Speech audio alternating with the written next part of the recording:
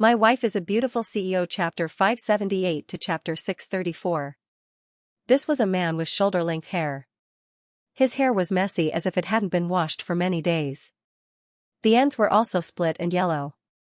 The man's face was unshaven and he wore a pair of black-rimmed glasses. It could be seen that he was not old. His facial features were not obvious because of the unshaven stubble. What made people even more speechless was that this guy actually came to the Western restaurant wearing a white coat. This white coat did not look like what a doctor would wear in a hospital because it was full of colorful stains that looked like paint or dye. Instead, he looked like a mad scientist that appeared in some movies and did not care about his appearance. The man's feet were even wearing a pair of cowhide military boots of excellent quality. It was unknown how many years it had been worn. It was full of friction marks. He didn't tie the shoelaces and just put it on there. The appearance of this man made many consumers in the restaurant on the second floor who claimed to be gold-collar workers and upper-class people frown because this man was too much like a beggar. The supervisor of the restaurant was bitter at this time. He also knew how risky it was to take this man upstairs. He was just a small waiter. If he angered some customers, how could he afford it? But the problem was that the manager of the restaurant who had the most power immediately didn't dare to obstruct after the man showed a strange certificate. He had to lead the customers upstairs as usual. After the man looked around, he pointed to a table near the position of Xianxia and Jane, and said in a faint tone, "I'll sit there." The supervisor quickly bowed and lowered his head to agree. He didn't dare to look at the eyes of other customers. He thought that after settling this strange man, he would directly ask other waiters to do the following work. Xianxia and Jane looked at each other. They knew from each other's eyes that they didn't know this guy, but this guy obviously came for them. When the man sat down at the table next to them, the supervisor immediately left and called a waiter to order for the man.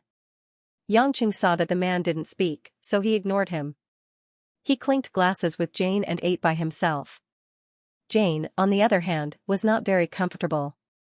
There was suddenly such a sloppy guy at the next table. She could smell a rotten smell from almost 2 meters away. She could tell from this smell that this man must be doing biochemical research because she was very familiar with this kind of scientific research. The rare time she had with Xianxia was ruined by an uninvited guest. The other customers in the restaurant saw that the man didn't approach them, so they ignored him and didn't cause any more waves. A young waiter who was elected came to the man's side and asked, "Sir, do you need any suggestions, or can I order directly?" The man opened his mouth and said, "Give me 2 18-ounce pieces of beef eye." The waiter nodded and asked, "How well would you like it?" 1 point, the man said. The waiter was taken aback, suspecting that he had misheard. "You mean, 1 cent? What, you don't know how to do it? Then give me raw meat directly, but it has to be fresh," the man said in a flat tone. The waiter swallowed his saliva and felt a chill on his forehead. He forced a smile and said, "Sir, do you really want it medium well?" "At most medium well. I won't eat more than that." The man glanced at the waiter. His eyes under the glasses showed a touch of coldness, which made the waiter dare not ask any more. The waiter who was about to escape finally asked, "Then sir, what would you like to drink?"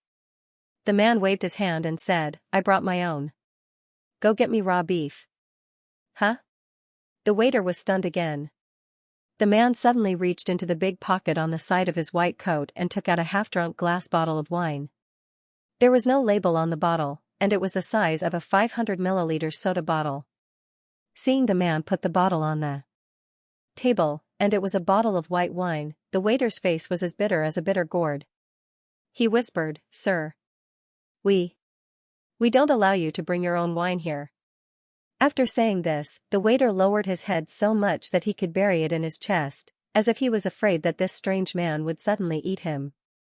The man didn't say anything. Instead, he took out a handful of red $100 bills from his pocket. Even with a casual glance, there were more than 10 of them. "I'll take this money as buying the wine from you," the man said. What else could the waiter say? This money was enough to buy the most expensive wine in the restaurant. After accepting the money with trembling hands, he quickly left to get the man the medium well steak he needed. The man's strange behavior had already attracted the attention of many people in the restaurant. However, everyone was just curious and no one would come up to ask anything. When Jane heard that the man wanted to eat the medium well steak, she frowned slightly. After all, she was a woman. The thought of eating raw beef that was dripping with blood still made her rather resistant. The man ignored the gazes of the people around him. After taking off the lid of the glass bottle, he directly took the bottle and poured the wine into his mouth. Even though there was a wine glass on the table, he was too lazy to use it. This made Xianxia, who was at the side, feel a little funny. He was also someone who didn't like to be restricted by rules and regulations, but compared to this old man's reckless behavior, he was still relatively civilized. Unexpectedly, in the next second, the wine in the man's bottle emitted a sour and pungent smell. Rather than calling it wine, it was more like some kind of drug alcohol. Jane was slowly chewing on the steak. When she smelled this smell, she almost spat out the beef in an unladylike manner. Xianxia's hands also paused. He was no stranger to this kind of wine, but he still couldn't believe that someone would bring this kind of wine to a Western restaurant to eat steak. Jamaican rum? Xianxia said suspiciously. The man poured another mouthful into his mouth and swallowed his throat in enjoyment.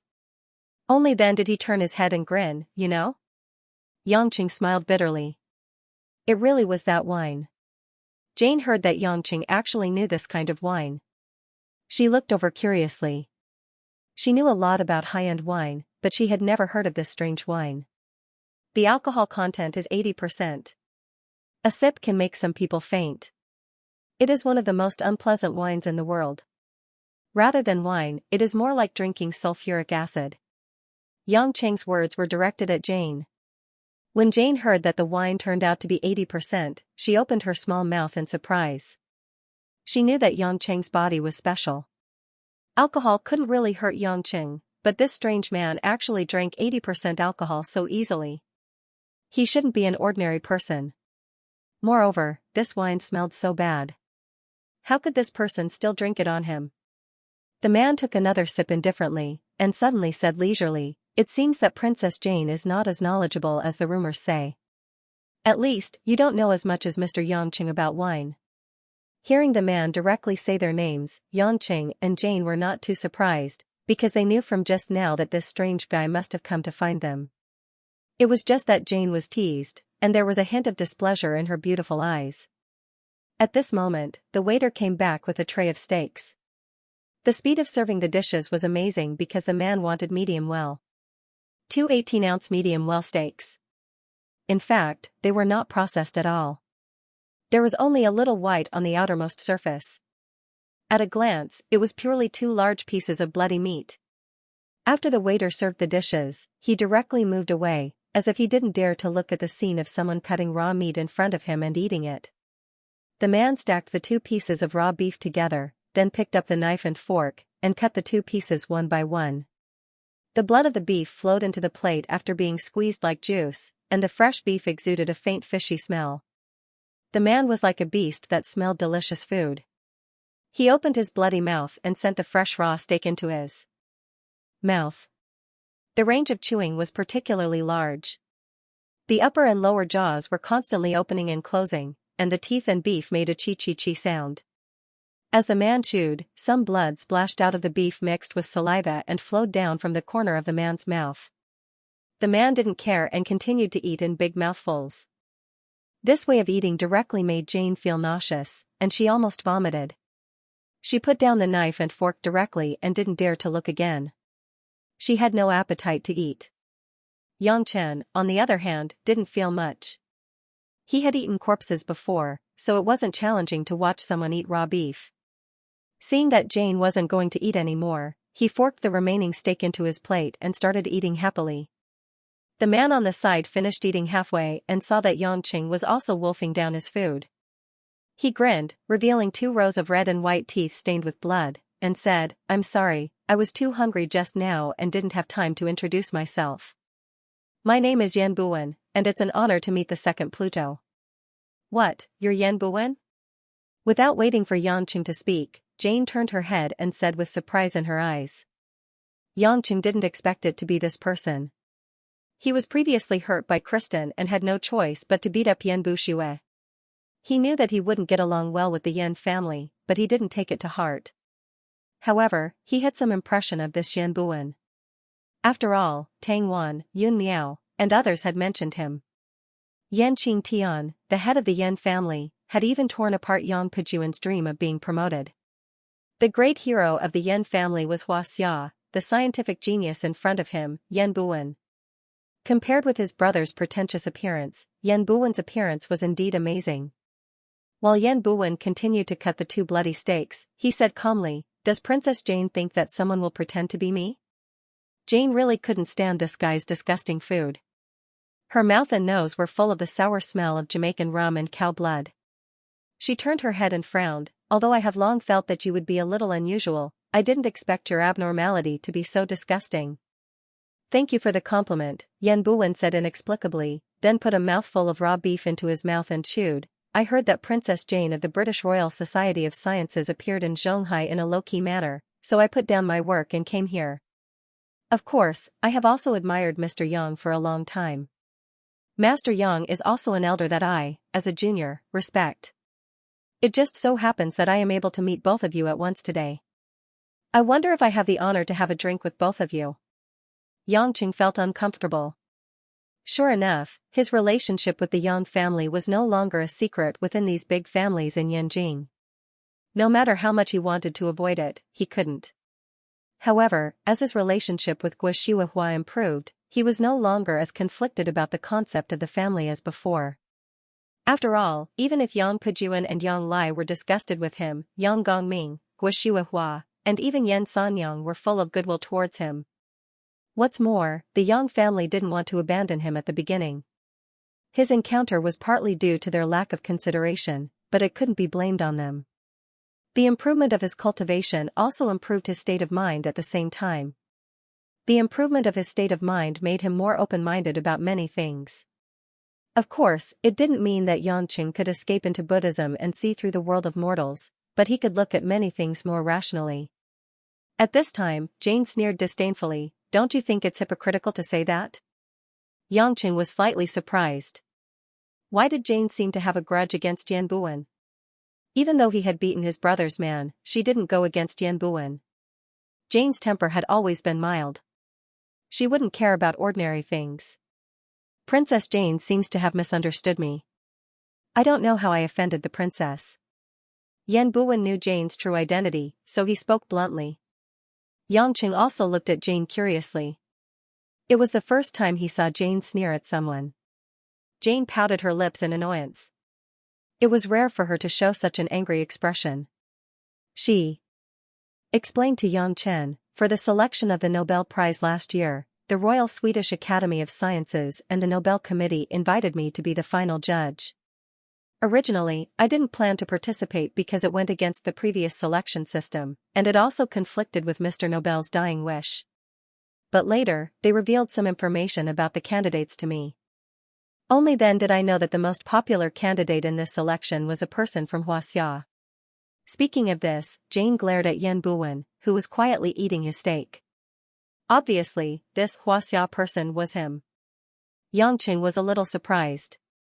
Although he knew that Yan Buan was good at scientific research, he didn't know the specifics. He didn't expect that he would even become the most popular candidate for the Nobel Prize selection.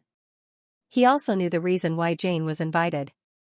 One had to know that the Nobel Prize had never been awarded to a scientist from Xianxia nationality. This involved many international, historical, and political issues. Therefore, this was not just an award. Therefore, the Nobel Prize Selection Committee would think of finding a person who could bear the responsibility to make the final decision. There was only one person who could make the world recognize the status of the scientific community and dare not have too many objections, Jane. Jane's position in the scientific community was special. This special thing was that Jane had almost no specific service target. Jane's students were elites from all over the world, and Jane herself would not directly participate in the research of those scientific and technological projects. Of course, this included researching advanced weapons for any country. The reason why countries around the world acquiesced to the existence of a special genius scientist like Jane but did not try to recruit her into their country was because Jane had the identity of the heir to the Welsh royal family and would not directly participate in political struggles. Secondly, Jane was also one of the few people who were publicly sheltered by Xianxia.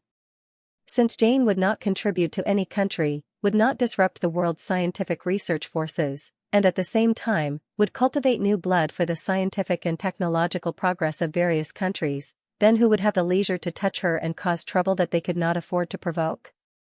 Xianxia thought of this, but he didn't understand. Did Yan Buwen provoke Jane by becoming a candidate? Jane continued, at that time, I knew the intention of the committee. I knew that they had actually decided to let this person, Xianxia, win that year's Nobel Prize, so it was not my decision, it was just me bearing the pressure. In the end, I agreed. Speaking up to this point, Jane paused, picked up the glass and took a sip of the cold red wine, then said through gritted teeth, at that time, I announced the results. That year's Medicine Prize and Chemistry Prize were both won by Xiaxia's academician, the young academician Yan Buwen. But more than an hour after I announced the results, Xiaxia suddenly said that academician Yan Buwen refused to accept foreign scientific awards. At that time, we asked Xiaxia's Academy of Sciences for the reason, and in the end, the response was, academician Yan Buwen said that his achievements were not for others to judge. When Xianxia heard this, he looked at Yan Buwen strangely. He did not expect this guy to be so arrogant, but he looked quite honest. Then he smiled and said, are you angry about this? How can I not be angry? I was originally planning to help the committee bear the pressure and use my reputation to announce that conclusion. In the end, this guy actually responded like this. This is equivalent to making a fool of me in front of the world. Jane was very angry. She drank 2 more mouthfuls of red wine, and her face was red. After eating most of the steak, Yan Buwen finally smiled lightly and said, Princess Jane, it turns out that you are angry about this matter. In fact, if you didn't mention it, I would have forgotten. If I really offended you, then I apologize to you now. With that said, Yan Buwen also raised the bottle to Jane and took a big gulp of rum. Forget it, I can't afford an apology from a great scientist like you, Jane said coldly, too lazy to look at Yan Buwen. Xianxia smiled and shook his head. At that time, he had just returned to Xiaxia, and he did not know about these things that happened. However, with Jane's temper, other things were fine, but someone arrogantly looked down on her in the field of scientific research that she was best at, and it would really make her lose face. One must know that she was the teacher of so many core scientific researchers from all over the world. To lose face in front of so many students, no matter how intelligent Jane was, she was just a young woman. How could she feel good about it? Just like that, the atmosphere was silent for a while. Xianxia had unknowingly finished the steak on the plate, including the one that Jane didn't have the appetite to eat. Xianxia looked at Jane, who was still pouting, and said with a smile, I've finished eating, let's go. Of course, Jane had no objection. Although she felt that the purpose of Yan Buwen's visit was not just to gossip, she was too lazy to ask more. Yan Buwen saw that Xianxia did not intend to talk to him from beginning to end, and finally spoke again, Mr. Yang, don't you have anything to say to me? Xianxia asked doubtfully, what do you want to say? You hit my idiot brother before, Yan Buwen said with narrowed eyes. Xianxia slapped his forehead and suddenly realized, are you here for revenge? Of course not, since I said he was an idiot, it was naturally not because of Mr. Yang, Yan Buwen said disdainfully. Since it's not for your brother, why are you talking so much nonsense? I don't think your brain is very smart. TSK, you don't even have a point. Xianxia frowned and took out his phone to look at the time, and said, because of you, my lunch with Miss Jane was disturbed. You are very polite if I don't say anything, but you are still talking nonsense to delay time. Don't you know that we are in a hurry to leave? Are you deliberately looking for trouble? Or do you think I am easy to bully? Let me tell you, I am not afraid of you in a fight.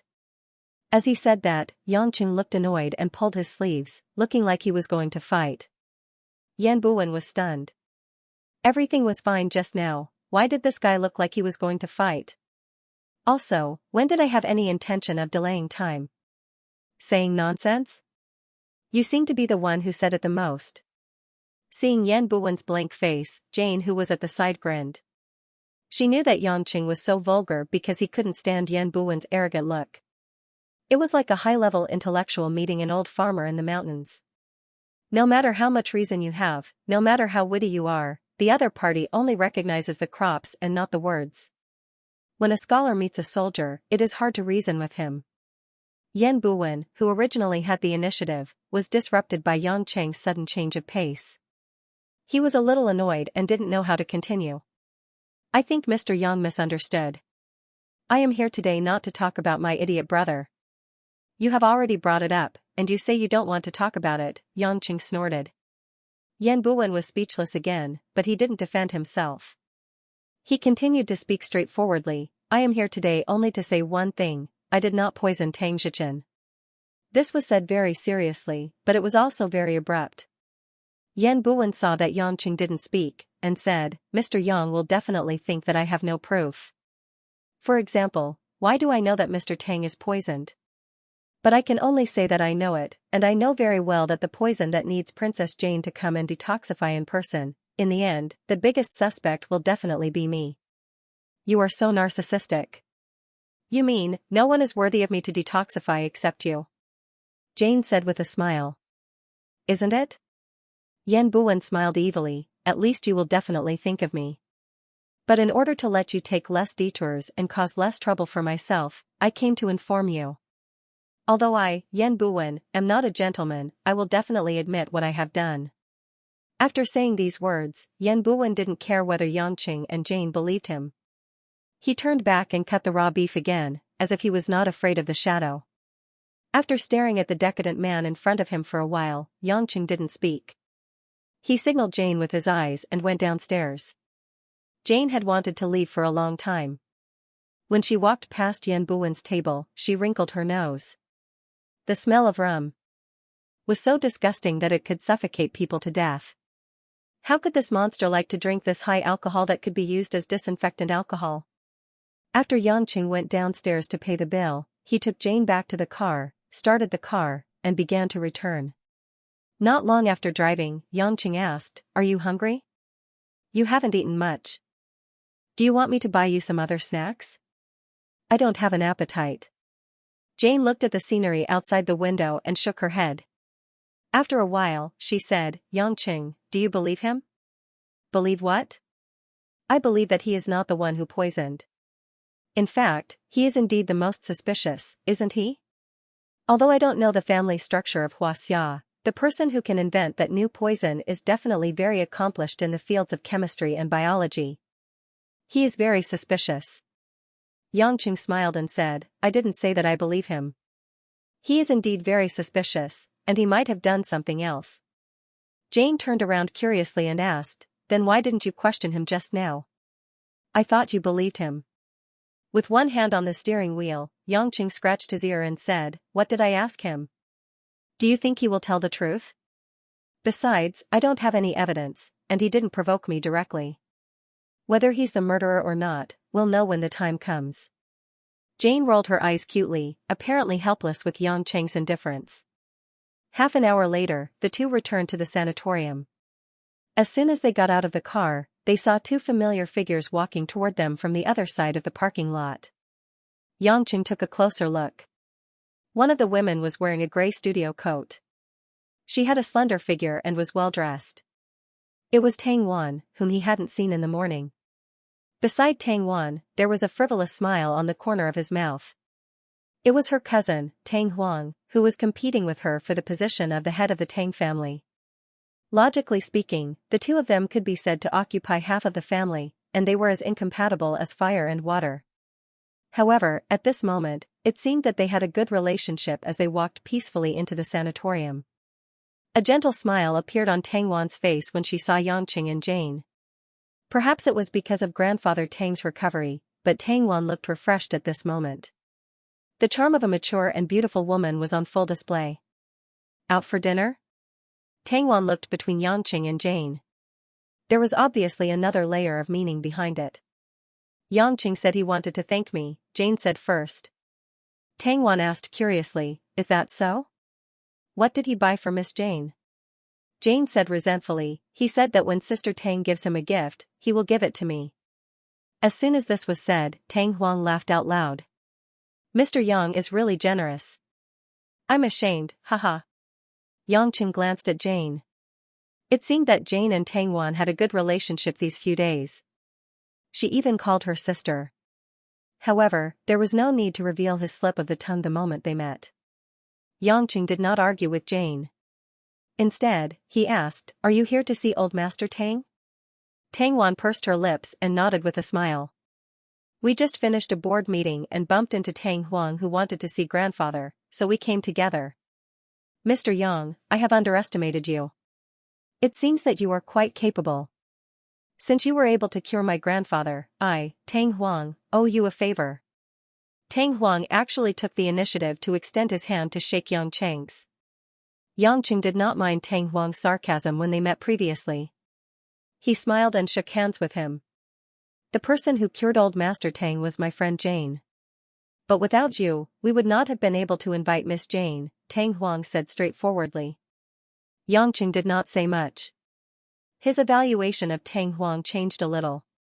It seemed that although this guy spoke frivolously, he really had deep feelings for Old Master Tang.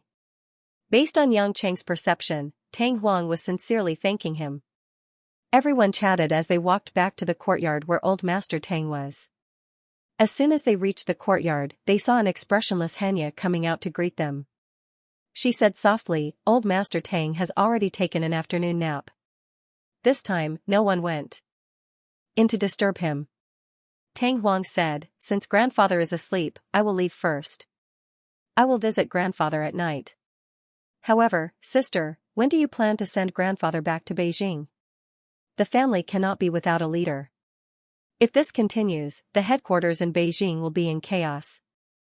Tang Wan said lightly, "Once Miss Jane has figured out the route of transmission of this poison, grandfather can go back to Beijing without worry. However, you are more familiar with Beijing than I am. If grandfather is plotted against again, I will not let you off." Tang Wan's tone was a little cold towards the end of her sentence. "Look at you, sister. I already told you that I will not be in Beijing for long, yet you insist on pushing the responsibility onto me. Fine, fine, fine. If anything happens to grandfather, I will take the initiative to step down and let you be the head of the household." "This is not about being the head of the household. It is about grandfather's safety," Tang Wan said unhappily. "Whatever you say. I will return to Beijing tomorrow and wait for sister's good news." Tang Huang shook his head and sighed. He immediately left with his entourage. After Tang Huang left, Jane stretched her body and glanced at Yang Qing and Tang Wan. She said, "I will return to the laboratory to continue my research and try to confirm the route of transmission as soon as possible. You two have not seen each other for so many days, you must have a lot to say to each other. I will not disturb you two." Tang Wan blushed at Jane's words. Although she already had a daughter, Tang Wan had never been in a serious relationship. On the other hand, Yang Qing looked indifferent. He was used to being thick-skinned. After Jane left, Xianxia suddenly walked forward and bowed slightly to Yang Qing. She asked softly, "Master, Old Master Tang's condition has improved. May I know if I should continue to stay in Zhonghai or follow Old Master Tang to Beijing?" Hearing Xianxia suddenly call Yang Chen master, Tang Wan, who was at the side, was slightly shocked. Why does this woman still treat me as a slave? Could it be that this Japanese woman who looks like a ripe peach is Yang Chen's personal plaything? As soon as this thought appeared, Tang Wan frowned. She glanced at Yang Qing with her beautiful eyes. She felt that this man was extremely detestable. Why does he have all kinds of women? Yang Qing did not know that Tang Wan had thought so much. He frowned and asked, "Did Jane give you any instructions?" Xianxia shook her head. "Miss Jane said that I should listen to master this time." Yang Qing understood that Jane still had a sense of propriety. Although she would mobilize the forces in Yang Cheng's hands, she did not want to go overboard. Xianxia and Yamada sect were Yang Cheng's forces. At the end of the day, they still had to listen to Yang Cheng's command. She could not always use them as her own resources. Yang Qing thought about it and said, "When this mission is over, you will return to Japan. I will hand over the task of protecting Old Master Tang to the Sea Eagles. Yamada sect has a lot of things to do. You can't always stay in Xianxia. When Hanya heard this, there was a trace of disappointment in her eyes. In her opinion, if she could become Yang Cheng's woman, it would be the real guarantee of her position. However, Yang Cheng had never had that kind of thought about her, which made her feel helpless. In fact, if she really stood in front of Yang Cheng naked, Yang Cheng might not be able to stop himself from doing something to Hanya. However, the problem was that Yang Cheng was now entangled with emotional problems. How could he have sex with a Japanese woman for no reason? Tang Wan listened to the conversation between the two and felt confused. The Tang family was mainly engaged in business. Tang Wan did not understand the words Yamada sect and sea eagles. She only knew that this woman, who looked like Jane's assistant, should not have a simple background. However, Yang Cheng actually talked about these topics in front of her. Obviously, he did not treat her as an outsider. This made Tang Wan's heart sweet and touched. After Hanya left, Tang Wan asked softly, "Do you have time in the afternoon?" Originally, Yang Cheng planned to go to the training base to see Choi Yun. When he saw Tang Wan looking at him tenderly, his heart was beating fast. He did not have any thoughts about Hanya, but it did not mean that he did not have any thoughts about Tang Wan. It was true that his cultivation was high, and according to Jane, the problem in his mind must have been cured. However, the problem was that the sequela of his lack of resistance to women seemed to have not changed much. Perhaps even Yang Cheng himself was unclear whether his restless heart was so naughty in the first place or because of the influence of the divine light. In short, Yang Cheng nodded directly and asked with an evil smile, "I have time." "Why, do you want to give me a thank you?" He placed extra emphasis on the word thank you, so much so that one could definitely hear the underlying meaning behind it. Tang Wan looked at Yang Cheng's mischievous smile and immediately understood what Yang Cheng meant by thank you. However, Grandfather Tang was indeed cured thanks to him, and she really liked this man. She was no longer a shy little girl and liked to express her feelings directly. She blushed and said, "Could it be that you want to do something here?" "If you don't mind," Yang Cheng said calmly as he smoothly wrapped his arm around Tang Wan's slender waist. Tang Wan hurriedly reached out to stop Yang Cheng's perverted hand and rolled her eyes at him. "Why are you in such a hurry? What if someone walks over here? Do you want the people below to laugh at me?" "You were the one who asked me if I wanted to do something first." Yang Cheng innocently retracted his hand. Tang Wan was speechless. He couldn't just ignore the situation. She really didn't know how this guy managed to be so thick-skinned. Tang Wan signaled to Yang Cheng with her eyes and said, "Come, let's go to the garden at the back and take a walk with me. We haven't chatted in a long time." Yang Cheng naturally had no objections. He followed Tang Wan through the quiet corridor and arrived at the garden at the back of the nursing home. For a woman like Tang Wan, most of the time, what she lacked was intimate communication. When men talked about love, it was usually more about physical intimacy. When women talked about love, it was usually about the feelings of the soul. Yang Cheng wasn't very clear about this. He only felt that Tang Wan would definitely ask him to do something if he went to a place with fewer people. From this aspect, his animal nature was really straightforward. However, when Yang Cheng entered the garden, the fire in his heart cooled down. The sun shone brightly and a cool breeze blew gently. Walking on the tree-lined path, there were exquisite flower beds made of granite on both sides. The colorful flowers were eye-catching and fragrant. Yang Cheng suddenly felt that his heart was exceptionally calm.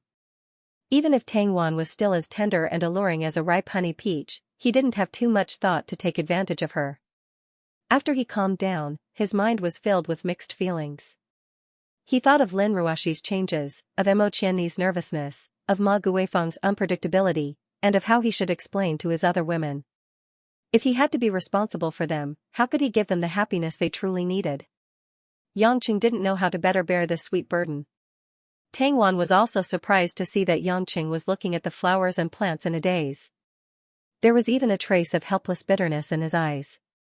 For a woman of her age, a man's deep thoughts had a perfect sign. It wasn't the vicissitudes that an ordinary young man pretended to have in order to attract an ignorant young girl. It was the profoundness that came from a complicated heart. Looking at Yang Cheng's indifferent profile, Tang Wan's fair hands were intertwined together. Her face was flushed and her heartbeat involuntarily quickened. Was this the man she had fallen in love with? He was still so young, but why did he reveal such a mature charm that made one's heart tremble? After walking for a while, Yangqing felt a headache coming on. Lin Ruoshi had undoubtedly given him a huge problem. In the past, he had always seen this woman deal with others, but now, she had used a soft knife against him.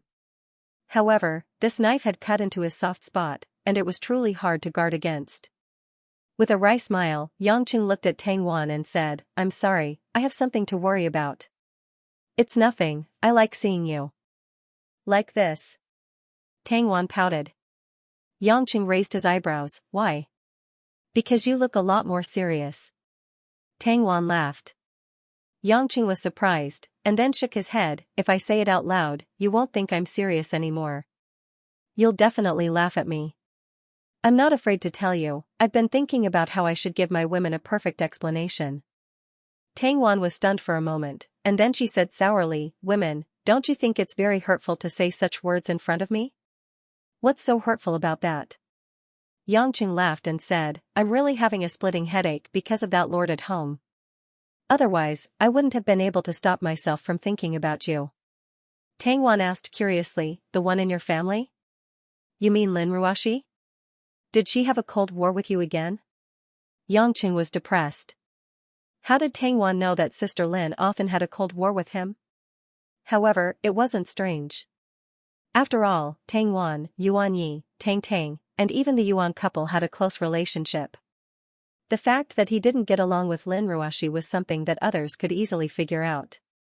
Yangqing could only brace himself and say, "You're also a woman, why don't you give me some ideas? I'm being suppressed by her right now, so I have to think of a way to turn things around.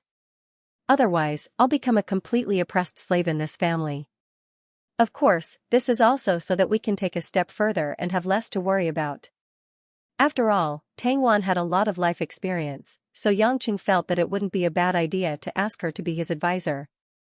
Tang Wan felt a little uncomfortable in her heart. "When did you become so obedient? In the past, I saw you fooling around everywhere and didn't care about your real wife at home. What kind of trap did she set for you?" Yangqing sighed and found a place to pull Tang Wan to sit down.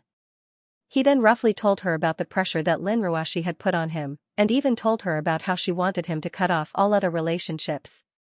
"Right now in my mother's eyes, this daughter-in-law is perfect.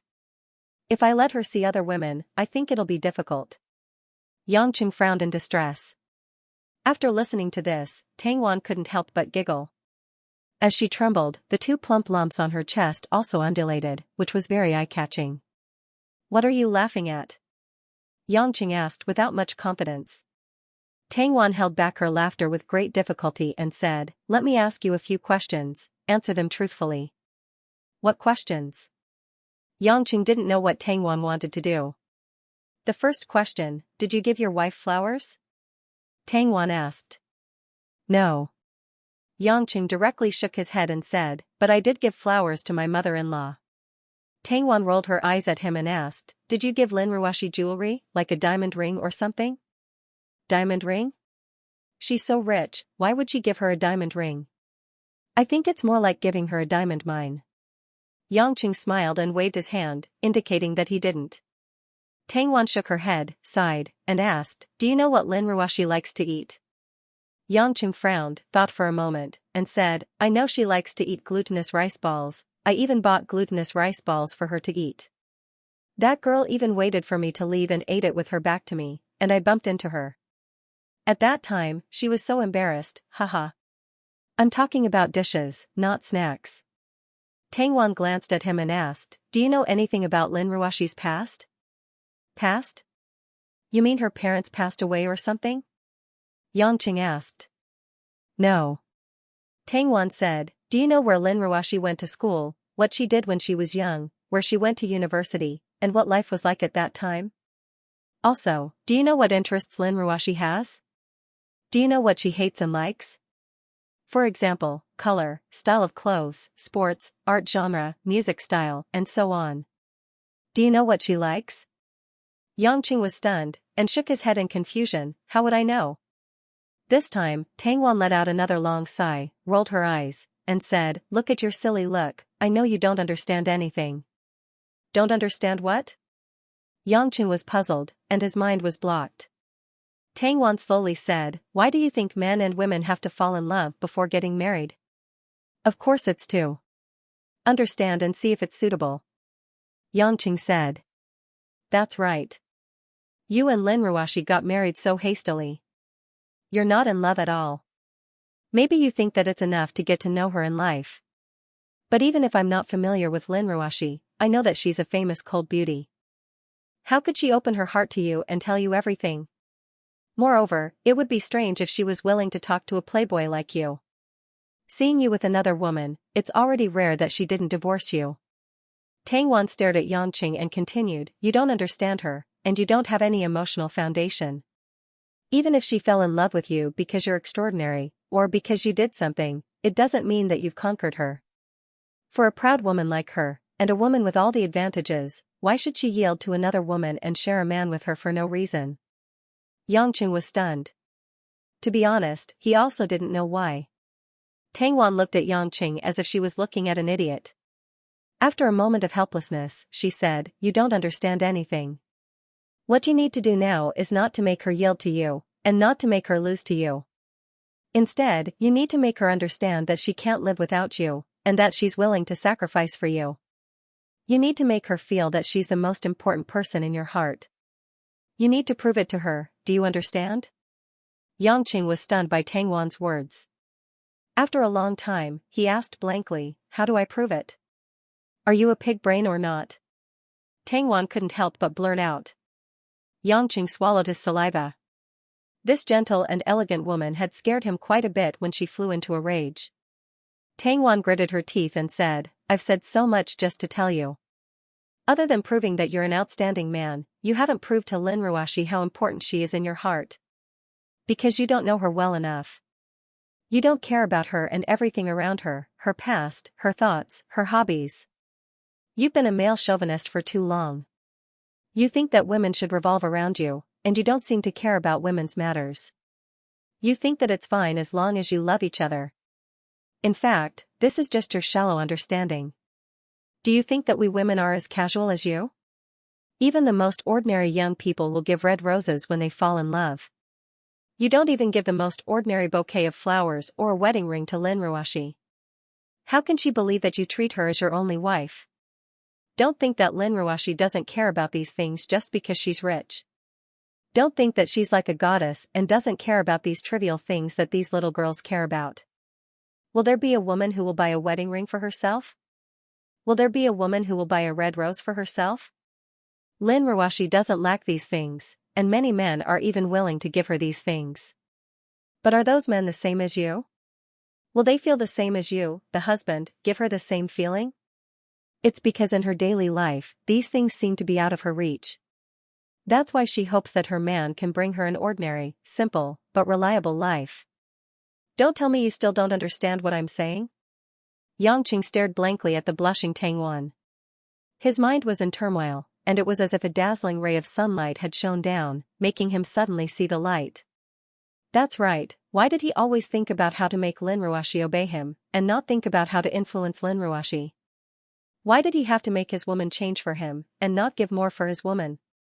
He didn't even know what color his wife liked, and what kind of dishes she liked, so why did she agree to have 3 wives and 4 concubines?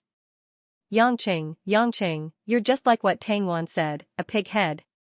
You have to be good enough to her, so good that she can't reject you, and not force her to put down her dignity, do you understand? Tang Wan was still worried that Yangqing wouldn't understand, so she said earnestly. Yangqing frowned, raised his head, and stared at Tang Wan, and said, "Tang Wan, what should I do? After hearing what you said, I suddenly want to do it with you here." Tang Wan almost couldn't wrap her head around it. She couldn't figure out what do it meant. When she came to her senses, she slapped Yangqing's shoulder in embarrassment. "You really can't change your ways. I'm talking to you about the main topic, and you're thinking about that again. No wonder Lin Ruoxi wants to give you a strong medicine." Hee hee. Yangqing grabbed Tang Wan's warm and soft wrist, and said with a smile, "Your words have enlightened me. I find you more and more pleasing to the eye, and the more I look at you, the cuter you become." As expected, a mature woman is different. I don't think anyone will come here, so why don't you give in to me now? After saying that, Yangqing pulled Tang Wan's soft body in front of him, and his other hand wrapped around Tang Wan's slender waist, and the two of their bodies pressed together. Tang Wan cried out in surprise, and in the next second, she came face to face with the man. Looking at the face that was getting closer and closer, Tang Wan shyly closed her eyes, and her body went limp, and she didn't have the strength to struggle. His troubles were solved by Tang Wan's words, and with a warm and fragrant body in his arms, how could Yangqing care about anything else? One of his hands very dishonestly slid to Tang Wan's perky buttocks, and he enjoyed touching them, while kissing Tang Wan's red lips. An unusual and charming blush blossomed on Tang Wan's pretty face, and for a moment, the two of them were like water and milk, entwined together, and kissed passionately. Tang Wan was at an age where it was easy to be aroused, and not long after, her eyes became misty, and she almost forgot where she was. Her enchanting body melted into Yangqing's arms like a pool of spring water. However, the remaining rationality still made Tang Wan push against Yangqing's chest, and she panted, Don't be like this, we can't do it here." Yangqing didn't intend to do anything to Tang Wan in this garden, but he still tried to scare her with a naughty smile. Why not? "Don't worry, if someone really comes, I'll definitely feel it in advance." "If someone really comes? Then it'll be too late," Tang Wan said softly with a hint of pleading. Who knew? Just as she finished speaking, a clear female voice came from the entrance of the garden. Mom. Mom. Where are you and Uncle?" Hearing this, not only Tang Wan, but Yangqing's heart also trembled. This voice, this way of addressing, who else could it be but Tang Tang? Tong Tong's sudden arrival really scared Tang Wan quite a bit. She quickly struggled out of Yangqing's embrace and tidied up her messy clothes and bangs, but how could the passionate blush on her face disappear? "It's all your fault. You're so careless, I'm going to die of embarrassment."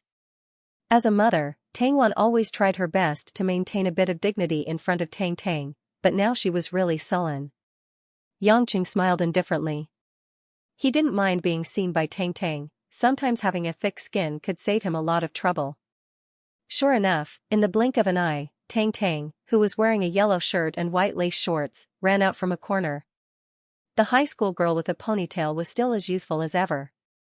When she saw Yangqing and Tang Wan standing together, Tang Tang revealed a sly smile. She put her hands behind her back and skipped over to her mother's slightly blushing face, asking softly, "Mom, did I disturb you guys?" Tang Wan coughed and glared at her daughter. "How impudent, what nonsense are you talking about? Let me ask you, didn't I tell you to study at home, why did you come here? I remember that you're not allowed to use the car in the garage." "I didn't drive," Tang Tang pouted and said, "Brother Yuan Yi drove me here." "Yuan Yi?" Tang Wan was stunned and frowned. "He really listens to you." As they spoke, Yuan Yi, who came with Tang Tang, also ran in from outside. Seeing that Yangqing was also there, Yuan Yi revealed a happy smile. He recently found out from his parents that Yangqing was actually his aunt's biological son that had been lost for more than 20 years. Although Yuan Yi was shocked by this news, he was even more ecstatic. He had seen Yangqing's ferocity many times, and he had always treated him like an older brother. Now that they were related by blood, they were cousins. If it wasn't for his parents telling him not to disturb Yangqing, he would have wanted to be next-door neighbors with Yangqing. However, before Yuan Yi could greet her, Tang Wan berated him. "Yuan Yi, how many times have I told you not to fool around with Tang Tang? Tell her to stay at home and study. Why did you bring her here?" Yuan Yi's legs immediately went soft, and he said with a fawning smile, "Auntie Tang Tang, it's Tang Tang who said she wants to see Grandpa. I think Grandpa Tang has recovered and will return to Beijing in a few days. Before he goes back, it's only right for us juniors to visit him." "That's right, Mom. If it wasn't for Great-Grandpa suppressing those bad people and protecting us, would I have the chance to live to this age? You didn't let me come when Great-Grandpa was sick, and now that he's recovered, you don't let me come often. If Great-Grandpa doesn't know the inside story, he will think that I, Tang Tang, don't respect him." Tang Tang pulled Tang Wan's hand and said coquettishly. Tang Wan snorted, "You have so many tricks up your sleeve, but you still found a chance to run away. Seeing that you are still filial, I'll let it go this time. If you don't listen to me next time, I'll lock you in the room." Tang Tang nodded with a wronged expression, while Yuanye's face turned pale. This future mother-in-law was too ruthless, and he had to be careful. On the other hand, Yangqing was gratified to see Tang Tang being so obedient in front of Tang Wan. This lash used to be rebellious, but now, she had grown up. He didn't know if it was because he was on the same level as Tang Wan. In the past, Tang Tang was just a little sister, but now, he seemed to have become her elder. Yawning, Yangqing lazily said, "Since you guys are going to see Grandfather Tang, I won't disturb your family anymore. I still have other places to go." Seeing that Yangqing was about to leave, Tang Wan was a little reluctant, but it wasn't the time to ask him to stay, so she could only nod her head.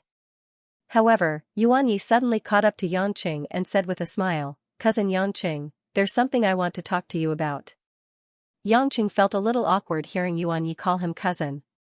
He knew that his relationship with the Yang family was definitely known by many people.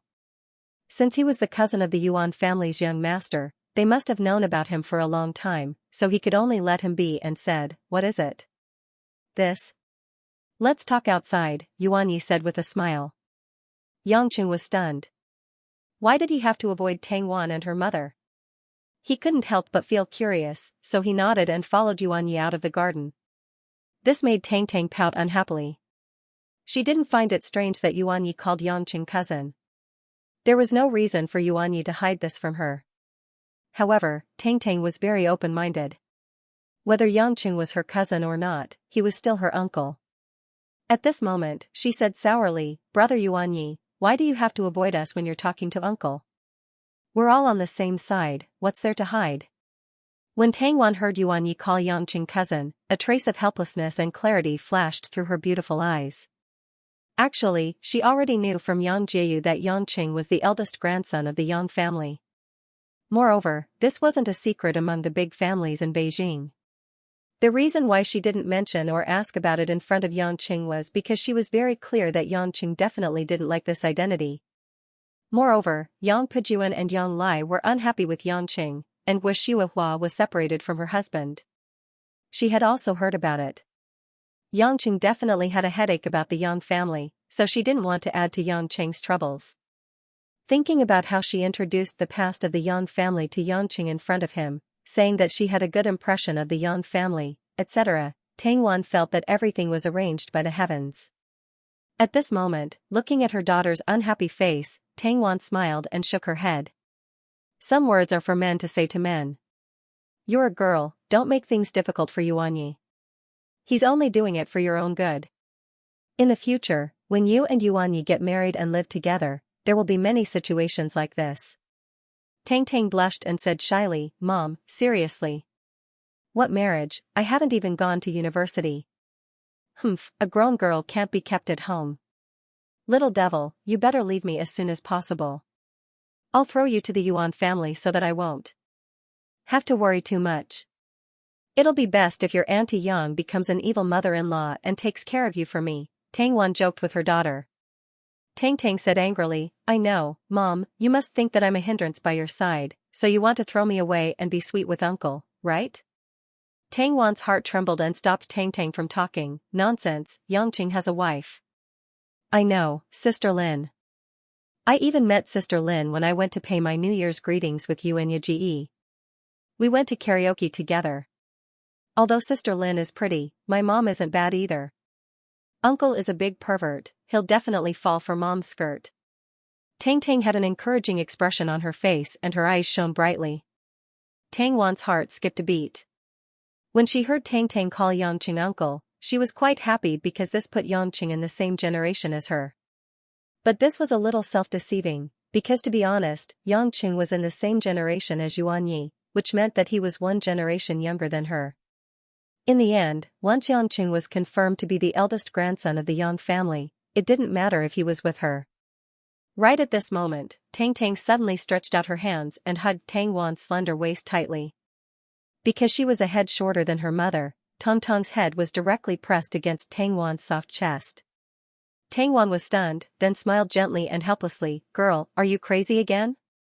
You're already so big, do you still want to drink milk? How embarrassing." Tang Tang, on the other hand, muttered, "Mom. I won't call you sister anymore. Hmm?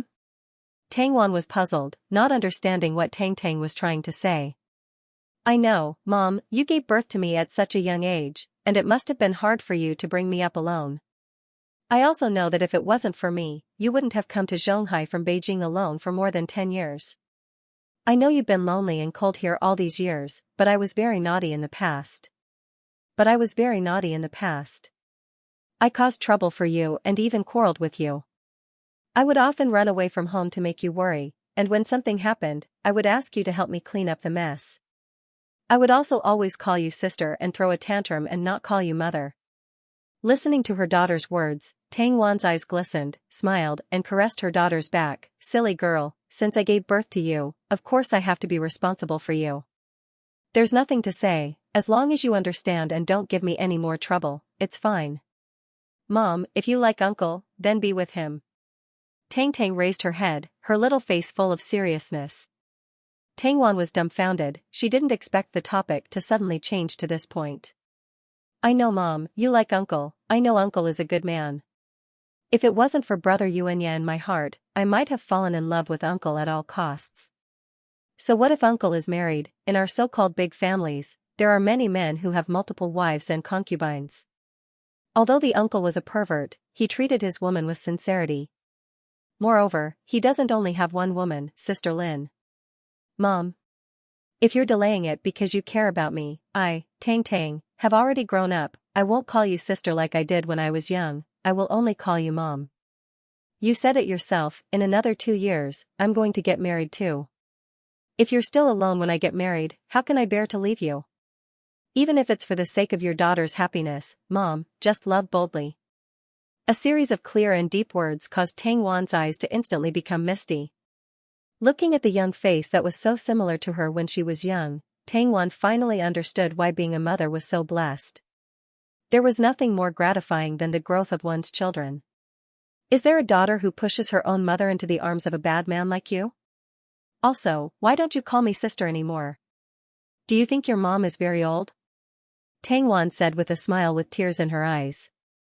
Tong Tong's eyes were also a little red. I'm just afraid that you'll always care about me and not fight for your own happiness. Besides, you're not young anymore, always letting a daughter who's 20 years younger than you call you sister, don't you feel ashamed? Smelly girl, you're asking for a beating.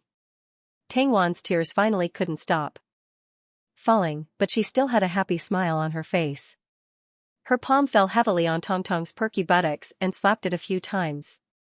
Tang Tang looked like she had accepted her fate. She hugged her mother's waist tightly and stuffed her little head between the 2 lumps of fat. She mumbled, hit me, hit me, hit me, that old woman Tang Wan is shameless, telling me to call her sister, shameless, shameless. The pair of mother and daughter, one spanked the buttocks, the other muttered, crying and laughing at the same time, fighting in the garden. Yangqing walked out of the garden with Yuanyi. Naturally, he had no idea that the mother and daughter were laughing and crying in the garden.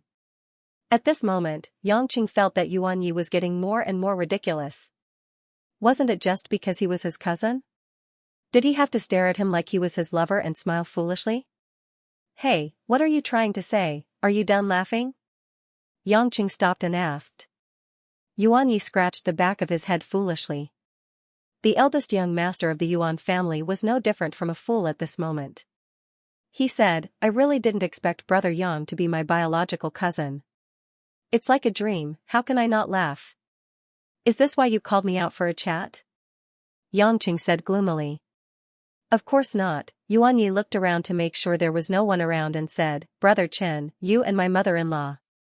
Do you have that kind of relationship? What kind of relationship? Yangqing pretended to be dead. Is it a relationship between a man and a woman? Yuanyi asked with a sly smile. Yangqing frowned and said, why do you care? I live my life, you and Tang Tang live yours. Cousin, please don't misunderstand, Yuanyi hurriedly said with a smile, of course I don't mind you having an affair with my mother-in-law, I support both of you. What do you mean having an affair? You can eat whatever you want, but you can't say whatever you want. I'm a decent person. Yangqing widened his eyes and said. What a joke.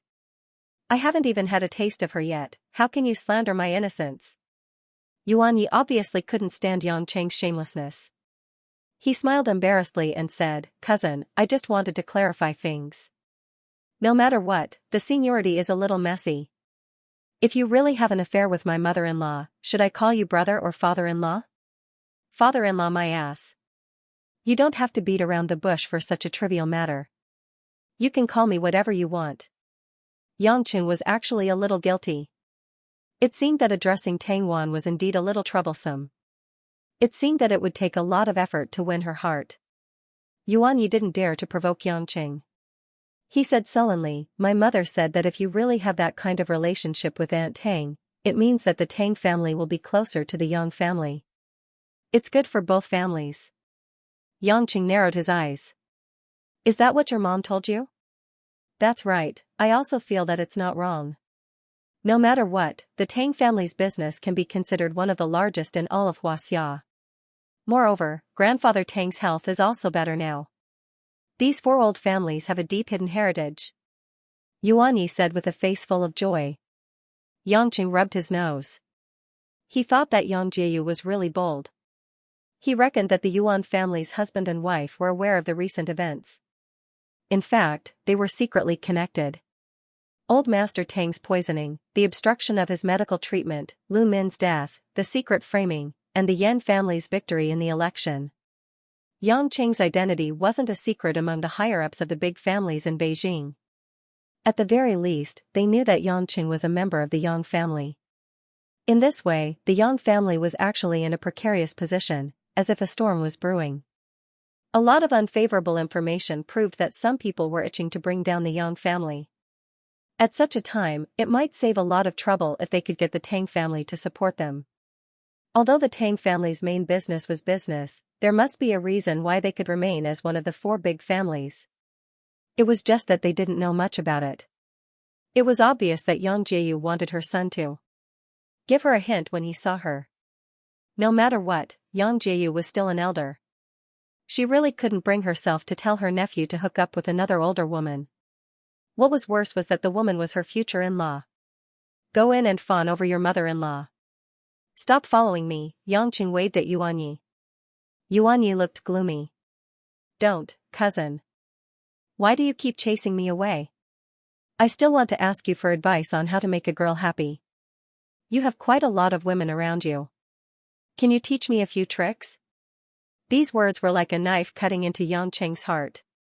"I still lack tricks, why are you asking me for advice?" Yang Cheng glared at him and said, "If you don't leave, I'll throw you back." When Yuan Yi saw that Yang Cheng was really going to make a move, he was so scared that he took a few steps back. He smiled apologetically and said, "Cousin, please calm down. I was just saying. If you don't want to teach me, then forget it." "Oh right, do you want to play a few rounds of Warcraft tonight?" "I haven't played in a while. I'm not free." How could Yang Cheng be in the mood to play games? He didn't bother to say another word and left the nursing home, leaving Yuan Yi standing there gloomily. He couldn't understand how he made Yang Cheng unhappy even if he wanted to die. On the way back, Yang Cheng's mind wasn't idle. He kept thinking about what to give to make Lin Ruoxi happy and how to understand Lin Ruoxi's preferences, hobbies, and her past. However, resolving Lin Ruoxi's attack wasn't something that could be done in a day. Yang Cheng knew that he couldn't rush it. Therefore, Yang Cheng still followed his plan and headed to the training base by the sea where Choi Yun was. Previously, he promised Choi Yun that he would go to the Kai family in Beijing to propose marriage. He had to give an explanation and confirm when he was going to leave. However, as soon as Yang Cheng arrived at the training base by the sea, he was suddenly informed by the person in charge that Choi Yun was no longer at the base. After the Mad Dragon Special Forces entered the final stage, Choi Yun was supposed to participate in the final combat assessment. This was also what Choi Yun had asked Yang Cheng for permission in the beginning. However, she didn't expect that something that Yang Cheng had done would cause Choi Yun to be unable to complete the combat assessment. Yang Cheng had killed the Zhonghai West Bureau chief, Chief Liu. Originally, Kai Yunqing didn't intend to let his daughter join the dragon team. Moreover, Choi Yun had promised Yang Cheng that she wouldn't join the Yellow Flame Iron Brigade. Therefore, it was only natural that the position of the Zhonghai police chief would be left to Choi Yun after the special training. Logically speaking, Choi Yun's reinstatement would take at least a month. However, no one would have thought that the temporary Chief Lu would be killed by Yangqing, who had just returned to the country. After the Yellow Flame Iron Brigade handled the matter, it didn't cause too much of a commotion. However, the police station couldn't be without a chief. Since he couldn't find a suitable and willing person, Kai Yunqing could only beg his daughter, Choi Yun, not to participate in the combat assessment and quickly return to the police station. Only when Choi Yun, who was already Yangqing's woman, became the chief would Yangqing not get into trouble. Once he got angry, he would cause a scene in the police station. Yangqing felt embarrassed to face Choi Yun. He had promised her that he would let her complete the special training, but now it seemed like he was going back on his word. Choi Yun had already been reinstated, but she didn't call him. It was very likely that she was angry at him. Yangqing pondered for a while, and decided to make a trip to the police station to explain things to Kai Yan. Therefore, after driving for another half an hour, Yangqing arrived at the police station that he had caused a scene 2 days ago. As soon as he got out of the car and walked towards the entrance of the police station, the 2 policemen guarding the entrance tensed up as if they were facing a formidable enemy. They looked at Yangqing with fear. Seeing that their hands were already reaching for their guns, Yangqing couldn't help but smile bitterly. "What are you guys afraid of? I'm here to look for Chief Kai." "Is she inside?" The chief went out to arrest the criminal," one of the policemen stuttered. Yangqing frowned. This woman really didn't stay idle. When he first met her, he knew that she was a hot-tempered policewoman. She had just been reinstated, and she went to cause trouble again. "When will she be back?" Yangqing asked. The policeman was about to answer when he saw something in the distance. He quickly said, "The chief is back." Yangqing turned around and saw 3 police cars driving into the parking lot from the side of the road. They stopped at the entrance of the police station. After the car door opened, Choi Yun, who was wearing a light green police uniform and had her hair cut short, got out of the front passenger seat of the car in front. Choi Yun, who had put on her police uniform again, was much more valiant than before. She had curves in all the right places, and there was a hint of a mature woman's charm between her brows. It made her exquisite facial features especially attractive. For some reason, when Yangqing saw Choi Yun like this, his heart was burning. Not to mention anything else, Choi Yun was wearing a police uniform again. If he were to be intimate with her in the future, wouldn't it be ecstatic to see her wearing a police uniform? And when Choi Yun got out of the car, she raised her head and saw Yangqing standing at the entrance of the police station. Seeing the man who was inexplicably smiling at her, Choi Yun didn't have a good expression on her face. She snorted and glanced at Yangqing. She couldn't be bothered to pay attention to him. She said to the accompanying police officers, "Bring them back to the station. I want to interrogate them personally." "Yes, Chief." The police officers were also very motivated. For example, Choi Yun's prestige was quite high. As soon as she came back, they were full of energy. 4 or 5 police officers worked together and pulled out the criminals that were being roasted in the car. There were 6 of them. 5 of them were burly men dressed in vulgar clothes, and the last one was a middle-aged man wearing gold-rimmed glasses. He looked like a refined middle-aged man. When the white-faced man was brought out of the car by the police officers, he frowned in displeasure. A trace of gloominess flashed across his face. With a somewhat magnetic voice, he said to Choi Yun, "Chief Kai, if you continue to make a move on me, I, Dao Yu of the Azure Dragon Gang, will not be a useless soldier. Wait for my lawyer to come. Violent law enforcement is a criminal responsibility. Don't play this game with me. The evidence is conclusive. Even 100 lawyers won't be able to save you." Choi Yun coldly snorted in disdain. With a wave of her hand, the man named Gao Yu and his 5 subordinates were pushed into the police station. Yangqing stood at the door in a daze. What did this guy just say? Azure Dragon Gang? Wasn't that the gang that Lu Mingyu's father, Lu Qingshan, was in partnership with Xianxia? Before Yangqing could think about the relationship between the two, Choi Yun had already ordered several officers to escort Gao Yu and the others into the police station. When Choi Yun walked past Yangqing, it was as if she hadn't seen Yangqing at all. She directly ignored him and didn't even greet him. Yangqing smiled bitterly. It seemed like this woman was really angry, but it was only right for her to be angry. Choi Yun had always regarded being a police officer as an honorable profession, so it was natural for her to be punished according to the law. In Choi Yun's heart, even if he was the man she loved, she wouldn't be too happy to accept him. Yongqing wasn't in a hurry either. He followed Choi Yun all the way into the police station. On the way, some of the officers who recognized Yongqing revealed a look of panic, as if they had seen some kind of terrorist and avoided him. Such a scene fell into Choi Yun's eyes, and she couldn't help but grit her teeth and glare at Yongqing. Yongqing helplessly spread his hands at her. He looked so harmless, and it wasn't like he was a fiend. The problem was that her subordinates were too timid. Apart from the pale-faced middle-aged man named Gao Yu, the other 5 Green Dragon Society thugs were brought to the big office outside for interrogation. As for the arrogant Gao Yu, he was sent to a separate interrogation room. Seeing Choi Yun enter the interrogation room, Yongqing hurriedly followed. When the officer who closed the door saw that Yongqing wanted to enter, he didn't even think of stopping him. Choi Yun was speechless again. Finally, she turned around and blocked Yongqing at the door. She angrily asked in a low voice, "Why are you always following me?" "I'm working."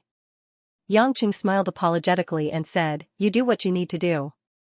It's just that I haven't seen you for a few days and I miss you quite a bit." Hearing the man say that he missed her, Choi Yun, who had not tasted the taste of love, was naturally happy. Even if this kind of words sounded a lot fake, Choi Yun still felt a lot better.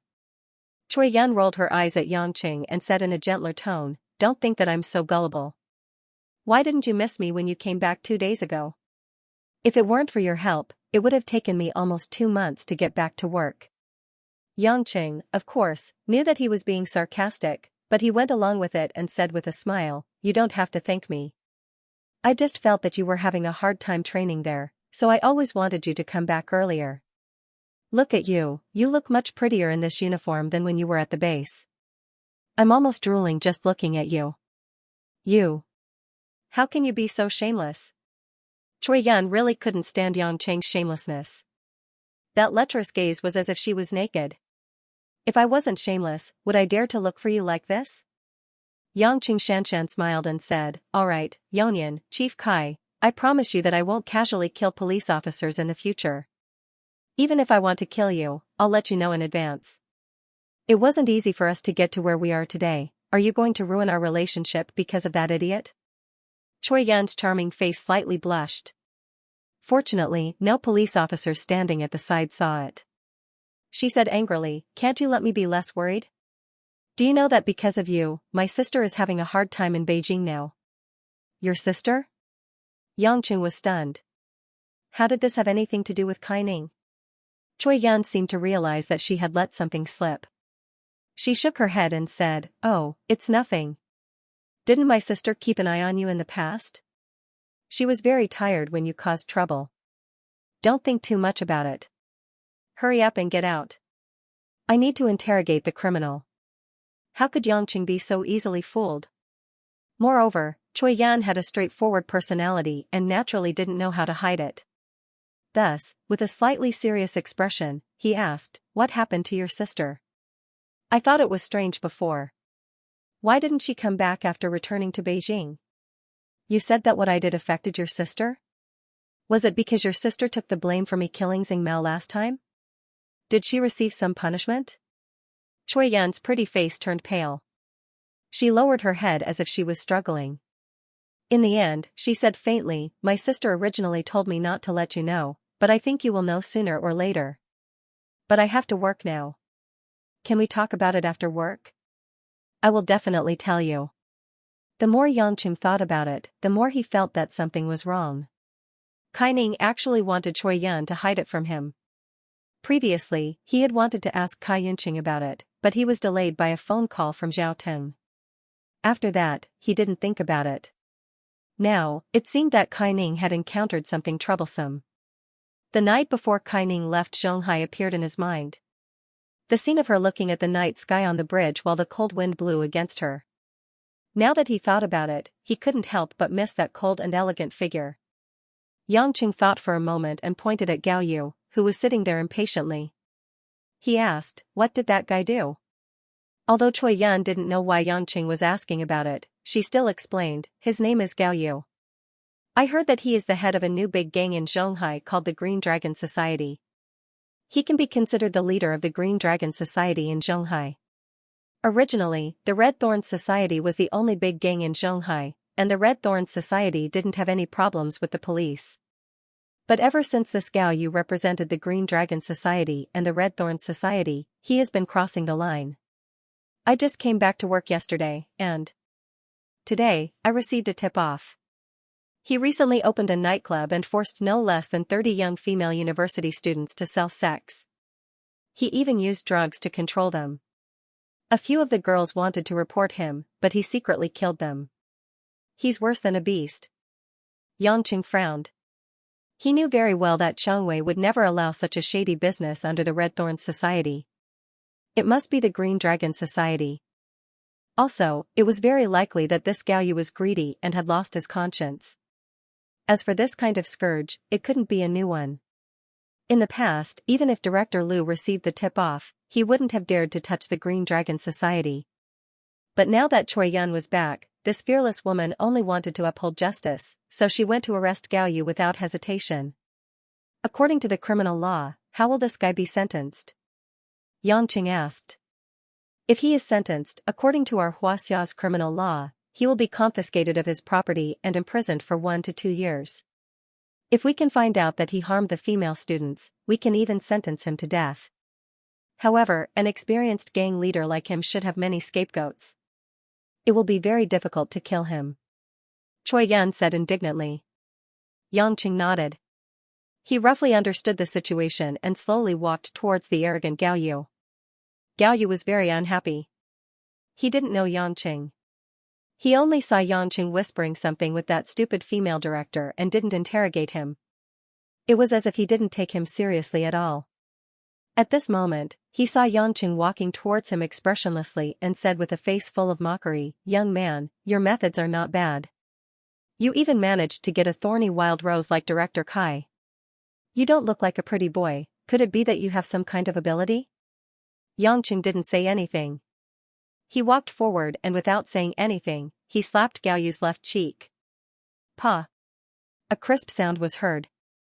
Gao Yu was directly slapped from the chair to the ground. He even rolled on the ground.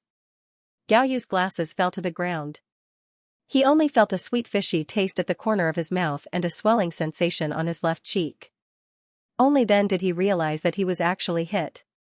And he didn't even know how he was hit.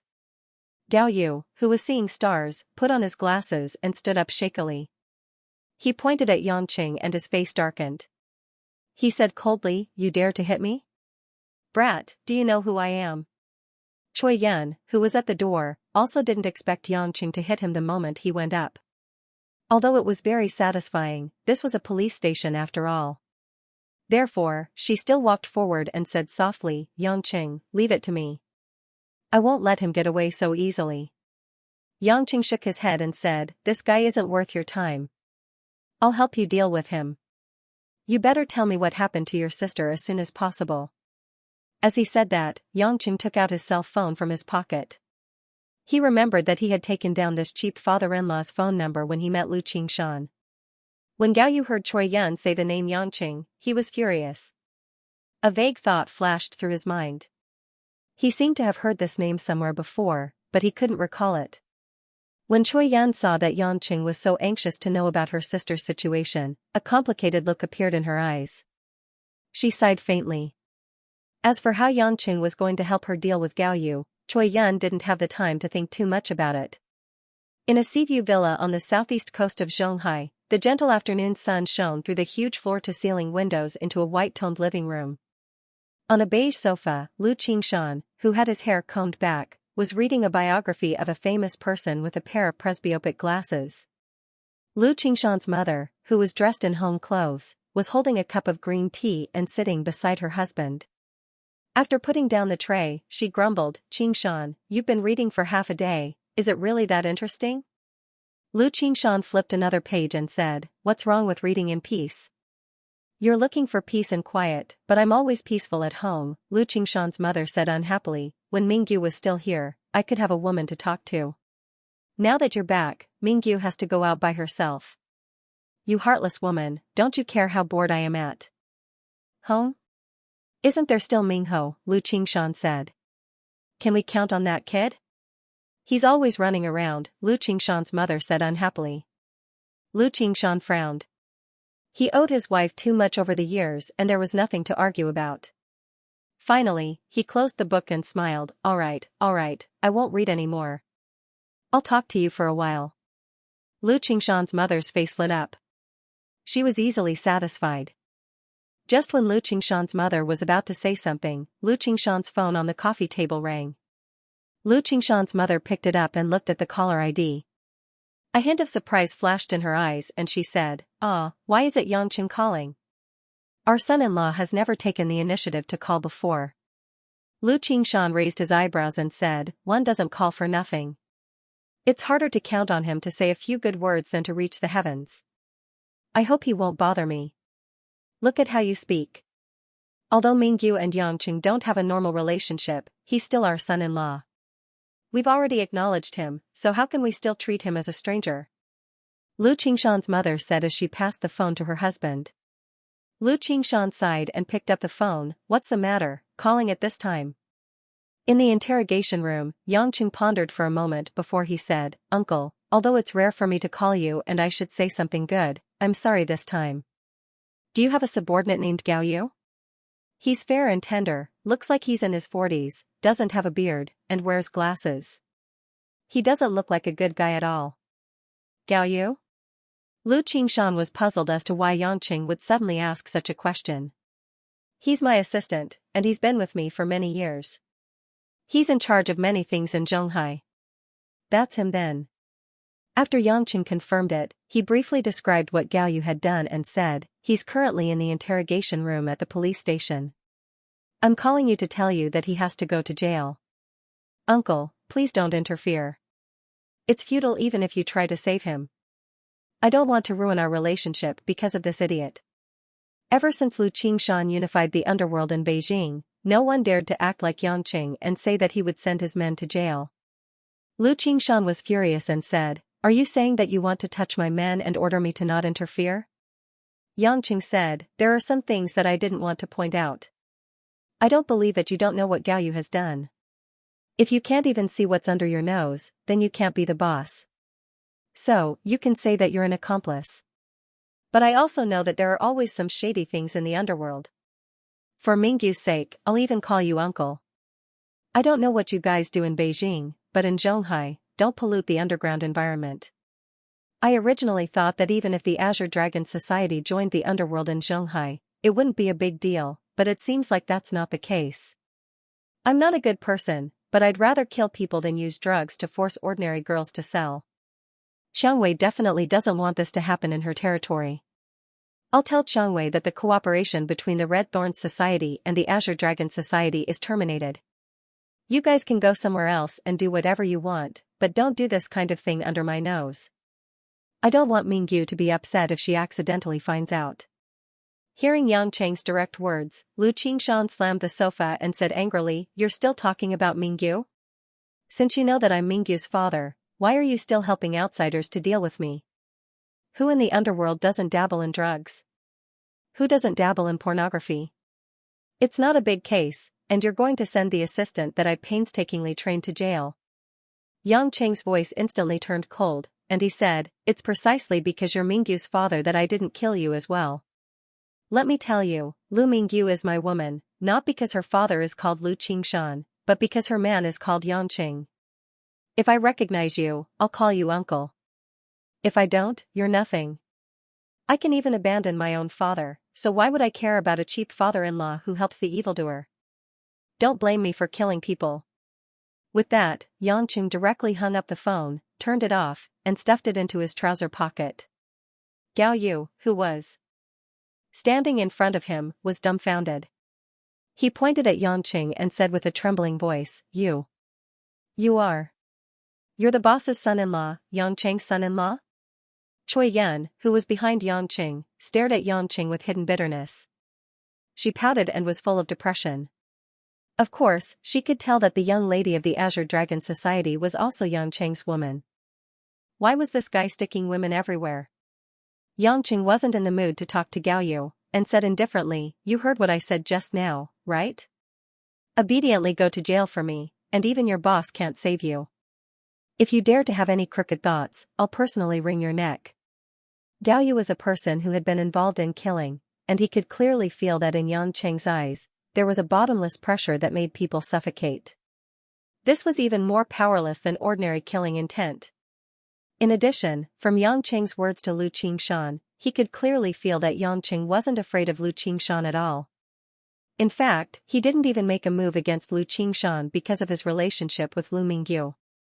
In this way, it seemed impossible to rely on Lu Qingshan. But how could he be willing to accept the punishment, be imprisoned, and confiscate the family property? So he smiled and said, Yangqing, this is the first time I've done such a foolish thing. I was also blinded by the words of my subordinates, and I didn't understand for a moment. People will always make mistakes. Can you be merciful for once? Don't talk nonsense with me, you're so wishy-washy and not like a man. Yangqing frowned and turned to Choi Yun, give him a few signed confessions, and write down everything that needs to be written. Do what needs to be done, and when you're done, come out and tell me about your sister. After saying that, Yangqing left the interrogation room. Gao Yu wanted to say something, but he didn't know what to say. Gritting his teeth, he took out his phone, and regardless of the situation, he dialed Lu Qingshan's number. Even if looking for Lu Qingshan didn't seem to be of much use, he still had to give it a try. The moment the call connected, Gao Yu immediately shouted, "Boss! You have to save me. If I go to jail, who's going to share your worries?"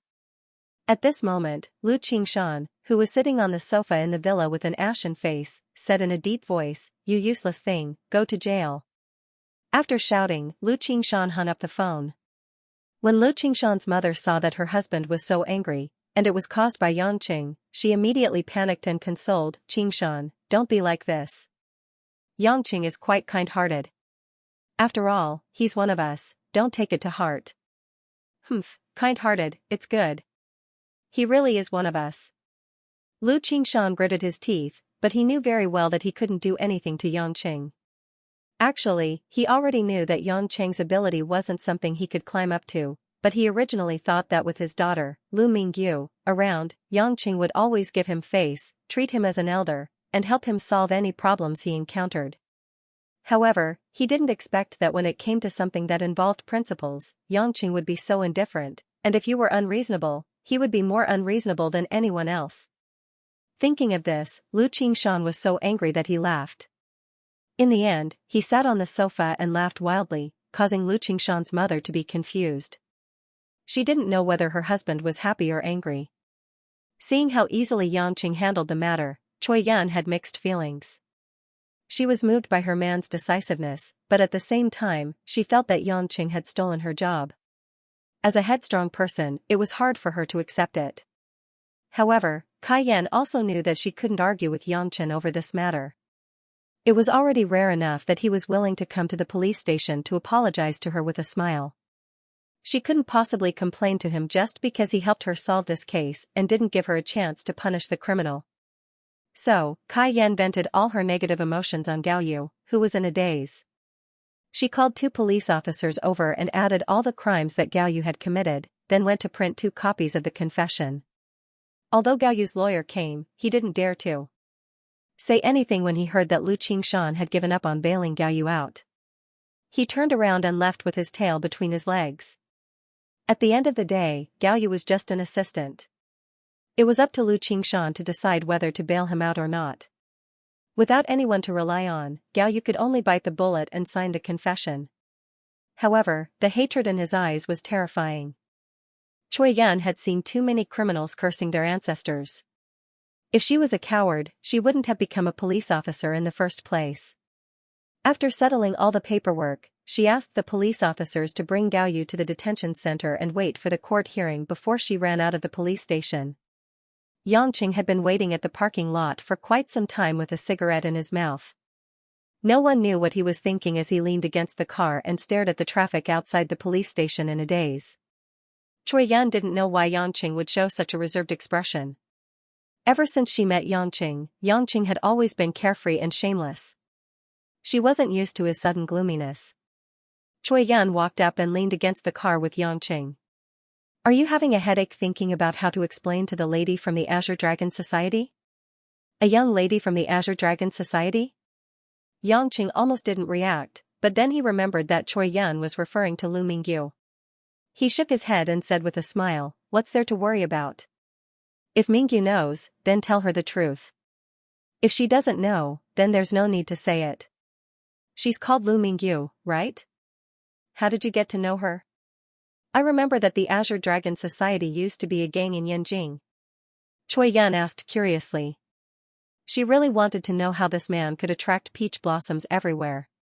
Flinging his lips aside, Yangqing threw the cigarette butt into the flower bed and replied, I got to know her in Yulei International. They used to be colleagues, but something happened later on, and that's how we are now. Don't think that I'm a hungry wolf that pounced on its prey. It's really because I wasn't careful that I ended up like this. Unknowingly. Choi Yun said sourly, Ruashi is really something.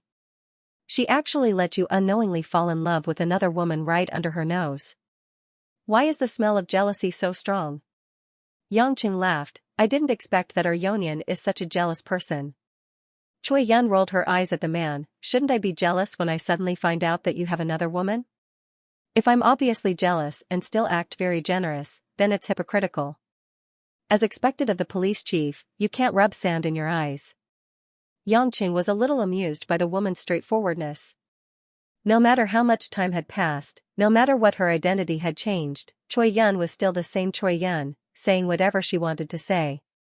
Choi Yun said gloomily, you're still laughing, is this funny? My heart has turned cold.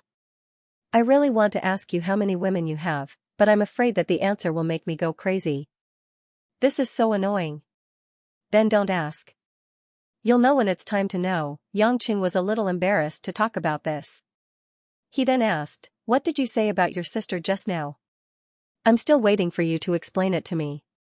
Choi Yun also knew that it was useless to say anything more. She sighed softly and said, my sister is getting married. What? Yangqing opened his mouth, suspecting that he had heard wrongly. Kai Ning is getting married? I just found out about this news and I had the same expression as you. But this news was told to me by my mom, so it's definitely not wrong, Choi Yun said in a slightly depressed manner. Yangqing furrowed his brows and asked, who is Flower Rain going to marry? A coward who only knows how to bully others. You should have met him before. His codename in the dragon group is Yongyi. Choi Yun's tone was filled with disdain. Of course, Yangqing remembered that guy. The few times they met, Yongyi had been chasing after Kai Ning relentlessly. However, that guy was too weak and cowardly, always acting like a tortoise. No matter how he thought about it, he couldn't understand why Kai Ning wanted to marry him. Seeing Yangqing's frown, Choi Yun's eyes revealed a hint of surprise. She asked softly, my sister is getting married. Do you feel bad? Yangqing's heart trembled. He didn't dare to look at Choi Yun's eyes because he suddenly felt that he really did feel bad. It was a complicated feeling. It was empty, a little sad, a little resentful, and a little helpless. Suddenly, Yangqing remembered what Choi Yun had said. It seemed like Kai Ning's marriage had something to do with him. A clue flashed through his mind. Yangqing blurted out, is it because you helped me kill Xing Mao? Choi Yun lowered her head and drew small circles on the ground with the tip of her foot. She said, although my sister is an important pillar of the Yellow Flame Iron Brigade, she still has to set an example. She knowingly committed a crime, so of course, her punishment will be more severe. She's being punished? Yang Chen's eyes were filled with anxiety. Choi Yun shook her head. When she was summoned back to Beijing, she was supposed to go to the military court. After all, Xing Mao isn't an ordinary person. Many of the Xing family's relatives have a lot of influence in the central government. Although the Kai family isn't easy to bully, we can't hide the fact that my sister took responsibility. Later, my mother was worried that she would be sentenced, so she thought of Yongye's family. With Choi Yun's narration, Yangqing gradually understood what had happened. Back then, in order to prevent him from causing more trouble, Choi Yun killed Xing Mao on his behalf and took responsibility. The remaining forces of the Xing family in Beijing naturally wouldn't let it go. Some of Xing Mao's disciples also had a lot of influence in the upper echelons of Huaxia. As a result, it became impossible for the Kai family to protect Kaining. Although Cai Yunqing had become the general of the Yellow Flame Iron Brigade, his identity was mostly kept secret. Even if everyone knew, it wouldn't do much. As a pillar of the Yellow Flame Iron Brigade, Cai Ning was also a member of the National Security Bureau. Her actions were tantamount to breaking the law knowingly. Seeing that Cai Ning was about to be tried by the military court and punished, Cai Yunqing couldn't help but frown. However, the Cai sister's mother, Xianxia, loved her daughter so much that she sought help from her friends. But Cai Ning's crime and the people she had offended were not to be trifled with. Without absolute deterrence, who would dare to go against the current and cover up Cai Ning's crime? In the end, Xianxia thought of Yongyi, who had been pursuing Cai Ning. Although Yongyi wasn't much, his parents, Li Xian and Gui Yali, were both in the upper echelons of the political world. More importantly, Yongyi's family was the direct descendant of the Li family, one of the four major families. The Li family was the true leader of the National Security Bureau. If the Li family was willing to plead on Cai Ning's behalf, they could use Cai Ning's many years of contributions to the Yellow Flame Iron Brigade as an excuse. More importantly, no matter how arrogant the remnants of the Xing family were, they wouldn't dare to provoke the Li family. When Jiangshan pleaded with Yongyi's family, Yongyi's parents, Li Xian and Gui Yali, didn't reject her outright. They were also willing to help, but their request was very clear: Cai Ning had to marry their son, Yongyi. According to Yongyi's family, if Cai Ning became the daughter-in-law of the Li family, then everything would be logical. Jiangshan, who had finally found a straw to clutch at, agreed immediately. But it wasn't possible for them to get married immediately, so she only agreed to let Cai Ning and Yongyi get engaged first. When the matter was completely settled, they would pick a date for the wedding. After Cai Yunqing found out about this, he didn't stop them. He also knew that he couldn't protect his daughter. Only a rich and powerful family like the Li family could do that. His daughter marrying into a wealthy family, even if it wasn't the man she liked, it was still better than wasting her youth in prison. Cai Ning was a woman of few words. When she found out about her mother's begging, she didn't reject her mother's intentions. Without a word, she got engaged to Yongyi. After the engagement, Yongyi's family really helped. Li Xian, a direct descendant of the Li family, contacted the main branch of the Li family and said that he wanted to have a marriage alliance with the Cai family. The main branch of the Li family didn't mind giving them a back door. After all, the Cai family was considered a powerful family. Half of the military court was controlled by the Li family. As for the Xing family, without Xing Mao, the Li family couldn't even be considered a second-rate family. How could they be more important than Cai Yunqing, who held a certain amount of military power and was secretly the general of the Yellow Flame Iron Brigade? Therefore, the Li family just had to make some arrangements, and Cai Ning's case was shelved. No one dared to mention it. Of course, in order to prevent Cai Ning from being sued, Cai Ning had to marry Yongyi and become the daughter-in-law of the Li family. Hearing this, Yangqing was expressionless. He finally understood why Cui Yun said that Cai Ning had a hard time in Beijing. In the past, Cai Ning had made it clear that she hated Yongyi's pursuit.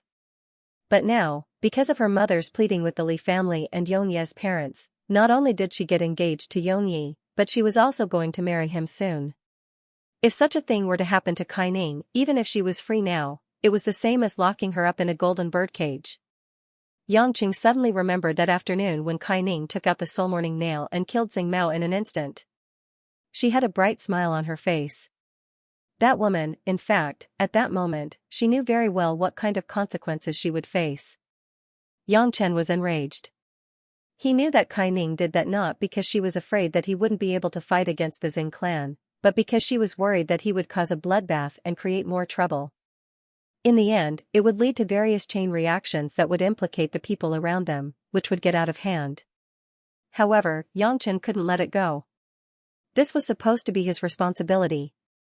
Even if he killed Xing Mao, the remaining members of the Xing clan, or even the other clans in Beijing, would continue to cause trouble for him. But there was no reason to ask Cai Ning, a member of the national security team, and an outsider, to take care of these troubles for him. Yang Qing didn't like being protected by others, but he knew that Kai Ning seemed to have helped him deal with the storm. If your sister doesn't like Yongyi, then don't marry him.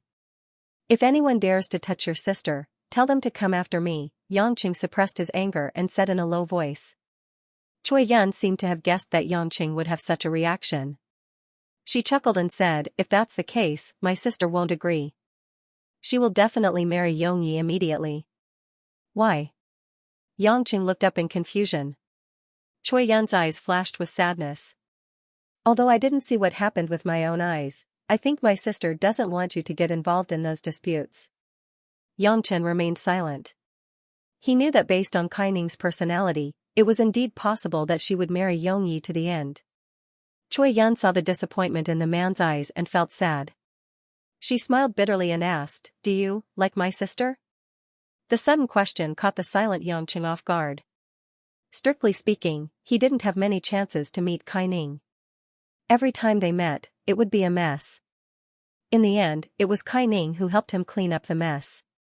His behavior and style often made Kai Ning frown. She was a civil servant sent by the Yellow Flame Iron Brigade to monitor him. She was also a proper daughter. On the other hand, he was lazy and casual, lingering between different women. In short, he couldn't be considered a good person. Like Kai Ning?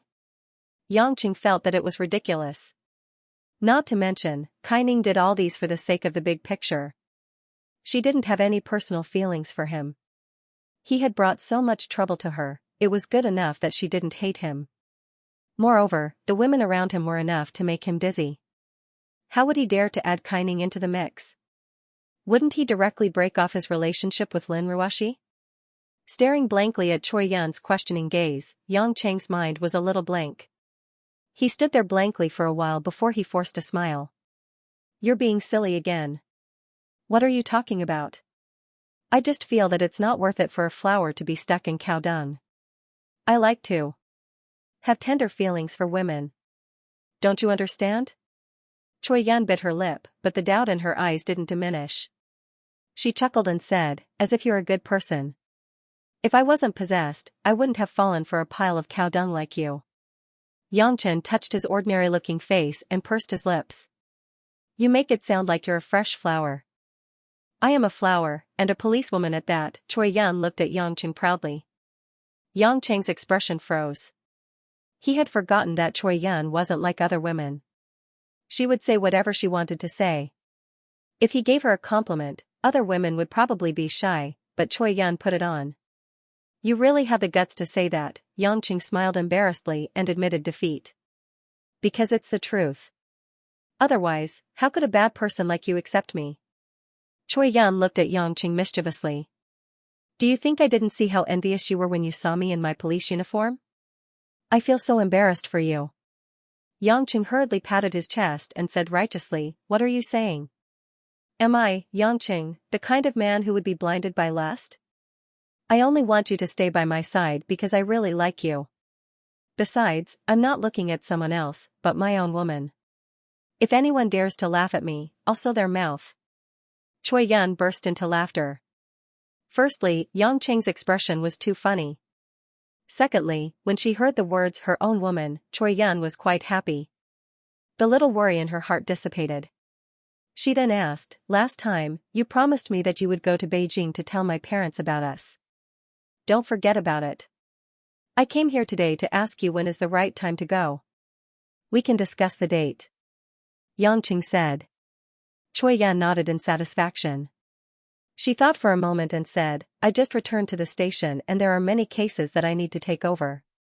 Furthermore, the personnel are frequently dispatched, so I'm quite busy. After this period of time, we'll go to Beijing. At that time, we might even be able to make it to my sister's wedding. Yang Cheng's expression stiffened, but he still nodded, as long as you think it's suitable.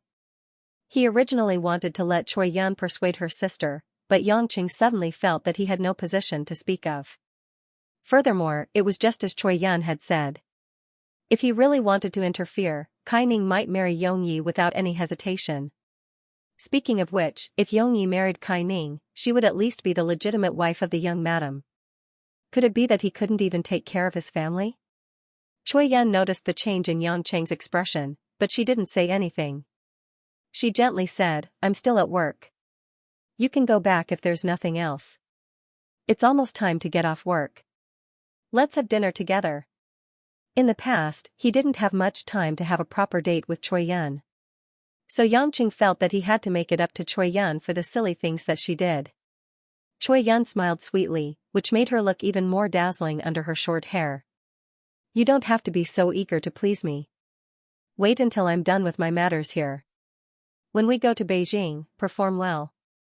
If my parents don't agree to it, you'll suffer. Yang Cheng shrugged. Cui Yan probably didn't know that Kai Yunqing had already entrusted him to take good care of her, so he didn't feel any pressure. At most, he would just have to communicate with his mother-in-law.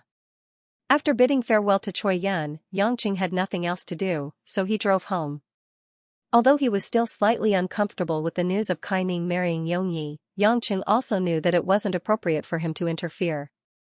When he reached home, he saw a black Cadillac parked in front of the door, and a few men in suits were carrying bags of various sizes into the house.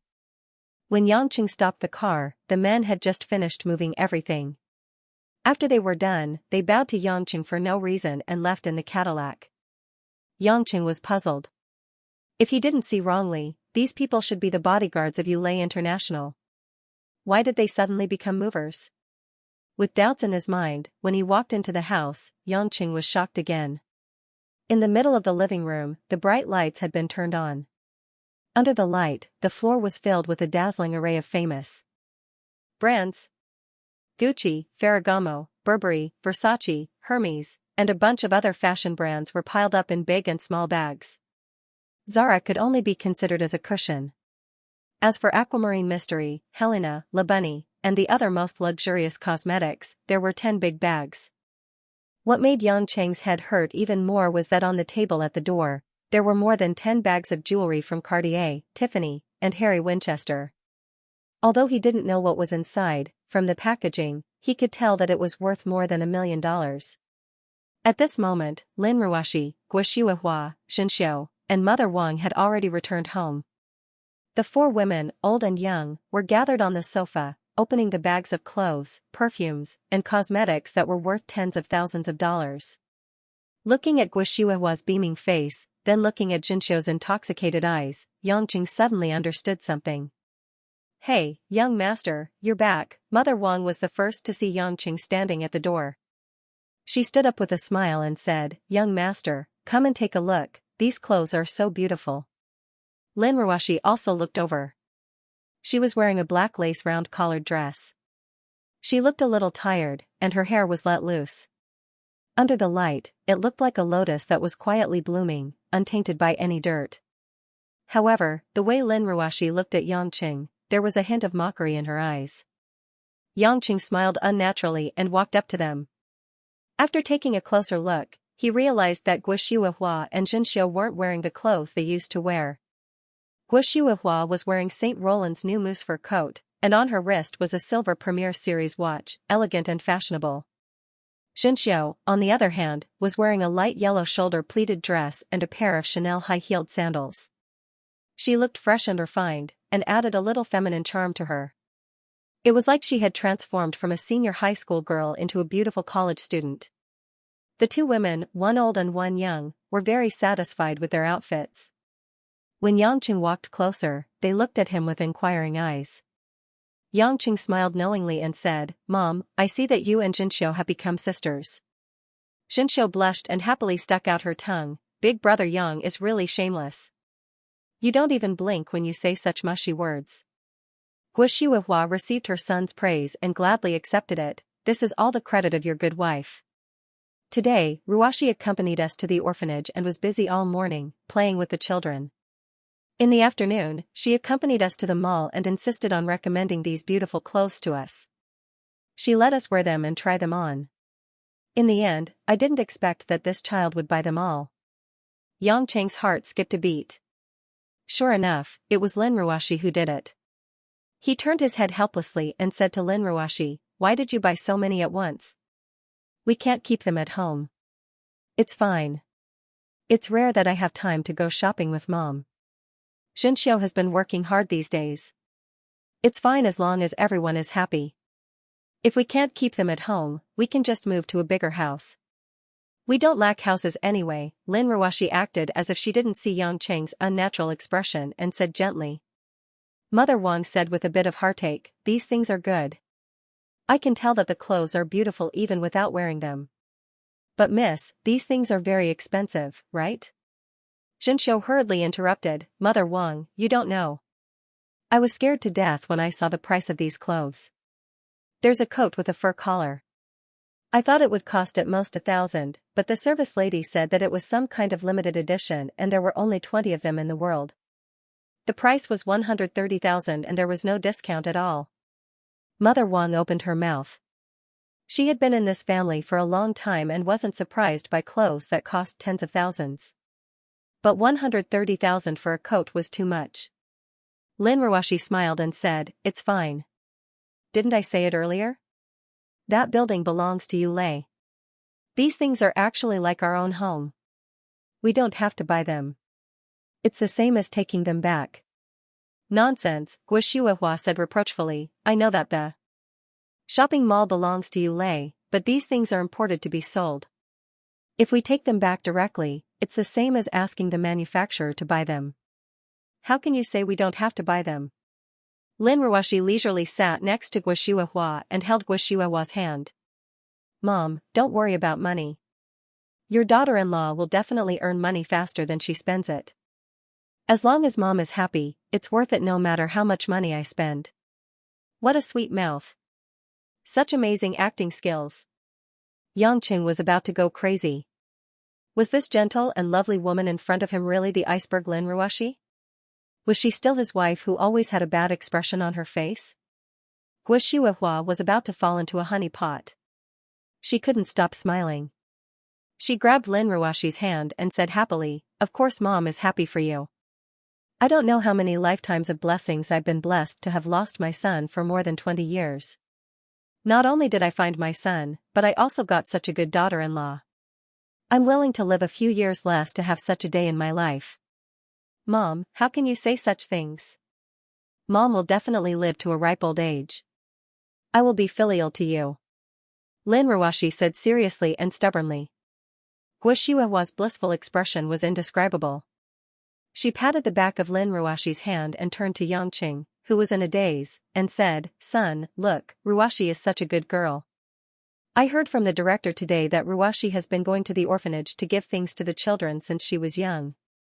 When she grew up, she would go over to play with the children, tell them stories, and even give them New Year's goods during festivals.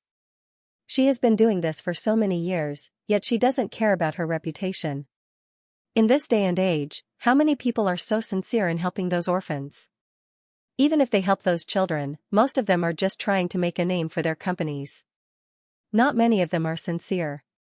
I've been doing charity work for so many years, and I've run so many orphanages, but I've never seen a girl as pure and kind as Ruoxi. You should learn from your wife. Ruoxi is so busy with work, yet she still wants to take care of those poor children. What about you? I don't see you doing anything all day, but you always make Ruoxi unhappy. Don't you think you should? Guo Shuihua was committed to charity, and Lin Ruoxi supported charity, so of course, she would be particularly fond of her. Yang Cheng's heart sank. It's over, it's over. Guo Shuihua's words made him want to dig a hole in the ground and not come out. He could only lower his head in shame, unable to say a word. Xianxia, this little girl was also a person who was not afraid of anything. Looking at Yang Cheng's defeated look, she smiled and said, Aunt Guo, Brother Yang is actually quite busy. Besides Sister Ruoxi, there are many other sisters around him. It must be very tiring for him to rush to the venue every day. Xianxia, do I have a blood feud with you? At this time, you still hit me when I'm down. Yang Qing was about to cry. You can't bully people like this. What's more, after hearing this, Lin Ruoxi, who was sitting there, showed a trace of a distressed look, as if she had suffered a great grievance, but did not dare to say it clearly. Guo Shuihua noticed Lin Ruoxi's strange look, and sure enough, her face did not look good. She felt a strong heartache and could not help but reach out to stroke Lin Ruoxi's hair to comfort her. If it wasn't for the fact that she felt so guilty towards Yangqing, if Yangqing was a son who had been brought up since he was a child, Guo really wanted to go up and give Yangqing 2 slaps. He has already married such a good daughter-in-law, why is this boy not willing to change his mind? Obviously, after being moved by Lin Ruoxi's love and being flattered by Lin Ruoxi's obedience, Guo could not remember the idea that Cheng Wei and Mo Qianni were more suitable as daughters-in-law. As for Lin Ruoxi's cold behavior in the past, she directly understood that it was because she did not know enough about Lin Ruoxi, and they were not familiar enough, so this girl used to be shy. Now, she felt that no girl was more likable than Lin Ruoxi in front of her. Yangqing saw that the situation was not going well. Lin Ruoxi was indeed a brilliant mind in the business world. Once again, he experienced the pain when Su Jihong and Xing Xinling were defeated. This woman was too ruthless, and it was difficult for him to get up. Mom, of course, I know Ruoxi is good. I was thinking on the way home just now. I don't seem to have given Ruoxi any decent gift since we got married, so I was thinking that I should find a day to take Ruoxi to buy a diamond ring. Yangqing said with a smile. When Lin Ruoxi heard this, she looked up at Yangqing with doubt. She obviously didn't believe that Yangqing would suddenly think of buying a diamond ring for her. Guo eyes lit up. She thought that this kid was enlightened. He knew that women liked sparkling diamonds. But then she thought of something and frowned. Today, when Ruoxi took me and Xianxia to the mall, there was nothing in the big department store of Yulei. Look at the jewelry there. There was even a Tiffany diamond necklace. You just buy a diamond for Ruoxi. Will our Ruoxi care about a small diamond ring? Yangqing was speechless. It was really an unlucky year. He really dug a pit for himself to jump into. Lin Ruoxi just bought luxury goods worth nearly 10 million, and he actually said that he wanted to buy a diamond ring for her. Indeed, his suggestion was too cheap. However, Lin Ruoxi's words made Yangqing's heart sink to the bottom again. Mom, don't say that about Yangqing. Lin Ruoxi held on to Guo shoulder and said faintly, if it's a diamond ring that Yangqing bought for me, no matter how cheap it is, its value is still extraordinary. If he heard Lin Ruoxi say something like this in the past, Yangqing would definitely be wild with joy. But now, these words were no different from adding oil to the fire. It stabbed his heart, which was already riddled with holes. As expected, Guo was extremely touched. She felt that Lin Ruoxi was too virtuous. Mother Wang and Xianxia were also moved as they looked at Lin Ruoxi. They didn't expect Lin Ruoxi to treasure Yangqing so much. Yangqing's flower petals looked so filthy at this moment. Guo frowned and said to Yangqing, you heard it too. You treated Ruoxi this way, but Ruoxi still put in good words for you, her husband. Do you think you're doing her justice? Yangqing, it's not that I want to lecture you, but you really need to reflect on yourself. If you really want to give Ruoxi a decent gift to express your sincerity, it's fine if it's an ordinary gift. Even if Ruoxi doesn't mind, we'll still feel that Ruoxi has been wronged. Why don't you stop making Ruoxi angry and treat her with all your heart? Yangqing wanted to cry but had no tears. From Guo words, it was clear that she was absolutely supporting Lin Ruoxi. It seemed that there was no hope for her to meet Ma Guifeng. Lin Ruoxi looked at Yangqing's dazed look and a trace of mischievousness flashed past her eyes. She then stood up and walked to Yangqing's side. She said gently, it's okay, hubby. I know it's hard for you. I didn't treat you well enough in the past. I understand you. Ruoxi. Don't be too lenient with him. Guo directly interrupted, you're too lenient with Yangqing. That's why he has so many romantic debts. That's right, Sister Ruoxi. You have to fight for your own rights. Xianxia, who seemed to have little devil horns on her head, echoed from the side. Yangqing's bones were about to melt. It was as if his soul was about to leave his body. Lin Ruoxi, who was beside him, looked weak and weak. She looked very pitiful, but from his point of view, it was as if she was looking down at him from above. An invincible queen. Lin Ruoxi seemed to have tormented Yangqing enough. She took out a Zegna bag from the pile of shopping bags. This ancient Italian brand was best at high-end custom-made men's clothing. Lin Ruoxi took out a men's casual suit from the bag. The exquisite tailoring made it look smooth and luxurious. "Hubby, don't just stand there. Look at the new clothes I bought for you. Do you like it? I'll try it on for you." Lin Ruoshi looked at Yangqing with anticipation. Mother Wang also smiled. "That's right. Young master, Miss has a good eye for clothes. Try it on." What else could Yangqing say? He smiled bitterly and said thank you to Lin Ruoshi. Then he took off his jacket and let Lin Ruoshi help him put it on. Seeing Lin Ruoshi helping her son put on clothes, Gui Shuihua was full of gratification. She remembered that she had knitted a towel for Lin Ruoshi to put on Yangqing. Now, it was finally Lin Ruoshi who took the initiative to buy clothes for Yangqing. "Yangqing, Ruoshi asked Mom about the clothes you're wearing and we decided to buy it together. It's more than 100,000 yuan. No ordinary wife would be willing to buy clothes like this for her husband." Gui Shuihua's meaning was the same as before, "You should be content." After Yangqing put on the casual suit, he looked much more pleasing to the eye than the ordinary clothes he wore before. When Yangqing was overseas, he probably wore the works of these famous designers. Wearing these clothes made him feel like he had returned to that period of time. Hence, his temperament changed slightly. Lin Ruoshi attentively helped Yangqing straighten the collar of his clothes. She looked satisfied and said, "It looks good." "No matter how good it looks, it's not good enough for you, my dear wife," Yangqing smiled bitterly. Lin Ruoshi pretended not to understand what he meant. She smiled sweetly and went to get the new Vacheron Constantin watch for Yangqing. Yangqing was stunned by Lin Ruoshi's beautiful smile. He used to want to see such a smile even in his dreams. But now that he saw it more often, it made him feel miserable. In the following time, Lin Ruoshi took out the clothes, perfume, scarves and leather shoes that she bought for Yangqing, Gui Shuihua and the others. The whole family wore them happily. All the luxurious items that were worth tens of millions became cheap goods in the market and were not worth mentioning. Yangqing tried his best to be cooperative to make Gui Shuihua and Mother Wang happy. He didn't care about the price of these things. He just couldn't help but sigh at Lin Ruoshi's perfect plan. Could he really be like what Tang Wan said, using roses and diamonds to make this woman accept his passion? It wasn't until midnight that the family packed up a pile of things, had a simple snack, and went upstairs to sleep. Gui Shuihua and Xianxia were the first to go upstairs to rest. Mother Wang washed some dishes and went upstairs as well. In the end, only Lin Ruoshi and Yangqing were left to carry the miscellaneous items and clothes to the storage room upstairs. When the things were almost moved, Lin Ruoshi's forehead was covered in sweat. She elegantly wiped her sweat and smiled at Yangqing. "Okay, I'm going back to my room. Good night, hubby." Before Lin Ruoshi turned around, Yangqing said, "Wait." "Hmm?" Lin Ruoshi turned around with her blushing face. "Is there anything else?" Yangqing hesitated for a moment and smiled.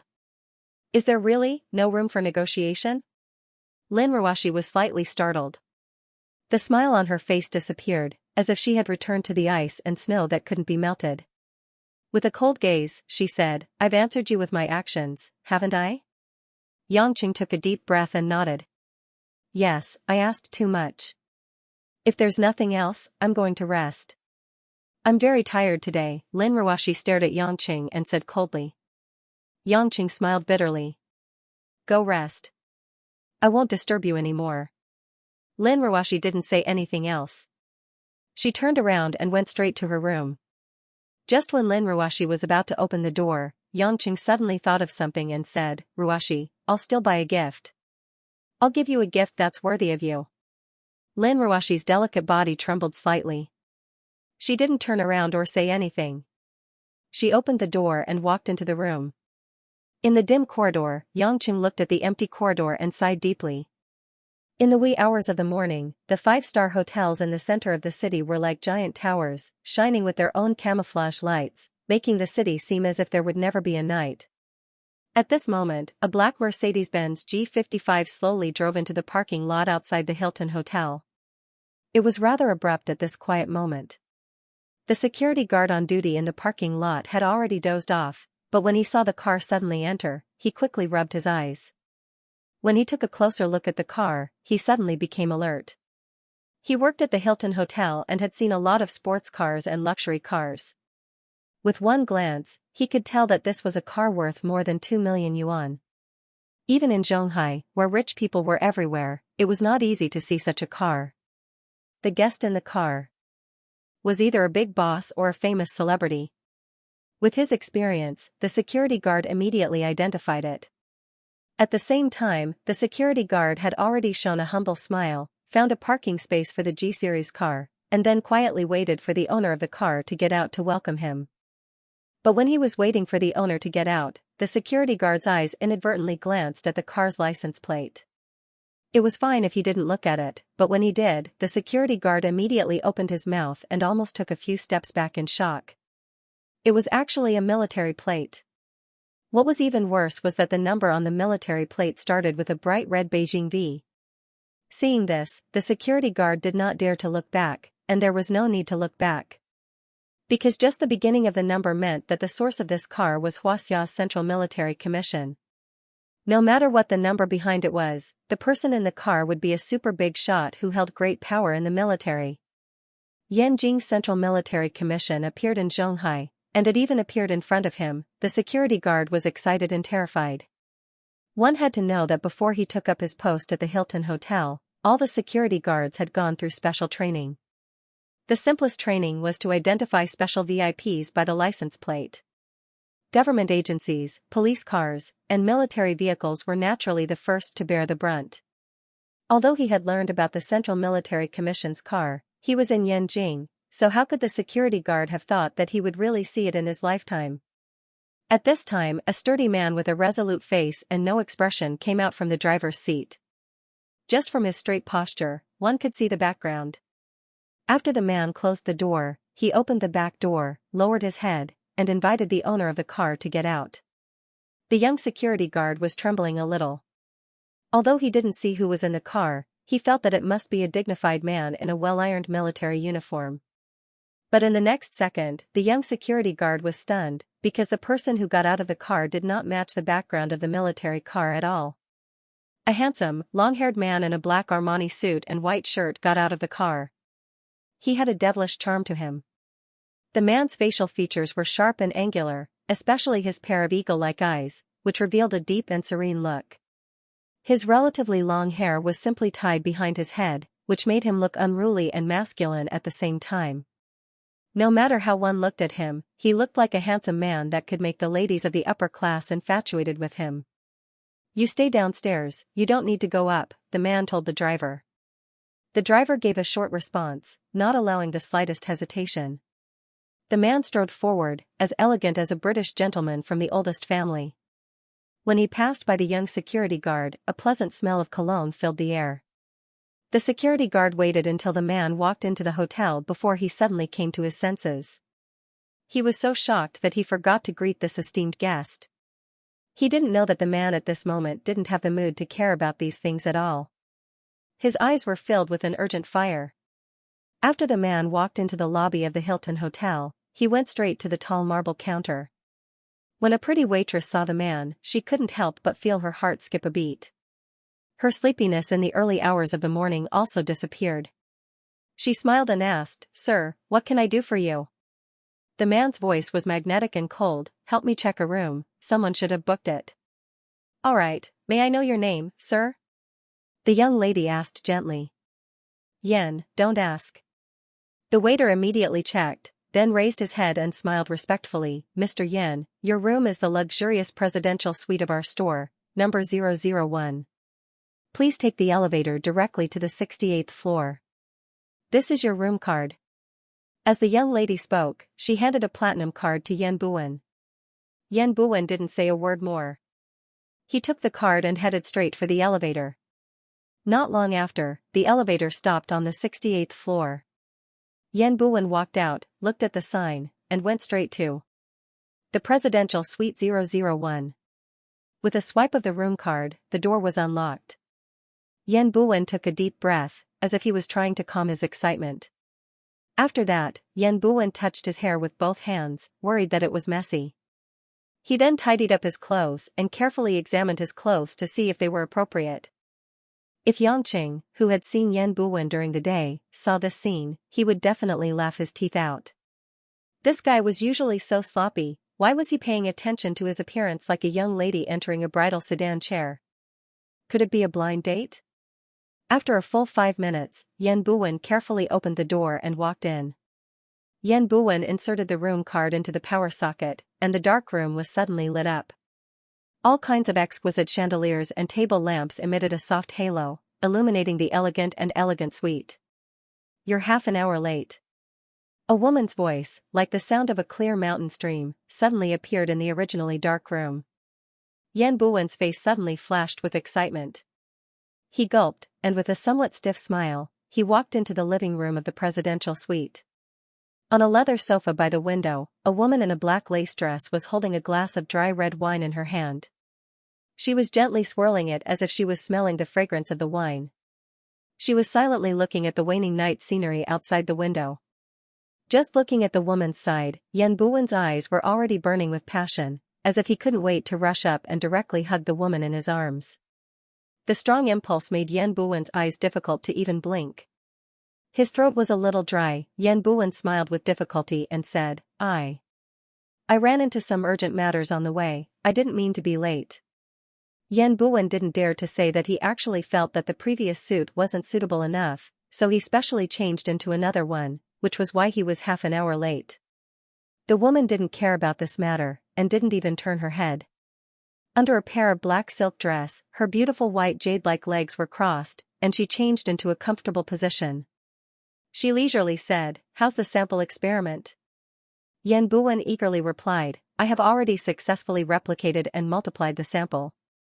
Based on the information you gave me, I am confident that at most a year, I can definitely recover the sample to its original appearance, or even higher than the original. It's best if there's no problem." "I don't want you to waste what I risked to get," the woman said softly. "Absolutely not, I will definitely be able to complete everything you want me to do." Yan Buwen's eyes were filled with light as he confidently said, "Furthermore, I have already discovered the possibility of genetic modification through the results of the experiment. If my previous research is not wrong, I believe that the future you wish to see will definitely be realized. No one can stop us." The corner of the woman's lips curled up slightly on the side of her beautiful face. "It's not we. The person who made all of this happen is me. You're just a tool that I want to use. You'd better understand this." Yan Buwen's fervent face instantly turned gloomy, but it immediately ignited with a trace of hope. He smiled and said, "I'm willing to be used by you. As long as I'm useful to you, I'll be satisfied." "Yan Buwen." The woman's voice suddenly turned cold as she said in a low voice, "You'd better not stare at me with those dog eyes of yours. Don't think that I don't know the rotten thoughts in your heart. I can clearly tell you that in my eyes, you're just a dog with a bit of a brain. As the owner, I won't be interested in dogs at all." Yan Buwen's face stiffened as he forced a smile and said, I understand, I'll be careful." Yan Buwen shifted his gaze away from the woman's face with difficulty. He was extremely disappointed because the woman didn't even have the intention to turn her head around, let alone look at him seriously. Even though he had meticulously prepared for an entire night just for this meeting. The woman couldn't be bothered with Yan Buwen's emotions and continued, 2 days ago, you sent someone to frame Hades for Lu Min's death, right?" "Yes. It was me." Yan Buwen lowered his head as cold sweat dripped down his forehead. "I don't remember giving you such an order," the woman said coldly. Yan Buwen swallowed his saliva and said, "I think Lu Min's death isn't that big of a deal. Moreover, if Li Mozhen fights with the Yan family because of his grandson's death, regardless of whether Yangqing makes a move or not, it will definitely cause chaos in the upper echelons of the central government. Then the possibility of getting Hongmeng to deal with Yangqing will be higher." The woman sneered, "Did your brain burn out from the experiments recently, or do you think I'm not as smart as you? Would Li Mozhen and Yang Gongming be so easily fooled? Are the people from Hongmeng fools? Do you really think I don't know what you're thinking?" Yan Buwen's face turned ashen and he was speechless. "Let me tell you, you better not be half-hearted and don't have any ulterior motives. Just do what I've told you. Maybe in the future, after I've dealt with the people from Hongmeng, I'll leave you some benefits. At that time, whether it's the Yang family, the Li family, or even Yangqing, they're just worms on the ground. I can't be bothered with what you want to do, the woman said. Yan Buwen heaved a sigh of relief. He knew that the woman had bypassed him and made the decision on her own this time. The woman stood up and put down the wine glass in her hand. With her back facing Yan Buwen, she gracefully walked to the floor-to-ceiling window. Under the contrast of the lights and the dark background, the woman's skin that was exposed outside the black lace dress was like ice and snow, like white porcelain. Her jet-black hair that hung down to her buttocks outlined the perfect outline of her back, making it look flawless. Yan Buwen's heart raced and he trembled. He wanted to rush up and hug this back view, but at the same time, he was deeply afraid. The oppressive feeling made Yan Buwen's soul feel like it was about to be torn apart. The sword of Thanatos is in the safe in this room. After you take it, return to Beijing. You know what to do. Don't stay in Zhonghai for too long. After the woman finished speaking, her figure blurred and disappeared from the floor-to-ceiling window in the blink of an eye. Yan Buwen took a few steps forward, as if he wanted to make the woman stay, but he didn't have the chance to do so. His face was filled with frustration and pain. Everything fell silent. Only the half-empty wine glass in the room proved that the woman had been there. The next morning, Yangqing woke up a little earlier than usual. He didn't know if it was because of the stress, but he didn't want to stay in bed anymore. Fortunately, sleep wasn't a necessity for him. It was good to spend less time sleeping and more time thinking about how to deal with his relationship problems. When he went downstairs for breakfast, Mother Wang was busy in the kitchen. Lin Ruoshi hadn't come downstairs because it was Sunday. General Lin must be exhausted after a busy day yesterday. It just so happened that Jinxiu and Guo Xuehua were at the dining table. Guo Xuehua treated Jinxiu like her own daughter. She kept asking Jinxiu to eat this and that, wanting to stuff everything on the table into her stomach. Seeing that Yangqing came downstairs so early, Guo Xuehua was delighted. Son, you came down so early. You can be of help. Yangqing was stunned. What help? Jinxiu's school has classes on Sunday. You can send her to school after she has her breakfast. She won't have to take the bus again. You have nothing to do anyway, Guo Xuehua said. Jinxiu shook her head. Aunt Guo, it's fine. I won't be late even if I take the bus. It's not a matter of being late. Look at you, you've lost a lot of weight from studying. Brother Yang has nothing to do anyway, it's not a big deal to use his labor, Guo Xuehua said as she made up her mind. She even smiled at Yang Chen and said, Isn't that right, my good son? How could Yangqing say no? Not to mention that he was happy to send Jinxiu home. Even if it was to leave a good impression on Guo Xuehua so that she could meet Ma Guifeng, Yangqing had to agree. Seeing that Yangqing agreed readily, Jinxiu didn't say anything else. She smiled sweetly at Guo Xuehua. Yangqing finished his breakfast quickly. He had a bowl of porridge and a few buns before finishing it with Jinxiu. Guo Xuehua sent the two of them to the courtyard. She even asked Jinxiu to go home early for dinner. This made Yangqing rather depressed. In the past, when he didn't have a good relationship with his mother, she would always be concerned about him. Now that their relationship had improved, she wasn't as passionate as before. Instead, she was more concerned about Jinxiu. When they got in the car, Yangqing started the car and said to Jinxiu with a smile, Girl, I think you're really my sister now. Look at how my mother treats you. Others think that I'm adopted and you're her biological daughter. Jinxiu pouted and playfully glanced at Yangqing. Big brother Yang, you're so naughty. You always make things difficult for Auntie Guo. I'm obedient. Yangqing naturally knew what this girl was talking about. He smiled awkwardly and scratched his face. He didn't argue with her. There was nothing to argue about on this topic. He curled his lips and stepped on the gas pedal to drive to Jinxiu's school. In the courtyard, Guo Xuehua watched the car leave. Her eyes were full of relief. Every time she saw Yangqing drive out of the house, she felt a sense of security. After a while, Guo Xuehua turned around and was about to return to her house. She happened to see a middle-aged woman walking out of Chengwei's house. The middle-aged woman in plain clothes looked unfamiliar. But as a woman, Guo Shuihua could tell that she must have been a beauty when she was young. This woman was, of course, Ma Guifeng, who was temporarily living with her daughter, Mo Qianni, in Changwei's house. Ma Guifeng had been living in Zhonghai for quite some time. But because Guo Shuihua didn't go to Changwei's house these days, they didn't see each other. At this time, Ma Guifeng walked into the courtyard and happened to see Guo Shuihua. The two women of similar age looked at each other. It was quite refreshing.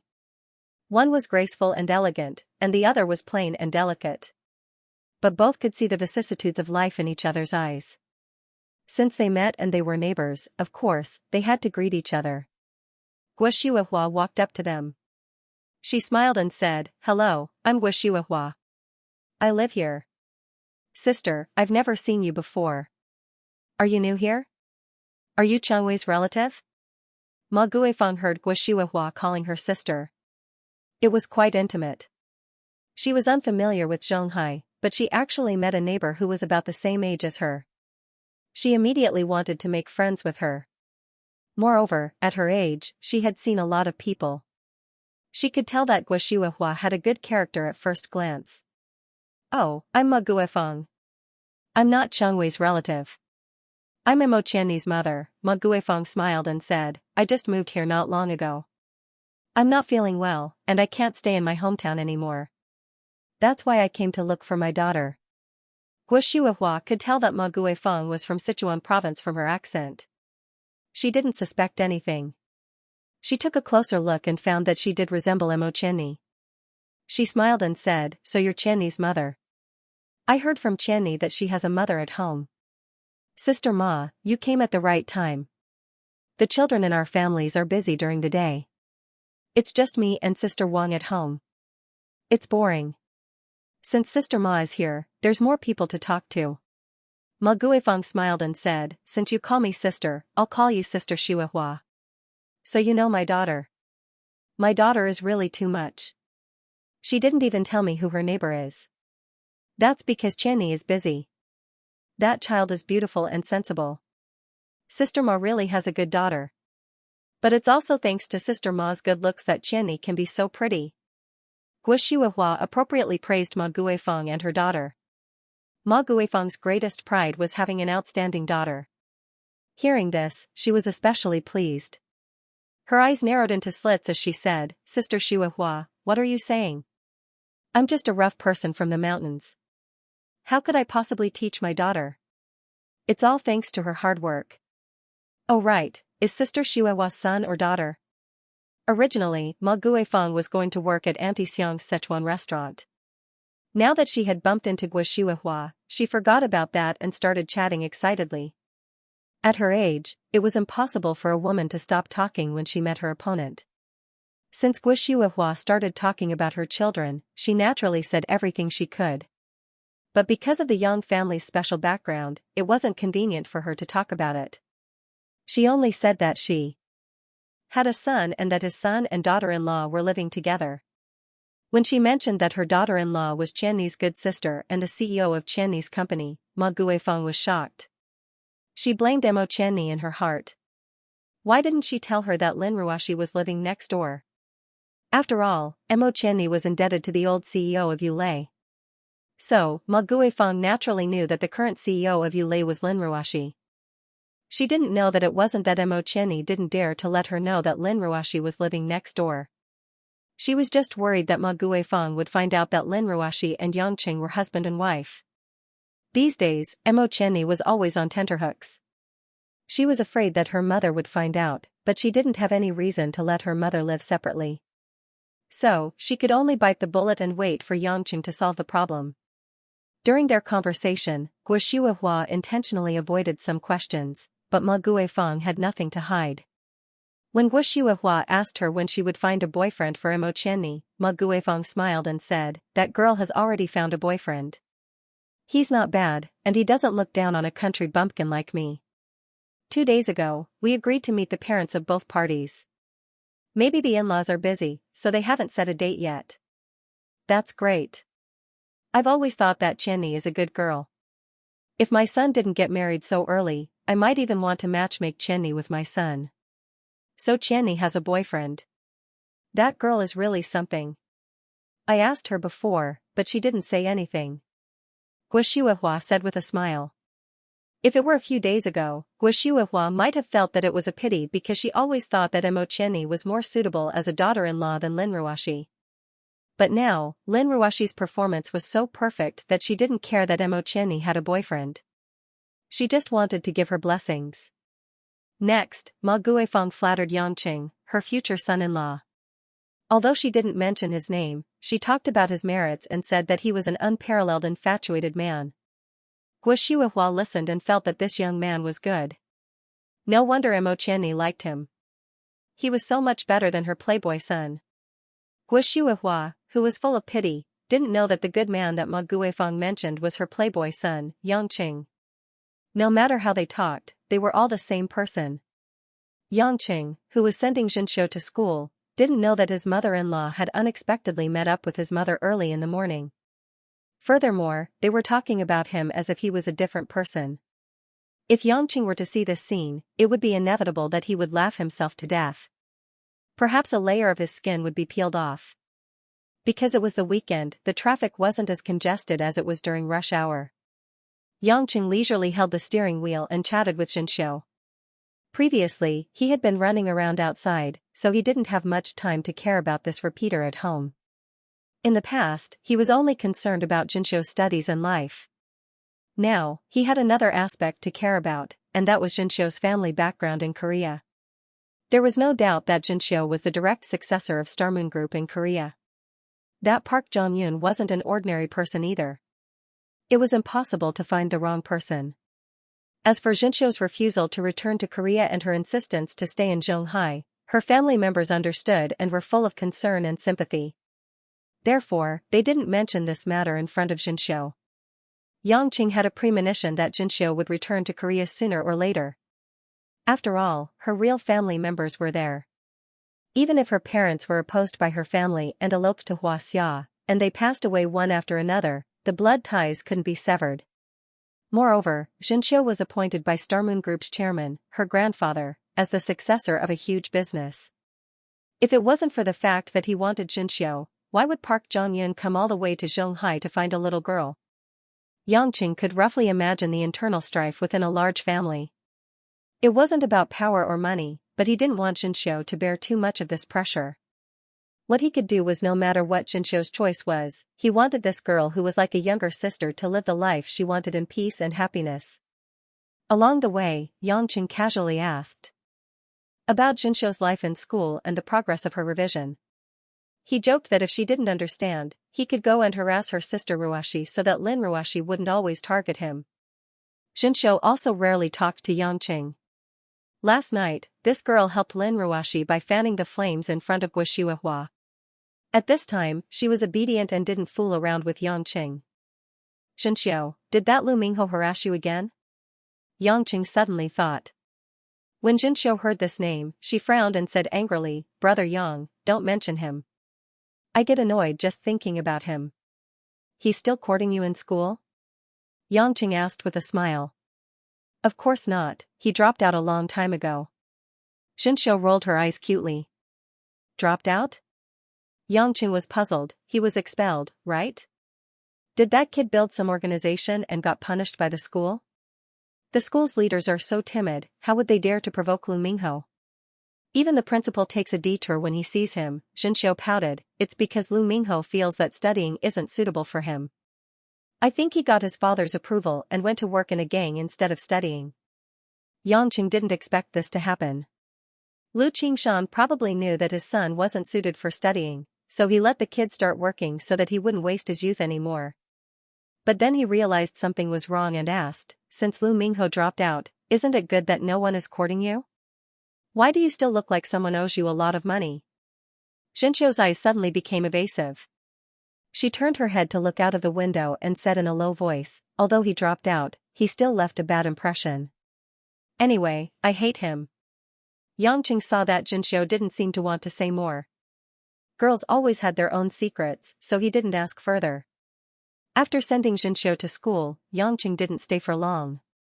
He was a young man driving a high school girl to school, and he was driving a BMW. It was inevitable that some people would have bad thoughts about him. Yangqing had been back in China for a long time, so he naturally had to worry about many things, especially when it involved an ordinary girl like Xianxia. However, even if it was just a stop at the school gate, it still attracted a lot of attention. After the car drove away, Xianxia pursed her lips and revealed a smile. Being sent to school by Yangqing made her feel an indescribable joy. Just as he was about to turn around and walk through the school gate, he heard a woman's mocking laughter. I was wondering who got a rich man and even had him drive a BMW early in the morning. So it's our school belle, Su Xianxia. How enviable. A tall, pretty girl with dyed blonde hair and two girls who were about the same height and wore ear studs appeared out of nowhere. They circled around Xianxia. When Xianxia heard this voice, there was a hint of anger in her eyes. She wanted to pretend that she didn't hear it and continue walking towards the school gate. Unexpectedly, before Xianxia could take a step, the two girls behind her had already blocked in front of Xianxia and looked at Xianxia in ridicule. Jiao Yanyan, what do you mean by this? Xianxia suppressed her anger and glared at the yellow-haired girl. Jiao Yanyan stroked her hair with one hand, tilted her head and sneered, in the past, when Lu Minghe was at school, you pretended to be a pure and innocent girl. I knew it was fake at first glance. Only that idiot Lu Minghe would be so infatuated with you. Humph, I think you're just a coquettish fox. Hearing Jiao Yanyan's mockery, the two girls laughed out loud. Most of the surrounding boys and girls knew Jiao Yanyan and Xianxia, and understood that Jiao Yanyan was targeting Xianxia. Some were watching a good show, while others felt sorry for Xianxia. Xianxia tried her best not to look at Jiao Yanyan's disdainful gaze and said, whoever Lu Minghe pursues is his business. I never wanted him to pursue me. I've already said it many times. If you're unhappy with Lu Minghe, you can tell him. He's the one who doesn't accept you. What does it have to do with me? I'm just here to attend classes. I don't care about anything else. Su Xianxia, do you know what's most hateful about you? Jiao Yanyan was hit where it hurt the most. She became even more unhappy and said with a cold face, I hate it when you look like you don't care about anything. Do you really think that you're the campus belle just because those stupid boys think you're pretty? Let me tell you, I, Jiao Yanyan, can't stand a pretentious woman like you. Today, you found yourself a rich man who drives a BMW. So many people have seen it in front of the school gate. If you still don't admit that you're a coquettish fox, I don't mind giving you some color. Xianxia clenched her teeth. She knew that whatever she said would be futile. Jiao Yanyan liked Lu Minghe, but because Lu Minghe only followed her around in school, Jiao Yanyan was deeply dissatisfied. In the past, when Lu Minghe was still around, he would block everything for her. But ever since Lu Minghe left the school, Jiao Yanyan became unscrupulous. Xianxia heard from her classmates that Jiao Yanyan's family background was also in the underworld. Although it was an underworld gang from another province, it was still not something an ordinary person could afford to offend. Of course, Xianxia hoped that she could avoid as much trouble as possible. There were only 2 months left before the college entrance exam. Xianxia didn't want to cause too much trouble. Just when Jiao Yanyan was about to send 2 female followers to teach Xianxia a lesson, 2 tall security guards ran out of the school's security department. They dispersed the students who were watching and loudly reprimanded. What are you doing? Don't cause trouble during school hours. Although Jiao Yanyan was domineering and had an underworld background, he wasn't from Zhonghai. He didn't dare to provoke them too much. When he saw the security guards coming, he could only snort coldly and send the 2 followers back. Humph, you're lucky, but you'll suffer sooner or later. After saying that, Jiao Yanyan crossed his arms in front of his chest and walked arrogantly into the school with his 2 followers. Not long after, a group of students finally entered the school smoothly. Only a few people continued to whisper about whether Jiao Yanyan would make a move on Xianxia again. Xianxia's originally bright mood became gloomy again. She didn't know how she would deal with Jiao Yanyan in the future. She only hated Lu Minghe, who left just like that. Even after he left, he still left a mess for her to mess with. On his way home, Yangqing had no idea about Xianxia's troubles, but he was also thinking about the Lu family. He was still in Lu Minghe's office, saying that he wanted to treat Lu Qingshan and his wife to a meal to get closer to them. But yesterday, Lu Qingshan and Lu Qingshan didn't give him any face, so Lu Qingshan must be furious. He didn't know if Lu Qingshan would talk to Lu Mingyu about this matter. Yangqing was having a headache. If Lu Mingyu knew that he just said that he wanted to treat her parents to a meal, would she think that he was too unreliable and didn't take her seriously? Yangqing felt his phone vibrating in his pocket. He took it out and saw that it was Lu Mingyu who called him. Yangqing sighed and picked up the phone. He chuckled, "Babe Mingyu, why are you calling me so early in the morning? Looks like you're missing you." Lu Mingyu went silent for a while before she said, "I called home in the morning and told my mom that you wanted to treat them to a meal. But my mom said that you just had a falling out with my dad yesterday, and my dad is still angry. I want to know the real situation." Yangqing smiled bitterly. Fortunately, Lu Mingyu was the one who was calm when faced with such a situation. She was able to ask him the reason calmly. If it was Cayenne, she definitely wouldn't have been so easy to talk to given her hot temper. Yangqing didn't hide anything and told her about the dirty business that Lu Qingshan's underling, Gao Yu, had done. He also told her why he made Lu Qingshan angry. Lu Mingyu quietly listened to him and gently responded, "I got it. Since that's the case, let's find a chance to sit down and talk when my dad calms down. Even if he's from the underworld, he's still my dad." Yangqing asked, "You won't be angry at me for making your dad mad, right?" "How could that be? I've seen Gao Yu before, and there's indeed something fishy about him. You didn't do anything wrong. At most, your words were a little too direct. I'm not an unreasonable woman. If you talk to me nicely, of course I'll listen." Lu Mingyu said gently, "But since it happened, you have to face it. You can't never meet my family again. Right?" Although her tone was flat, it touched Yangqing quite a bit. Lu Mingyu was telling him in a roundabout way that even if Lu Qingshan had a terrible background and behavior, he was still her family. Therefore, she hoped that Yangqing would not make things too difficult for her. Yangqing breathed a sigh of relief.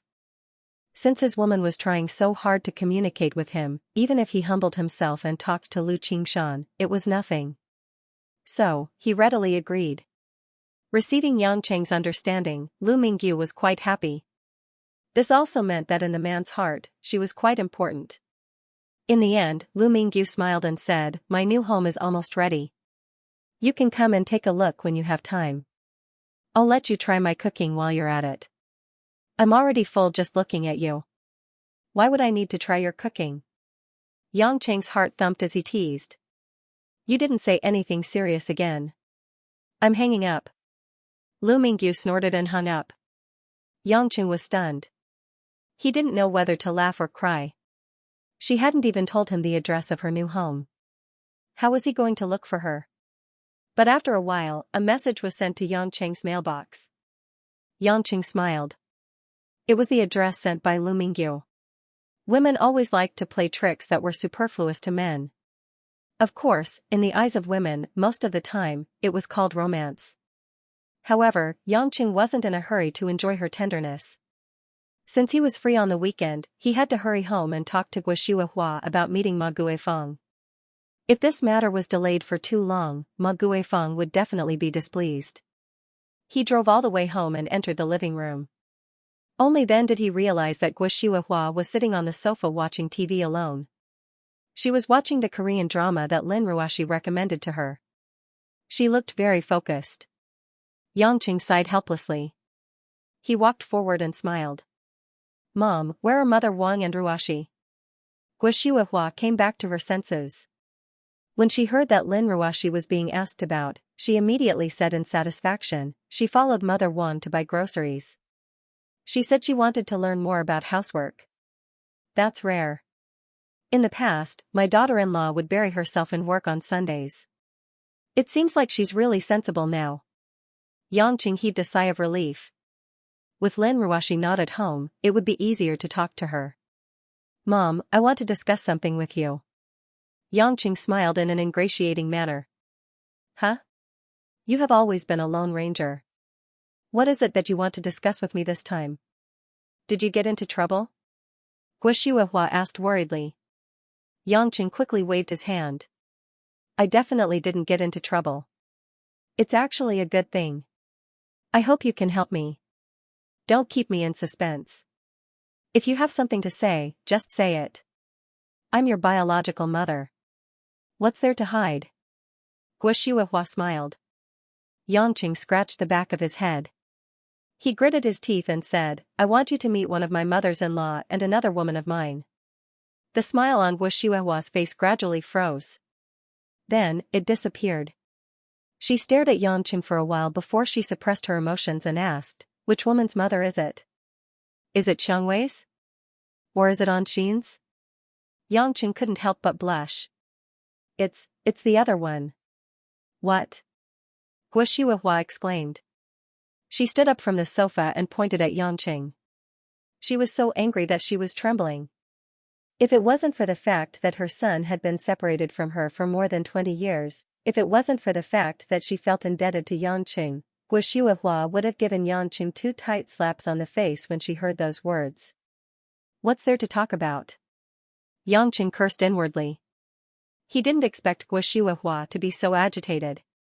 He quickly comforted her, Mom, don't be rash. Let's talk this out. What's there to talk about? Guo lost control of her emotions. She raised her voice and said, Yangqing, Mom is begging you. Don't make a fuss anymore. Xiangwei is your lover. She saved Mom's life, and Mom has accepted it. Anqing's feelings for you are real. Since it has already been proven, I can only turn a blind eye to it. To be honest, I was already embarrassed in front of Ruashi when I accepted those 2 girls. But now you have a new lover. Do you still want to live a good life? Yangqing sighed in his heart. Not just one.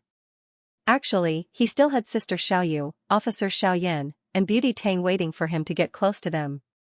Just the mention of Xianxia's mother made her so shocked. It would indeed not be easy to live in the future. However, he still had to continue. Yangqing said, Mom, I've already talked to her parents. Furthermore, I've been with her for a long time. We're not just playing around. Just like Xiangwei and Anqing, I really like her. I can't just turn my back on him after eating everything I have, right? Guo let out a long sigh and sat down dejectedly. It was as if she had exhausted all her energy. She rubbed her forehead tiredly and said, Yangqing, everything about you is good. Mom hasn't been by your side to watch you grow up for more than 20 years, but I'm very pleased that you're a man who dares to take responsibility for your actions. Furthermore, you're so outstanding. Mom is really pleased. Compared to your father, who doesn't even dare to accept his own son openly and is afraid of the slightest thing, you're really amazing. Yangqing was silent. He knew that Guo hadn't finished speaking. But, today, Mom has to say this. Guo looked at Yangqing bitterly and said, your disappointing father isn't as good as you in everything, but there's one thing that Yang Pejuan is better than you. Even though Yang Pejuan was wrong in every way, he was born into a wealthy family like the Yang family. He was also young and promising. He had become the commander of the Jiangnan military region and one of the few generals in Huaxia. But his heart has always been on your mother since he was young. He has never done anything wrong to me in the relationship between a man and a woman. He has always tolerated me and loved me. Other than the things that happened because of your appearance, Yang Pejuan has never even said a word to me loudly. Yangqing was speechless.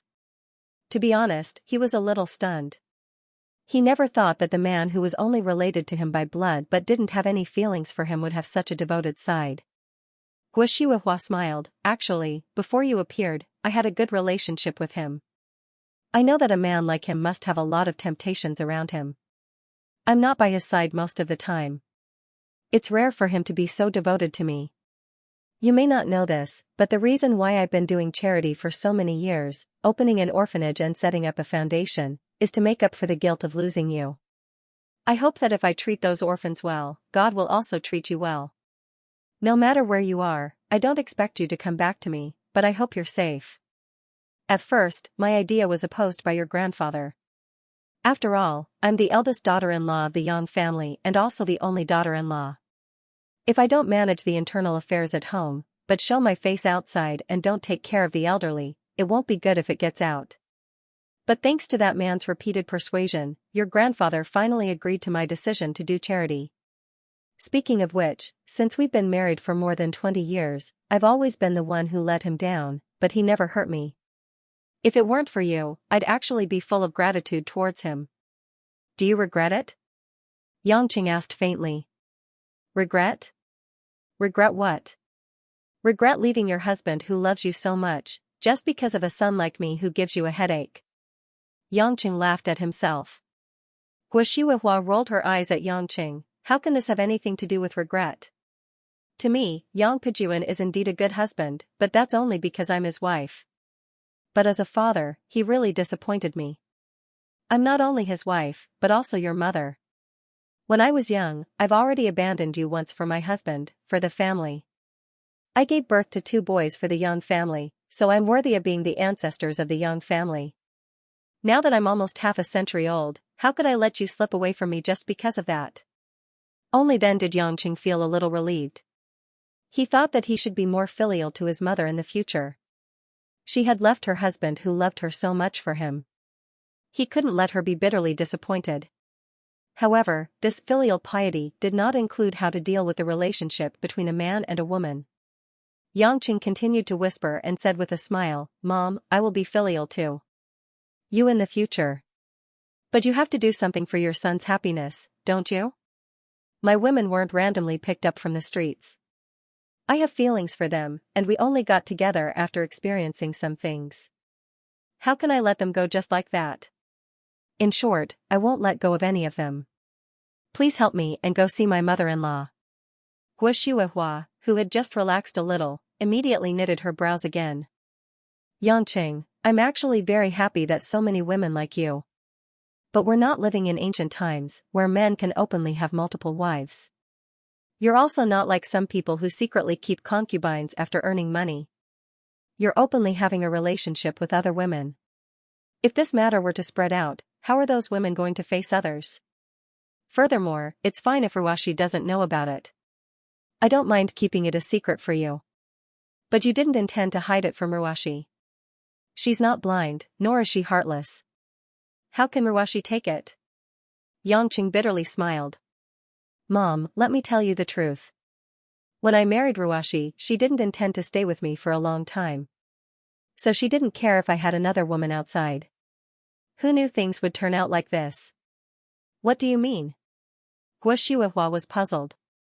What do you mean by didn't intend to stay with you for a long time? How did you and Ruashi get to know each other and get married? This isn't child's play. Besides, Ruashi is a smart woman. Why would she marry a man so easily? Xianxia rubbed his nose awkwardly. But facing his mother, he knew that he had to tell her sooner or later. After all, Guoxiuehua wouldn't spread it around. So, Xianxia told her how he came back to China to sell mutton skewers. Then, he accidentally bumped into Lin Ruashi in a bar. She was in a bad mood because of Lin Kuan's incident. After she was drugged, he saved her but mistook her for a bartender. When she heard how Xianxia mistook Lin Ruashi for a prostitute and stole her chastity, Guoxiuehua's mouth opened so wide that an egg could fit in it. In the end, Guoxiuehua didn't know whether to laugh or cry. She quickly slapped Xianxia a few times and said hatefully, Kid, what's with that look in your eyes? What's with your brain? Have you seen a prostitute, a woman like that, would she need to be drugged? She's in that line of work, why would she need to be drugged? Besides, how could someone as beautiful as Ruashi do that kind of thing? Xianxia rubbed the back of his head. Thinking back, it made sense. Back then, he was really blinded by lust. He didn't care about the consequences and tacitly agreed to Lin Ruashi's identity. Come to think of it, in a sense, he was no different from Zhang Hu and his group. This was so embarrassing. I finally understand. It turns out that your wife was stolen by a bad boy like you. Guoxiuehua poked Xianxia's head with her finger. I knew it, Ruashi is such a well-behaved person, how could she fall for a silly boy like you? Xianxia laughed dryly and said, It's not like I won't pay the bill after eating. Aren't I already married? Moreover, I'm on the right track. Is this considered on the right track? You guys even have separate rooms. When will my wish of holding a grandson come true? Guo Shuihua pretended to be angry and said. Yangqing said, Mom, this matter can't be rushed. I'm prepared at any time, but Ruashi wants me to cut off all my other relationships before she's willing to share a room with me. Isn't she trying to kill me? There's nothing wrong with this. She's trying to give you a ruthless medicine to help you make up your mind to cut the Gordian knot, Guo Shuihua said. Yangqing gritted his teeth and said, Mom, why are you always speaking up for Lin Ruashi? If I had a few more women, wouldn't it be more efficient to help you give birth to little Yangqing? Besides, Mom, the Ruashi you've seen these few days isn't the real her. How could she change from a workaholic to a housewife so quickly? She's purposely making you and Mother Wang side with her so that she can target me. Yangqing was so anxious that he had no other choice but to be a villain and spread negative news about Sister Lin behind her back. Who knew that after Guo Shuihua heard this, she chuckled and said, Aya, my son, do you really think that your mother and Mother Wang are old and muddle-headed? What? Yangqing was puzzled. Guo Shuihua shook her head and sighed, I'm Ruashi's mother-in-law, but I'm also a woman. Of course, I know Ruashi better than you. These few days, Ruashi suddenly became so obedient and likable. Do you really think I don't know why? I even told Yulan privately that Ruashi really knows how to make us like her. Yangqing then realized that Guo Shuihua already knew that Lin Ruashi was doing this on purpose. He asked doubtfully, then why? Because even if Ruashi is playing some tricks, her heart is good. She's really filial to us and she's trying her best to fight for what she deserves. Guo Shuihua smiled and said, since she's doing this, it's only good for our family. Why should we point out Ruashi's actions? Yangqing was speechless. He pulled a long face and said hesitantly, you guys are having fun, but I'm being forced to the edge of a cliff. Guo Shuihua smiled and said, Mom can't help you with these problems. Mom just wants everyone in the family to live a peaceful and happy life. If you're capable, then let Ruashi accept your choice. If you're not capable, then don't mess up the family. Guo Shuihua's words had already magnified the scale. It was obvious that she wouldn't interfere with Yangqing's private life. At the end of the day, a son wasn't a husband. If her son had many women, then as a mother, there was nothing for her to be afraid of. Moreover, Guo Shuihua wasn't born in an ordinary family. She had seen many situations where a man had many women. Yangqing thought for a while and said, I can't guarantee what will happen in the future. But I will definitely do my best to make everyone around me happy. The most important thing now is that my mother-in-law is waiting to meet you. Mom, do me a favor and meet her. With your social skills, it shouldn't be too difficult. This time, he even used bootlicking.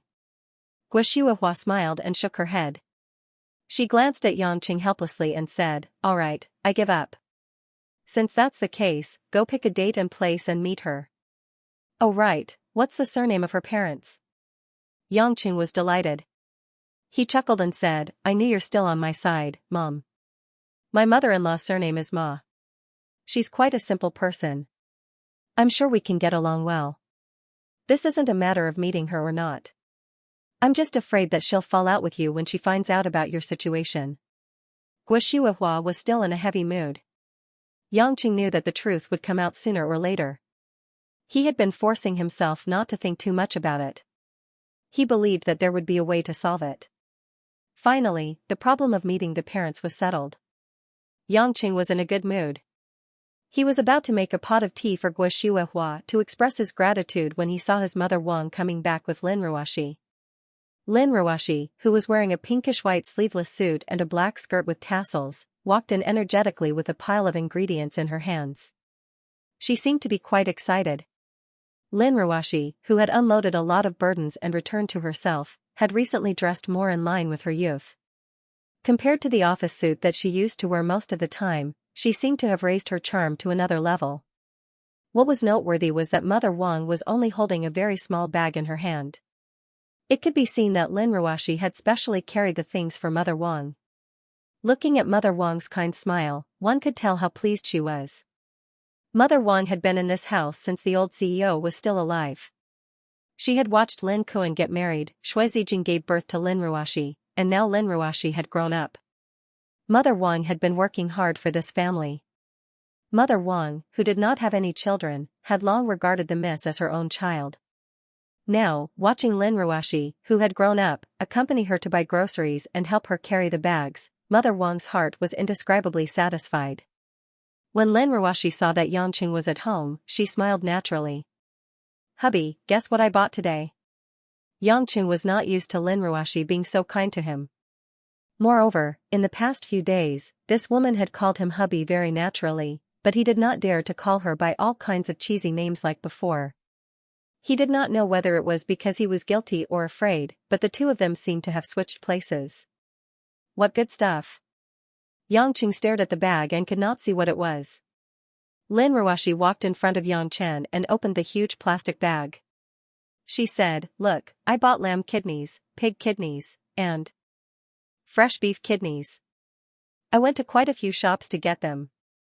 I also bought cashews, wolfberries, and other ingredients as ingredients." "That. Ruoshi, why did you buy so many kidneys?" Cold sweat appeared on Yangcheng's forehead. What did she mean? "Of course it's to nourish your body." Lin Ruoshi said with distress, "You are so tired every day outside. I was worried that you would be too tired to bear it, so I bought these kidneys for you to nourish your body." Of course, Guo and Wang Ma knew what he was talking about. Wasn't it the two most important parts of a man? However, Lin Ruoshi wanted to nourish Yangcheng's kidneys. Obviously, it was not to say that Yangcheng was incapable, because everyone in the family knew that the young couple slept in separate rooms. Lin Ruoshi was obviously mocking Yangcheng. She hooked up with other women all day outside, and sooner or later he would not be able to bear it. In order to not let him lose the ability to fight so early, she wanted to nourish him at home. Yangcheng's forehead was full of black lines. He did not expect that Lin Ruoshi would do this. It was obvious that she was taking revenge on him and embarrassing him. Moreover, she did it in such a gentle and considerate way, making him unable to lift his head. "Hubby, why do you look so pale? Are you not feeling well?" Lin Ruoshi asked with a bit of a playful look in her eyes. Yangcheng took a deep breath. It was his fault, so he had to swallow the bitter fruit. He did let her down. However, his kidneys really did not need nourishing. Yangcheng smiled reluctantly and said, "It's okay. I'm very touched. But Ruoshi, there are so many kidneys. You won't finish all of them, right?" "Of course, I will finish all of them. You have such a big appetite. I will cut the lamb loin, stir-fry the pork loin, and ask Mother Wang to help me make a braised beef loin. In this way, you can eat different flavors." Lin Ruoshi said happily and did not forget to add, "These are specially for men to nourish their bodies. As for us, we will eat something else. Don't waste my kindness." Yangcheng still wanted to say something, but Lin Ruoshi had already run to Guo side. She took out some fresh vegetables and seafood that she bought in high spirits. She talked about cooking seafood for her mother-in-law, which made Guo happy again. Yangcheng let out a long sigh in his heart. How flirtatious he would be after this meal. After waiting for Lin Ruoshi and Mother Wang to enter the kitchen, Yangcheng said to Guo, "Mom, why didn't you stop her? Ruoshi is playing with your son to death." Guo rolled her eyes and said, "I also know that Ruoshi is targeting you. But think about it carefully, there is nothing wrong with this. You fool around outside all day, but you still haven't given birth to a proper grandson or granddaughter for me. I am also anxious. Eat more if I ask you to. And look, Ruoshi is so virtuous now. She helps your Mother Wang with the housework, cooks, and washes your dirty clothes. You are a man and don't have to do anything. Is there anything to complain about when she cooks for you?" Yangcheng wanted to cry, but no tears came out. He really had nothing to complain about. Also, he couldn't say in front of his mother, "My kidney function is very strong." He could only swallow the bitterness in his stomach. About 2 hours later, Lin Ruoshi and Mother Wang were really busy preparing a sumptuous kidney feast. Of course, these kidneys were all supplements for Yangcheng. They were all placed in front of Yangcheng. Yangcheng's appetite had always been good. But when he saw the kidneys all over his eyes, his facial muscles still twitched. What was worse was that when Lin Ruoshi saw Yangcheng stop chopping, she would even look at him with an innocent and pitiful expression. She asked with a bit of grievance, "Hubby, is it because I don't cook well?" To be honest, ever since Lin Ruashi's cooking was taught by Li Jingjing and learned from Mother Wang, her cooking skills were obviously good. But who would let people eat kidneys as if they were rice? Yangqing didn't want to refuse. In the end, he braced himself and finished 3 big bowls of kidneys. If it wasn't for the fact that Yangqing's physical fitness was different from ordinary people, he would probably have a nosebleed in a matter of seconds. After lunch, Yangqing didn't dare to stay at home for long. Because it was Sunday, Lin Ruashi would stay at home to watch TV with the 2 elders. He felt that it was safer to hide. Also, after getting Wu Shihuahua's approval, Yangqing was anxious to talk to Ma Guifeng about the meeting, so that they could set a date and place. On the way to sister-in-law Xiang's Sichuan restaurant, Yangqing called Mo Qianni. When Mo Qianni, who was working overtime, heard that Wu Shihuahua had agreed to meet, she was so excited that she almost jumped out of her office chair. "Hubby, did you tell Auntie that you're meeting my mother?" "I didn't say it in detail." "Anyway, you'll know when you meet her. My mother should have a good impression of you. When the time comes, it might be a surprise," Yangqing said. Mo Qianni nervously responded and regretfully said, "I should have gone with you, but I have to call a few executives for a meeting and I can't find the time. Fortunately, you already know about Auntie Xiang's shop. You can go and discuss it with my mom. After my mom makes the decision, I will definitely cooperate. Little Xianxia, don't worry too much. No matter what, I won't leave you behind. At most, I'll waste some time." Yangqing comforted her with a smile. Mo Qianni nodded and suddenly said, "By the way, hubby, did you go to see Chengwei after you came back?" Yangqing blushed, I didn't have time to go. I'm also upset. I'll go see Chengwei when I get home later. I'm also quite embarrassed." Mo Qianni hesitated for a moment and said, "You'd better hurry and go see Rose. I feel that she's not feeling too well these past 2 days. Also, when I told her that you've returned to China, she only smiled plainly and said that she knows. I keep feeling that she seems to be purposely not contacting you." Yangqing was worried. Is Chengwei hiding something from me? For a long time, Chengwei was the woman that he was least worried about, so he often left her at the end. Although Yangqing felt guilty, it was difficult to improve this problem. At this moment, when he heard Mo Qianni's words, Yangqing felt that something was wrong. He had been back in China for a long time, but why didn't Chengwei call him? He also didn't see Chengwei go out. Things were indeed strange. However, he had already driven on the highway. It was inconvenient to turn around and go back. He could only suppress the worry in his heart and continue to go to sister-in-law Xiang's restaurant. Half an hour later, Yangqing came to the restaurant again. At this moment, there were only a few customers in the restaurant. After all, it was past lunchtime, so sister-in-law Xiang wasn't too busy. She stood at the counter and calculated the bill. Yangqing looked around and didn't see Ma Guifeng, so he walked forward and asked with a smile, "Sister-in-law Xiang, where is my mother-in-law?" Auntie Xiang looked up and saw that it was Yangqing. She was pleasantly surprised and said with a smile, "I was wondering who came here to find his mother-in-law. So it's Yangqing. Guifeng just went to the Hunan restaurant next door to borrow some food. She should be back soon. You can wait for a while." "Borrow food?" Yangqing was a little puzzled. This food could be borrowed? Auntie Xiang smiled and said, "Our small restaurants sometimes exchange ingredients. Occasionally, when one restaurant is out of stock and another restaurant has it, we borrow it first. We can't just not cook for our customers after they order, right? Besides, we don't need this little bit of money. Everyone helps each other to do business." Yangqing suddenly understood what was going on. He found a chair and sat down. He wanted to smoke a cigarette, but then he thought that it would be bad for his image if Ma Guifeng saw him, so he embarrassedly put the cigarette back. Fortunately, Ma Guifeng came back not long after. She was carrying a black plastic bag in her hand. It should be the food that she borrowed. However, Ma Guifeng's face didn't look good. Her face was slightly pale and she looked a little absent-minded. Yangqing, who was sitting at the door, almost didn't see it. After handing the food to Auntie Xiang, Ma Guifeng noticed Yangqing. She forced a smile and said, Yangqing, why are you here?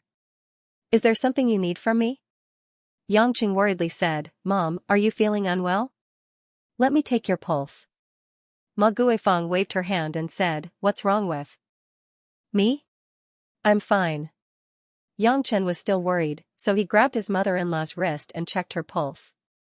He didn't have any medical skills, but with his cultivation, he was more useful than any divine doctor. In the end, Yangqing didn't find anything wrong with Ma Guifeng. She was very healthy, so he embarrassedly let go of Ma Guifeng's hand. However, Ma Guifeng could tell that Yangqing really cared about her. Her eyes were filled with joy. Tell me, what's the matter? Yangqing nodded and told Ma Guifeng about Guishua's promise to meet and asked Ma Guifeng to pick a date. Ma Guifeng's face lit up. I'll listen to my in-laws. I'm not familiar with Zhonghai. Let's just pick a day when everyone is free and have a simple gathering.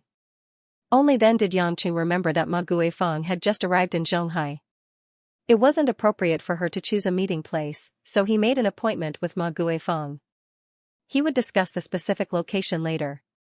After saying goodbye to Ma Guifeng, Yangqing thought about Qiangwei, so he rushed back, but this time he parked the car outside and ran to Qiangwei's house. He called Qiangwei's house. It rang a few times before Qiangwei picked up. Hubby, why are you calling? What's the matter? Qiangwei's voice was as gentle and beautiful as ever. Yangqing heard something else. It seemed that Qiangwei was worried about something. He said, Can't I come to see you if I have nothing to do? I've been back in the country for a few days, but I haven't had the time to come. I'm at your house now. Open the door. Qiangwei was silent on the other end of the line. She said softly, I'm taking an afternoon nap. I don't feel like getting up. Hubby, why don't you come tomorrow? Yangqing frowned and said, Qiangwei, are you hiding something from me? This doesn't sound like something you would say. This time, Qiangwei was silent for a longer time. In the end, she sighed and said, All right, wait for a while. I'll go downstairs. This slight wait took nearly 5 minutes before the door was opened from the inside. Qiangwei was wearing loose cotton pajamas at home and a pair of fluffy slippers. She looked like an ordinary city beauty at home. The few strands of purple hair that were originally dyed purple were also gone, making Rose's face look a little more delicate and pretty, and less seductive. What made Yangqing notice that something was wrong was that Qiangwei had some makeup on her face. There were also traces of lipstick on her lips. Although it was light makeup, it made Yangqing pay special attention to it. Because Qiangwei didn't put on makeup even when meeting strangers. How could she take an afternoon nap at home and put on makeup when she came down to open the door? When Qiangwei saw that Yangqing's expression had become serious, she didn't dare to look directly at Yangqing. She turned her body to the side and let Yangqing enter the room. She said softly, Don't look at me like that. I just woke up and am a little confused. Yangqing walked into the room and closed the door. His face didn't relax at all as he asked seriously, You're injured, and it's an internal injury, right? Even if he didn't check her pulse, with Yangqing's current cultivation, coupled with his many years of experience and comprehension of the martial way, the injury on Qiangwei's body had been seen through by Yangqing. It was obvious that Qiangwei had put on makeup to hide her pale face and lips. I still can't hide it from you. Qiangwei smiled bitterly, I'm sorry, husband, I shouldn't have thought of deceiving you. Yangqing didn't have the time to think about whether or not he could hide it. At this moment, he pulled Qiangwei to sit on the sofa and carefully examined the meridians in Qiangwei's body. He frowned and said, Did you fight with someone who cultivates inner force? Your meridians have obvious signs of injury. Qiangwei nodded, It's someone who cultivates hard qigong. I don't know if it counts as inner force. I underestimated my opponent and was too careless. Cough. At this point, Qiangwei couldn't help but cough a few times. She covered her chest with one hand and frowned slightly. It was obvious that she wasn't feeling well. Careless? Your lungs are injured. If you're not careful, it will be your heart meridian. What the hell are you doing? Why did you have to fight with those experts? Don't tell me that you're still fighting for your life. How many times? Have I told you that if you encounter a difficult problem, I will help you solve it? Yangqing raised his voice by several degrees. If it wasn't for the fact that this woman was injured, Yangqing couldn't wait to hold her thighs and fiercely slap her butt. She almost got into a life-threatening situation. How could he not be angry? Xiang Wei bitterly smiled and pouted, I know I'm wrong. Husband, don't be angry. In the future, I won't do it again. Yangqing let out a long sigh and said, let's not talk about anything else. I'll help you treat your injuries. Just close your eyes and turn around. Don't think about anything. Although Xiang Wei didn't know what Yangqing was going to do, she still obediently turned her back. She didn't want to see Yangqing. She was afraid that Yangqing would be angry with her. After all, Yangqing was against her putting herself in danger. Now that something really happened, how could she dare to be discovered by Yangqing? But she didn't expect that she still couldn't escape this disaster. Yangqing didn't say much. He gently put one hand on Xiang Wei's back, and then a strong and vast warm current slowly entered Xiang Wei's body. Xiang Wei only felt that there were countless streams flowing there where her back was injured. It was numb and itchy, but it was very comfortable. She didn't know what it was. Later, these streams began to flow to her whole body, making Xiang Wei feel so comfortable that she wanted to fall asleep. She didn't need to think about anything. But this carefree feeling only lasted for less than a minute. She heard Yangqing say behind her, okay, your injuries are all right. Xiang Wei was stunned. She turned around in surprise and carefully felt her body. Indeed, there was no sign of injury at all. She was even more refreshed and energetic than before. In the past, she had relied on Yangqing's blood to treat her wounds. Xiang Wei already felt that it was extremely magical.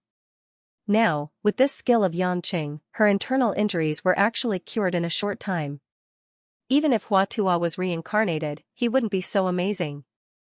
Hubby, how did you do it? Xiang Wei couldn't help looking at Yangqing with a pair of watery eyes full of expectation. She wanted to know what kind of ability this was. Yangqing felt a little embarrassed when his woman looked at him with admiration.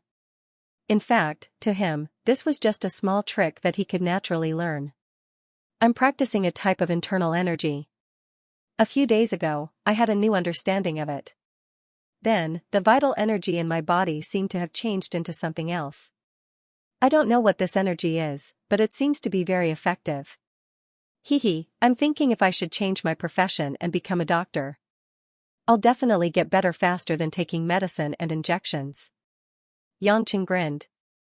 The endless resolve restoration scripture vital energy in his body had unexpectedly changed after he had a sudden epiphany that morning. However, Yangqing didn't know what it was. He only knew that he understood something, but he couldn't explain it. Yangqing reckoned that the next time he met Yan Sanyang, he would be able to find out what exactly happened. Xiang Wei was a little disappointed.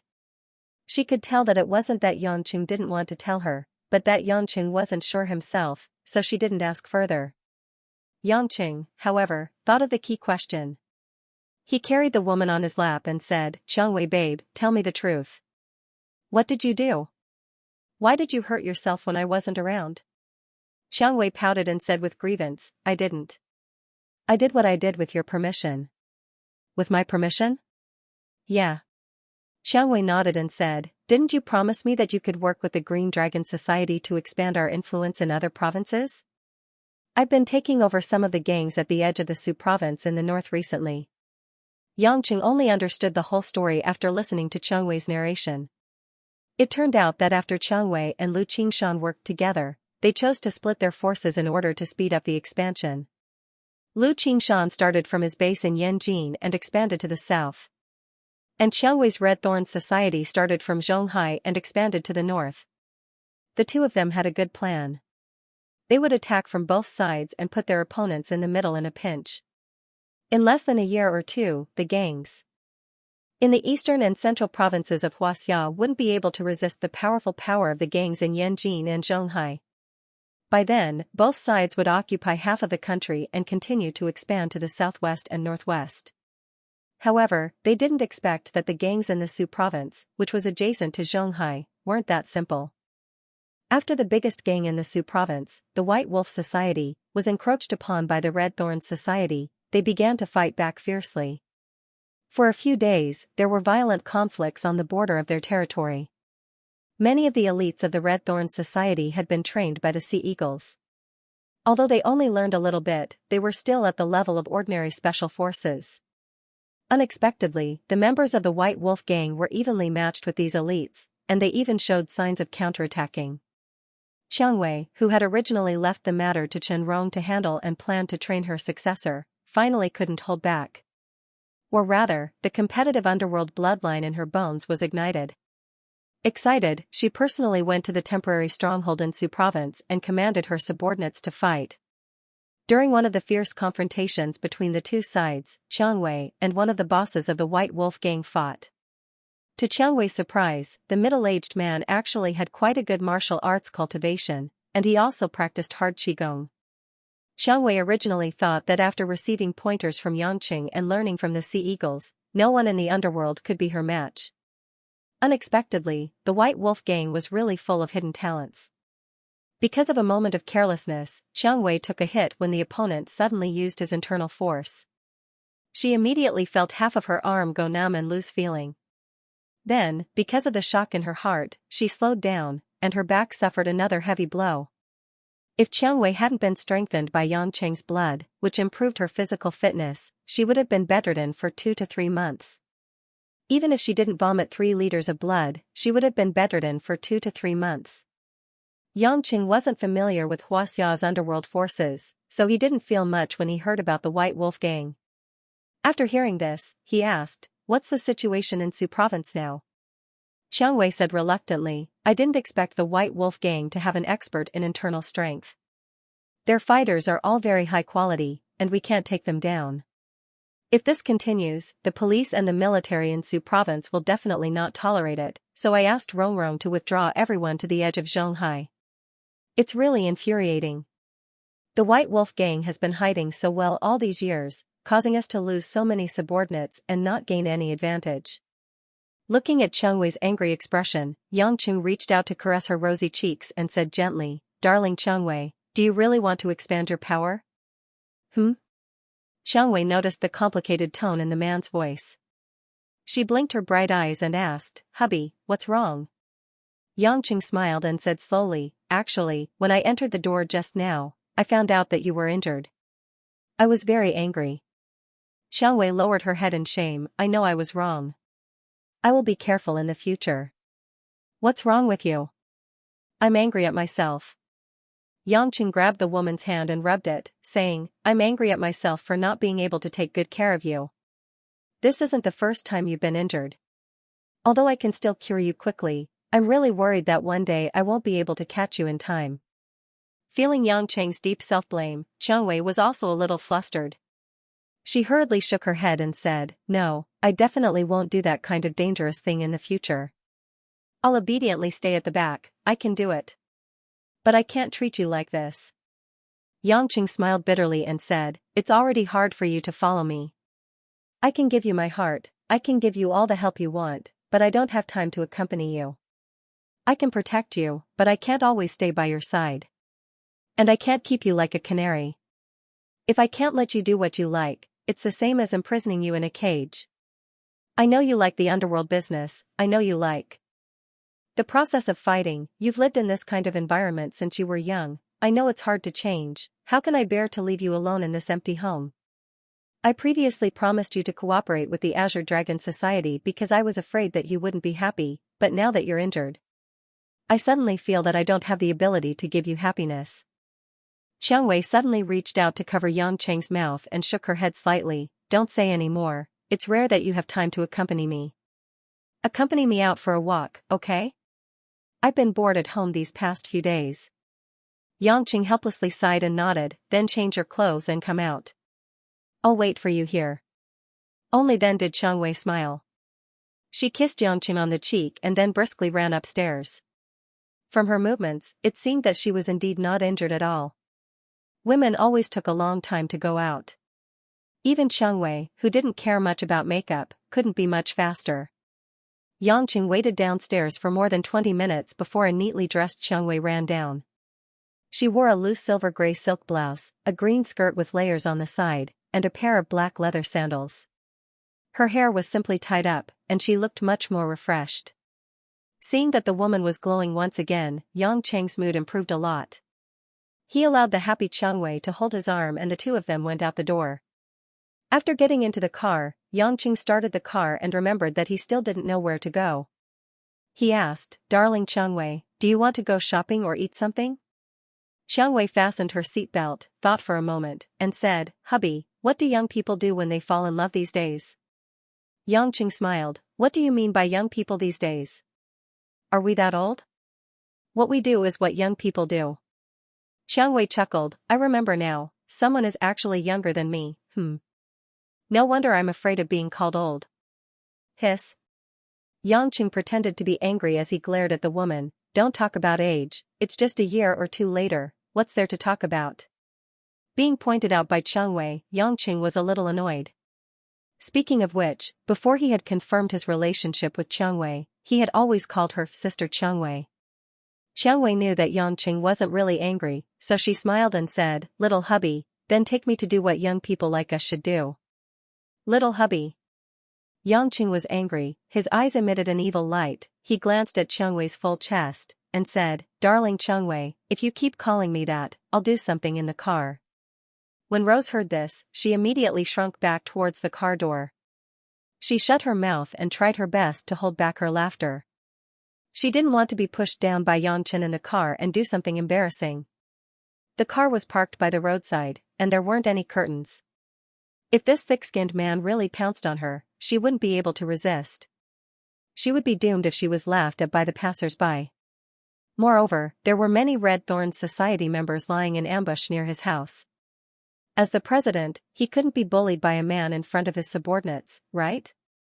Looking at Xianxia's timid expression, only then did Yang Cheng find a balance in his heart.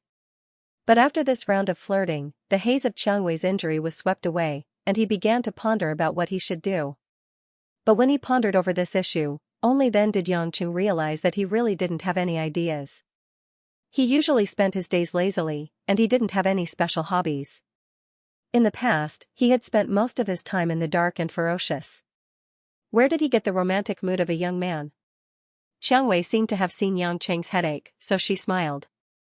"If you can't think of anything, then let's just stroll around. For someone like me who rarely goes out, everything is actually interesting." Only then did Yang Cheng recall that aside from attending some underworld events, Xianxia practically never went out. She could be considered as an otaku. Thus, he felt relieved and drove the car towards the city center. After aimlessly driving around Shanghai City, Xianxia only got out of the car once. It was to a music store on the ground floor of a building, in order to buy a CD album by the British female singer, Adele. After putting the CD into the car and playing it, the whole car began to be filled with the young female singer's characteristic, slightly hoarse but full of explosive sound waves. Yang Cheng was surprised that Xianxia would think of buying a music CD. As he drove out of the city, he said, "I never expected that my Xianxia babe also likes music, and it's even European and American pop music." Xianxia lightly smiled as she looked at Yang Cheng. "I'm practically staying at home every day. Aside from checking if some invested industries are operating well, the rest of the time is spent either exercising, watching TV, or watching movies. If there aren't any good movies, then I can only listen to music." Yang Cheng nodded his head. He remembered that when Xianxia still stayed behind the bar, she always had a computer in her bedroom. "Actually," Xianxia suddenly said, "although it has been more than a year since we first met, we haven't really spent much time together. You don't know what I like, just like I don't know what you like. It's the same." These words were said casually, but Yang Cheng didn't feel comfortable when he heard it. He also knew that this was Xianxia's resentment towards him for not being able to spend time with her. Just because she didn't say it didn't mean she didn't have it in her heart. Previously, Tang Wan had criticized him for not understanding Lin Ruashi enough. Now, it seemed that it was not only Lin Ruashi, but he also did not understand the women around him. Speaking of which, it was strange. When people fell in love, they might not have a result even after a few years, but he, who didn't even know what the woman he liked, had already reached the final step. Many men might be envious of such a thing, but Xianxia knew that if he continued like this, there would be too many unnecessary troubles sooner or later. Since he was determined not to give up on any woman, he still had a long way to go in the future. He couldn't just roll onto the bed every time they met, and he couldn't say the damsel in distress every time and move women's hearts. It was necessary for them to understand each other in life. Xianxia sighed in his heart. It was time to care about the lives of his loved ones. Thus, he turned to the music and said, I don't really listen to music. Although I can sing some songs, I don't have any special interest in music. Tell me why you like this singer. Since you listen to it often, you can tell me something about music. Xianxia pursed her lips and pondered for a while. I just listen to it blindly.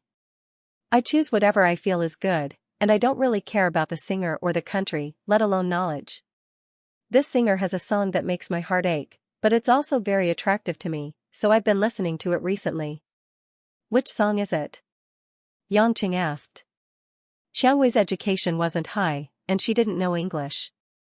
Thus, she couldn't name the song at once, so she could only choose one song at a time. When she heard the beginning melody of one of the songs, Xianxia said sweetly, it's this song.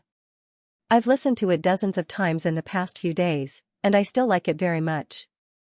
However, I don't know English, and I don't have the habit of looking up lyrics, so I can only listen to the melody. Xianxia looked at the name of the song on the screen, Someone Like You. The melodious singing came out. Adele's voice was like the agitation of the soul, capturing the softness in people's hearts. Gradually, Xianxia was also intoxicated by this sad melody. When she heard the lyrics of the song repeated several times, Xianxia asked in a somewhat confused tone, Honey, what does this English sentence mean? Every time I hear it, I feel a little pain in my heart. Sometimes, love can become eternal, but sometimes, love can be so hurtful. Naturally, Xianxia could understand the meaning of every word of the lyrics. Because of this, he, who was originally quite heavy on matters of the heart, was particularly touched by this song. Xianxia silently repeated it a few times, and a few traces of sadness flowed through her moist eyes. Finally, she pursed her lips and smiled, although I don't know English, even if this lyric is translated, it's still very beautiful. But I think what Adele means is that even if love can't be eternal, even if it hurts people, she can't bear to let go. Xianxia turned his head and looked at Xianxia, who lowered her head with a sad face. He frowned and reached out to stroke the woman's hair. Don't let your imagination run wild. This song should be for a heartless man. Your man, I am not that kind of person. We can definitely make it eternal. Xianxia burst into laughter and rolled her eyes at Xianxia. You are indeed not a heartless man, but you are a playboy. Xianxia shrugged awkwardly and stepped on the accelerator.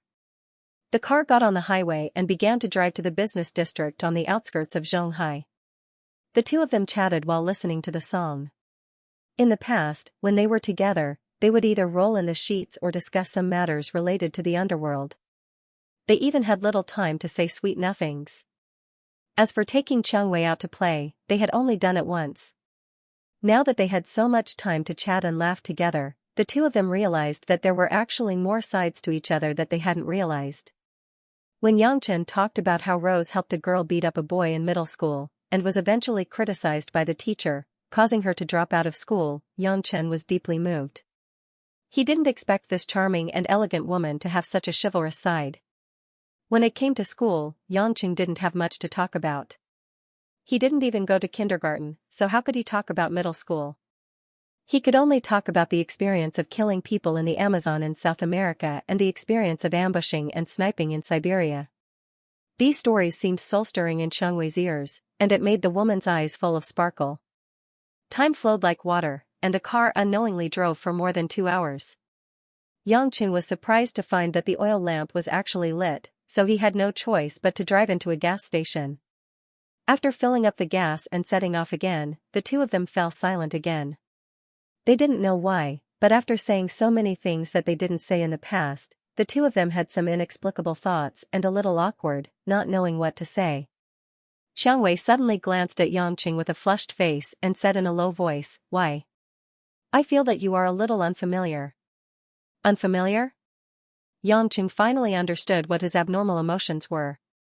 Indeed, he also felt that the Changwei beside him was very different. There were too many hazy colors that he didn't understand. "Oh my, what should I do?" Yangqing said in a serious tone. "I actually slept with a woman I don't know. My chastity is going to be ruined." Changwei reached out her hand and pinched Yangqing's arm, just like how a normal girlfriend would pinch her boyfriend, as if this was a woman's instinct. "Damn hubby, don't you have any shame? I'm being serious with you, but you're talking glibly again." Yangqing laughed and said, "To be serious, it's actually quite useful to chat like this." "What do you mean?" Changwei didn't understand. "Baby, think about it. The two of us have become strangers. When we roll in the sheets again, it'll be the passion of strangers. I'll be picking wildflowers and you'll be cheating on me. This is so." Before Yangqing could finish, Changwei was already bashfully whipping Yangqing a few times. "Go to hell, Yangqing. You're the one cheating on me, you're the one cheating on me." Looking at Changwei's coquettish appearance, ignoring her demeanor and scratching his body, Yangqing laughed crazily and felt a wave of warmth in his heart. In the past, because Changwei wanted to be the leader of the Red Thorns Society, she naturally had to raise her prestige and put on a high attitude. She also couldn't do too many immature actions. In short, she always wore a mask. At this moment, Rose, who had unloaded her burdens and opened up her heart through chatting, was no different from other young girls of the same age. She was acting coquettishly and making a ruckus just like any other girl of the same age. After playing for a while, Yangqing almost crashed the car into the guardrail. When the car drove into a commercial district, Changwei, who had been laughing and making a fuss for a while, was blushing and panting. Yangqing winked at the woman. "President, after playing for so long, are you thirsty?" Changwei also realized that she was a little out of control. But thinking that the person beside her was her man and not her subordinate, it didn't matter. Being herself again, Changwei enjoyed it. After talking so much, she was really thirsty, so she nodded. "What do you want to drink?" Yangqing saw that the sky was getting dark, so he decided to drink something and accompany Changwei to find a restaurant for dinner. Changwei looked left and right at the shops on both sides of the street. Suddenly, her eyes lit up. She pointed at a delicately decorated, recognizable restaurant in front of him. "Let's go there." Yangqing looked at the dazzling logo. Everyone on Earth could recognize it. It was a Starbucks. "Changwei baby, why do you want to drink coffee all of a sudden?" Yangqing always felt that a woman like Changwei wouldn't choose a fast food restaurant. In fact, it was also because Yangqing had stayed abroad for a long time. He didn't know that in Xianxia, Starbucks was considered a small bourgeoisie. It was far from the fast food drinks abroad. Changwei pouted her red lips. "I often see advertisements on TV. I've always wanted to try it, but I don't know how to buy it, so I've never tried it. I'm very curious." Yangqing was speechless. It wasn't that he was surprised that Changwei hadn't drunk Starbucks that could be found everywhere in the world. It was because he had only accompanied Lin Ruashi once. "Since that's the case, I'll bring you in to see it, although I haven't really drunk it before." Yangqing scratched his head and started to pull over. Changwei understood the meaning behind his words and asked curiously, "Hubby, don't you drink it when you're abroad? Starbucks should be very popular abroad." Yangqing curled his lips. He couldn't say that when he was abroad, fast food coffee like Starbucks wasn't good enough for him to drink, so he casually said, "I don't have the habit of drinking coffee." As they spoke, the car stopped, and the two got out of the car. Changwei took the initiative to hold Yangqing's arm. Her bright eyes were full of excitement, like a little girl walking into a doll shop and walking into a small Starbucks. Because the two got out of the snow-white BMW, it easily attracted a lot of attention from passers-by. Many people couldn't help but look at Changwei's happy and beautiful face. Yangqing was not a saint. He naturally felt a little proud in his heart. Every time he appeared on the street with a woman, he could always make people envious. If one day, he brought a group of women out and snuggled up to him, he didn't know if it would make some men want to kill him. What was sad was that this kind of thing was just a dream at present. This Starbucks was much smaller than the one he had brought Lin Ruashi to before, but it was designed to look like a European study. The strong aroma of coffee permeated the air, and the nostalgic leather chairs and short wooden tables were placed neatly. Several men and women who looked like white-collar workers sat there. Some were surfing the internet on their laptops, and some were reading magazines. When they saw Yangqing and Xiangwei enter the door, most of these people showed a strange look. It wasn't that Yangqing and Lin Ruoshi had flowers on their faces. It was just that although Yangqing had become a gold-collar person in the company, his usual temperament was no different from when he was selling mutton skewers. He was lazy like an unemployed man on the street. Although Xiangwei was a woman who grew up soaked in the blood of the underworld, she had the elegance and gentleness of a lady. No matter how you looked at it, she was several levels higher than Yangqing. What's more, Yangqing had an ordinary face. Compared with Xiangwei's beauty, it was like a toad biting a swan's meat. At the first moment, many people sighed in their hearts. No wonder it was said that men who were not bad would not be loved by women. This man must have been unlucky for several lifetimes. In this lifetime, he was willing to let a flower be planted there. Yangqing was too lazy to care about these strange gazes. He took Xiangwei to the bar and asked with a smile, "What do you want to drink?" "Just order whatever you want." Xiangwei looked at the various beverage names on the signs and was a little confused. She had only drunk pearl milk tea when she was a student. She didn't know much about these cold coffee drinks. Xiangwei turned her head and looked at the drinks that the others in the cafe had ordered. She didn't want to ask too much and just ordered the same drink as the one she liked. Xiangwei's eyes lit up after taking 2 glances. She dragged Yangqing and turned around. She pointed to a large drink ordered by a woman in a white suit not far away and said, "Hubby, I want that." Yangqing took a closer look. The woman was drinking a pink cold drink. It looked really dazzling. No wonder Xiangwei was immediately interested. Yangqing didn't know what it was called, so he asked the female cashier behind the counter, "Miss, what is that person drinking over there?" The cashier maintained her smile, but she didn't hide the contempt in her eyes for Yangqing. After all, he was still young and not very reserved. "Sir, that lady is drinking strawberry. It's a custom-made cold drink. It's not written on the cold drink list," the cashier explained. Yangqing nodded in realization. Some coffee or cold drinks were preferred by certain customers, but they weren't sold in the coffee shop all year round. Most of the time, even if the drinks weren't on the menu, it didn't mean that they wouldn't serve them. Business was always flexible. She didn't know if the cashier deliberately said the English name, but Xiangwei didn't know what this drink was, so she pulled Yangqing's arm and asked generously, "Hubby, what is that 4-corner berry?" Yangqing smiled and said, "It's strawberry. It's probably a strawberry-flavored cold drink. Do you like it?" "So strawberry is called 4-corner berry. Then I'll choose it, but I don't need such a big cup." Xiangwei wasn't sure, so she didn't think it was necessary to take a cup that was too big. As soon as she finished speaking, a sneer suddenly came from behind, seemingly unintentional. "It's ridiculous for a country bumpkin to pretend to be elegant." The two of them didn't lower their voices, and the cafe was very quiet and small. In addition, many people around them were paying attention to the two of them. Therefore, this conversation was heard by many people. The woman closest to them was wearing thin black-rimmed glasses. Her appearance was pretty, and she wore a light-colored silver-gray suit. She looked quite intellectual. Previously, she had been paying attention to Xiangwei's words and actions. Out of a kind of comparison, she would naturally pay more attention to someone who was prettier than her. At this time, the woman found that Xiangwei didn't know anything about the things in Starbucks. She didn't even know the simplest English word strawberry. Her eyes were full of contempt, and she felt that her self-confidence was strengthened again.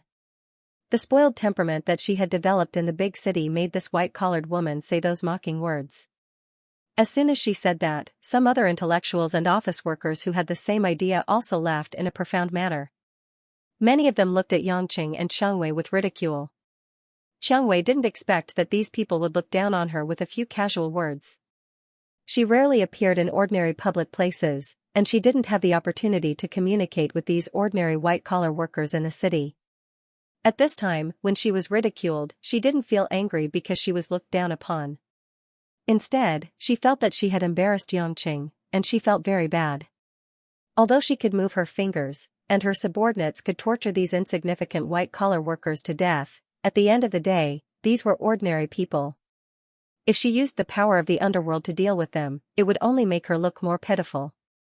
Originally, Xianxia couldn't be bothered with these people. These people just had nothing to do all day, and they liked to find a sense of superiority from the weak. It was a waste of time to argue with them. However, when Xianxia noticed that there was a trace of sadness, grievance, and sadness in Xiangwei's eyes, he didn't want to just let it go. Xianxia walked to the white-collar female who spoke with his arm around Xiangwei, and said with a blank expression, "Apologize to my woman. You made her unhappy." In this day and age, there were many overseas returnees. Many people in the cafe also came back from abroad. Soon, they could tell that this woman was speaking French. Obviously, she wanted to embarrass Xianxia again. The woman's meaning was very simple. "You want to argue?" "Sure, but do you understand what I'm saying?" Unfortunately, Xianxia didn't think about it and opened his mouth. "Aux excuses de femme de mine." The authentic French pronunciation with a Parisian accent made the woman, who had her head lowered, finally raise her head in astonishment. She looked at Xianxia in disbelief, and the surrounding onlookers were also stunned. They even wondered if they were hearing things. How could this young man who seemed to have difficulty graduating from junior high school speak such pure French? Xiangwei's eyes were full of happiness. Although she didn't understand, she knew that Xianxia was standing up for her. She wasn't a weak woman. Because of this, it was particularly precious to have a man's protection. Surprised? Do you think you're the only one in the world who can speak French? Is it shameful not to know English? Do you know that your parents, your grandparents, don't know English, and there are many people who don't know English? If people who know English are just a group of people who like to be arrogant, then that's the sad reality. Xianxia said lightly. The woman's face turned red, and the people around them were also speechless. They were all educated people, and of course, they knew that what Xianxia said was right. It was just that people's arrogance often covered up their original innocence. "My woman doesn't know English, but she has nothing to feel guilty about."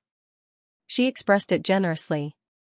"The two of us rarely drink coffee and rarely come to such a place, but it doesn't mean that we don't have the ability to spend money here, and it doesn't mean that we're not as good as you." Xianxia continued coldly, "If you still don't apologize, I don't mind suing you for assault." "You can try."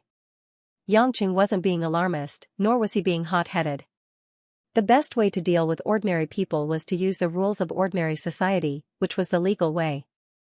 He couldn't just twist the woman's head off just because she made Xiangwei unhappy. Every world had its own rules. Just like how the God Lord didn't release the seal on mortals, and Hongmeng didn't interfere much with the secular world. Xianxia, who had a breakthrough in his cultivation and state of mind, had a deeper understanding of these seemingly tacit rules. I'm sorry, please forgive me." The woman finally lowered her head. Even though she was a little reluctant, she knew that if she didn't apologize, she wouldn't be able to get out of this embarrassing situation. Moreover, it would make her seem more of a sore loser. Only then was Xianxia satisfied. He hugged Xiangwei back to the counter and ordered 2 medium glasses of strawberry lemonade from the dazed cashier. When the pink cold drink was in her hand, Xiangwei's previous bad mood was forgotten. She carefully took a sip and then frowned, looking a little strange. "What's wrong? Doesn't it taste good?" Xianxia asked. Xiangwei shook her head. "It's sour, sweet, and has a strawberry flavor. It's very smooth, but because there are more flavors, it feels strange." Xianxia wasn't in a hurry to drink it. He held Xiangwei's hand and walked out of the cafe. He planned to find a suitable restaurant for dinner while drinking. "Hubby, what did you say to that woman just now?" Xiangwei bit her straw. Her voice was soft, and she revealed the expression of a charming little woman. She was also with Xianxia, and she had a relaxed attitude that she could only have when she was relieved of her burden. Xianxia casually said, "That woman told me to scram and not to talk nonsense in front of her. I told her not to take yourself too seriously. It's that simple. I thought you were going to make a move just now, so I was a little worried. After all, it's not good to cause some trouble for that kind of thing. Besides, I'm not very cultured, so it's not a big deal to be said a few words," Xiangwei said faintly. What are you saying? You don't even owe him money, why are you letting him talk about you for nothing? Even if you're willing, my heart will ache. Yangqing frowned. Xiangwei pursed her lips and asked, hubby, to be honest, do you feel uncomfortable because I've embarrassed you? Yangchen stopped in his tracks. With a serious expression, he said, I'll only be grateful that you're willing to stay by my side. In my eyes, even if you can't count with your fingers, I'll still find you adorable. Do you understand what I mean? If you say that again, I will be really angry. Xiangwei nodded thoughtfully and laughed, although I don't read much, I also know that a woman without talent is a virtue. It seems that it's true. Only a stupid woman like me can find a good man. Yangqing reached out his hand and pinched Xiangwei's nose, causing the woman to pout coquettishly. I think I should just call you stupid. What kind of nonsense is this? Yangqing sighed.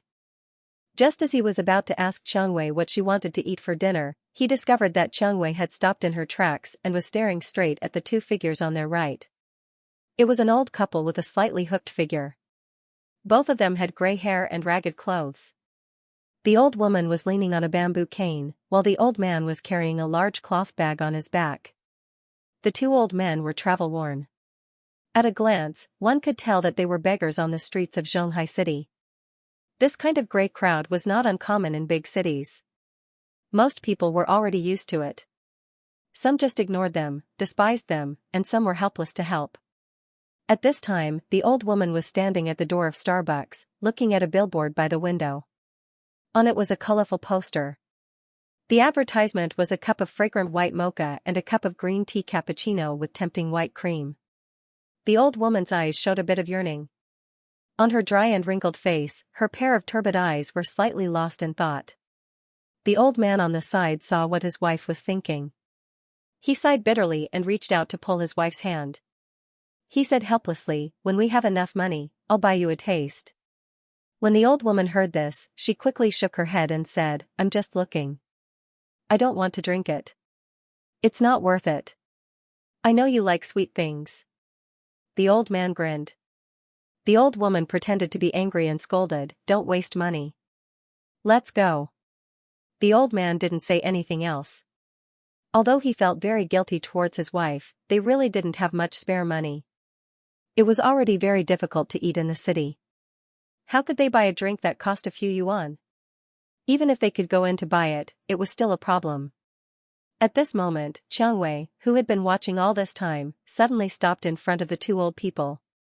She smiled and said, Old Granny, this is for you. As she said this, Xiangwei handed the strawberry lemonade in her hand to the old woman. She had only taken a sip and was basically untouched. The old woman was startled. She didn't understand why a beautiful girl suddenly popped out and said that she wanted to drink it for her. She immediately came to a realization. She quickly waved her hand and said with a smile, Miss, please don't do this. This is too expensive. I can't take it. For them, a drink that cost less than 10 yuan was already a luxury. The old man at the side was also a little moved. Young lady, we know that you have good intentions, but we really can't accept it. Just take it as me being filial to the two of you so that a bad woman like me can accumulate some merit. Don't refuse. Xiangwei ignored the old woman's rejection and stuffed the drink into her arms. The old couple was very excited, especially the woman. Her eyes were brimming with tears, and her wrinkled face was filled with joy. It wasn't because she could drink the dessert she wanted to drink, but because her heart was moved. At the age of 60, they wandered from place to place, running here and there to beg for a living. They were looked down upon by people and suffered a lot. If it wasn't for the fact that they had no other choice, they wouldn't have lived such a miserable life. It was as if when the whole world had forgotten about old people like them, there was a girl they met by chance who smiled and gave them a sweet drink. This kind of comfort was indescribable. Miss, I really want to thank you, but you can't say such things carelessly. A kind-hearted girl like you doesn't need to accumulate any merit. That's what black-hearted villains do. The old man supported his wife and said sincerely. Xiangwei smiled faintly, feeling a little bitter in her heart. If she didn't say it out loud, who would be able to tell that she was the leader of the underworld? Who would know that she was a woman whose hands were stained with blood? Who would know that her crimes were enough to be shot dozens of times? Just as Xianxia was about to bid farewell to the two old men, Yangqing, who had been watching from the side, walked over and said, "This drink can't be given away." Xianxia and the old couple looked over in confusion, but Xianxia was very puzzled. She didn't know why Yangqing would object. Yangqing winked at Xianxia, then went forward and handed the drink in his hand to the old man. "I haven't drunk this cup before, take my cup. The one in the old granny's hand has already been drunk, so give it back to my woman to drink. This is what she likes." After saying that, without waiting for the old man and the old woman to react, Yangqing stuffed his cup into the old man's hand and took back Xianxia's cup from the old woman's hand. At this time, Xianxia smiled in her heart. Her eyes were like water as she looked at Yangqing, flowing with traces of deep affection. The old couple didn't know what to say. They gratefully said thank you many times. Their trembling appearance made it hard to tell whether they were happy or sad. Yangqing handed the drink to Xianxia and said, "Let's go find a restaurant to eat." Xianxia smiled and nodded. She followed Yangqing back to the car, while the old couple waved their withered arms behind them, saying goodbye to the two of them. After getting on the car, Xianxia was still looking out the window, because the old couple on the street were giving the drink to each other. The old woman wanted her husband to take a sip first, but the old man insisted on letting his wife drink, afraid that this precious thing wasn't enough. In the end, the old woman couldn't refuse her husband and could only drink 2 mouthfuls. Then, she handed it to the old man and let him take a sip as well. The old man took a small sip and a smile appeared on his dry face. He nodded and probably said that it was indeed very good. Then, he insisted on letting his wife drink the rest. Xianxia saw this and said emotionally, "Actually, for someone like uncle and grandma, although their days are a bit hard, they can still love each other until they're old. No matter how hard their days are, it's still very sweet to look at each other." Yangqing was also moved. He didn't start the car and looked out the window with Xianxia. "Yes, a little," Xianxia said leisurely. "No matter if we're poor or rich, no matter if we're old or sick, we'll be together for a lifetime." Many people opened their mouths like that when they got married when they were young, but how many of them could actually walk it out together? "I'm thinking, if I can live with you forever, even if I'm the most ordinary laid-off worker, even if I have to worry about the money for daily necessities, I can still be grateful for life." You're starting to let your imagination run wild again. Aren't we together? It's not like I said I'm going to abandon you. Yangqing felt a little heartache and reached out to hold Xianxia's hand tightly. Xianxia turned around and looked at Yangqing apologetically. "I'm sorry, maybe I was thinking too simply, and I'm not satisfied. If I really had to worry about my livelihood, I probably wouldn't have the mood to think about this." Yangqing took a deep breath and suddenly snatched the drink from Xianxia's hand. He then brought the straw to Xianxia's red lips and said, "Come, have a sip." Xianxia only thought that Yangqing was trying to make her happy. She smiled and lowered her head to take a sip. As soon as he finished, Yangqing took the drink over, bit on the straw, and took a sip. Xianxia blinked her moist eyes and asked curiously, "Hubby, do you want to drink too? Why don't you go buy another cup?" Yangqing put the drink back in the car and smiled. "What, do you dislike your man and don't like sharing a straw with you?" "No, I didn't mean it that way." Xianxia pouted, "I just..." "What is that? Are you afraid that I'm sick? Or are you afraid of catching a cold?" Yangqing asked. Xianxia said weakly, "You know I didn't mean it that way. I just thought that if you like it, it's fine to buy another cup." Yangqing stretched out his finger and scratched Xianxia's delicate face, and said, "Darling Xianxia, I want to tell you, even if I can't be like that old uncle and accompany the woman I love all day, I am still willing to share everything with you. What's mine is yours, and what's yours, I won't be polite. Even if you get hepatitis, I won't hesitate to drink the drink you drank. I'll get hepatitis with you. If there's one, then there's one. If not, then there's one. It's that simple." The man's understated words made Rose's lips and tongue a little dry. Her originally somewhat desolate heart seemed to be filled with warm sweetness, making it difficult for her to breathe, but she wished she could suffocate. "How can you say something like that? I'm not going to get hepatitis with you." After a long while, Xianxia finally came back to her senses and shyly rolled her eyes at Yangqing. Yangqing rubbed the back of his head with a troubled expression. Sigh, I said such emotional words, stupid, why didn't you cooperate? Qiang Wei giggled and quickly patted Yangqing a few times. Stop teasing me, hurry up and eat, I'm hungry. Also, don't call me stupid. Alright, let's go, stupid. Qiang Wei's protest against Yangqing's new nickname didn't bear much fruit. On the way to the restaurant, Yangqing seemed to be addicted to calling her dumbass. In the end, Qiang Wei's cheeks turned red. She said angrily, that name sounds like puppy. I'll really get mad if you keep calling me that.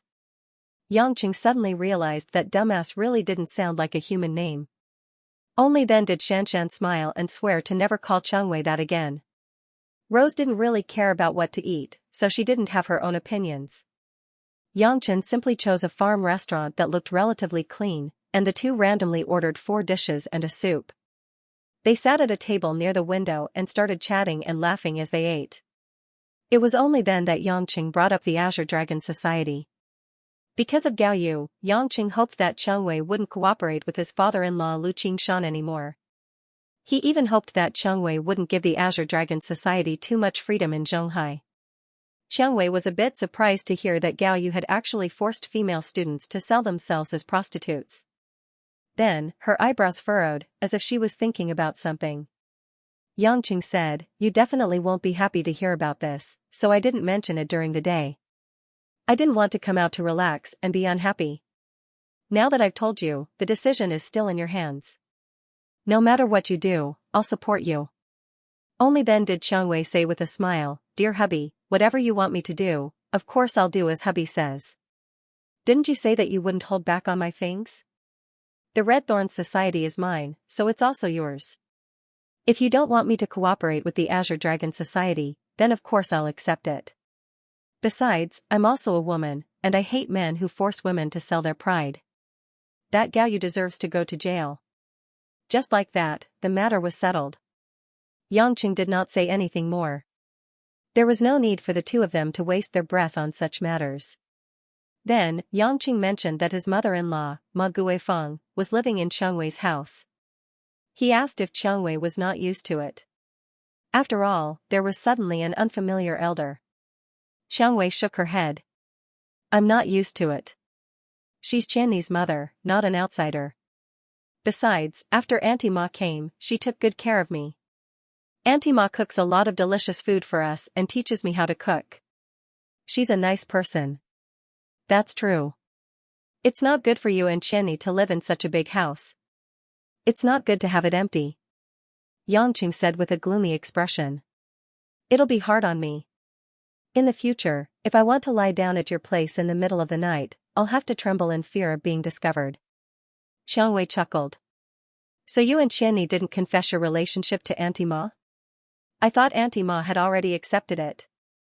Yangqing smiled bitterly. I was just about to confess. My mom has already agreed to meet my mother-in-law, so I'll have to tell her everything when the time comes. But I'm very worried. After all, my mother-in-law looks very kind, but I feel that she's not easy to deal with. When the time comes, I reckon it'll take a long time, but I think there's a way to overcome it. Qiang Wei pouted and said, who asked you to attract peach blossoms everywhere? When I first returned to the country, no matter how hard I tried to get close to you, you were still putting on an act. I didn't expect that once you opened your arms, there would be so many. I feel that I've misjudged you. If I knew that being your woman would be so stressful, I might as well be alone. Tisk tsk, Qiang Wei darling, what you said is wrong. Yangqing said with a smile, look at Qianni.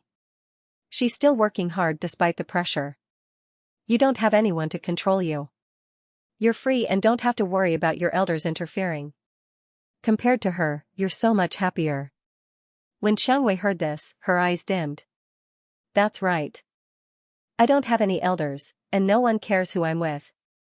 Yangqing was stunned. He secretly scolded himself for being an idiot. He didn't even mention it. Qiang Wei had personally sent her father, Situ Mingzi, out of the country. He was alone in Huaxia, yet he still mentioned that she didn't have any relatives. He was the idiot. How could such a thing be looked at happily? Although Lin Ruashi doesn't have a grandmother or a mother, at least she has a mother Wang at home who loves her. As for Qianni, she also has a mother like Auntie Ma. Hubby, you were an orphan before, and now you found your biological mother. It really seems like I'm the only one left, Xianxia murmured with a bleak look in her eyes. Yangqing stretched out a hand and waved it in front of Xianxia's eyes, attracting Xianxia's attention. Only then did he say gently, I was wrong, I shouldn't have said that. Xianxia darling, although there are no elders to take care of you, there are men who love you. Xianxia sweetly said, I'm not that weak. Don't treat me like a little girl. Let's eat. Only then did Yangqing feel a little better. Seeing that the food was almost cold, he started to eat in big mouthfuls. After the two of them finished eating, they paid the bill and walked out of the restaurant. The pedestrian street outside was already filled with neon lights. The sky was illuminated until it was a little white. There were no stars at all, only a crescent moon hung in the sky. Let's take a walk on the streets. It's still early anyway. Yangqing suggested. It was rare for him to have time, so he wanted to accompany Xianxia more. Xianxia immediately nodded in agreement. She also cherished the time she could spend alone with Yangqing. The two of them held hands, just like the most ordinary couple. They strolled along the spacious streets, occasionally walking into some shops that sold groceries, and occasionally going into some fashion brand stores to take a look. When they reached an intersection with the food street, Yangqing stopped in his tracks and looked at a charcoal-grilled snack stall at the corner of the street. Xianxia, who was in high spirits, noticed Yangqing's strange expression and also looked over carefully. When she saw the person Yangqing was paying attention to, she realized that it was a middle-aged man who was selling charcoal-grilled snacks. Hubby, who is that person? Is he your friend? Xianxia asked. Yangqing nodded, I guess so. Do you still remember when I used to sell mutton skewers and went to your bar and often mentioned Old Li's family to you? That person is Old Li, so it's him. Xianxia finally understood, he's that Li Jingjing's father, right? Why did he come here to set up a stall? This place is quite far from his home. Yang Chan shook his head. This was also what he was wondering about. Moreover, Old Li was busy roasting all kinds of random food skewers. He was sweating profusely and in a sorry state. It was obvious that he hadn't been doing well recently. Logically speaking, Li Jingjing went to the United States and went abroad at public expense. Old Li and his wife shouldn't be as tired as when they were supporting their daughter in school. Yangqing signaled with his eyes and brought Xianxia forward to Old Li's stall. He looked at the busy old friend with a complicated gaze. Old Li had just finished roasting a few strings of tentacles and sprinkled some spices on them. He raised his head and habitually shouted, What would you like, sir? However, when he raised his head, Old Li was astonished to find that the person standing in front of him was Yangqing, whom he hadn't seen for a long time. This time Old Li was also a little dumbfounded. If it was in the past, Yangqing and he could be said to be friends despite the difference in age. However, ever since the incident with his daughter, Li Jingjing, Old Li knew that it would be difficult for the two of them to recover their previous intimate relationship. Yangqing, why are you here? It's been a long time since we last met. Old Li smiled awkwardly. He subconsciously glanced at Xianxia, who was beside Yangqing, and nodded with a smile as a form of greeting. Yangqing was quite emotional. The man who used to brag and joke with him outside the market now had an indescribable sense of unfamiliarity. The reason was that there was no result between a man and a woman. How ironic. Old Li, why did you set up a stall here? This place is a bit far from your home. Yangqing asked with concern. Old Li continued to roast while smiling bitterly, the competition is big now, and there are fewer customers over there. I heard that business here is good, so I came here. Furthermore, it won't take much effort to walk a few more streets. Yangqing was no longer the same as when he was selling mutton skewers, so he didn't know much about the hawker's market. He nodded and asked hesitantly, recently. Has Jingjing contacted her family? After sending her to America, I haven't heard any news of her. She should be doing well, right? In the bottom of Yangqing's heart, he still missed the girl who he regarded as his younger sister. Although she had done some foolish things before, how could he forget the girl who had opened her heart to him the moment he returned to China? Speaking of his daughter, Old Li said proudly, that girl called back and said that she's already used to it. Her English is pretty good, and I heard that even the professor praised her and wanted her to be a teaching assistant. She might even be able to stay in America. Xianxia smiled and said, "That's good. If you can really stay there as a teaching assistant, you and your wife won't have to work so hard in the future." "That's right, it's a good thing that the girl didn't let us down," Oldly said gratifyingly. Then he remembered something and said, "Oh right, Xianxia, my family still owes you that 100,000 yuan for my wife's medical treatment. I'll definitely find time to pay you back, but we don't have any extra money right now. I'm really sorry for dragging it on." Only then did Xianxia remember that Oldly's family really owed him money. It was because he gave all the money he had to Oldly that he didn't have the money to do other small businesses and could only sell mutton skewers. However, he didn't really care about 100,000 yuan. He casually said, "Don't worry, I'll pay you back when I have some spare money. You and your wife should take care of yourselves. Don't let Jingjing collapse from exhaustion when she can be filial to you." Oldly grinned and said, "Don't worry, my bones are still hard. Do you and this lady want a few skewers of octopus? It's rare to see each other, so I'll give you a smile as a greeting gift, hee hee." During the conversation, the two seemed to have found some of the intimacy they had in the past. Xianxia didn't stand on ceremony and reached out to take the octopus skewer from Oldly. But at this moment, Oldly's originally smiling face turned pale and there was a hint of panic in his eyes. He looked behind Xianxia and the octopus skewer in his hand fell. Xianxia and Xiangwei were both confused. Why was Oldly acting like he was possessed? Why was he making such a big fuss over nothing? However, they still turned around and looked in the direction Oldly was looking at. "Oh, I was wondering who it was. So it's Oldly. No wonder I couldn't see you at the West Market. You must have moved your stall to this street." A man with a slightly sharp voice spoke in a rather high pitch. The person who spoke was a tall, thin man with a fair complexion. The man wore a waist-length leather jacket and a bright red shirt inside. It was hard not to stand out. Beside the man, there were a few young men of varying heights. The group of people walked towards Oldly's stall. Many passers-by who passed by them chose to avoid them, afraid that they would provoke this group of street locusts. Xianxia furrowed his brows. He had a rough idea of what was going on. The reason why Oldly had moved his stall was not because of business problems. He was probably being blackmailed by these people. A year ago, when the Red Thorns Society and the West Union Society were still fighting for supremacy in Shanghai, Oldly was already being oppressed by the Chen family's father and son. Now that Shanghai was under the control of the Red Thorns Society, Oldly was still being oppressed. Chen was confused. The Red Thorns Society under Changwei's control shouldn't have such a dirty way of making money. After all, Changwei had been working hard to legalize her money-making business. Moreover, the Red Thorns Society didn't lack money. Why would they let their underlings go around collecting protection fees? Noticing Xianxia's displeased expression, Changwei hurriedly explained, "Honey, don't misunderstand. I've never allowed my underlings to bully ordinary people. I'll deal with it later." Xianxia nodded. He trusted his woman. At this time, the tall and skinny man had already walked to the stall. The gangsters beside him pushed Xianxia and Changwei to the side. They were very arrogant. "Oldly, don't you know that these streets belong to me, Shipai? Do you really think that you'll be able to get away with it just because you moved to another location?" Oldly stuttered, "Boss Shipai, it's not that I don't want to pay, it's just that business has been really bad recently. It's only after I moved to this place that my business picked up a little. When I make some money, I'll definitely pay the protection fee I owe you. Please give me a few days." Shipai sneered. "Last week, you said that you would make it up to me, but you didn't. Instead, you escaped here." Oldly, Shipai, have a good temper.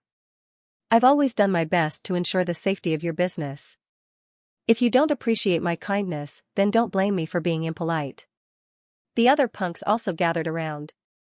Two of them even picked up the skewers that Oldly had roasted and started to chew on them. Oldly's forehead was full of cold sweat. He looked at Xianxia with a pleading gaze. He was at his wit's end.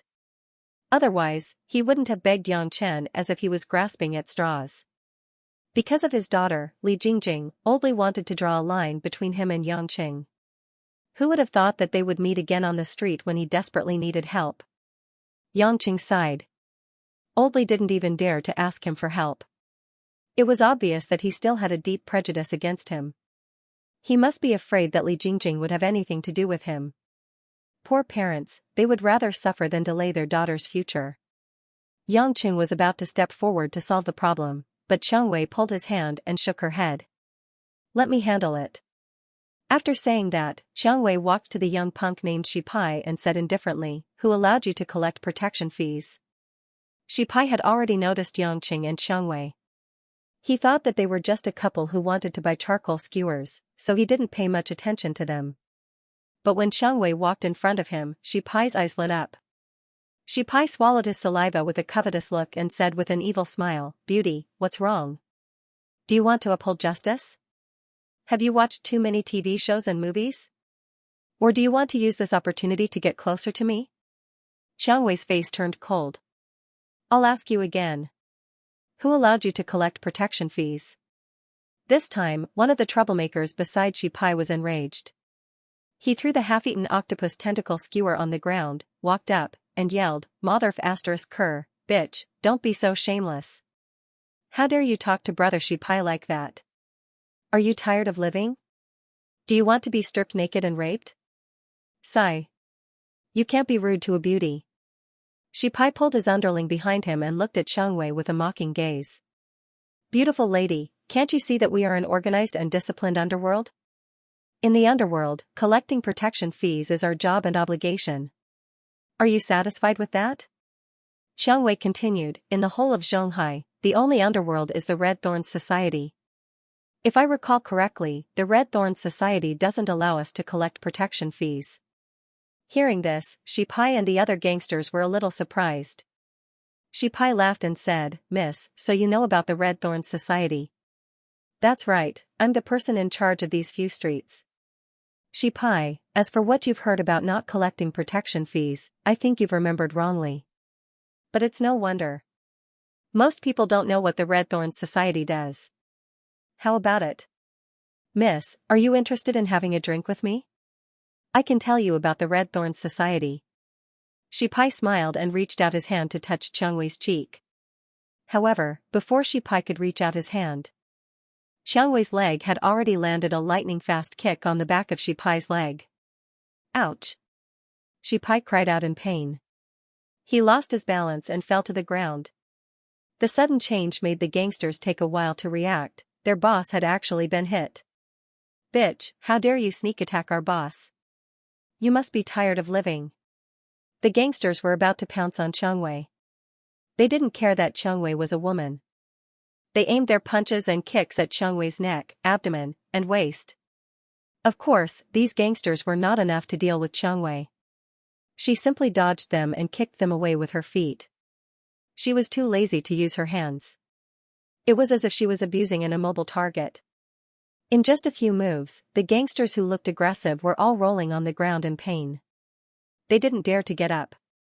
They were afraid that they would be hit again by this woman who was extremely fast and strong. Shi Pai, who was suddenly knocked down, finally got up. He glared at Qiang Wei and said, Bitch, I've misjudged you. You're a martial artist. Wait here if you have the guts. I'll call our boss over and bring over 100 thugs.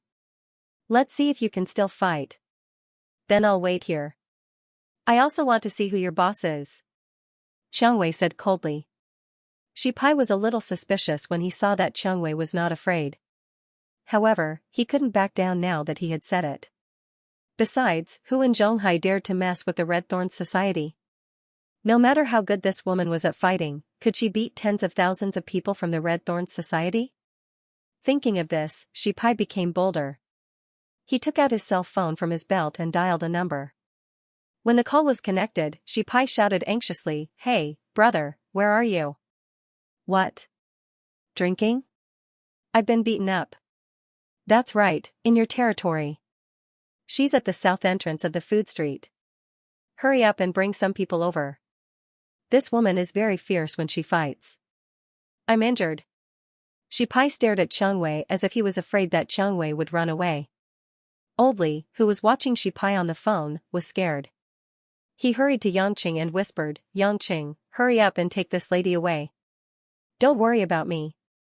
Shipai's brother, Lei Zhen, is the leader of the Red Thorns Society. We can't afford to offend him. Although Yangqing had helped Oldly take care of the father and son of the Chen family, Oldly didn't know that it was Yangqing who did it. Therefore, he thought that Yangqing was a man who had married a rich wife and was skilled in martial arts. In his opinion, it was impossible for Yangqing to defeat Lei Zhen, who had hundreds of subordinates. Hearing the name Lei Zhen, Xianxia knitted her brows with a trace of disappointment in her eyes. She knew that Lei Zhen was indeed the hall master of this area. Yangqing could see the change in Xianxia's expression, but he didn't say anything. He didn't explain to the anxious Oldly, but asked with concern, "Oldly, don't blame me for not visiting you when you were in the hospital for surgery. I was afraid that you would be in a bad mood. You should have recovered by now, right?" Yangqing still remembered that Lin Ruashi had gone to the hospital to visit Oldly, but he didn't. Oldly didn't know what to say, so he bitterly smiled, "I've recovered a long time ago." Oldly didn't know what to say. He smiled bitterly and said, "I've recovered a long time ago. My body isn't as good as before, but it's not a big problem. Don't talk about this nonsense. Quickly take this young lady and leave." When Oldly was in the hospital, he had seen Lin Ruashi. Although they only spoke a few words, Lin Ruashi had left a deep impression on him. So he knew that Xianxia wasn't Yangqing's wife. She must be another woman of Yangqing. But as long as it wasn't his daughter, he wouldn't expose it. Yangqing shook his head indifferently. He walked to Oldly's stall and picked up a few skewers of fresh lamb. Smiling, he said, "I haven't done this for a long time. I really miss it. Since Lei Zhen hasn't arrived yet, Oldly, do you mind letting me grill a few skewers for myself?" Oldly almost fainted. He deeply sighed. He knew that it was useless to persuade Yangqing, so he could only worry by the side. Many people on the street noticed the violent conflict, but most of them didn't dare to stay, especially those who knew Shipai. They tried their best to stay as far away as possible, afraid that they would be implicated. Many people looked at Yangqing and Xianxia with pity. Even so, there were still quite a number of people who gathered their courage and waited for something to happen. After all, it was night time, and the lights were blurry. It was not as easy to distinguish as it was during the day. After waiting for about 5 minutes, there was a rustling sound from the other end of the street, and then there was a commotion. It was as if a large wave of people were rushing over from there. As soon as this group of people arrived, the onlookers dispersed. Just the aura of the underworld made them not dare to continue watching. Yangqing had just finished grilling a few mutton skewers, sprinkled some spices on them, and was munching on them. Shipai's face was full of excitement. He looked at Xianxia and Yangqing with a malicious smile, then shouted "brother," and ran towards the leader of the group. Lei Zhen was a middle-aged man. Compared to his younger brother, Shipai, he was a bit shorter and fatter. He had a square face and an imposing aura. Lei Zhen, who was wearing a white shirt, looked like a well-behaved businessman. If it were not for the group of powerful and tall subordinates following behind him, others would not have seen him as someone from the underworld. "Brother, it's that bitch. Not only did she kick me, but she also injured one of our brothers." Shipai shouted as he moved closer to Lei Zhen. He had a very sad and angry expression on his face. Lei Zhen glared at his younger brother and said, "You're a grown man, but you only know how to steal chickens and dogs outside. When you get beaten up, you only know how to ask your brother to help you. Are you a pig brain?" Shipai said with grievance, "Brother, it's not that I don't want to, it's just that this woman is too strong. My brothers and I can't beat her." Several of Shipai's lackeys also ran up and complained. They pointed at Xianxia, who was standing silently beside the stall. Yangqing, who was eating mutton skewers, was also accused of being an accomplice.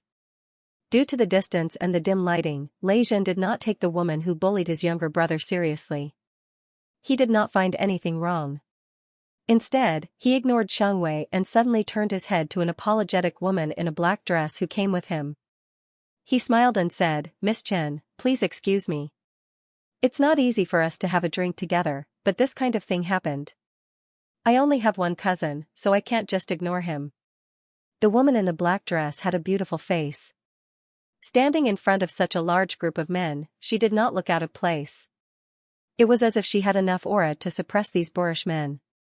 Since it's Hallmaster Lei's family, it's only right to help them.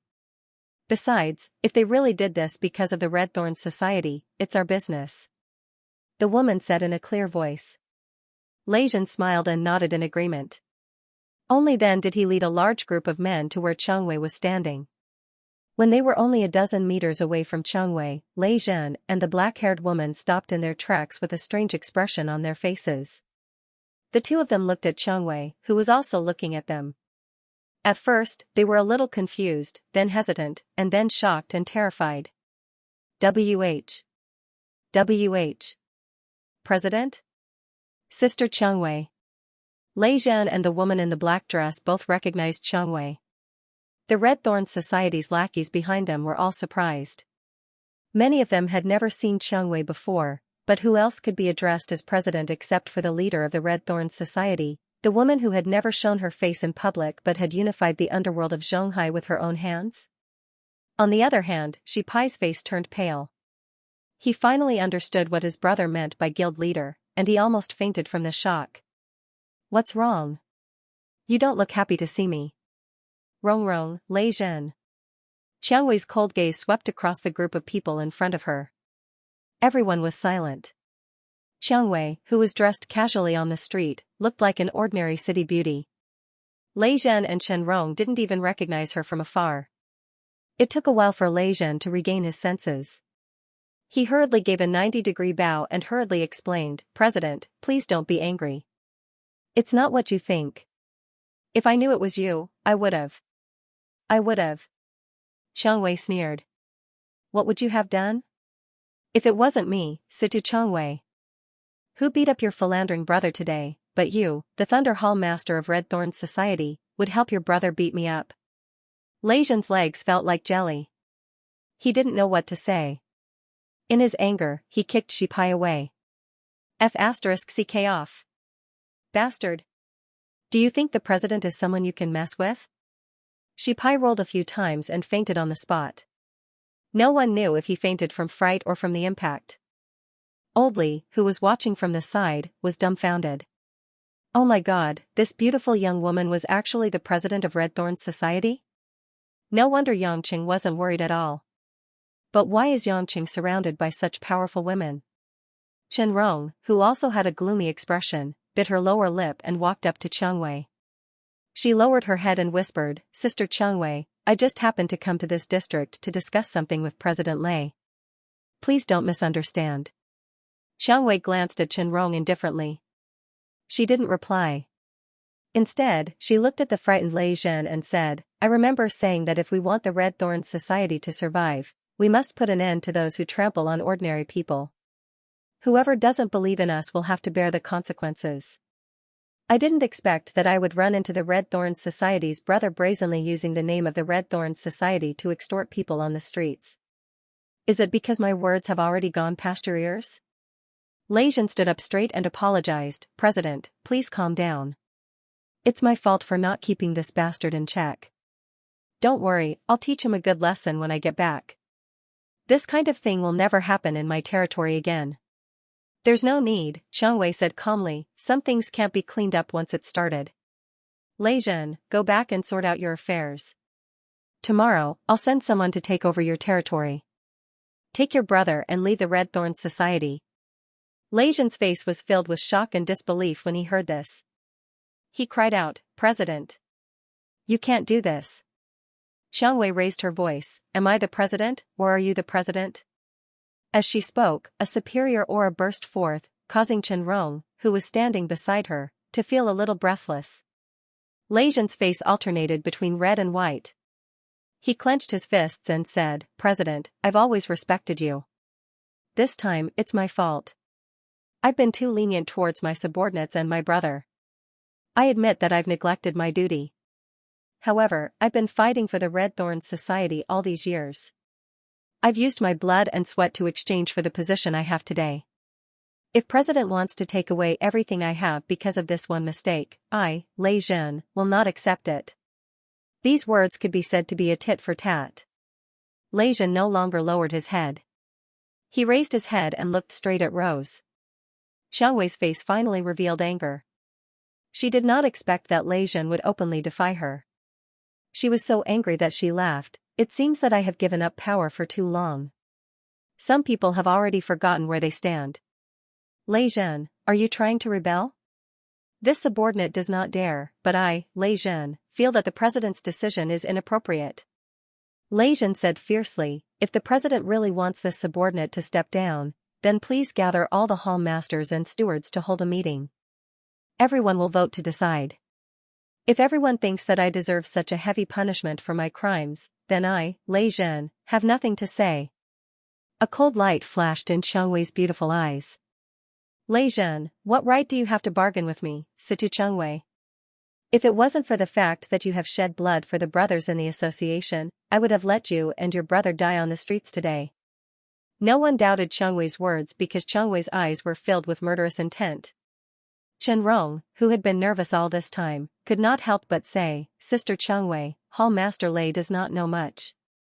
Who doesn't make mistakes? Please let him off this time. He is also an elder of the association who has worked hard and performed great deeds. Furthermore, to suddenly remove a hall master from a large district, this will definitely make the brothers and sisters of the association feel uneasy. Hearing Chen Rong plead for Lei Zhen, Xiangwei's expression did not improve. Instead, it became even more serious. She coldly glanced at Chen Rong and said, I remember that I have not handed over the president's position to you. Why do you seem to be more concerned about the association than I am? Hearing this, Chen Rong's face turned deathly pale. She timidly lowered her head and did not dare to say another word. On the other side, Lei Zhen, whose expression had been fluctuating, looked pensive when he saw Chen Rong pleading for him. When Xiangwei saw Chen Rong lower her head, she didn't say anything else. She turned to Lei Zhen and said, I'm done. If you and your brother don't leave tomorrow, then don't blame me, Situ Xiangwei, for being vicious. My hands have not been stained with the blood of my own people for a very long time. Lei Zhen, think about it carefully. After saying that, Xiangwei turned around and said to Yangqing, who was eating a mutton skewer in silence, Hubby, let's go home. Yangqing nodded. He didn't want to get involved. In his eyes, it didn't matter what happened to Red Thorn's society. As long as his woman was fine, he couldn't be bothered. Wait a minute. Lei Zhen shouted, President, you forced me to do this. Yangqing and Xiangwei stopped walking and turned around. They looked at the determined Lei Zhen. Lei Zhen had unknowingly pulled out a black Type 92 handgun and raised it high in front of him. The black muzzle was already aimed at Rose. Ah. It's a gun. Because it was on the street, even though no one dared to approach the gangsters' gathering, there were still many shop owners and pedestrians watching from afar. At this moment, seeing Lei Zhen pull out a real gun, the ordinary people who had never seen a real gun in their daily lives immediately screamed nervously. For a moment, the street was in chaos. The passers-by quickly scattered in all directions, afraid that a fight would break out. If they really touched each other, it would cost their lives. Lei Zhen, you're crazy. Put the gun down. Chen Rong, who originally kept her head down, also panicked. She quickly advised, Hall Master Lei, don't do anything stupid. This isn't a joke. Lei Zhen laughed sinisterly, I know it's not a joke. Miss Chen, don't worry. I, Lei Zhen, am grateful for your help. Since we've already come this far, and President is so stubborn, then I, Lei Zhen, am not a pushover. I thank President for your nurturing all these years. Today, I have to personally send President off because I have no other choice. When President becomes a ghost, don't come looking for me. You think this will change anything? Ridiculous. Xiangwei was not the least bit nervous. Not to mention the fact that this was not the first time she was being targeted by a gun. With Yangqing by her side, the gun was not enough to stop her. Lei Zhen said, whether it can change or not, I naturally know. Today, if we don't succeed, we die trying. The brothers here are all my most trusted aides. As long as I give the order, President, no matter how skilled you are, you won't be able to escape from this street. I believe President won't doubt my ability. Of course, if President can swear to the heavens to retract your order and not pursue today's matter, then I will respect President and won't make things difficult for you. Do you think I'm the kind of person who doesn't keep my word? Xianxia playfully said, actually, you are more afraid of me than anyone else. Otherwise, you would have already fired. Why are you being so long-winded? Lei Zhan's face flushed red. He angrily said, President, you are too much. Fine, I have a suggestion. In these 2 years, President has single-handedly developed Red Thorn's society into one of the largest societies in Zhonghai. It can be said that you have achieved success and should enjoy your life. Now, President's successor, Miss Qianrong, has the air of a great general. Although she is not as good as President, she is still improving at lightning speed. Moreover, Miss Qianrong has a good relationship with the leaders of the other districts. Everyone also supports her to become the next president. Hearing these words, Qianrong's eyes began to show signs of panic. She bit her lips and looked at Xianxia hesitantly. Intentionally or unintentionally, she glanced at the silent Yongqing. Xianxia also looked Qianrong up and down before saying, You mean, you want me to abdicate and let Rongrong take my place? That's right. Anyway, for the past 6 months, Miss Qianrong has been handling the affairs of the society. Moreover, she has been managing the society in an orderly manner. Since President already has a good successor, sooner or later, you will have to replace her. Why don't you make a decision now? Lei Zhan's eyes were filled with fanaticism. As long as President agrees to hold a meeting in the society, abdicate your position, and give up your power to Miss Chen, then I, Lei Zhan, am willing to use my power to help Miss Chen consolidate her position. Enough. Lei Zhan. What does this have to do with me? Put the gun down. Did you eat a bear's heart or a leopard's gall? How dare you use a gun on President? Qianrong finally could not hold it in any longer. The fear in her heart turned into anger, making her feel like she was about to explode. She was no longer the ignorant girl who had just arrived in Zhonghai. In the past year, under Qianxui's guidance, her ability and temperament had greatly improved. Especially since Qianxui had given her power, she had always maintained a good and elegant posture in order not to be looked down upon. At this moment, she finally could not hold it in any longer and let out a scream. Lei Zhan was also stunned. In his opinion, his suggestion was definitely the most beneficial to Qianrong. Since Qianrong was being groomed by Qianxui to be the next president, and she had been trying her best to build a good relationship with all the hall masters in the society, she must be very eager to become the president. However, Qianxui was still very young. Even though she had not been managing the daily affairs of the society recently, if she were to really abdicate the position of president, it might take more than 10 years, or even decades. Therefore, Qianrong would definitely be impatient. Who would be willing to wait until they were in their 70s or 80s to get the position they wanted? How many years would she be able to hold the position by then? But now, it was a great opportunity for him to rise to the top. Xianxui had come to the hinterland of his territory alone without any help. Lei Zhan had both men and guns. It would not be difficult for him to take Qianxui hostage by force. Was Qianrong so afraid of Qianxui that she did not dare to do something that she had the confidence to win? Or was she afraid that this way of taking the position would not convince the masses? Lei Zhan still could not figure it out. After all, if Qianrong took over the most elite forces of the Red Thorns society under Qianxui's control, she would be able to suppress all the voices of resistance even without anyone to help her. Lei Zhan knew how tempting the position of the leader of the Red Thorns society was, and he saw Qianrong pleading for him. He believed that helping Qianrong would be a good thing. If Qianrong didn't have the ambition to become the leader, she wouldn't have risked Rose's anger to plead for him. Wasn't she just hoping that the big shots in the society would support her? Who would have thought that Qianrong would object so fiercely? Lei Zhan couldn't tell if she was sincere or just putting on a show just to be safe. Not only him, even Lei Zhan's trusted aides thought that boss's plan was feasible. They didn't expect Qianrong to object. In their eyes, although Qianxui was worthy of respect, Lei Zhan was the one who provided them with food and clothing. If the new boss came, he would definitely purge the core members of this district. How could they have a good life then? Unfortunately, Lei Zhan and the others didn't understand. As one of the people who attended the West Union Society's banquet, Chen Rong was so afraid not because she feared Cheng Wei, but because the person she feared the most was not Cheng Wei, but Yang Qing. In the beginning, Yang Qing was her brother Chen Bo's friend. Later, he became Cheng Wei's lover. Later on, Chen Rong felt that Yang Qing was an unimaginable existence. She would never forget that day at the banquet, when Yang Qing single-handedly massacred more than 40 armed thugs into a river of blood. Not to mention the fact that it wasn't something a human could do, just that scene of carnage alone was still haunting Chen Rong's nightmares. She would wake up in fright, drenched in cold sweat. Only a few people in the Red Thorns Society knew what Yang Qing had done behind the scenes. Because Yang Qing had never officially joined the society, Lei Zhen didn't know what he was capable of. To Chen Rong, Yang Qing was usually gentle, just like an ordinary big brother. But the fear she had for Yang Qing was indescribable. She was a smart girl. If not, Cheng Wei wouldn't have chosen her as the successor. Because she was smart, she knew from the beginning that Cheng Wei dared to delegate power not because Cheng Wei had absolute power, but because as long as Yang Qing stood behind her, Cheng Wei had nothing to fear.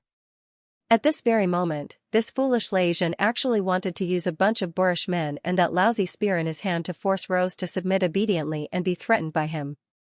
What was even more tragic was that this guy wanted to pull her in and let her take over. Chen Rong was about to go crazy, but she knew it was impossible to explain to Lei Zhen. She just wanted to cut ties with him as soon as possible. She was very clear that as long as she showed enough loyalty to Rose, she would still be the first in line to inherit the position of the president. Moreover, Rose usually did not care much about the internal affairs of the association. As the successor, she actually held a lot of power. Although it was a pity, it was still better than losing her life. Lei Zhen's face darkened. He said, "Since Miss Chen is so humble, then I will add fuel to the fire. For the future prosperity of the Red Thorns Society, it is time for a change of blood. President Situ, thank you for taking care of me all these years. Let me, Lei Zhen, send you on your last journey." As he said this, Lei Zhen opened the safety of his gun and aimed it at Cheng Wei's head. He was about to shoot. At this moment, Old Li, whose legs had already turned to jelly, was dumbfounded. Chen Rong's face was white as snow. Lei Zhen and the rest of the Red Thorns Society's people were full of excitement, as if they could see a new future. As for Cheng Wei, her face was as calm as still water, as if the gun was not pointed at her head. "Hey, Leader Lei, the weather is so dry that it's easy to misfire. I think you should stop shooting." After watching from the side for a long time, Yang Qing, who had been silent all this time, finally finished eating the lamb skewer in his hand. As he spoke, he took a few poor-quality napkins from Old Li's stall and wiped the grease off his hands. From the beginning, Yang Qing, an ordinary stranger, was not noticed by Lei Zhen and the others. Although many of the people around Cheng Wei recognized Yang Qing, they were only the elites of Cheng Wei's direct line of descent. Lei Zhen and the other leaders did not have much of an impression of Yang Qing even if they had seen him before. Lei Zhen's eyebrows furrowed. "Who are you?" In this kind of situation, someone who could still remain calm shouldn't be an ordinary person. This was only Lei Zhen's first reaction. "Don't misunderstand. I am Cheng Wei's man. I am not a bad person." Yang Qing smiled and said, "I just wanted to kindly advise you. Your gun is a bit old. Who knows if it will misfire and you will hurt yourself. Let's talk things over peacefully." Lei Zhen could not help but laugh out loud. He looked at Yang Qing with disdain. "I remember now. There is indeed a man by the president's side with the surname Yang. I heard that you have some ability. I thought that you were brave, but it turns out that you were just putting on an act. Misfire? What a joke. This gun has been with me for more than 10 years. It is as trustworthy as my hand. Do you think I am a 3-year-old child?" Yang Qing frowned in distress. "Why don't you believe me? Based on my many years of experience, there really is a problem with your gun. It's your brain that has a problem." Lei Zhen suddenly turned the gun around and aimed it at Yang Qing's head. "Since you say that my gun misfired, then I will first set your brain on fire." At this moment, Chen Rong, whose nerves were stretched taut, looked at Lei Zhen in despair. She knew that Lei Zhen was already a dead man. Lei Zhen felt that he was being played by Yang Qing. How could he care about anything else? He directly pulled the trigger. Bang! A gunshot rang out and the ground exploded. The civilians in the distance screamed in fear. On the other hand, the members of the direct line of descent behind Lei Zhen all revealed doubtful expressions. They realized that their boss's accurate marksmanship seemed to have missed this time, because the lazy fellow named Yang Chen was still standing there unscathed.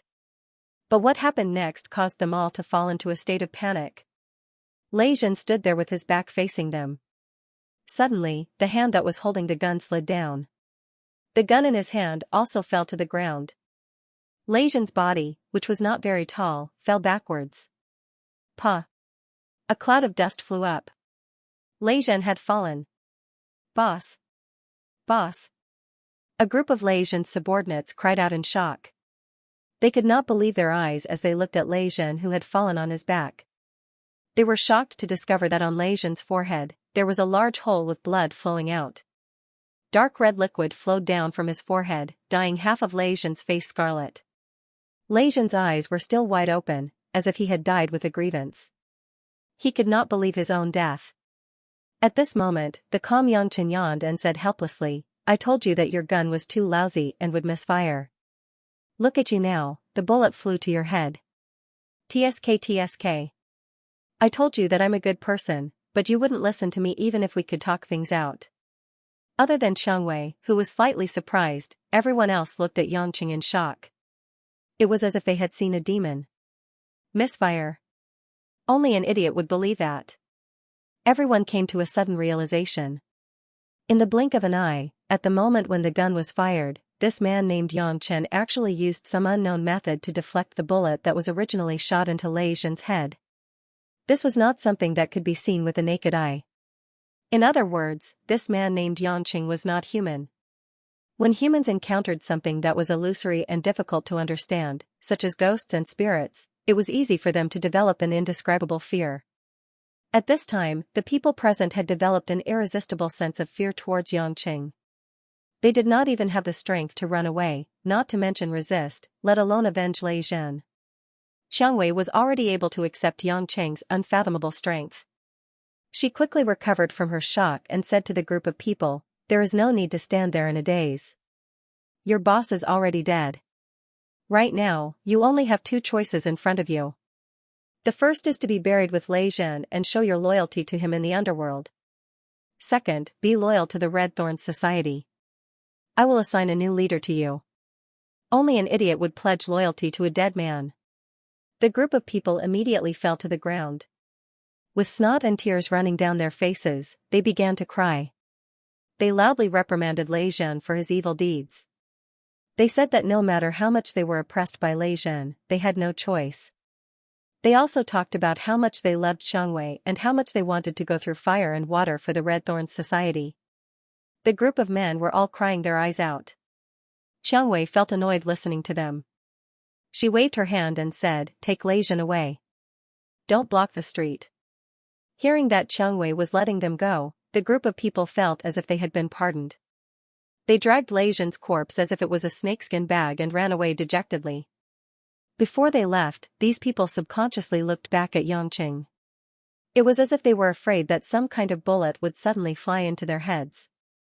Their lives were hanging by a thread, but the mutiny ended like a farce. Yangqing, who ended everything, acted as if he had not done anything. There was not a single trace of emotion on his face. Chenrong stood not far away. Her delicate body trembled. She did not dare to speak. She did not dare to face Xianxia. She knew that Xianxia would definitely say something to her. Sure enough, after a moment of silence, Xianxia said, "Come here." Chenrong did not dare to say a word. She silently walked to Xianxia's side and stood still. "Pa!" A loud slap landed on Chenrong's cheek. Chenrong's body twisted from the slap. She felt a burning pain and left a fiery red palm print. Chenrong's eyes immediately became moist. She clearly remembered that from the first time they met, Xianxia had taken care of her for almost a year. She treated her like a sister. This was the first time Xianxia had hit her. And in such a straightforward manner. "Do you know why I hit you?" Xianxia asked coldly. Chenrong bit her lip and held back her tears. I shouldn't have pleaded for Lei Zhen. He deserved it. Of course you should. He's one of the founding members of the society. There are bound to be people who will plead for him, Xianxia said. Chen Rong was taken aback. She clearly didn't know why. Xianxia said slowly, don't tell me you don't know what Gao Yu, the person in charge of the Green Dragon Society in Zhonghai, did. A trace of panic flashed across Chen Rong's eyes. She immediately understood what Rose was referring to. Sister Xianxia, listen to me. It's not what you think it is. Explain? Xianxia chuckled. I didn't ask you to be in charge of the cooperation with the Green Dragon Society. I didn't ask you to help the evildoer, nor did I ask you to make all the decisions on your own.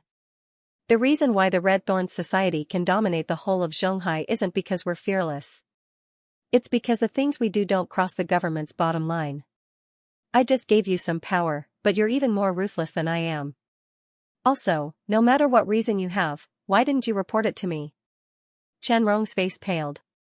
Her body trembled. I was thinking that Gao Yu is a high-ranking member of the Green Dragon Society. If I rejected his request, it would make our cooperation difficult. That's why I wanted to give them some benefits so that we can get closer. I wanted to tell you, but I didn't have the time. Chen Rong's voice became softer and softer. She clearly knew that she couldn't convince Xianxia with such a reason. Xianxia's eyes were filled with regret. She closed her eyes and let out a long sigh. You know, I've always had high hopes for you. Your learning ability is much better than mine when I was your age. However, it is precisely because I have high expectations for you that this time, my disappointment in you is also deeper. Chen Rong couldn't hold back her tears anymore. She sobbed. Sister Xianxia. I'm sorry. What do you have to be sorry for? I'm the one who gave you the power. I'm also responsible for not keeping an eye on you. Xianxia smiled bitterly. The ones you should apologize to are the university students who were harmed by Gao Yu, and the civilians who were bullied by Lei Zhen and his men. Chen Rong nodded her head vigorously, but she could not speak as she sobbed. She did not know why she did those things that made her so regretful.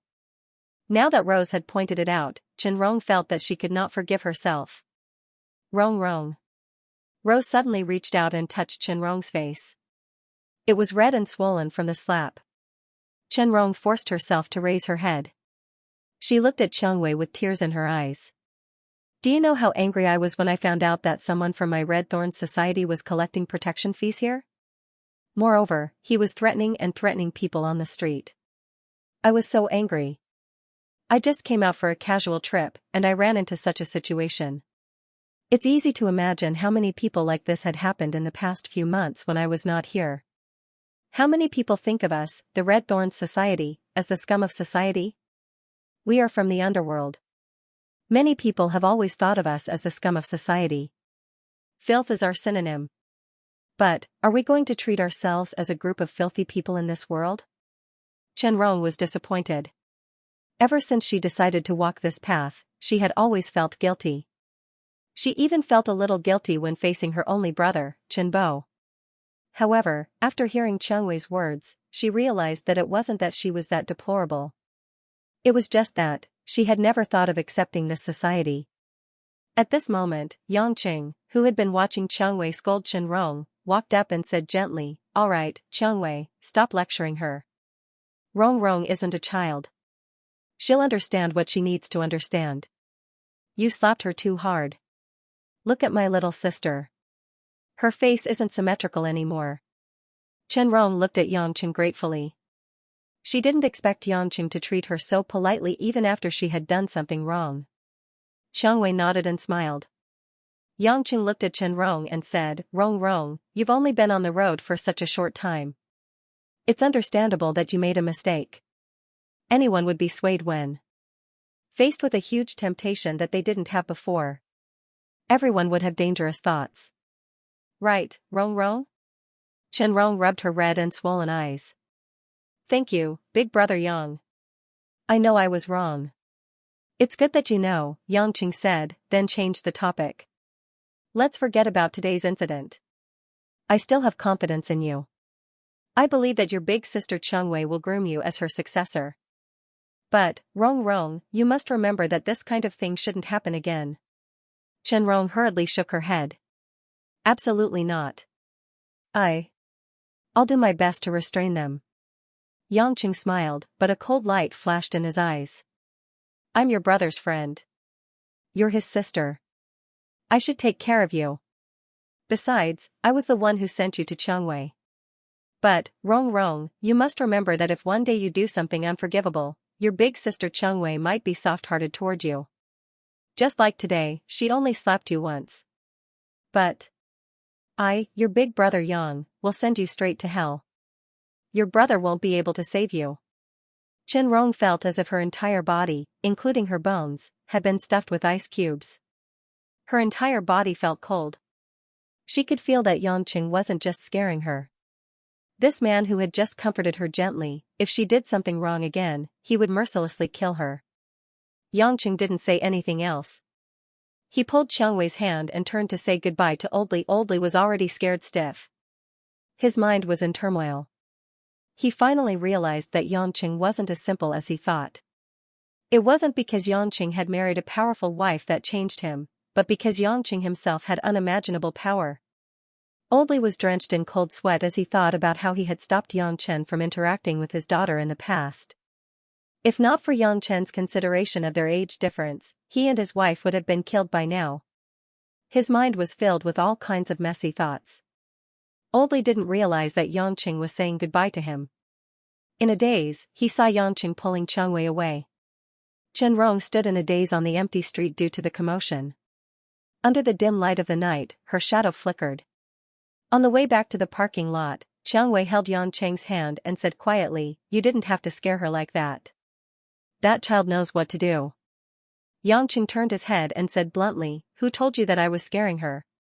Chengwei was startled. "You. Will you really kill her?" "If I give her a chance, but she still wants to go down the wrong path, then I, the person who sent her on this path, naturally have the right to take everything away." Yangqing said, "Of course, I also believe that she won't make any more mistakes." Chengwei nodded, but her eyes were filled with worry for Chen Rong. In her heart, she still regarded Chen Rong as her own sister, but she also knew that Yangqing's intentions wouldn't change. After half a day, Chengwei was also tired. Yangqing drove her home, but he didn't have much affection for her and ran back to his own home. In the living room, Guo and Mother Wang were watching Korean dramas together, but Lin Ruoshi just so happened to not be there. He guessed that she was either in the study room or back to the company to deal with urgent matters. This made Yangqing heave a sigh of relief. He had been suppressed by Lin Ruoshi these past few days. On the TV screen, the female lead was being slapped by her mother-in-law, crying out in grievance. Guo and Mother Wang were full of sympathy and pity, as if the one being slapped was their daughter. Yangqing sighed helplessly. He didn't disturb the two elders and slowly walked back upstairs to his room. He planned to take a shower and go to bed early. Just as he was about to take off his clothes and go to the bathroom, he felt his phone vibrate. Yangqing picked it up and saw that it was an unfamiliar number. Yangqing frowned, thinking that it was most likely a mistake, but he still picked it up. "Hello, who are you looking for?" Lying on the bed, Yangqing said lazily. There was a moment of silence on the other side of the phone. Suddenly, a gentle and familiar voice was heard. "Brother. Brother Yang." Hearing this, Yangqing was happy. He laughed and said, "I thought it was a mistake. It's Hui Lin." TSK, why are you calling me all of a sudden? Is this your number?" After Hui Lin won first place in Star of Yulei, she didn't return home. The company had arranged a full schedule for her.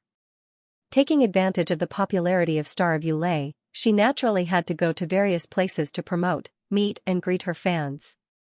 Moreover, Hui Lin's unique voice and innate talent in music had attracted a large number of music producers to provide her with works. Her new album was also in the midst of preparation. Just recording the songs was a big project. Naturally, she didn't have the time to go home to visit family. Hui Lin replied, "This is a new number. I asked my manager, Sister Jenny, to buy it for me." Yangqing still didn't know that Hui Lin's manager was called Jenny, He was really a director. He asked, I didn't see you at the company. Where are you now? What are you busy with? I'm back in Beijing. I'll be in the recording studio recording my new album, Hui Lin asked softly, Brother Yang. Sister, Aunt Gua, Mother Wang, and Xianxia, how is everyone? Yang Chen felt a little sad as he listened. The girl had lived in this house for so many days that they had developed feelings for each other. All of a sudden, she left for another city. Although Beijing was her real hometown, there were only staff around her. It was quite lonely. Abbess Yin Miao was also a Taoist nun. She was busy with the Yellow Flame Iron Brigade. Now that Lin Jiguo left, she had to take over the Lin clan. How could she have the time to take care of her granddaughter? Everyone is fine. I'm here. What else can happen? Yang Qing comforted her. As for you, if there's anything you're not satisfied with, give me a call immediately. I'll help you solve it immediately. Don't let yourself be wronged. You're a superstar, not a punching bag, understand? Yang Qing was most worried that Hui Lin would be too honest. If she was bullied by some weird people in the entertainment industry, it would be too unfair to her. If Lin Ruoshi knew about this, she would definitely be heartbroken. Thank you, Brother Yang. Then, does that mean that I can call you more often in the future?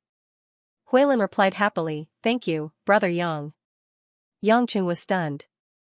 He smiled and said, of course you can. You're a busy person, but I'm not. As long as you're free, you can call me even in the middle of the night. Hui Lin was even happier. She asked again, then, will Brother Yang come to Beijing to see me? Hearing this, Yang Qing felt that it was really a coincidence. He said, now that you mention it, I just remembered that I'm going to Beijing soon. I'll probably be staying there for a long time, so I'll definitely go and see you. No matter what, you're the future star of our company. As your boss, I have to check on the progress of your work. Hearing this, Hui Lin giggled on the phone. She hesitated and asked, will elder sister and the others come too? This? Yang Qing thought that going to Beijing was to talk to the Kai family about Choi Yun. Wouldn't it be courting death if he brought Lin Ruoshi there? So he said, I'll go by myself. Why? Will you only be happy if your elder sister is there? Hui Lin quickly said, no, it's fine if elder sister is busy with work. I'll be very happy if Brother Yang comes. When the time comes, I can bring Brother Yang to our house. Grandma is also staying in Beijing now. She should be happy to see Brother Yang. Yang Qing broke out in cold sweat. It's still early now. We'll talk about it later. Why would he look for Yun Miao? What if she asks him to marry Hui Lin again? But Yang Qing could vaguely feel that Hui Lin seemed to be interested in him. But he couldn't be cruel and draw a line with her. This man was really hard to deal with. After chatting for a while and giving some encouragement and comfort to Hui Lin, the call ended. In the end, Yang Qing suddenly thought that he didn't know if Hui Lin had called everyone or just him. But he couldn't ask her. If she really only called him, it would be even more troublesome. Yang Qing couldn't be bothered to think too much about it. He got up from the bed and quickly took off his clothes, leaving only a pair of briefs. He planned to take a shower in the bathroom. At this moment, he suddenly heard someone approaching from outside the door. Yang Qing was stunned. From the sound of the footsteps, it shouldn't be Lin Ruoshi. He was still wondering if it was Mother Wang or Gua Shuihua when the door was pushed open. Yang Qing had always been too lazy to lock the door. He didn't think that there was a need to lock the door at home. But he didn't expect someone to open the door without even asking. He saw a smiling Gua Shuihua standing at the door. Her face changed from a smile to shock, then to a weird expression. Finally, there was a hint of awkwardness, but she didn't move away. Yang Qing was embarrassed and blushed.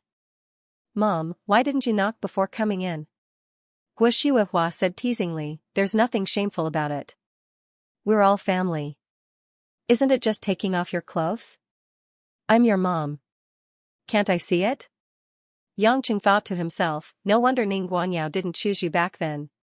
He chose his mother-in-law. It seems like my mom is a bit of a pervert. Of course, he didn't dare to say this out loud. Yang Qing couldn't be bothered to hide it either. He chuckled and said, I'm going to take a shower. Mom, if you have something to say, just say it. I won't beat around the bush. Since Ruashi isn't home, I want to ask you if you've talked to your mother-in-law about the time and place. It's better to meet her sooner rather than later. Guo Shuihua was still a little worried. Yangqing of course agreed. He explained Ma Guifeng's intention and asked Guo Shuihua to choose the time and place. Guo Shuihua listened and nodded. She thought for a while and said, since that's the case, let's do it tomorrow. Ruashi has gone to work and won't be home. I don't have to worry about going out. I really feel like my mother-in-law is like a spy. On one hand, I have to hide it from my daughter-in-law, and on the other hand, I have to help you swindle people.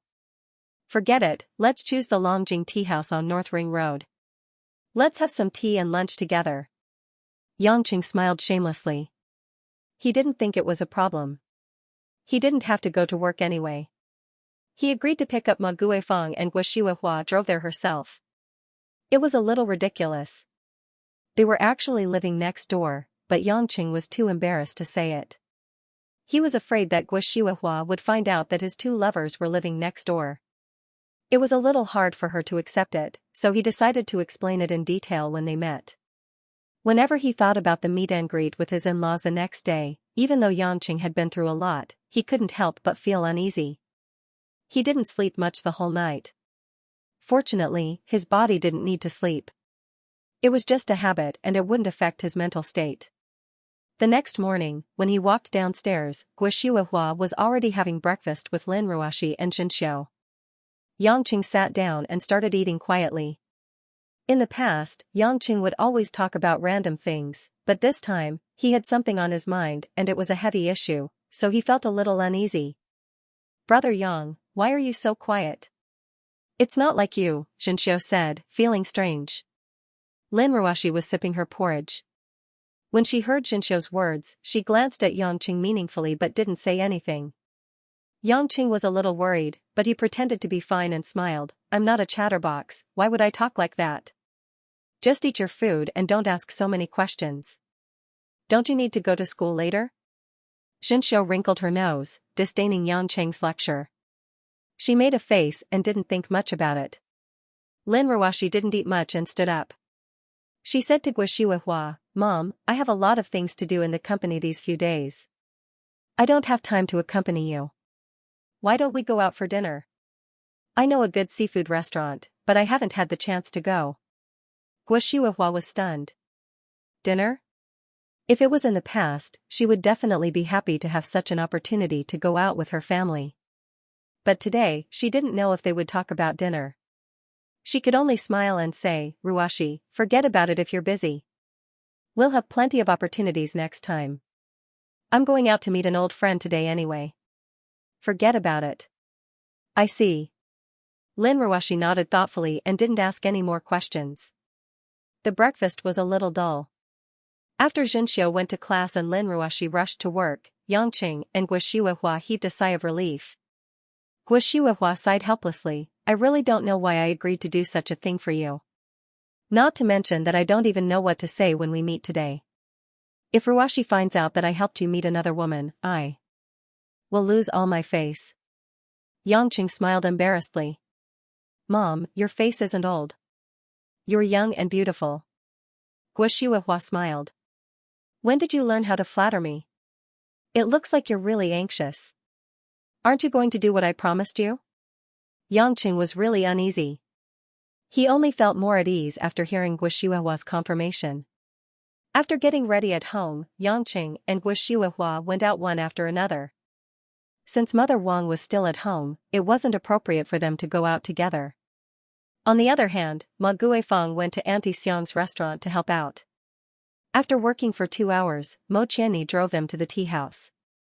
Along the way, Ma Guifeng asked Mo Qianni about her in-laws' hobbies, interests, and background. But how would Mo Qianni know about that? She used to meet Guo Shuihua as Lin Ruashi's sister. She didn't dare to talk too much about it, so she didn't know anything. Ma Guifeng blamed Mo Qianni for not caring about Yangqing's parents, which made Mo Qianni feel wronged. How could she have the chance to care about them? In the past, when Gu Xiuhua came home, she mostly chatted with Changwei. She didn't dare to talk too much, for fear of giving herself away. Ma Guifang didn't have any expensive clothes on, but she still dressed more decently and neatly than usual. Even if she didn't have much money, she couldn't be too shabby. Mo Qianni was on a working day anyway, so her makeup was decent, so she didn't have to make any extra preparations. When they arrived at Longjing Tea House, Yang Cheng's car was already parked outside. Mo Qianni recognized it at a glance, and her heart was relieved. No matter what, Gu Xiuhua really came. The mother and daughter held hands and walked into the freshly decorated tea house together. Because the tea house was filled with small private rooms, they had to ask the waiter at the counter to know which private room Yangqing had booked. Gu Xiuhua chose this place carefully. She couldn't guarantee that this meeting would lead to some kind of intense conversation. If it was in public or in a place where voices could easily be heard, it would be a big loss of face. The tea house was well sealed. If they spoke loudly, no one outside could hear them. In the private room, Gu Xiuhua carefully thought about what she should say when they met later. The fact that her son was married definitely couldn't be hidden for long, but if she said it directly, the other party would definitely find it hard to accept. Therefore, she had to think of a way to persuade the girl's mother to relax and let the children solve the problem themselves. If Gu Xiuhua was just a woman from an ordinary family, she definitely wouldn't agree to help Yangqing. However, as a member of a rich and powerful family, Gu Xiuhua had seen many complicated relationships between men and women. Polygamy was not allowed by law, but it didn't mean that the men from these big families didn't dare to do it. To put it bluntly, even Premier Huaxia, Ning Guanyao, had an illegitimate daughter, which was her daughter-in-law, Lin Ruoxi. Could those other men be innocent? Therefore, with a vision that transcended the law, Gu Xiuhua dared to give it a try. In the end, she could use the status of the Yan family to persuade the other party's elders. As she sipped her tea and thought about what to say, Gu Xiuhua suddenly remembered that she hadn't asked the girl's name. Why didn't her son take the initiative to mention it? He always avoided it. She quickly asked Yangqing, "Son, you should tell me the girl's name now. What should I call her when we meet later?" Yangqing deliberately didn't say it. At this time, he could only confess. He smiled awkwardly and said, "Actually, you should have met her before. Her name is Mo Qianni." Mo Qianni? Gu Xiuhua frowned. Her mind suddenly exploded. She exclaimed, "What did you say? It's Qianni?" Yangqing touched his nose and nodded. Gu Xiuhua suddenly understood a lot of things. In the end, she was annoyed and amused at the same time. She said, "You bad boy, even your mother was fooled by you. No wonder you didn't want to tell me your name. You've been hiding it from me. How is this fooling? Isn't it the same now?" Yangqing smiled and said, "Anyway, we are going to meet later. Isn't it better that we know each other before?" Gu Xiuhua sighed helplessly. But then, a thought flashed through her mind. She shouted in her heart, "Oh no," and stood up from her seat. Yang Qing looked at her and asked, "Mom, what's wrong with you? Why are you so suspicious?" "Something's wrong."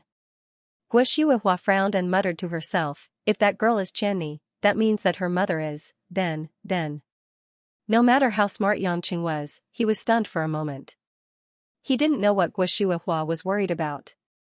Gu Xiuhua, on the other hand, wished that everything in front of her was a dream. She suddenly understood many things. The good son-in-law that Ma Guifang mentioned the other day was none other than Yangqing. Moreover, she had told them that Yangqing had married Lin Ruoxi. Now, they didn't even need to talk when they met. She didn't even give them a chance to persuade them. Just when Gu Xiuhua was having a headache and didn't know what to do, the door of the private room was finally opened from the outside.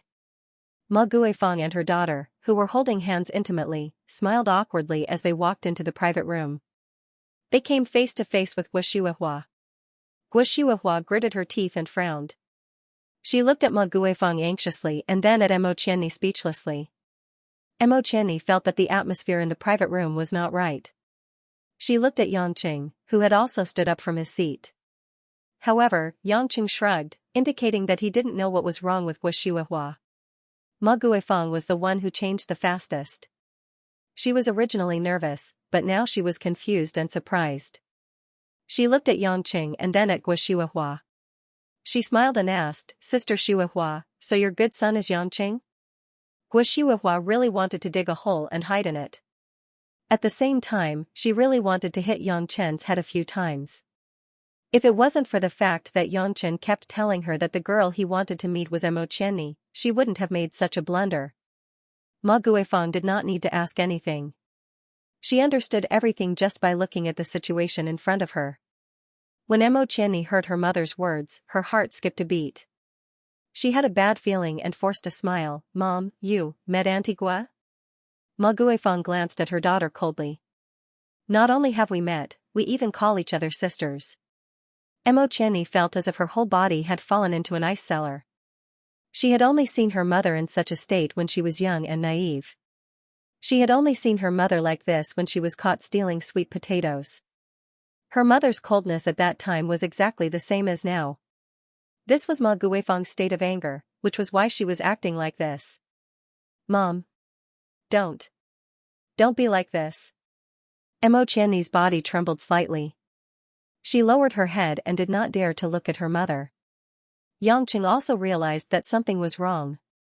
Gua Shuihua and Ma Guifeng were already acquainted. Looking at his mother-in-law's fierce expression, could it be? "Sister Ma, let me explain." "Don't explain." Ma Guifeng interrupted Gua Shuihua and said sternly, "I was wondering why the two of you were so intimate but did not dare to talk about marriage.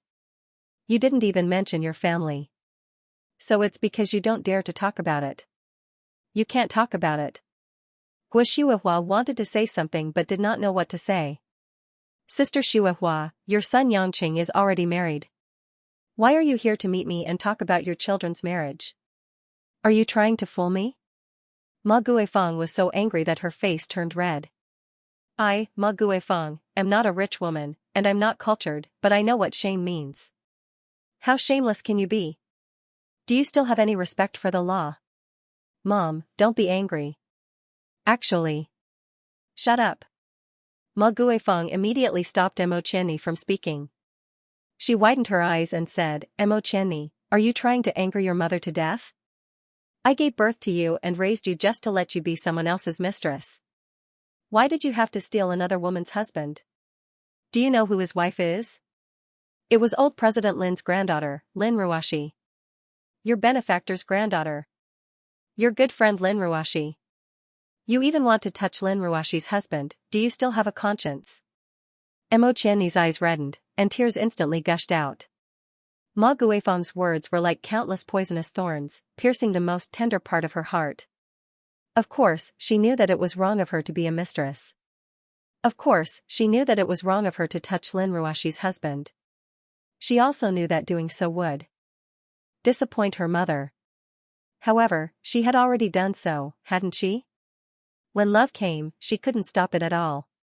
How could she not struggle and try? But under the coincidence of failure, these things happened just like that. She had also asked herself, if it wasn't for Lin Ruoxi and Yang Cheng's contract marriage, and she had an excuse, would she still have a relationship with Yang Cheng like a moth flying into a flame? The answer was yes. She couldn't deceive her feelings towards Yang Cheng.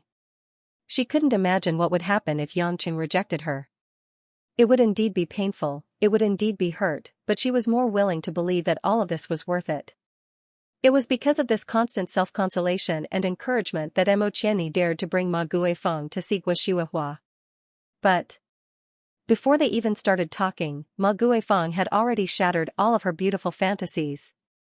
"Mom. I know I'm wrong." Mo Qianni sobbed, her body seemed to collapse. "I know I'm sorry to Ruoxi, but I just... You don't need to say any more. Come back with me now, and I'll pretend nothing happened, or else." Ma Guifeng didn't have the slightest intention of softening her heart. "You choose. Do you want me to be your mother, or do you want to continue to be a mistress?" The meaning of her words was that if she didn't sever the relationship, she would sever the relationship between mother and daughter. Mo Qianni's face instantly turned pale, and her tears stopped. She doubted whether she had heard wrongly, but looking at Ma Guifeng's serious and stern expression, she knew that Ma Guifeng wasn't joking. Yangqing felt a burst of heartache. Seeing Mo Qianni sobbing, he clenched his fists tightly. It was Ma Guifeng who had caused Mo Qianni to cry like that. However, Yangchen couldn't treat Ma Guifeng like he would anyone else. He wouldn't beat her up or remove her name from the list. That was Mo Qianni's biological mother, his elder, and, indeed, he was in the wrong. Yangchen could only endure it, walked forward, and said in a low voice, "Mom. Don't call me Mom." Ma Guifeng glared fiercely at Yangchen, like an angry female leopard. "I'm not worthy of you calling me Mom, and I don't want to have a son-in-law like you. Yangchen, as an elder, let me give you a piece of advice out of goodwill. Be honest and live your life with your wife. Don't be half-hearted and flirt with other people's girls outside. I know that you might be rich, and I know that you might be very capable. But no matter how much money you have, no matter how capable you are, it's impossible to give happiness to different women at the same time. Because when you accept different women, you're causing the greatest harm to the woman who was originally following you." Yangqing was speechless, and the words that he wanted to beg couldn't be said.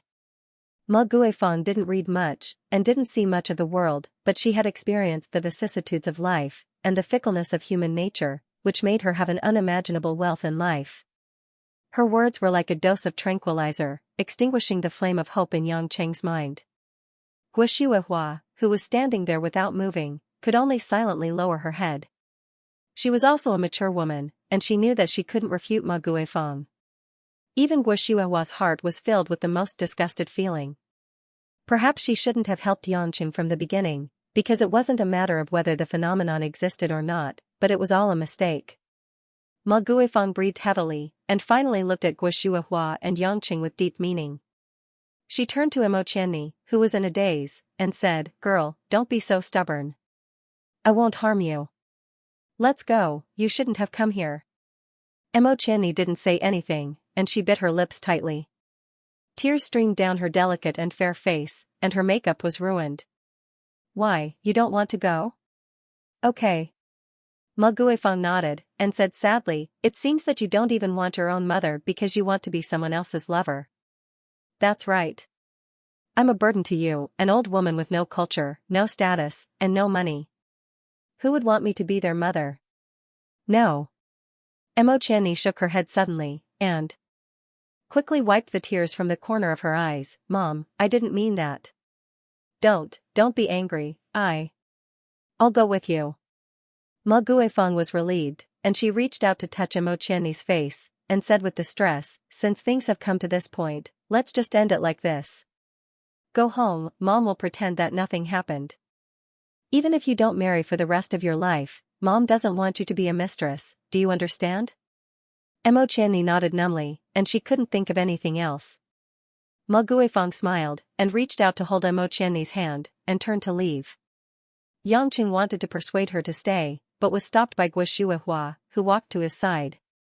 "Don't go." Guishuehua grabbed Yangcheng's hand, and shook her head. "Sister Ma is a straightforward person, you will only make her angrier. We owe them, even if you want to redeem it, wait until Sister Ma's anger calms down." Yangqing smiled bitterly. "Is there a chance to redeem it?" "I don't know," Guishuehua sighed, "it all depends on how far you can go. Yangqing, this matter, or should I say, regarding your relationship in the future, Mom really can't be involved anymore. Mom can be deaf and blind, but Mom can't be a pushback, and I hope you won't blame Mom." Yangqing nodded stiffly. "I'm grateful that you don't object." The originally meticulously planned meeting ended before it even began. Yangqing was distressed to find out that the problem between him and Mo Qianni was the biggest headache for him. Mo Qianni's background couldn't be compared to Choi Yun, Anxin, or Lu Mingyu. She was just an ordinary white-collar worker in the city. Because of this, his relationship with her was the most simple and ordinary. How could the parents of an ordinary family accept their daughter brazenly becoming someone else's mistress? This was unimaginable, and it was also despised by the world. Because in Ma Guifeng's eyes, her daughter should do her job and get married safely, Mo Qianni's special feelings were strictly stopped. Yangqing had a body full of martial arts and countless wealth, but he couldn't use these to ask others to send their daughter to him, because he didn't want to buy a woman, and he didn't want to snatch a woman. If he couldn't get Ma Guifeng to agree, Yangqing knew that even if Mo Qianni did end up with him, she would be full of regret for the rest of her life. Thinking about these troublesome things, Yangqing wasn't in the mood to go to work. After sending Wu Shihuahua home, he drove alone and wandered aimlessly in the car. When the car drove to a river in the city, Yangqing suddenly remembered that this was the river where he met Tang Wan for the first time. That day, he was returning to the rented house from Old Li's house. In the blink of an eye, another year had passed. Parking the car under the shade of a tree, Yangqing got out of the car, walked to the river, and found a chair to sit down. It was noon, and there weren't many people by the river. Yangqing bought 2 packs of cigarettes from a small shop, found a chair for tourists to rest on, and sat down alone. Looking at the not-so-clear river, he puffed out smoke rings and stared at it in a daze. In his mind, Ma Guifeng's sharp words and Mo Qianni's helpless and sad appearance appeared over and over again. Yangqing felt a tightness in his chest, but he couldn't get rid of it. Yangqing bitterly realized that no matter what realm his cultivation was promoted to, the word love was always an unavoidable wall. It seemed that it would extend infinitely. No matter what realm you jumped to, it would always limit you not far away. It was a kind of protection, a sense of security, and also a kind of barrier. Just as Yangqing finished smoking the first pack of cigarettes and was about to open another pack, his mobile phone vibrated. Yangqing thought it was Wu Shihuahua who was worried about him, but he found that it was Jane who was calling. Picking up the phone, Yangqing tried his best to sound relaxed. "Our great scientist, do you have any instructions from Miss Jane? Why are you calling me at lunchtime?" Jane giggled. "I wouldn't dare to instruct you. I'm just reporting that I've arrived at the airport, and I'm about to board the plane back to England." Yangqing was stunned. "That's sudden. Everything's been resolved?" "Of course. I've already analyzed the poison in Master Tang's body. There's no point in staying in Xianxia, and you don't have time to accompany me," said Jane, feeling wronged. Yangqing sweated. "No matter what, I have to thank you. Why didn't you let me send you off? You were in such a hurry to leave." Jane said, "I wasn't in a hurry to leave. I was prepared to leave. However, there's nothing special about you sending me off.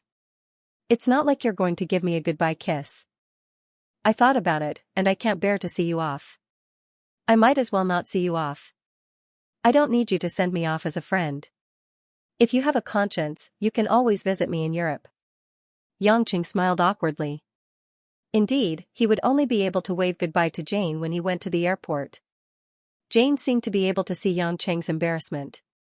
She smiled and said, "Oh right, let me tell you, Xianxia will be leaving with me. Before I leave Xianxia, I'll be safe with her by my side. You don't mind using your subordinates, do you?" "Of course not." Yangqing remembered that he had told Xianxia to return to Japan. It wasn't a bad idea for her to follow Jane. In any case, she shouldn't stay in Xianxia and make the Yellow Flame Iron Brigade suspicious. After saying goodbye to Jane, Yangqing felt guilty. It would be a lie to say that he didn't like a beautiful girl like Jane who was loyal to him. However, he had watched her grow up, and he had an ambiguous relationship with Catherine. If he really touched Jane, he would feel like he was taking advantage of her, and it wouldn't be fair to the mother and daughter, even if they didn't think so. All kinds of complex emotional factors, coupled with his own emotional debt, made Yangqing not dare to open his heart to Jane rashly. He could only avoid her as much as he could and pretend to be deaf and dumb. However, Jane's call reminded Yangqing that he was in such a mess now. Why not talk to Tang Wan? Tang Wan was indeed a good person to talk to. So, Yangqing found Tang Wan's cell phone number and dialed it. It was also rare for him to take the initiative to call a woman. The phone was quickly connected. Tang Wan's soft voice was particularly charming on the phone. "I was going to call you if you didn't call. You know that Miss Jane returned to England, right? She didn't let me tell you before." Yangqing responded, "I've finished talking to her. As for you, old Master Tang's condition is better, and the toxins have been analyzed. You should be relieved. I'm in a good mood now. I haven't been so relaxed for a long time. I really want to thank you. You may not know how important Grandpa is to me and the Tang family. As long as he is healthy, I feel that I have a backbone." Tang Wan smiled and said, "I was going to treat you to a good meal, but I have to go back to Yanjing with Grandpa tomorrow." Grandpa said that he would go back to hold a family meeting, so I have to attend, so I have to wait until next time. You also have to go? Yangqing was depressed. Tang Wan laughed and said, why? You seem to be very reluctant to leave me. It seems that you still care about me. Yangqing's old face was a little red. Fortunately, the phone could not be seen. Why do you have to hold a family meeting? Are you going to take Tang Tang with you? Tang Wan said, during the period when Grandpa was sick, there were all kinds of rumors in the family and there was a split. Of course, we have to reorganize. Tang Tang has also grown up and is a descendant of the Tang family. Even if she marries into the Yang family in the future, she will still be a part of the Tang family. Of course, she has to go back and attend. That child is very smart and especially clings to her great-grandpa. She knows that my grandpa can give her benefits. Yangqing felt uncomfortable and said, what do you mean by marrying into the Yang family? She is marrying Yuan Yi, a member of the Yuan family. Isn't the Yuan family a branch of the Yang family? Tang Wan paused and said, Yangqing, don't blame me for being straightforward. I didn't want to mention this at first, but I don't think there is anything to avoid. If I pretend not to know, we will be too unfamiliar. As far as I know, old Yang cares more about you than Yang Lai. You have to perform well. Who knows, maybe in the future, the Yang family will be handed over to you. Yangqing originally wanted to talk to Tang Wan about Mo Qianni. He didn't expect that Tang Wan would suddenly mention the Yang family. I have no interest in the Yang family, Yangqing said with a light smile. It's not as simple as you think, Tang Wan said earnestly, perhaps you do have extraordinary strength, but in Xianxia, there must be a reason why the four major families can control Beijing for so long. Although I am one of the successors of the Tang family, I vaguely know that the Tang family is not as simple as just doing business. I believe that the Yang family is not as simple as just controlling a portion of the military. Moreover, think about it, if you plan to continue living in Xianxia, then an additional identity as a member of the Yang family will only bring you a lot of convenience. At the very least, there won't be any blind people who will provoke you or touch the people around you, right? Also, I know that your mother is with you now and hasn't returned to the Yang family, but do you really think that your mother likes to be separated from her family? If you can enter the Yang family, then everything will be under your control. Many things will become justifiable. Yang Chen's eyes lit up. An absurd idea popped up in his mind. If he could become the head of the Yang family, then it would be much easier for him to have more than one woman by his side. It wasn't that such a thing could be publicized, but with his identity as the head of the Yang family, having more than one woman was also a reflection of his strength. If others wanted to say anything, they could only do it in secret. In this way, his women wouldn't have too many troubles, and many people would even envy them. Actually, if it was abroad, Yangqing didn't need the identity of the Yang family at all, and no one would dare to say anything. However, the problem was that he was going to live in Xianxia in the future, so he couldn't use his fierce reputation abroad to do things. If this was in the past, it definitely wouldn't work. Back then, when he was separated from Gui Shuihua, it was because Gui Shuihua was pregnant out of wedlock and it was a disgrace to the family's reputation, so he sent him to the orphanage. But now, the world had changed. Those with power and money, not to mention getting pregnant out of wedlock, even if they brazenly had an affair, no one would dare to say anything. Therefore, there were two sides to everything. In this world, people's hearts weren't as they used to be, but it also made it convenient for Yangqing to find another way. Of course, this was just an idea. If he really wanted to do it, it would be quite difficult for Yangqing.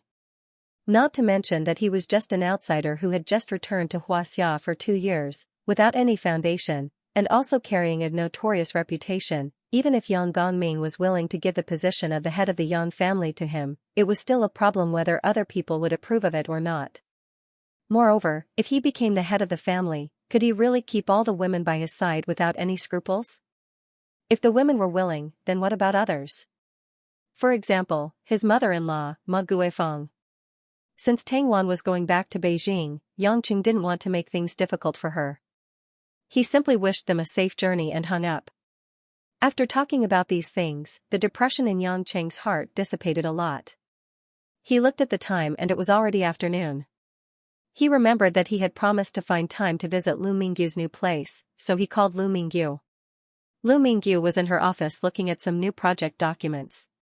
She had been quite busy these days. After Lin Ruoxi returned from Europe, she didn't relax but increased the expansion efforts. All kinds of acquisitions, mergers, and integrations came one after another. The terrifying financial resources of Yulei were like a raging bull. Every PR department was running around all day, talking about this and that. Receiving Yang Cheng's call, Lu Mingyu took off her black-framed glasses and smiled. She could roughly guess the reason why Yang Cheng called. She picked up the call and asked, "Are you free now?" Yang Cheng was stunned and smiled bitterly. Was his mind that simple? Lu Mingyu guessed it right away. "When are you getting off work?" "I'll pick you up." "It's not like I don't have a car," Lu Mingyu said. "You're also from Yulei, you should know when to get off work." Yang Cheng rubbed his nose. "You don't have to be so harsh when you're one of us." "I'm just being considerate."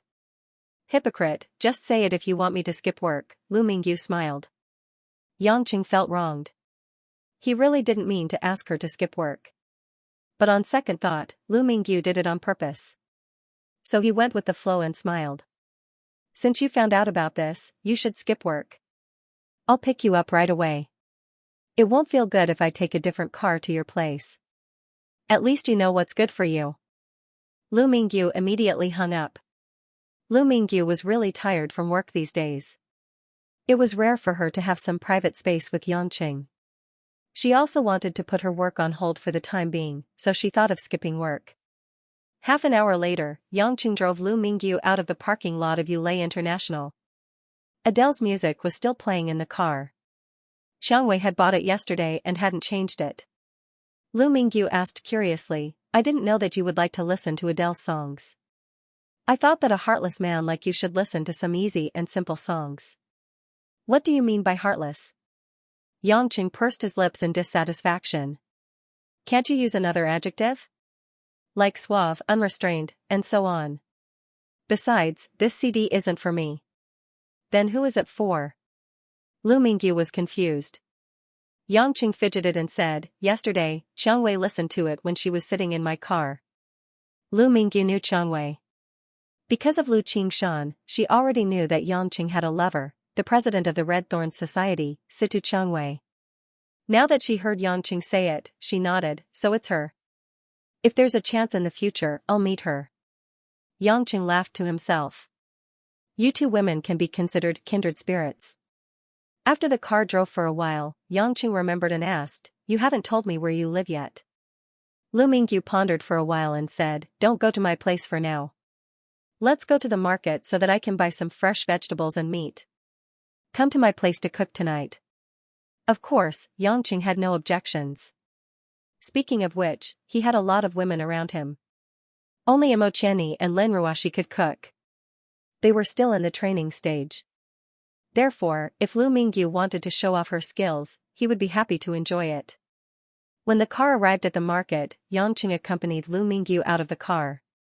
The two of them were like an ordinary young couple who came to buy groceries on their way home from work.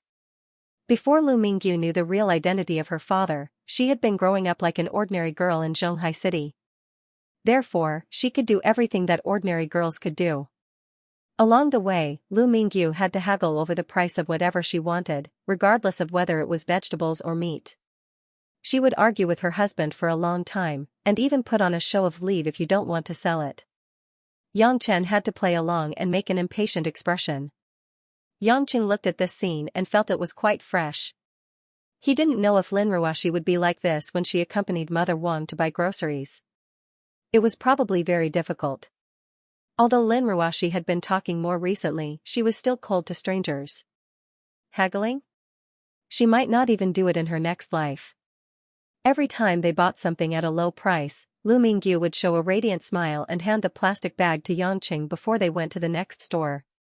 "Are you really that happy? We're not short of money, so why are you so happy when you're only saving a couple of yuan?" Yang Cheng smiled. Pouting her lips, Lu Mingyu rolled her eyes at Yang Cheng and replied, "What do you know? Money isn't the main point. The main point is the process of haggling." Haggling is a form of pleasure. If I don't haggle in the market, it'll be worse than killing me. Did your mother teach you this? Yangqing asked curiously. Nodding her head, Lu Mingyu smiled. When I was young, my father was still in Beijing, and my mother brought me up. The two of us didn't have a good life, so we naturally had to be frugal. I followed my mother and haggled for groceries and clothes, so I naturally got used to it. Although I'm working in a fashion company like Ulay International, I'm still clear about the prices in the market. Many things are just branded, and once the brand is removed, they're just street goods. Looking at Lu Mingyu's cute expression, Yangqing sighed. He knew that he didn't understand the women around him. Enough. He never expected that Lu Mingyu would have such a street side to her. However, if you love someone, you'll naturally love the things she loves. Yangqing quickly got used to Lu Mingyu's shouting and haggling. He even joined in the haggling war in the end, which made him very happy. Naturally, it wasn't fast to buy groceries in this manner. They only managed to buy everything after half an hour. By the time they arrived at Lu Mingyu's high-class apartment, it was already night time. The apartment in this district was designed to be environmentally friendly, and the air conditioner was regulated by geothermal and underground water technology. Although it was an apartment, the area was an entire floor, so the price could be comparable to some small villas. Lu Qingshan might not be much about other things, but he was willing to spend money on his daughter. Otherwise, with Lu Mingyu's salary, she wouldn't dare to buy such an apartment in her lifetime. Yangqing carried bags of various sizes as he followed Lu Mingyu up the elevator to the top floor. Lu Mingyu was the only one living on this floor, which was rather wasteful. TSK. It's really different with a rich father. Yangqing sighed with a smile. Lu Mingyu blushed. Actually, I didn't ask to buy this place. It was my father who insisted that I live here. What's there to be embarrassed about? He abandoned you and your mother to go to Beijing a few years ago. This is to make up for not taking good care of you all these years. You can spend his money as much as you want. He can't be more than happy. Yangqing egged her on. Lu Mingyu ignored him and took out the key to open the door. Then, she asked Yangqing to bring the things into the kitchen. The interior of the large apartment was decorated in a warm beige color. The light coffee-colored leather sofa, the gorgeous patterned wool carpet, and all kinds of the latest electronic products were available.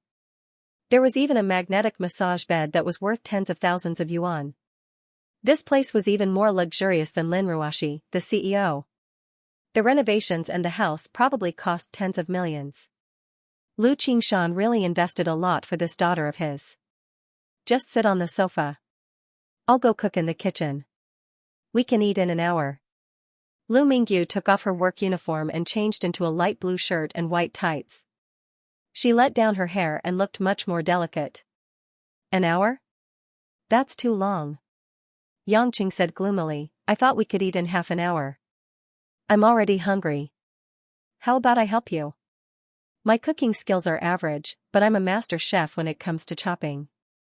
Can you do it? Lu Mingyu looked at Yangqing doubtfully. What if I cut my finger? Even if I cut my finger, it wouldn't be because of my knife skills. It's definitely because of you. Yangqing smiled. Why? Why would it be because of me? Lu Mingyu asked in return. Yangqing showed a regretful expression. Who asked us to have a beautiful chef at home? She's so beautiful that she took my eyes away. Of course, I had to cut my finger. You're so talkative. I think you'll be fine after you seal your mouth. Lu Mingyu was happy in her heart, but she still snorted. The division of labor was decided. Yangqing went into the kitchen to help cut the ingredients while Lu Mingyu cooked. The two of them chatted and laughed like a real couple. Yangqing's speed was very fast. He could do things like cutting potatoes with his eyes closed. After he was done, he leaned against the kitchen door and watched Lu Mingyu, who was wearing an apron and stirring the oil in the pot. Women often felt that men were especially attractive when they were doing things seriously. Men often felt that women who were serious about cooking were also very attractive. A faint warmth spread in Yangqing's heart. He recalled the little things they had experienced since they met. The time he could spend with her was very little. But in reality, Lu Mingyu really didn't want much. She was busy and worked hard to prepare this dinner because she knew that this was a rare opportunity, so she especially cherished it. Most of the time, love wasn't about getting something, but how much one wanted to give. With Xianxia's help, a simple home-cooked meal consisting of 4 dishes and 1 soup was completed very quickly. The fragrant dishes were placed on the table, causing Xianxia, who was already a little gluttonous, to have an appetite. Lu Mingyu took off her apron. After working for so long, there were some fine beads of sweat on her forehead and her hair was slightly messy. She looked more like a housewife than a company executive. Let's drink some wine. No matter what, this is the first time you've come to my place for dinner, Lu Mingyu suggested with a smile. Xianxia nodded and agreed, but do you have wine here? I'll go out and buy some. Yes, wait a moment, Lu Mingyu said and walked into a storage room. After a while, she took out 2 bottles of wine. 2 bottles of wine with no special packaging were placed on the table. Lu Mingyu said, "This is a gift from my dad. He said it's imported wine and it tastes pretty good. I don't have the habit of drinking at home alone. It's good that you're here to help me get rid of it." Xianxia didn't look at it carefully before. Now that he took it and looked at it, he was stunned for a moment. He then asked to confirm, "Is this really a gift from your dad?" Lu Mingyu asked doubtfully, "What's wrong? Can't my dad give me wine? Didn't your dad tell you that this is Romani Conti? What is this? What's the brand of this wine? I don't know much about wine. Is it good?" Lu Mingyu thought that the wine given by her father wouldn't be bad. Otherwise, why would he give it to her daughter? Xianxia shook his head with a bitter smile. It seemed like Lu Qingshan didn't know the value of this wine. Fortunately, he came today. Otherwise, these 2 bottles of wine would have been wronged. "Mingyu babe, you know Lafite, right?" Xianxia said. Lu Mingyu nodded, "Of course I know Lafite. I think it costs 10 to 20,000 yuan a bottle. This wine is called Romani Conti. Its annual production is less than 1/50th of Lafite's. It's estimated that only 1 to 2,000 bottles will be sold on the market. Don't you think it's precious?" Xianxia sighed. Having lived abroad for so many years, he had basically enjoyed all kinds of delicious food and fun things, and he was also familiar with high-end drinks. However, Romani Conti was a rare wine in the world, and he couldn't drink it often, so he knew how precious it was. Lu Mingyu's eyes widened. "According to what you're saying, isn't this wine very expensive? If we were to buy it on the market, it would cost at least 100,000 Huaxia dollars, and we might not even be able to buy it," Xianxia chuckled, "but since we got it, let's drink it.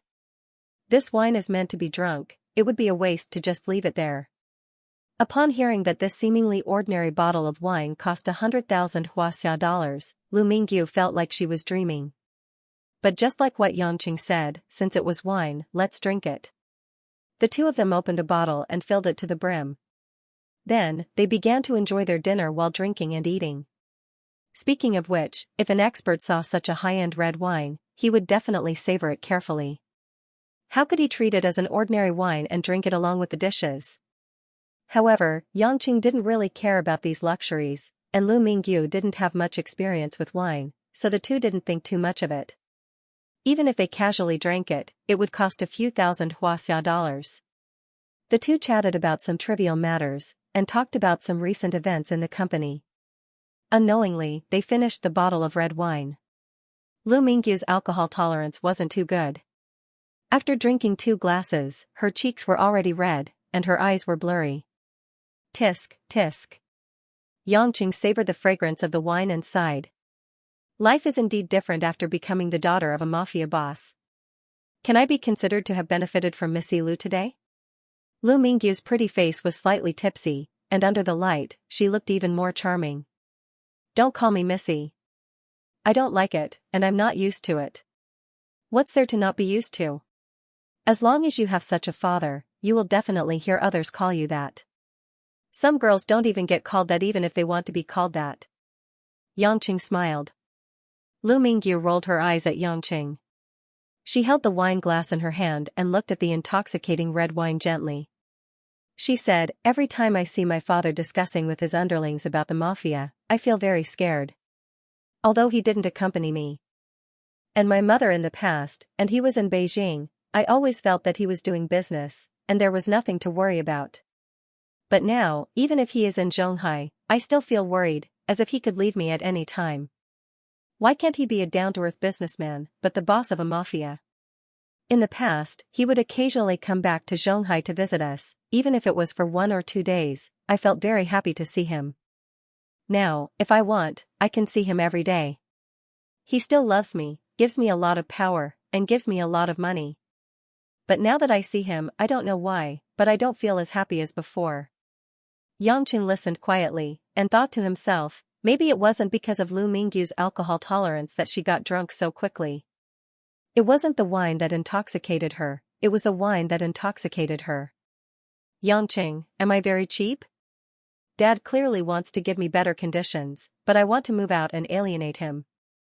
Lu Mingyu pouted her pink lips and asked with misty eyes. Of course not, it's not like you don't recognize him as your father. Yangqing knew that at this time, what Lu Mingyu needed was a kind of comfort. Actually, I admire you very much. For so many years, you have been lied to by your father since you were young, and only recently did you find out the truth, and you can accept all of this. What's more, your father has other women in Beijing, and even sent you a younger brother for no reason. If these changes were to happen to other girls, they would either hate their father to death, or hate everyone who lied to them to death. Yet, you quietly accept these things, and even get along well with your younger brother. It's hard not to admire your breadth of mind. Lu Mingyu smiled calmly, tilted her head, leaned on the table, and murmured, it's already happened, what can I do? Regardless of whether they lied to me or not, my father is my biological son, and my younger brother is related by blood. Should I still seek death and fight with them? That's not good for anyone. Yangqing became silent. The rational Lu Mingyu could accept that kind of father and half-brother, but he couldn't accept Yang Pejuan and Yang Lai, even if his blood relationship with Yang Lai was much closer than that of Lu Mingyu and Lu Mingho. However, when there really was hatred between relatives, it was far more terrifying than between enemies. Seeing that Yangqing didn't speak, Lu Mingyu pouted and asked, Yangqing, why haven't I heard you talk about your family? What does your family do? Are they in Zhonghai? After being asked, Yangqing remembered that it was time for him to tell the women around him about his current family situation. He didn't hide anything from them, and now that they knew each other's backgrounds, they wouldn't be too surprised to meet each other's relatives in the future. Of course, Yangqing didn't have the patience to tell them about his background, so he only briefly mentioned that he had the blood of the Yang family and that he had reunited with Guishuihua. Even so, Lu Mingyu revealed a shocked expression. She stared blankly at Yangqing for a while, then suddenly burst into laughter and said coquettishly, in that case, I've unknowingly hooked up with a crown prince. What a bargain. Yangqing rubbed his chin and said regretfully, if there's really some special privileges, then I really want to be one. It's not like I can get everything I want just because I have this identity. Although Lu Mingyu was a little drunk, she still retained a trace of sobriety. What's wrong? You seem to have something on your mind. You've never spoken in such a depressed manner before. Yangqing drank the red wine in his glass in one gulp and didn't hide anything. He briefly told her about what happened with Emo Chenni in the morning. A complicated expression flashed through Lu Mingyu's eyes, and she sighed softly in the end. Have you thought of what to do? What else can I do? I'll wait for mother-in-law's anger to cool down a little, then I'll apologize and talk about it properly. Yangqing smiled bitterly. Lu Mingyu nodded. I thought you were going to give up, so I was a little worried. Yangqing was stunned for a moment, then he suddenly understood. To put it bluntly, Lu Mingyu was grieving for the death of the rabbit. If Yangqing gave up on Emo Chenni because of the obstruction, then he might also give up on her in the future. Don't let your imagination run wild. My biggest strength is that I'm shameless. Even if you want to abandon me, I won't leave. Yangqing said seriously. Lu Mingyu glanced at Yangqing with a smile that wasn't a smile. I suddenly feel that it's actually not bad to have a gangster father. At least he won't be like Chenni's mother, who views the relationship between children from a secular point of view. Chenni must be suffering in her heart. You're really good at torturing people. Yangqing wanted to say something, but he swallowed it back. What could he say? During the day, he wanted to speak up for Xianxia, and he was very clear on how sad Xianxia was. However, he was also suffering, and there was no reason for him to take advantage of it. After eating dinner and drinking 3 glasses of red wine, Lu Mingyu's body was a little weak, but she still wanted to bring the dishes back to the kitchen. It was also because she had been used to doing housework for so many years that she would feel uncomfortable if she didn't finish it. Xianxia hurriedly pressed the woman back onto the chair and said, "You're already so drunk, yet you're still doing this. Just sit here obediently, I'll do it." "How can this be? This is your first time here, it's not appropriate for you to cut the vegetables. Don't tell me I need you to help me clean up?" Lu Mingyu shook her head and reluctantly went to carry the plates. Xianxia simply snatched the plates away, bent down, and kissed Lu Mingyu's cheek. He smiled and said, "Don't take it for granted that you have to serve me. What I want is a woman who understands me, not a maid who does things." After saying that, he didn't care about Lu Mingyu standing there in a daze. He quickly cleaned up the dishes and brought them into the kitchen. After pouring out the leftovers, he began to wash the dishes again. Lu Mingyu sat in the dining room, looking at the back of Xianxia washing the dishes in the kitchen. She felt hazy, and her face was burning hot. She subconsciously reached out and touched the place where Xianxia had kissed her, and a corner of her mouth revealed a satisfied smile. Xianxia wasn't someone who didn't know how to do housework. He had lived alone for quite a while, so he quickly tidied up his things and walked out of the kitchen. Originally, this was a romantic night. After all, he and Lu Mingyu hadn't been intimate for a long time, and it was rare for her to be in her newly moved nest. Of course, he had to fight for hundreds of rounds in order to satisfy the expectations in his heart. However, when Xianxia excitedly wanted to carry Lu Mingyu to take a bath, he discovered that this woman had actually fallen asleep on the table. Xianxia sighed helplessly and walked to Lu Mingyu's side. He quietly looked at the beautiful face in front of him and was lost in thought for a while. She had long and curved eyebrows, a tall and exquisite nose bridge, and plump pink and tender lips. Xianxia had seen all of these before, but now that he was staring at her from such a close distance, he felt that she was a little unfamiliar. It was like, this was clearly his woman, but it was like a strange woman. Suddenly, a strong panic filled his heart. Xianxia subconsciously understood that it was because of the matter of Xianxia being taken away by Ma Guifeng in the morning, which really hit him. He began to be afraid that the woman who was originally by his side would really leave him, and he would be as helpless as he was in the morning. In the end, they would really become strangers. Xianxia took a deep breath, and his eyes flashed. He clenched his fists tightly for a while before loosening them. Under the pale light, Xianxia smiled and shook his head, as if he was mocking himself. Then, he stretched his hands to Lu Mingyu's legs and back, and picked up Lu Mingyu from the chair. Lu Mingyu fell asleep in a daze and didn't wake up. She seemed to be murmuring something in her sleep. Being hugged by Xianxia, she pouted her pink lips charmingly, revealing a look of innocence that she didn't usually have. Xianxia walked slowly into the bedroom with Lu Mingyu in his arms. He gently placed the woman on the big bed, pillowed her head, and pulled the blanket to cover her. Seeing that Lu Mingyu was still wearing high heels, he also took off her shoes. In this situation, there was no need to wake Lu Mingyu up to wash up. The flame that was originally burning in Xianxia's heart also somehow disappeared. Looking at Lu Mingyu's even breathing in her sleep, Xianxia suddenly felt a wave of fatigue that he had never felt before. It wasn't his body that was tired, but his heart that was really tired. Xianxia also wasn't in the mood to go home. He sent a text message to Guishuihua, saying that he wasn't going home.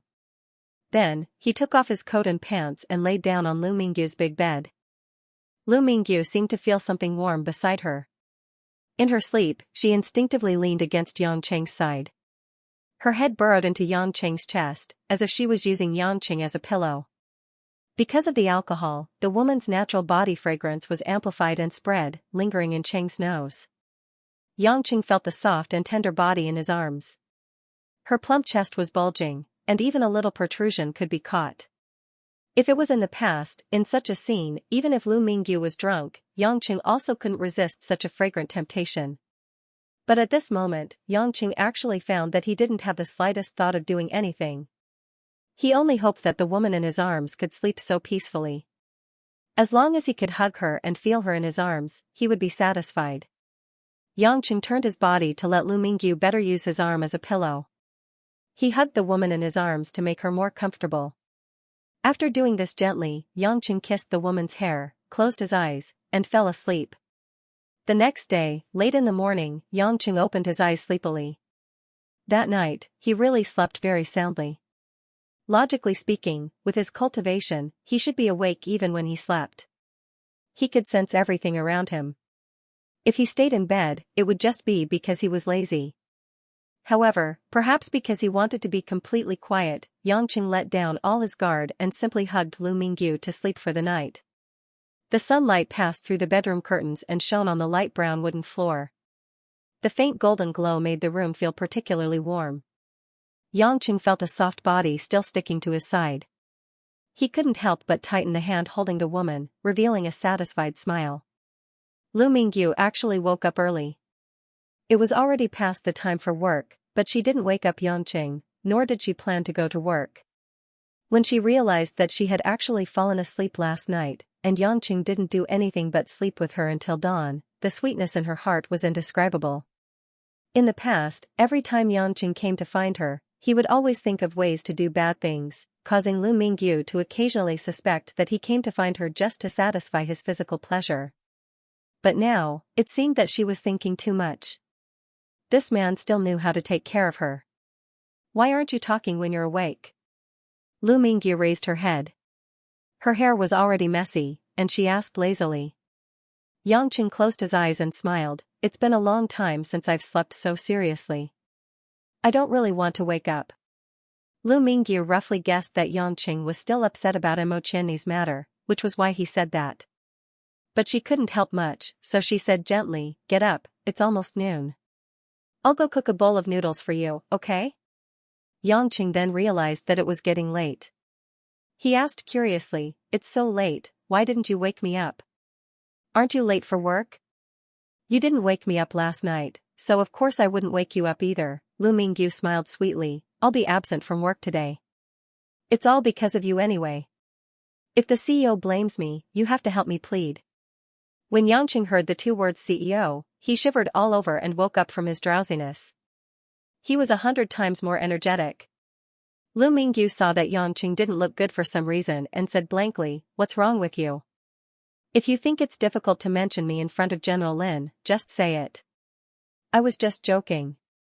Yangqing said awkwardly, "It's not like that, but I'm already awake. Let's get up, hee." The torture that Lin Ruashi gave him these few days had actually made him a little afraid of her. Yangqing couldn't help but comfort himself. A good man is a good man who's afraid of his wife.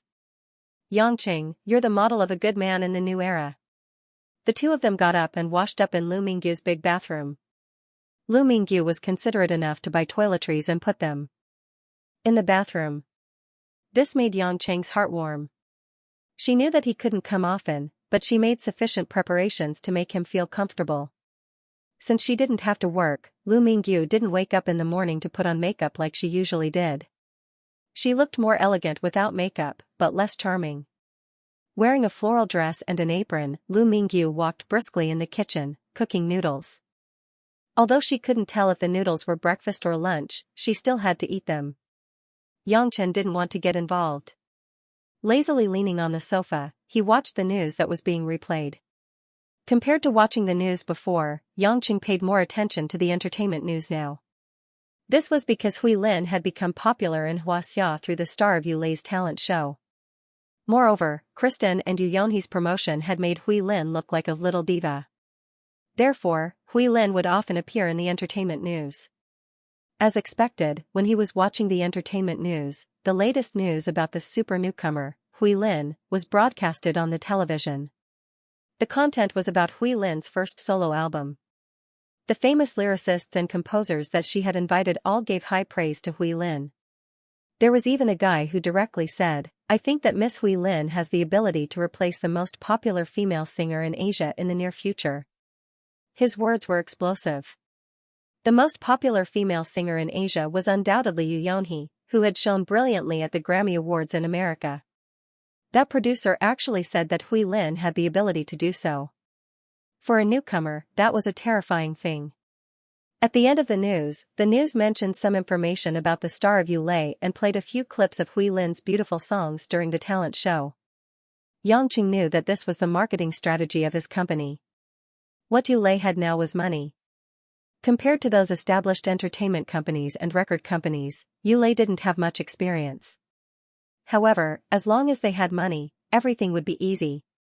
Moreover, Lin Ruashi was willing to spend money for her younger sister. She wasn't stingy with the advertising fees. Otherwise, there wouldn't be such a long news segment that only talked about Hui Lin. As he watched, an alluring aroma of noodles suddenly wafted out from the kitchen. It was mixed with a rather unique fragrance, causing Yang Cheng's saliva glands to secrete faster. "Darling Mingyu, what noodles are you making? Why does it smell so good?" Yang Cheng poked his head out to see what Lu Mingyu was doing in the kitchen. Lu Mingyu turned around and smiled. "Don't worry, it'll be ready soon." A few minutes later, Lu Mingyu brought out the noodles that she had cooked. It was filled to the brim, which was suitable for Yang Cheng's appetite. Yang Cheng took a closer look and realized that it was pickled cabbage noodles that he hadn't eaten for a long time. There were some pork shreds and some bright red dried chilies in it. It was indeed delicious. This pickled cabbage was made by Mom. It's much tastier than the ones you can buy outside. I've wanted to let you try it for a long time, but I didn't get the chance until now. Lu Mingyu looked at Yang Cheng proudly. When Yang Cheng heard that, he smiled. "I don't need to taste the pickled cabbage made by my mother-in-law. Hee, come, let's eat together. I'll feed you." Lu Mingyu shook her head. "I won't eat the noodles. There are fruits in the fridge. I've been on a diet recently, so I'm trying not to eat starch." "Diet?" Yang Cheng was displeased. "You don't need to go on a diet with your figure. Come here obediently. You're not allowed to eat fruits. I can listen to you for other things, but I know my figure best." "Humph, of course you won't say that I'm fat now. If I really lose my figure one day, it'll be too late for regrets." Lu Mingyu turned around and went to the fridge to take out a plate of sliced fruits. There was nothing Yang Cheng could do. He could only say resentfully, "Just don't lose any weight in your chest or butt." Lu Mingyu, who was about to open the fridge, blushed. She gritted her teeth and glared at Yang Cheng. "Eat your noodles. Stop talking so much." Yang Cheng shrunk his head. Women were really sensitive when it came to their figures. Lu Mingyu's culinary skills were really good. The pickled cabbage that Mother Lu made was also delicious. Yang Cheng finished the big bowl of noodle soup, including the soup. Lu Mingyu simply ate some fruits. Seeing that Yang Cheng finished it so cleanly, she was naturally happy. She didn't care that there was oil on Yang Cheng's lips and took the initiative to kiss him. Yang Cheng enjoyed this kind of erotic treatment. He couldn't help but sigh. Little Yu-er was still so considerate. When he was at home, when didn't he finish all the food? Little sister Lin didn't even take the initiative to kiss him. After washing the bowls and chopsticks, Lu Mingyu took off her apron and asked expectantly, "If we don't go to work, what will we do in the afternoon?" Yang Cheng was about to ask Lu Mingyu what she wanted to do, but unexpectedly, Lu Mingyu's phone on the table rang. Lu Mingyu frowned slightly, worried that the company had something urgent to discuss with her, but she still walked over and picked up her phone. Looking at the number, Lu Mingyu seemed to be relieved. She picked up the call and smiled. "Hi Li, why are you calling me at this time?" From Lu Mingyu's tone, it should be someone she knew. After chatting with the woman named Hai Li for a while, Lu Mingyu looked a little hesitant, but in the end, she responded softly, as if she had agreed to something. After hanging up, Lu Mingyu didn't wait for Yang Cheng to ask and said, "Hai Li is my university classmate and also a good friend of mine. She invited me to a simple gathering. Our university's class monitor came back from Su province to run some errands. Since he won't be staying for long, he wanted to use this afternoon to gather everyone together." Yang Cheng was quite surprised. He had never studied, so he was unfamiliar with classmates. So when he heard that Lu Mingyu was going to a class reunion, he felt a little envious. "Go then, I'm free these few days anyway. After your gathering, I'll go out with you to play." Yang Cheng didn't want to miss a rare gathering. Lu Mingyu pursed her lips and said, Yangqing, come with me. Yangqing was stunned. Is this appropriate? What's inappropriate about it? It's not a big deal to bring your boyfriend to a class reunion. Besides, it's not like you can't bring him, Lu Mingyu said faintly, many of my classmates are married. In the past, when I went to parties, I was often the only one there. It's weird to go. Yangqing suddenly realized that Lu Mingyu wanted him to support her. But this was nothing, he was indeed her man. Moreover, he wanted to understand the women around him better, so of course he had to look at their social circles. Then should I wear a suit and tie? Yangqing asked a little awkwardly. Why a suit and tie? Lu Mingyu was puzzled. I've never participated in a class reunion, so I don't know what to do. I'm afraid that I'll embarrass you. Yangqing smiled embarrassedly. Lu Mingyu giggled and rolled her eyes at him. You're so thick-skinned that no one can tell if you're embarrassed. I think you should just do it this way. Everyone is just having a casual gathering, not going to the National People's Congress. I'll go in and change my clothes and put on some makeup. I'll be out soon. You wait here. Although it was fast, when the two of them set off, 40 minutes had already passed. Lu Mingyu changed into a light blue Chanel double-layered chiffon dress, revealing a pair of slender and fair calves. She wore a small suit with embroidery, which made her neck look especially slender, like a Japanese or Korean celebrity. Because the sun was blinding outside, she also wore a pair of fashionable Gucci sunglasses with colorful lines. This kind of attire was rarely seen at work. This outfit cost at least 20,000 Huaxia dollars. Even as an executive of Yulei, if Lu Mingyu were to dress like this in the company, it would definitely attract too much attention. Yangqing looked at his own clothes. Although they were all branded goods that Lin Ruashi had bought for him, they still looked a little shabby. However, he was not a fussy person. Since Lu Mingyu said it was fine, he just let it be. Because Lu Mingyu's car was still at the company, she naturally took Yangqing's car to the meeting. The venue was a high-end clubhouse in the East District of Zhonghai. If one's annual salary was less than 200,000, there was no way they could get in. It was obvious that the classmates who invited Lu Mingyu were doing well. When Yangqing's car arrived, a few men and women were just about to enter the clubhouse. After getting out of the car, Lu Mingyu took off her sunglasses and waved at a tall girl with curly hair who was about to enter. Hi Li. The curly-haired girl turned around, revealing a round face. When she saw Lu Mingyu, she happily ran over and hugged Lu Mingyu intimately. Mingyu, it's rare for you to come on a work day. I thought you wouldn't come, Hi Li said happily. Hi Li said happily. Her gaze naturally drifted to Yang Chen, who was behind Lu Mingyu, who had just finished locking the car. Puzzled, she asked, is he your boyfriend? Lu Mingyu's face blushed, and she shyly replied, yes. Yangqing was not at all distant. He took the initiative and said, hello, Miss Hai. My name is Yangqing. Mingyu said she could come, so I came uninvited. Hai Li covered her mouth and laughed.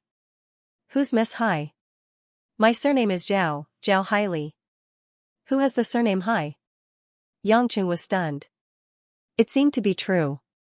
He didn't know how to react. Seeing Yangqing's blank expression, Hai Li laughed again. She took Lu Mingyu's hand and said, your boyfriend is so funny. Everyone will admire your taste when they see him later. Yangqing curled his lips. Was this woman praising him or belittling him? Lu Mingyu smiled indifferently. Anyway, he's my boyfriend. They can say whatever they want. Hai Li suddenly sighed. I heard about what happened to Chi Kai.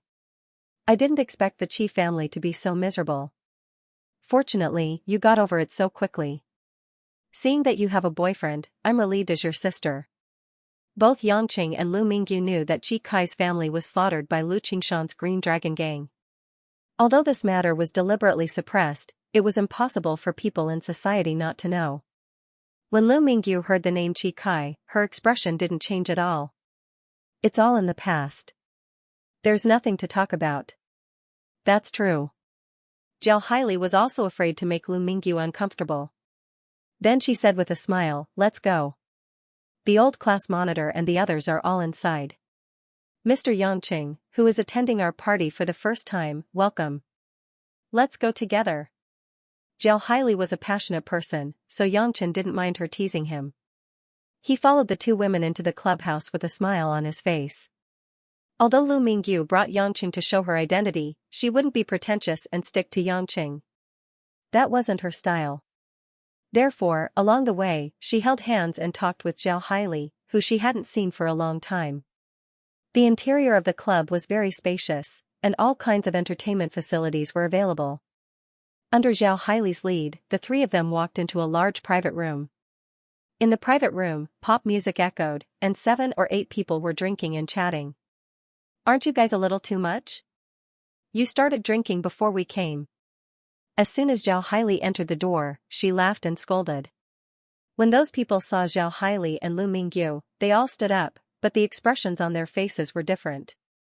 A handsome man in a casual suit and a red shirt looked straight at Lu Mingyu and showed an excited smile. Mingyu, you're here too. Lu Mingyu nodded gently and took a step back. Her wrist naturally held Yangqing's arm, and she got closer to Yangqing. Then she nodded to everyone gently. Everyone, long time no see. Although Lu Mingyu had a background in public relations, and she often argued for what was right in the business world, she was obviously very quiet and private. It could be seen from the way she treated her classmates. However, many people's nature and work were the opposite of each other, so it was nothing new. Our campus belle is getting more and more beautiful. Hey, is this gentleman your new boyfriend, Mingyu? A tall and thin man with a mustache said. Lu Mingyu nodded. His name is Yangqing, my colleague in the company, and also my boyfriend. This time, Yangqing did not take the initiative to speak. He let Lu Mingyu introduce him as a form of respect, and then he nodded to the men and women. However, when he heard them say that Lu Mingyu was the campus belle, Yangqing was happy. It turned out that he had a campus belle girlfriend by accident. Then he thought about it and felt that it was nothing to be proud of. All the women around him seemed to be at the level of the campus belle. Although everyone was a little surprised, they still responded politely and invited Yangqing to sit down on the big sofa. Zhao Haili could be said to be the engine of conversation among this group of people. She introduced everyone's name to Yangqing as soon as she sat down, so that Yangqing could get to know them one by one. The man who first spoke to Lu Mingyu was the class monitor, Zhu Kongyu, who rarely came back from Su province. When he heard Lu Mingyu introduce Yangqing as her boyfriend, his expression began to become unnatural. After everyone sat down, he asked, Mr. Yang, this is the first time we meet. Have you known Mingyu for a long time? Why haven't we heard of you? As soon as he said this, a few of Lu Mingyu's classmates also looked at Yangqing curiously. Lu Mingyu was the famous campus belle in university. Naturally, there were a lot of people chasing after her. They all knew that there was something going on between Lu Mingyu and Qi Kai. However, Qi Kai had already passed away. Thus, the belonging of Lu Mingyu had once again become the topic of these people's attention. And the class monitor, Zhu Kongyu, could be said to be the one who mingled the best in this group. Otherwise, there would not be so many people. As soon as Zhu Kongyu returned to Zhonghai, he immediately made time to meet up, even on working days. Zhu Kongyu liked Lu Mingyu. That was when they were still students. Now that Qi Kai was not around, naturally, he had a greater chance. Yangqing was not stupid. This Zhu Kongyu was obviously hostile towards him. He was probably one of the pursuers who had been eyeing Lu Mingyu covetously. So he smiled and said, It's been almost a year. It's just that we've all been quite busy, so we haven't had many opportunities to go out together. Zhu Kongyu nodded and suddenly said, I'm the deputy director of the organization department of the provincial party committee in Su province. May I know what position Mr. Yang holds in Yulei? I think Mr. Yang must have something extraordinary to be able to gain the favor of our campus belle. As soon as these words came out, it was obvious that he wanted to show off his abilities.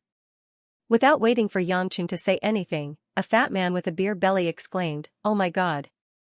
Old class monitor, you're too amazing. It's only been a year, and you've been promoted again. A few days ago, my dad came back and told me that my old class monitor had entered the organization department of the provincial party committee. He even entered the standing committee of the provincial party committee in Su province. I didn't believe it at first, but I didn't expect it to be true. Another classmate said with a sigh. Zhu Kongyu waved his hand calmly and said, I'm just lucky to fill the vacancy. There's nothing to be surprised about. Class monitor, don't be so humble. Even someone like me who doesn't know much about politics knows that you'll be able to enter the provincial party committee at your age. In my opinion, there aren't many people in the entire country who are working in the provincial party committee at your age, Zhao Haili exclaimed in admiration. Zhu Kongyu's face glowed with the flattery from the crowd. It was obvious that he was enjoying it very much. The people sitting here all came from wealthy families. They used to be classmates who started off at the same starting line, but now they were all trying to flatter him. Wasn't this the best proof that he was going to stand out? However, when Zhu Kongyu's gaze shifted to Lu Mingyu's face, which he was paying the most attention to, he was dismayed to discover that Lu Mingyu was merely smiling indifferently. She did not have the slightest intention of flattering him. In fact, she did not even look surprised.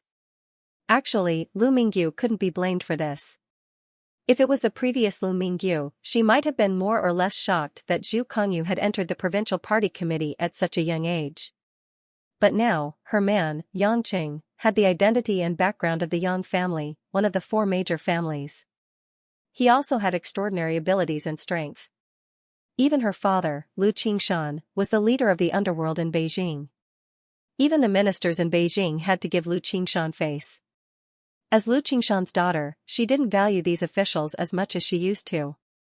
Zhu Kongyu didn't know about Lu Mingyu's twists and turns.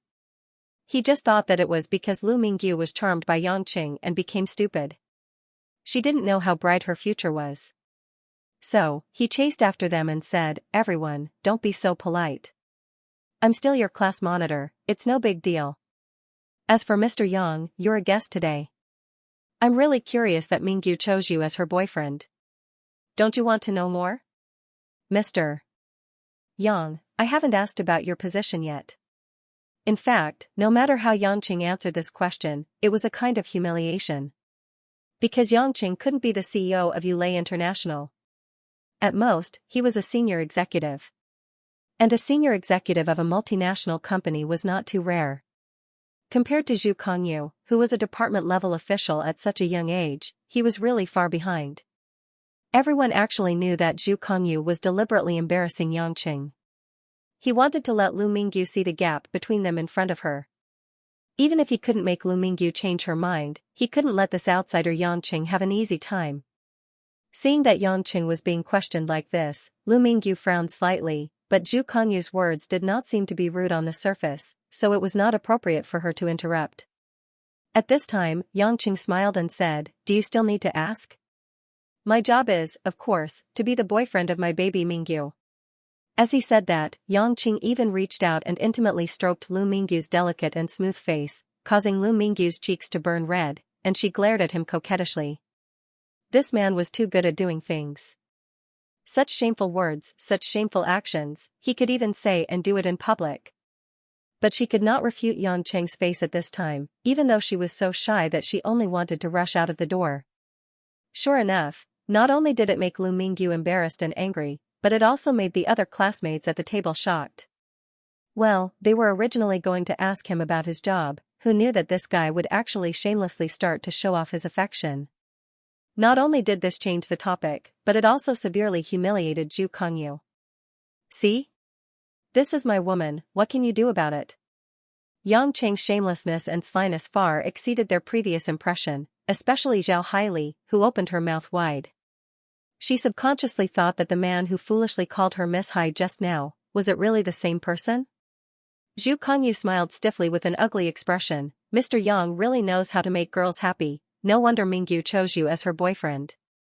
You can't say it like that, the key is that I am a person who is willing to give my heart, Yang Qing said honestly with a simple and honest face, as if he was going to dig out his heart and lungs.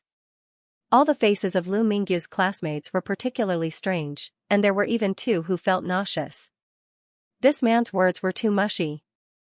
Lu Mingyu simply lowered her head and didn't say anything. Her burning ears proved that she was embarrassed at the moment.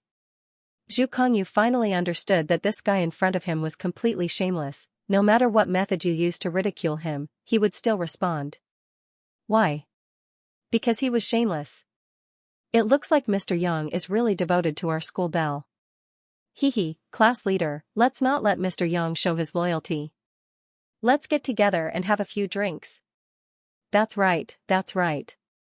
Everyone who's watching my marriage go to the grave is so envious of us. Let's drink some wine. A few of Zhu Kanyu's classmates started to interrupt Yang Cheng's words. They also wanted to give Zhu Kanyu a way out of this embarrassing situation. After all, if this went on, Zhu Kanyu would die of anger.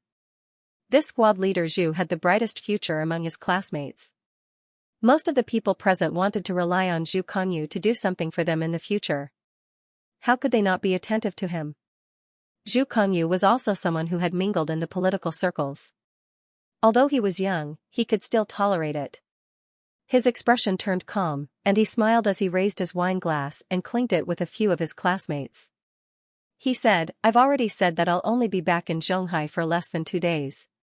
Yet, all of you just had to gather together to welcome me. I really don't know how to repay you. It's our good fortune to be able to drink with you, Mr. Minister. How can we ask for anything in return? A classmate said with a flattering smile.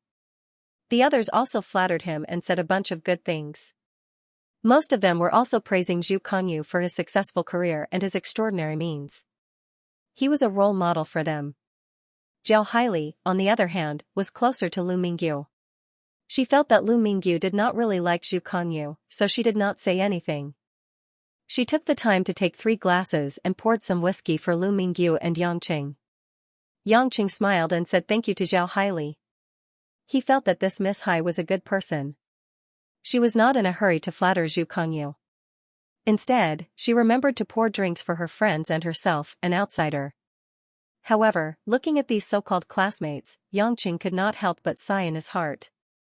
Perhaps these people could be considered as close friends in the past, but now, their hypocritical manner was basically no different from socializing in society. This Zhu Kanyu was clearly just a deputy minister, but he was directly ignored and called minister, which made him so happy. Lu Mingyu did not really open her mouth to speak. She only chatted briefly with Zhao Haili. Whatever the others asked her, she only answered briefly. Actually, she did not really want to stay, but these people were all classmates after all. Although everyone had changed a lot, she still cared about their friendship and did not want to make everyone unhappy. However, from time to time, Lu Mingyu would glance worriedly at Yang Qing, who was beside her. She was afraid that if Yang Qing got angry at Zhu Kanyu, he would implicate her. Yang Qing minded his own business eating snacks and drinking wine. In his eyes, these people were no different from clowns. He would just take it as accompanying his woman to watch a show. Seeing Lu Mingyu looking at him worriedly, Yang Qing secretly winked at her. Only then did Lu Mingyu feel relieved. After Zhu Kanyu chatted with these old classmates for a while, his gaze suddenly shifted to Yang Qing, who was drinking leisurely by himself. He smiled strangely and said, Mr. Yang has been drinking alone like this. It seems like we have neglected Mingyu's boyfriend. How about this? I suggest that we all give Mr. Yang a toast. Just take it as a blessing for Mr. Yang and Mingyu to be happy. There were 8 people present, including Zhu Kanyu. What he meant was that he wanted Yang Qing to drink the toast of 8 people consecutively. A few of the sharp-witted guys immediately realized that the old squad leader wanted to get this unlucky guy named Yang Qing drunk. Who asked him to hook up with a woman that no one else could touch? But these people were all on Zhu Kanyu's side. Of course, they would not persuade him otherwise. Moreover, on the surface, this suggestion was for Yang Qing and Lu Mingyu's happiness. Of course, everyone was willing to give Zhu Kanyu face. They only needed to drink 1 cup. The one who drank at least 8 cups was Yang Qing. What was there to be afraid of? Good suggestion. Come, I'll drink first as a sign of respect. Mr. Yang, fill up too. Cheers. A man near Yang Qing shouted first. He took the bottle and filled up Yang Qing's cup. Then, he filled up his own cup. Then, he stood up, raised his head, and poured the amber liquid down his throat. It was 40% whiskey. At this rate, a person with an average alcohol tolerance would feel dizzy after 2 cups. These people often drank together, so of course, their alcohol tolerance was not bad. They could withstand such a torment. If Xianxia did not drink, it would mean that he was not giving face to everyone. It would also mean that he was admitting defeat. He would be embarrassing his girlfriend, Lu Mingyu. Lu Mingyu was especially dissatisfied with Zhu Kongyu, who she had never been fond of. However, she couldn't say it out loud in front of so many students. She was anxious. She didn't want Xianxia to really drink 8 cups in a row. Xianxia secretly pinched one of Lu Mingyu's delicate hands with one hand, indicating that he was fine with it. Then, he picked up his glass and gave a toast to the man. He said, "Since you're so enthusiastic, it would be impolite of me to refuse." With that, Xianxia tilted his head back and downed the entire cup. A hint of coldness flashed across Zhu Kongyu's eyes as he watched from the side. His lips curled into an evil smile, as if he was waiting for Xianxia to make a fool of himself. He didn't believe that Xianxia could drink 8 glasses of 40-degree alcohol in a row. That was equivalent to 2 caddies of Mao Tai. With such a start, the others also followed suit and wanted to give a toast. If they did not, it would mean that they were not giving face to Zhu Kongyu. Although some of them felt that they had let down Lu Mingyu and Xianxia, their own interests were still more important. Xianxia did not refuse any of them. He toasted each and every one of Lu Mingyu's old classmates. One glass after another, he drank the whiskey as if it was plain water. For him, alcohol was not really a threat. He could just use the endless resolve restoration scripture to evaporate it, and it would be over. It would not affect him at all. However, Lu Mingyu saw it and felt distressed. She could not care about friendship anymore. Her man was more important. So when she saw that Xianxia was about to drink the 5th glass of whiskey, Lu Mingyu hurriedly stopped him. "Stop drinking."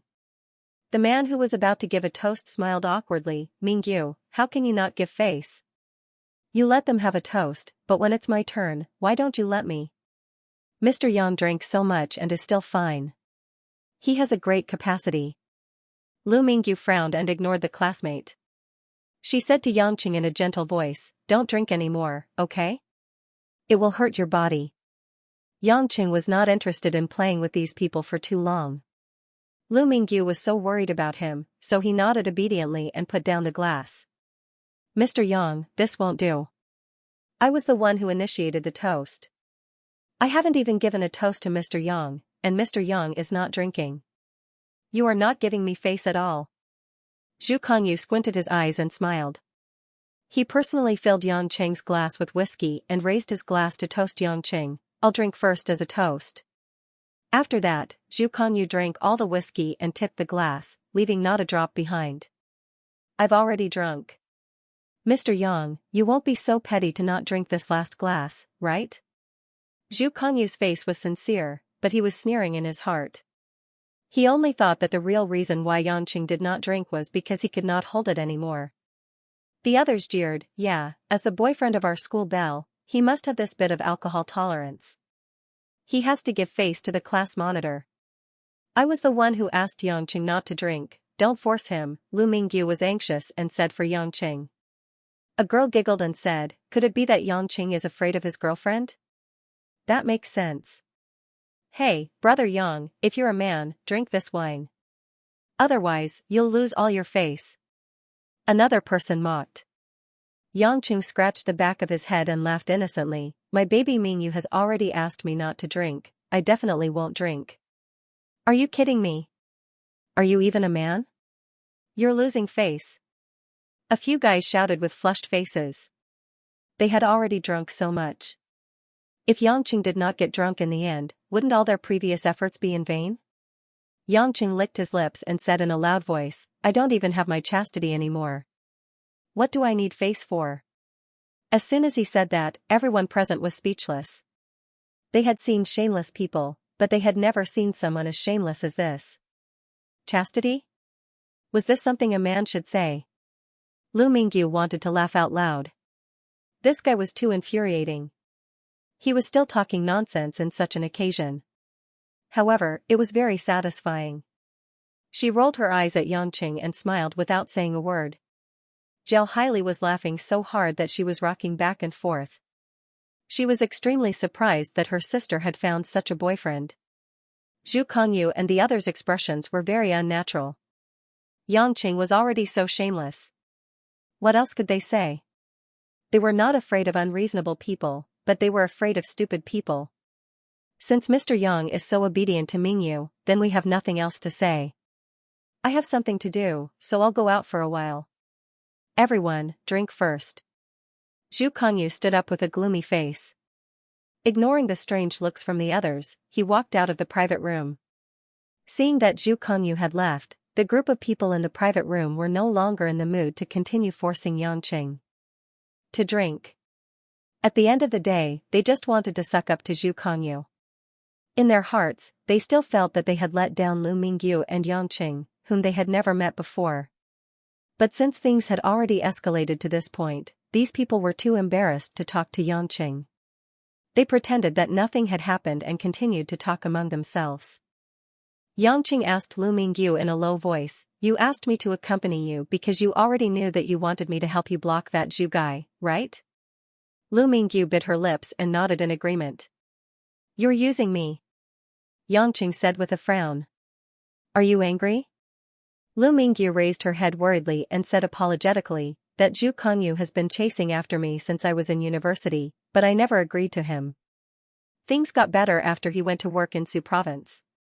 But every time he returned to Zhonghai, he would call me along. I just wanted him to give up on me. I didn't expect him to do what he did just now. In the past, I thought that although he was ordinary, he wasn't that sinister." Yangqing chuckled, "I'm not angry, but I still feel wronged. Being used by my beloved as a gun, I'm about to get alcohol poisoning." Lu Mingyu finally heard the strange tone in Yangqing's voice. How was this guy getting alcohol poisoning? She wasn't drunk at all. She rolled her eyes at him and said, "I'm sorry this time. Next time, I'll find a chance to cook a good meal for you. I'll make it up to you." "I don't want to eat your cooking," Yangqing shook his head. "Then what do you want?" Lu Mingyu asked. "I want you, I'll just eat you," Yangqing whispered into the woman's ear.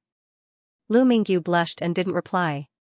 She lowered her head, afraid that these people would find out how shy she was. Yangqing did not continue to tease this woman.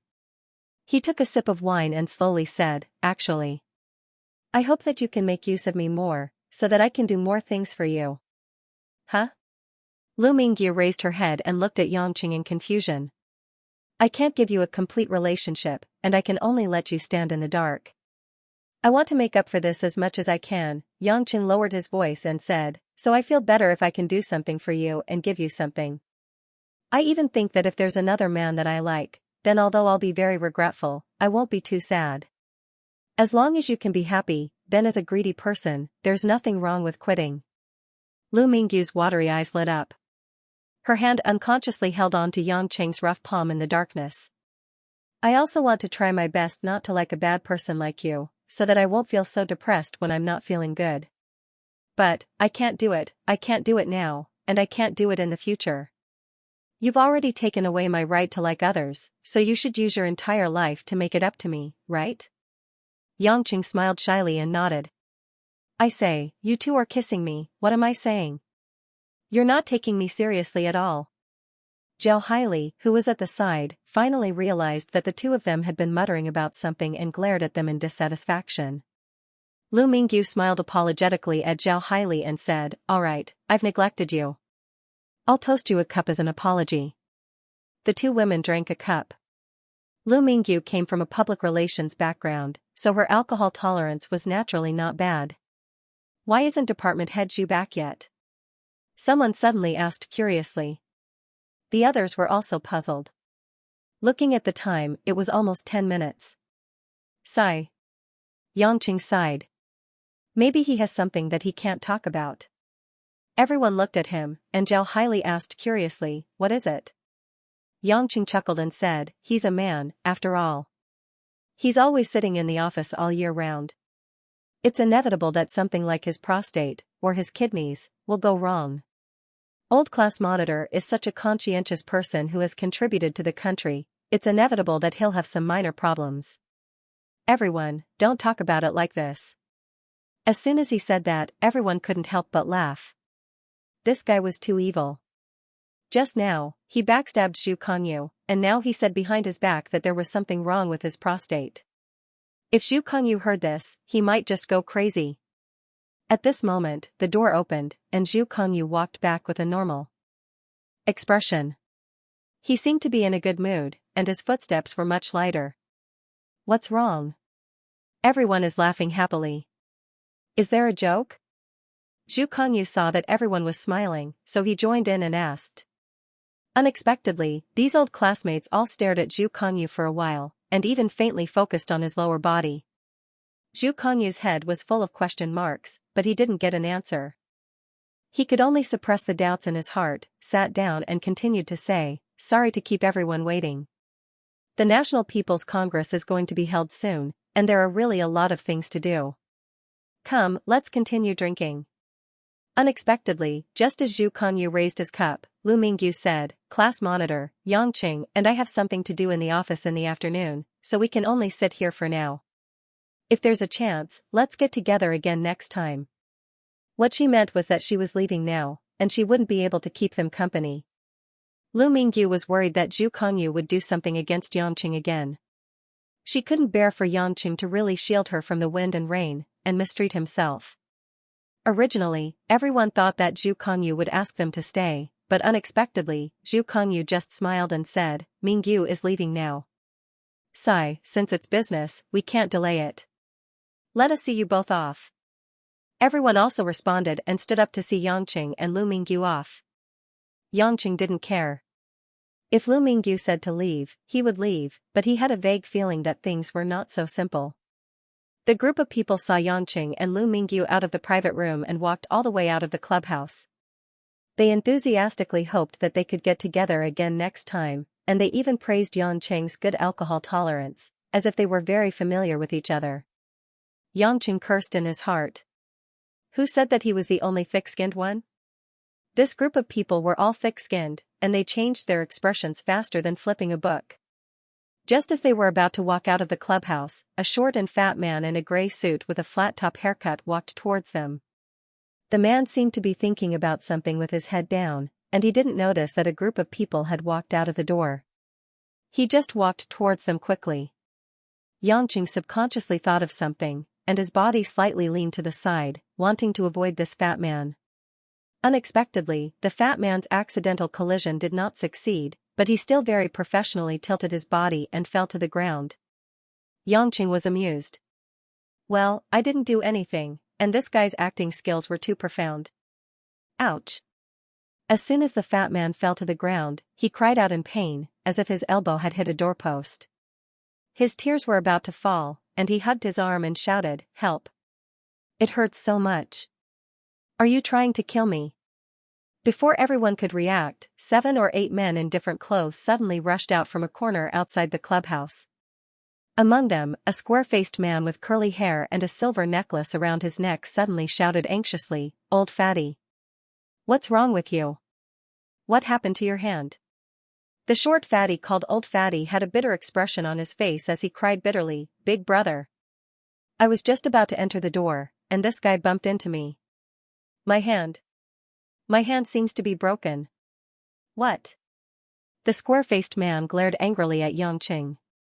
"You little brat, you even dare to bump into my curly-hair wolf's underlings.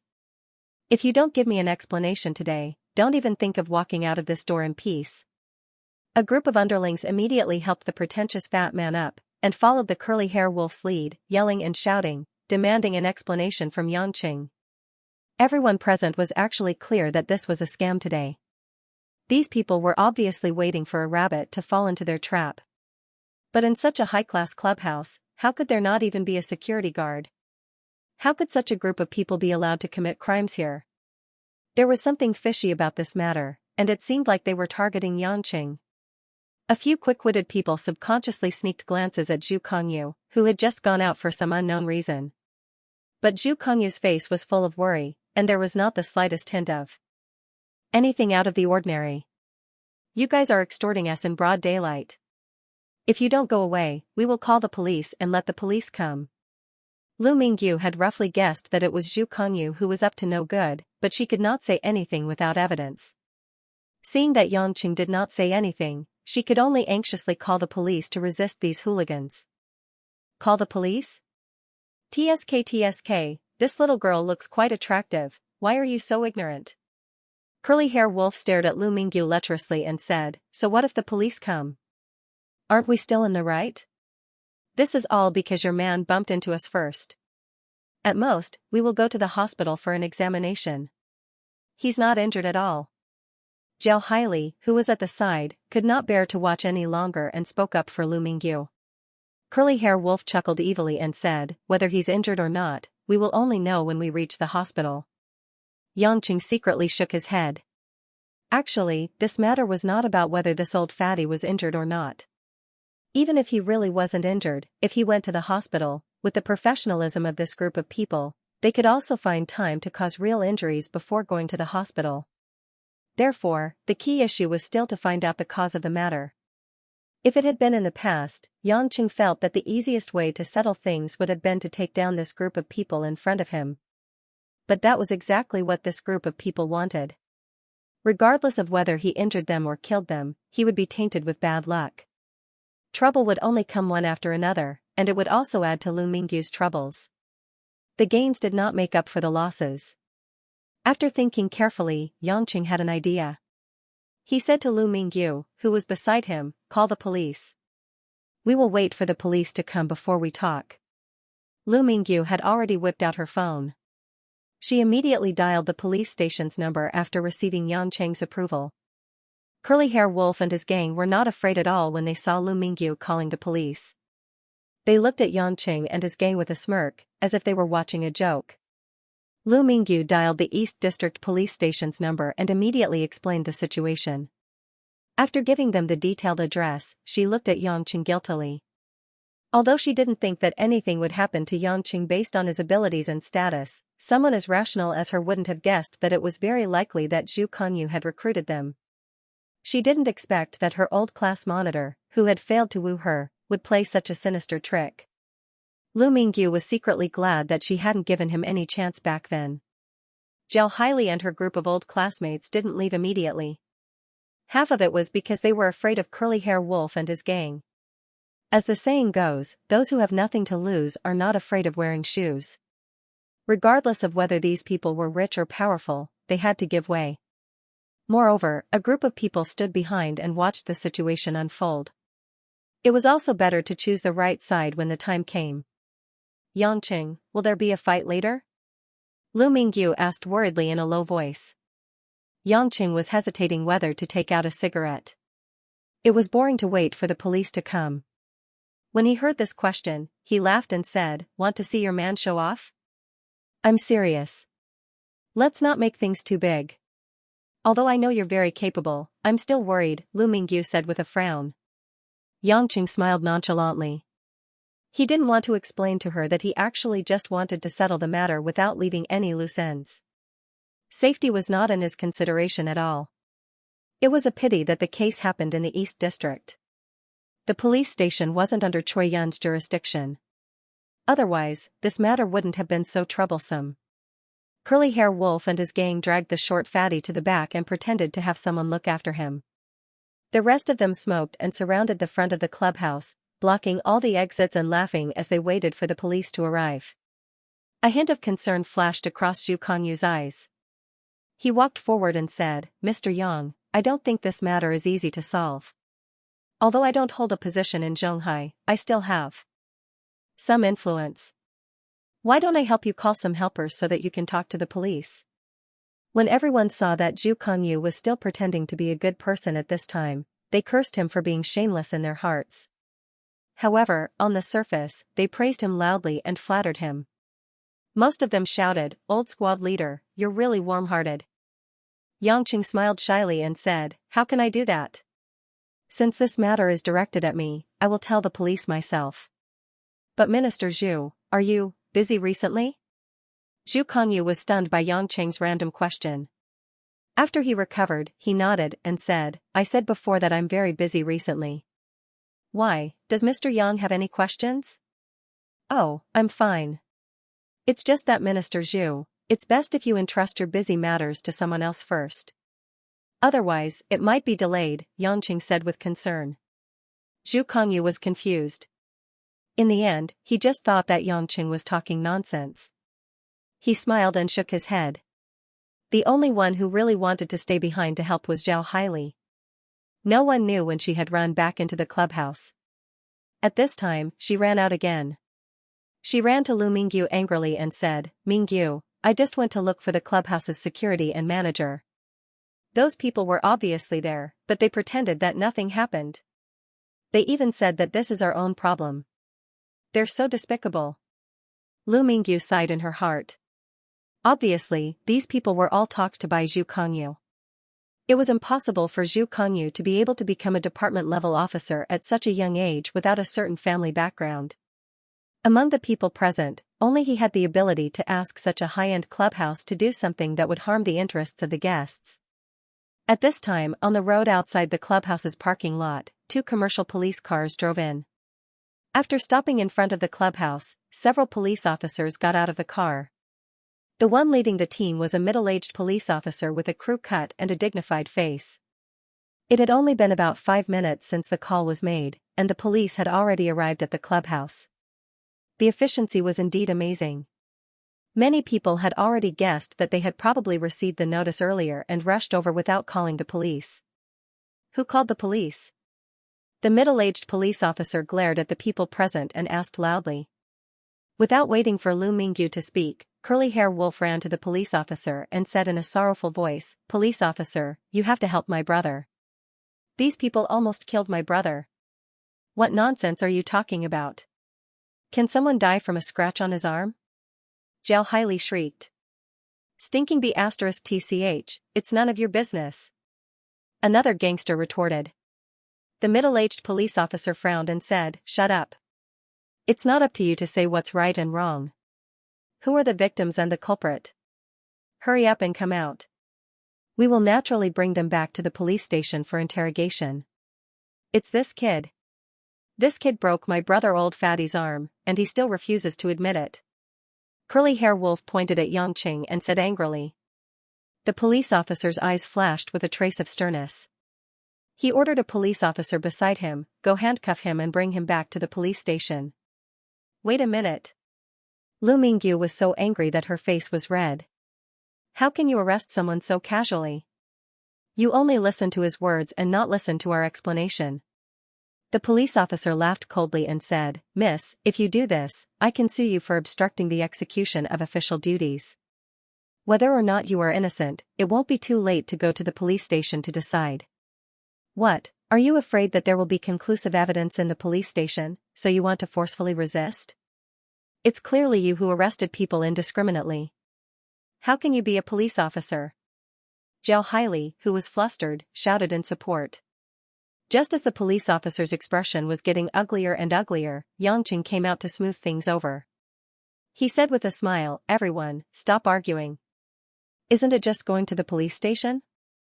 It's not my first time going, and I'm almost used to it. Let's go then." As he said that, Xianxia took the initiative to walk in front of the police officer and said, "Come, cuff me." Sigh.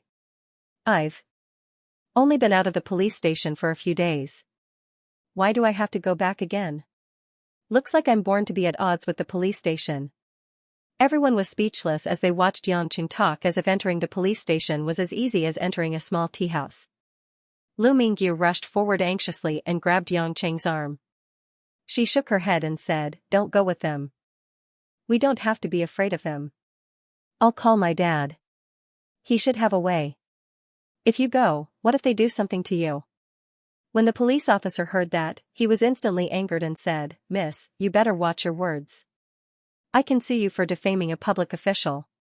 At this moment, Lu Mingyu did not look like her usual gentle self at all.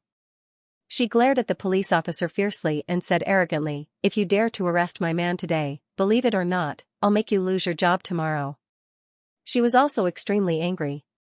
Originally, she had brought Xianxia with her out of some selfish motives. She wanted Xianxia to help her block Zhu Kongyu. She did not expect that not only would she make Xianxia drink so much, but she would also be framed by Zhu Kongyu. How could she not feel pained and regretful? Therefore, even if she was very reluctant to consider the fact that her father had a gangster background, Lu Mingyu could not care about anything else. The police officer was not frightened at all. He sneered and said, "I'm enforcing the law impartially. Why would I be afraid of your threats? Get out of the way. Otherwise, I'll arrest you too." Yangqing patted Lu Mingyu's shoulder, indicating that she was fine. He felt warm in his heart when he saw Lu Mingyu's sudden outburst of emotions. This was the first time he saw Lu Mingyu yelling at someone like a shrew. All of this was for him. Yangchen suddenly cleared his throat and turned to the left side of the clubhouse, where there was no one around. He yelled, "How long are you guys going to watch the show? Do you really want me to go to the police station again? Or do you think that I can't catch you?" Everyone looked at the place where Yangqing was looking, puzzled. Other than a few parked cars, there was not even a shadow of a person. They were all wondering if Yangqing had lost his mind. However, after a few seconds, two silhouettes, one tall and one short, quietly walked out from a corner and slowly walked towards them. It was a tall and burly man, and a delicate and pretty girl. No one present knew them. They were the couple in charge of looking after Yangqing's whereabouts in the Yellow Flame Iron Brigade, Sky Dragon and Yezi. Sky Dragon and Yezi had no choice but to be called out by Yangqing so blatantly. Originally, they planned to wait and see. As long as Yangqing was not under great pressure and there were no casualties, they would try not to take action. If Yangqing went to the police station, they would go directly to the police station and bring Yangqing out. There would be no unnecessary involvement. But now, Yangqing actually decided to solve the problem on the spot, and he even directly stated that he would not come out. Then he would drag him out personally. Sky Dragon and Yezi asked themselves. They could not even avoid Yangqing's perception, let alone escape from Yangqing's palm. Rather than losing face, it was better to come out obediently.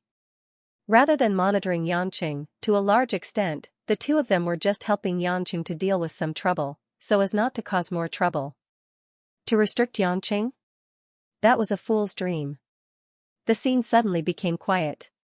No one knew Sky Dragon and Yezi, so they did not know why they were there.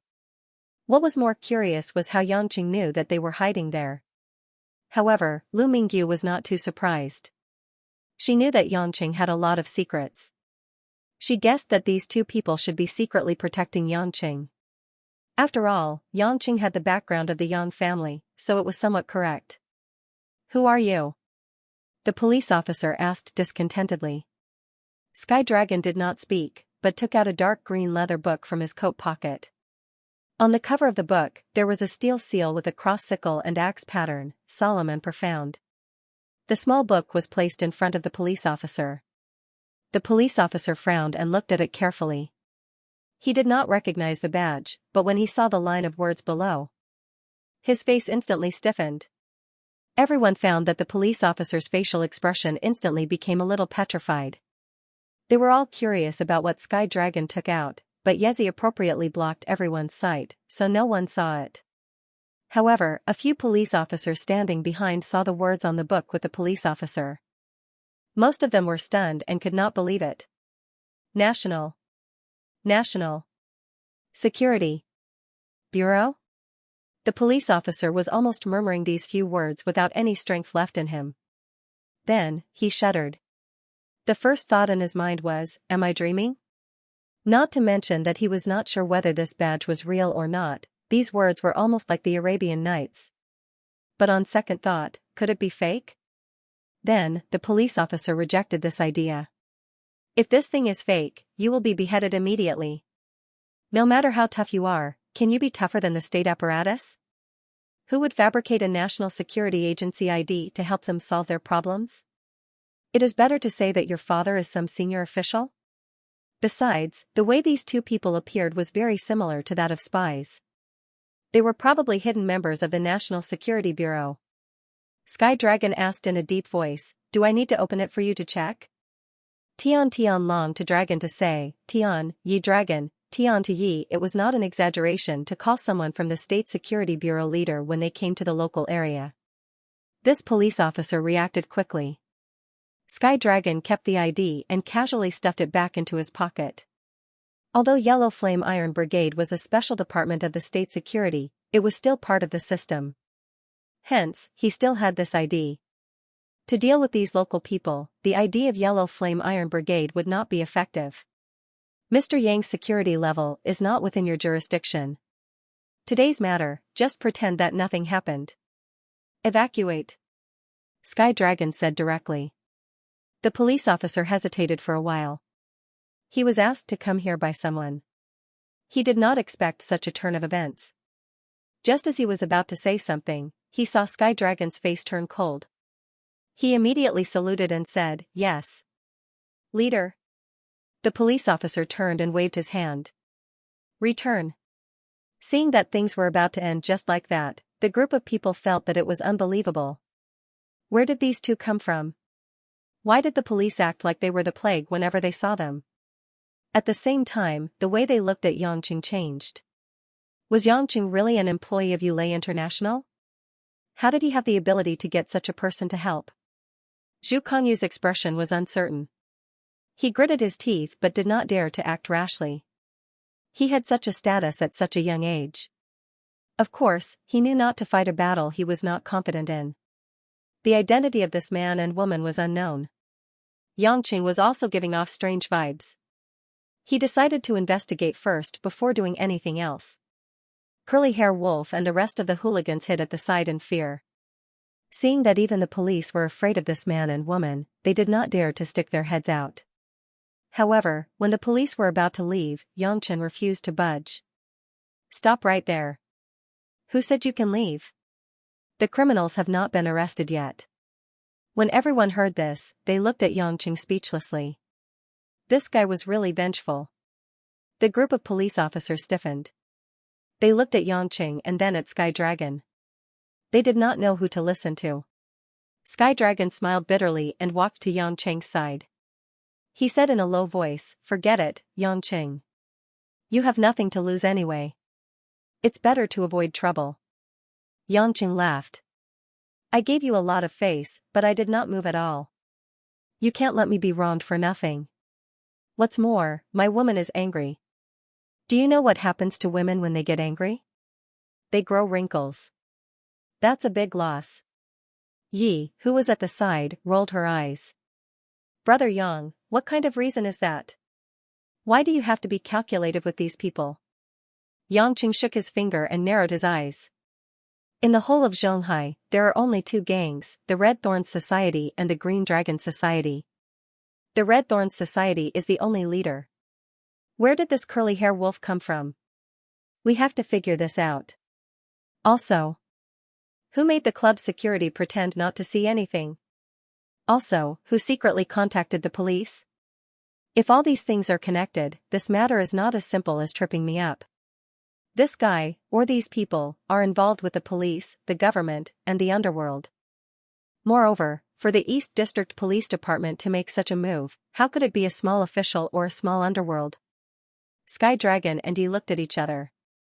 They really did not think so much. According to Yangqing's calculations, there was indeed quite a bit of shady business hidden behind this matter. Yangqing yawned and curled his finger at Curly Hair Wolf, who no longer had the slightest bit of arrogance. Curly Hair Wolf's face paled. He trembled as he walked to Yangqing. He finally understood that this was the boss. They had hit an iron plate. "Which organization are you from?" "As far as I know, the Red Thorns Society does not have such business." Yangqing believed that Xiangwei's subordinates did not need to take on the job of extorting porcelain. At the very least, they could collect protection fees. Sure enough, Curly Hair Wolf whispered, I am from the White Wolf Society." A flash of understanding flashed in Yangqing's eyes. This area was already close to the Su province. It was understandable that the sphere of influence was vague. Moreover, people did not have a note on their forehead. Who would know which gang they were from if they walked on the street? Thinking of Xiangwei's internal injuries from the White Wolf Society, a murderous look flashed in Yangqing's eyes, but it disappeared in a flash. There was no need to use such a small character to help Xiangwei vent her anger. "Who instructed you to come here and frame me?" Curly Hair Wolf hurriedly knelt down and cried, "Big brother, spare me. I'm just a small character. I don't know what's going on. Do you think you can get away with it by saying that? Sky Dragon also reacted. This matter should not be simple. The National Security Bureau had the responsibility of ensuring social stability and shouldered the responsibility of supervision. He also wanted to investigate clearly how big the fish was behind this. Behind him, a group of Lu Mingyu's classmates watched the show excitedly. They did not expect that this seemingly scoundrel boyfriend of Lu Mingyu's had an impressive background. It looked like he was even more of a prince's fan than Zhu Kongyu. Zhao Haili was the most surprised. Yangqing had shocked her wave after wave, but after thinking about it, she understood. Lu Mingyu was the campus belle. Such a beautiful woman, how could she simply choose a man who was worse than her? Therefore, at this moment, looking at her good sister, she could only feel envy and relief. The one with the worst expression was Zhu Kongyu. He wanted to leave the scene immediately, but if he left now, it would look like he was absconding to avoid punishment. He could only continue watching. Curly hair wolf whined with tears and snot, "Big brother, I really don't know. I only heard my branch leader give me an order to cooperate with the police officers here to put on a show. I don't know anything else." "You? What nonsense are you talking about?" The police officer was shaken and almost fell to the ground. His face was red as he shouted, "Chief, don't listen to his nonsense. I just happened to be patrolling here and received a notice from the chief, so I came here." The moment he said that, the police officer hurriedly covered his mouth. A notice from the chief? A small case like this needed a personal notice from the chief? Almost everyone subconsciously realized that this matter was orchestrated by someone behind the scenes. Sky Dragon and Yizi were both members of the national judiciary. They could not stand such abuse of power by public officials. Immediately, the two of them exchanged a look and decided that this matter could not end so easily. After all, so many people had seen it. If word got out, it would tarnish the reputation of the national government. At this time, Lu Mingyu also figured out why Yangqing had asked her to call the police. It seemed that this guy had already planned to expose the whole matter, causing her to be so angry and worried for nothing. She could not help but roll her eyes at Yangqing. Now the situation is more or less clear. Not only did someone collude with the White Wolf gang, but he also colluded with the police. This kind of person can be said to eat both the light and the dark side. Yangqing seemed to unintentionally turn his head to look at Zhu Kongyu, whose face was as pale as a vegetable. He asked with a smile, "Minister Zhu, who do you think has this kind of ability?" This, I'm not sure either, hee. Zhu Kongyu smiled stiffly. "Then Minister Zhu, do you think that such a person should be arrested and punished severely?" Yangqing asked again. Zhu Kongyu was deadlocked for a long time. The corners of his mouth twitched, and he forced a smile and nodded. Yes. The atmosphere became a little subtle. When Zhu Kongyu said the word should, his face sank and he didn't say a word. Surprisingly, Yangqing didn't pursue the matter. Even if the people present were blind, they would be able to tell that Zhu Kongyu was the mastermind behind this. Sky Dragon said with a solemn expression, "Yangqing, I guarantee that I will report this matter to the headquarters. When the time comes, the Bureau will strictly follow the rules. They will definitely not let go of those who violate the law. Just let them go. There's no need for you to pursue the matter with these ants, right? After all, they were considered friends." Sky Dragon also called Yangqing by his name without any awkwardness. Naturally, Yangqing couldn't be too overbearing. "Since you say so, I naturally have to believe you, but let me make things clear. The White Wolf gang has already been convicted. If I don't hear news of the White Wolf gang being eradicated in a while, I won't let this matter rest," Yangqing said with a smile, but his eyes were filled with killing intent. Sky Dragon was stunned. He didn't understand why Yangqing cared so much about the White Wolf gang. Yizifeng couldn't help but ask curiously, "Brother Yang, does the White Wolf gang have any grudges with you?" "With me? There's no grudge." Yangqing shrugged. "However, one of their men injured one of my women, and it was an internal injury." Sky Dragon and Yizifeng's hearts skipped a beat. There was actually such a thing? Why didn't they know? Actually, they couldn't be blamed. Lin Ruashi wasn't the only woman by Yangqing's side. No matter how much importance the Yellow Flame Iron Brigade placed on Xianxia's whereabouts, they wouldn't split up to observe the lives of his women. However, there was one thing that made Sky Dragon and Yi Zifeng realize: the White Wolf gang was truly finished. Yangqing was rather easy to talk to.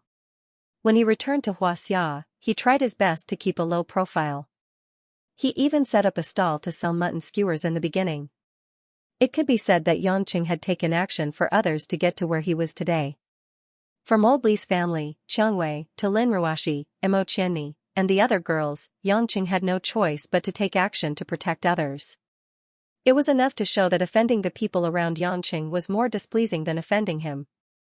The country wouldn't fall out with Yangqing for the sake of an underworld force in a region. Moreover, the White Wolf Society had colluded with officials and the judicial department. They had already crossed the line that the underworld shouldn't be involved in. It was only a matter of time before they were wiped out.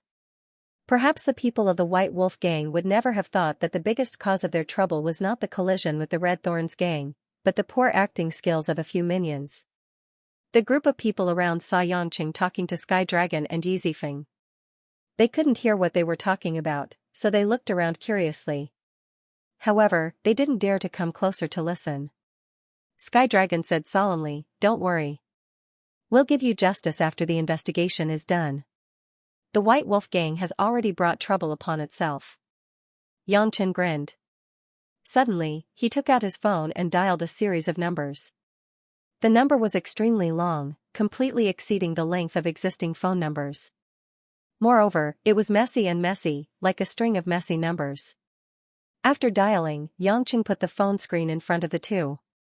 Sky Dragon and Yi Zifeng looked at the number and asked in confusion, "What number is this?" Yangqing blinked. "This is Zero's headquarters in Belgium's Brussels. It's a special number that I have exclusive access to. You can write down this number and hand it over to your superiors. Be it General Kai, the director of the bureau, or the director of the National Security Agency, just tell them that if you feel that there are too many people to eliminate and that it might be too troublesome, I don't mind dialing this number." Sky Dragon and Yi Zifeng's faces turned pale. They more or less understood Yangqing's crazy thoughts.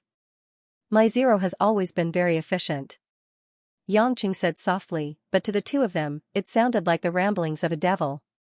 It was understandable if anyone in the World Security Organization didn't know which country's secret special forces were. This was because the special forces were often reorganized. However, no one didn't know what Zero represented. It was the only publicly recognized ace assassin organization in the world, a kingdom of assassins that no one had ever dared to provoke. The literal meaning of Zero was zero, which perfectly expressed another meaning, the source of life, but also the end. Assassin organizations had always been an organization that the international community was extremely disgusted with. They used high salaries as a price to slaughter the political leaders and military officers of various countries. In troubled times, such an organization was very likely to become a new force that would suddenly emerge and break the existing structure. Such an unstable factor naturally had to be nipped in the bud so that the major countries could rest assured. Therefore, very few assassin organizations dared to show their cards openly. Most assassin organizations could only operate underground and absolutely did not dare to challenge the security organizations of various countries. However, ever since the birth of Zero, it was an exception. It wasn't because Zero's assassins were so strong that no one could stop them, but because the first creator of Zero was one of the few gods that the major countries only knew of, Hades. For some unknown reason, perhaps it was a whim or some deeper purpose, this Nether King single-handedly established an assassin organization like Zero and personally became its president. After decades of development, almost 80% of the world's powerful assassins were under their net. However, no country dared to stop Zero's development because no one dared to go against the god. However, Zero had always maintained a good style. They never allowed assassins to come into contact with important missions related to destroying the world structure, nor would they kill important people from various countries who played a decisive role. Therefore, although Zero was tyrannical, it didn't cause too much dissatisfaction in various countries. Zero even maintained good cooperative relations with many countries. Belgium provided a building in the capital of Brussels for Zero to use as a secret headquarters. Of course, this matter was not announced to the public. Within Zero, there were countless representative assassins. The most famous among them was naturally the previous president of Yamada sect, Noriko Okawa, and the new Nether King who completely reorganized Zero after killing a god, Yangqing. Yangqing's childhood training was also carried out in Zero. He also met Song Tianqing and obtained the Endless Resolve Restoration scripture in Zero. For a series of reasons, after destroying the old Zero that he hated to the bone, Yangqing rebuilt the current Zero with some complicated feelings. The number of orders accepted by Zero today was much less than before. Under Yangqing's leadership, many assassins had begun to return to the lives of ordinary people. There were also some who entered the Forgotten Kingdom to enjoy their old age. However, there was no doubt that as long as they accepted the orders, there would never be any mistakes. At this time, Yangqing suddenly brought out the Zero that he controlled. His meaning was already very clear.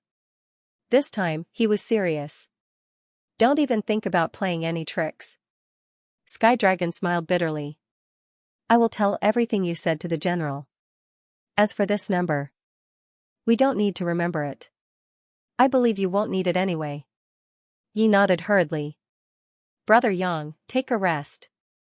If you really let Zero interfere in this matter, the messenger from Hongmeng might appear again.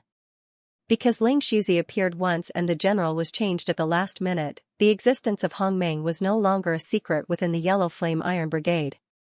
Sky Dragon asked with a complicated expression, Yangqing, aren't you afraid that things will get out of hand and the people from Hongmeng will really attack you? Yangqing raised his head and sighed. He patted his chest. Of course I'm afraid. Until now, I still don't know if I can defeat Ling Shuzi.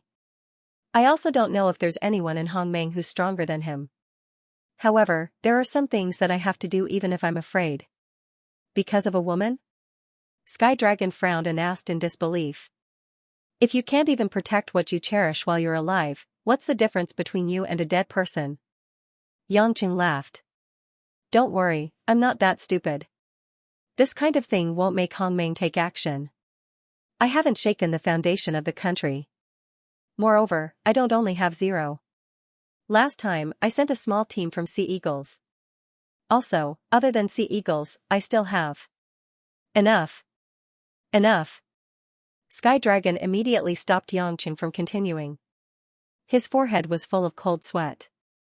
As long as he thought of the information given by the headquarters about the organizations under Yangqing who were loyal to him, it would be hard for him not to be terrified. Back then, with his own strength, he became the undisputed king of assassins in the world at a young age. He also became the first man in history to kill a god and become a god. His halo was too dazzling. So many organizations sought his protection and no one could stop him. Sky Dragon and DZ were dumbfounded. Seeing that the situation was about right, Yangqing took Lu Mingyu to bid farewell to his old classmates and drove away. It was already inevitable that Curly Hair Wolf and his gang would be taken to jail. Even the White Wolf Society was in danger. How could they survive? On the other hand, after Zhu Kongyu bade farewell to his classmates with a livid expression, no one dared to question him. However, everyone guessed that the police would find out about him sooner or later. After sending Lu Mingyu home, Lu Mingyu turned her head to look at Yangqing frequently in the car. Her beautiful eyes sparkled as if she was a groupie. Yangqing felt like he was walking on air. He said proudly, if you keep looking at me like that, I'll get arrogant. Darling, how many secrets do you have? Lu Mingyu asked curiously. Yangqing pursed his lips. If you want to know, I'll tell you.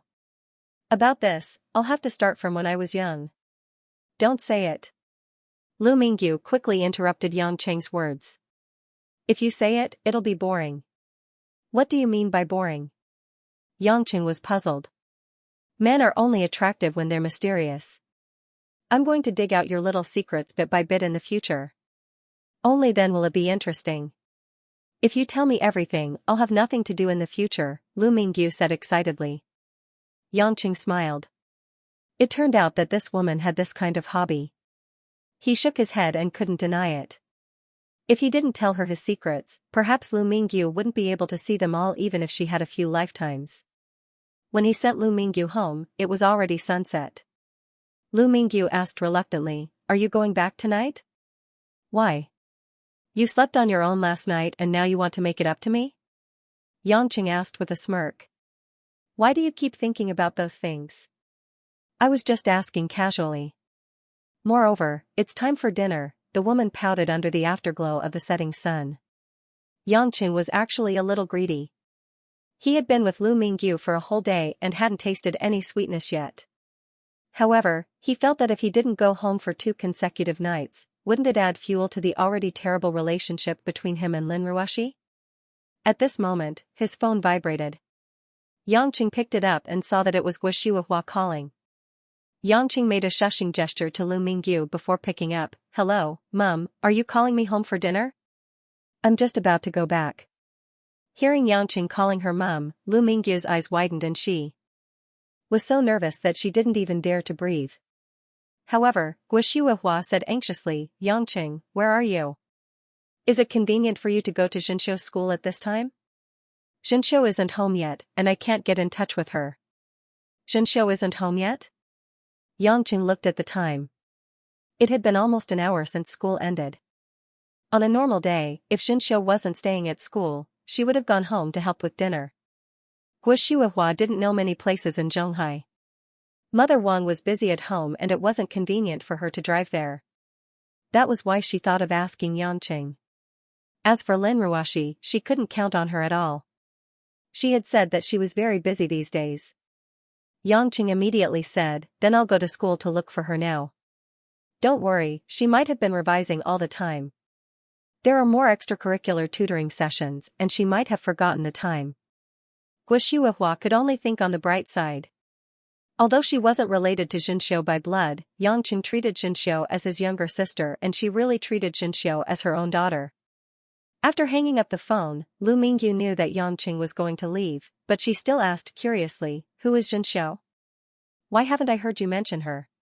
Xianxia scratched his head and said, I know a younger sister.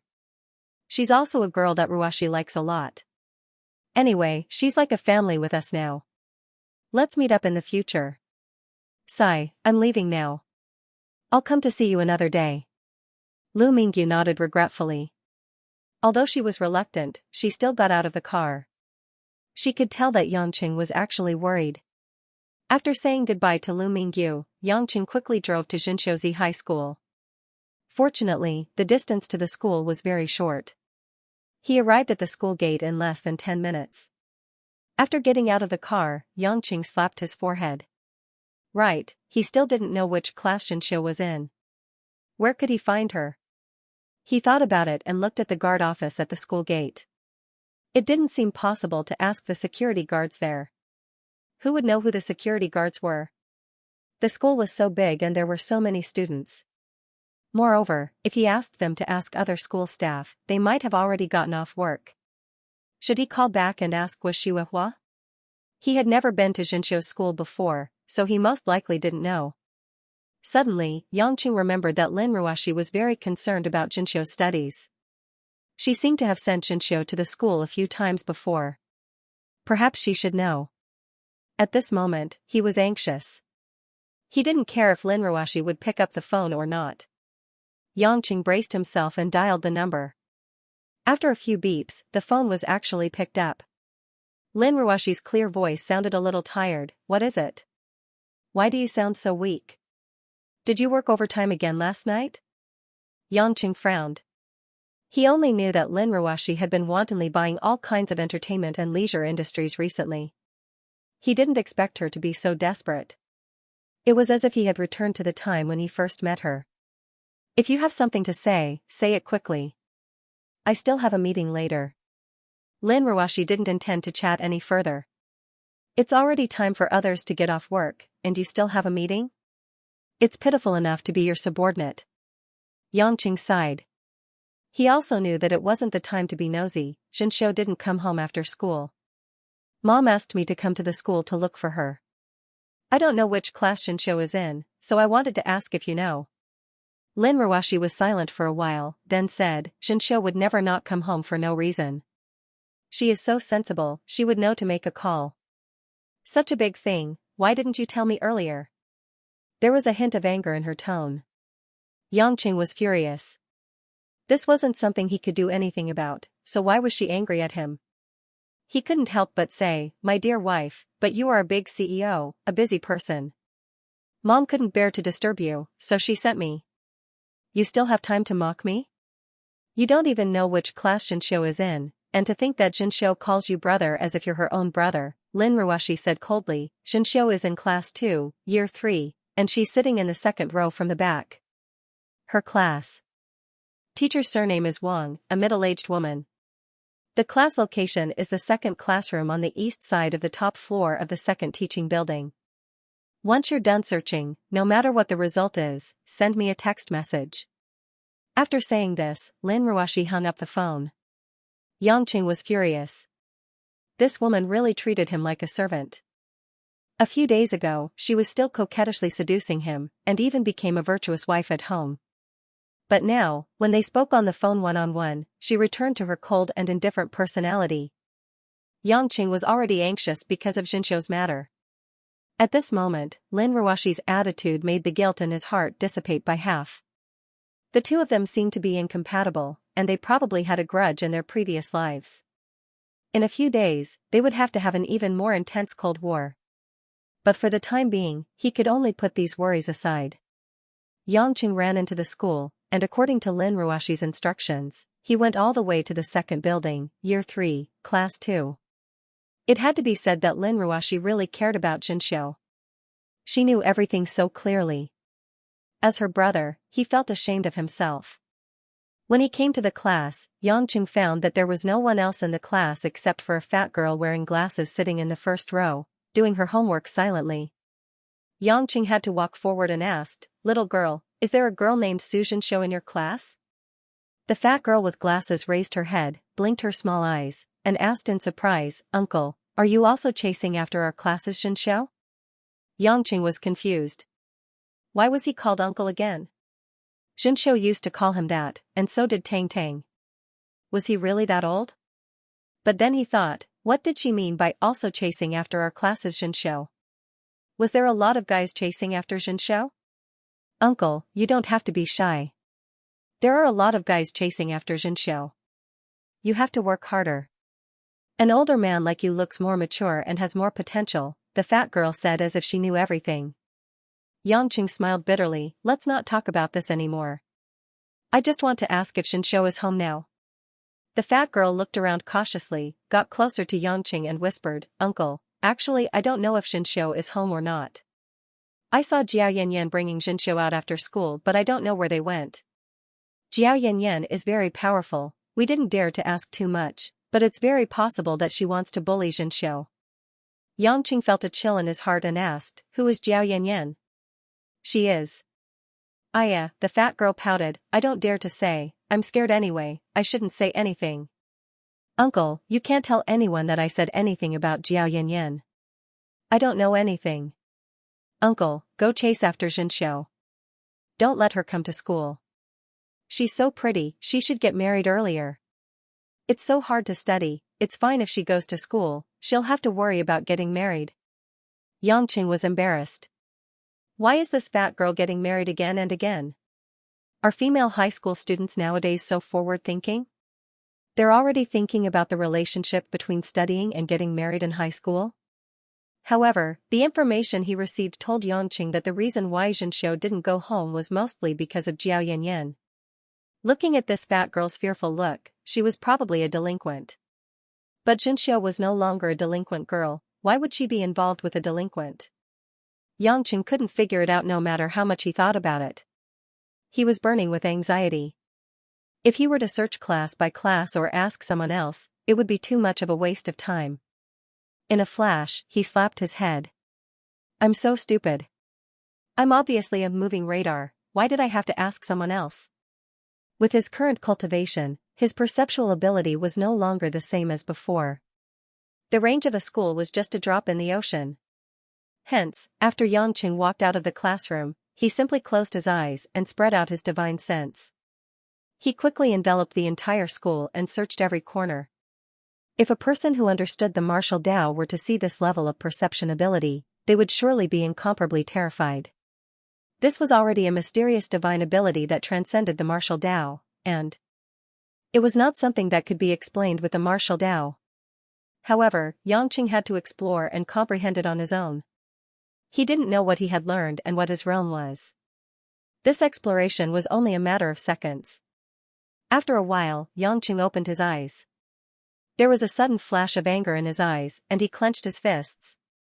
He turned around and walked straight to the westernmost corner of the corridor. On the westernmost side of the floor was the male and female toilets on this floor. A wall blocked the entrance of the male and female toilets. However, Yangqing didn't walk in the direction of the male toilets. Instead, he went straight to the door of the female toilets. At the door of the female toilets, there was a yellow sign that said cleaning in progress at this time. There was also a bucket used for cleaning blocking the door. Yangqing kicked away these two things with a blank expression and walked into the female toilets without hesitation.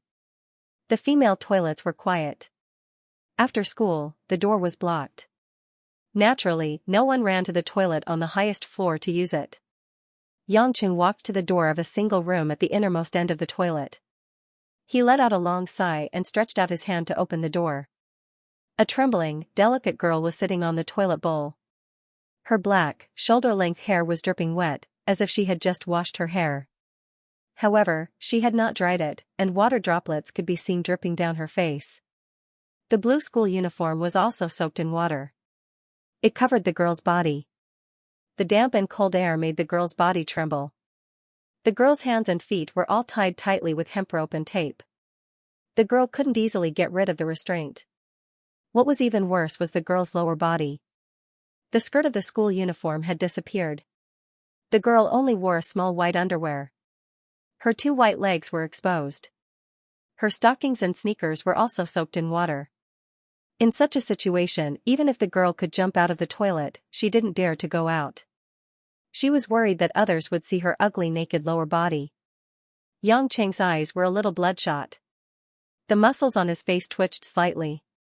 He even had to use his martial arts to suppress his violent anger. Xianxia didn't dare to look up.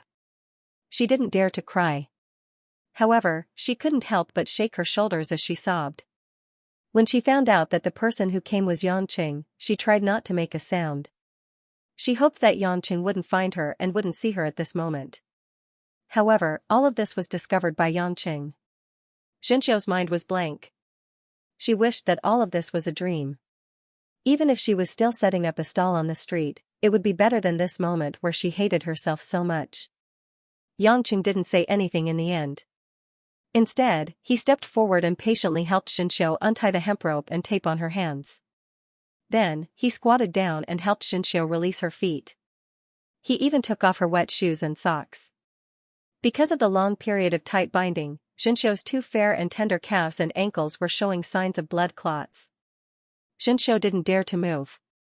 She felt a little shy when Yangqing fiddled with her two slender legs at such a close distance.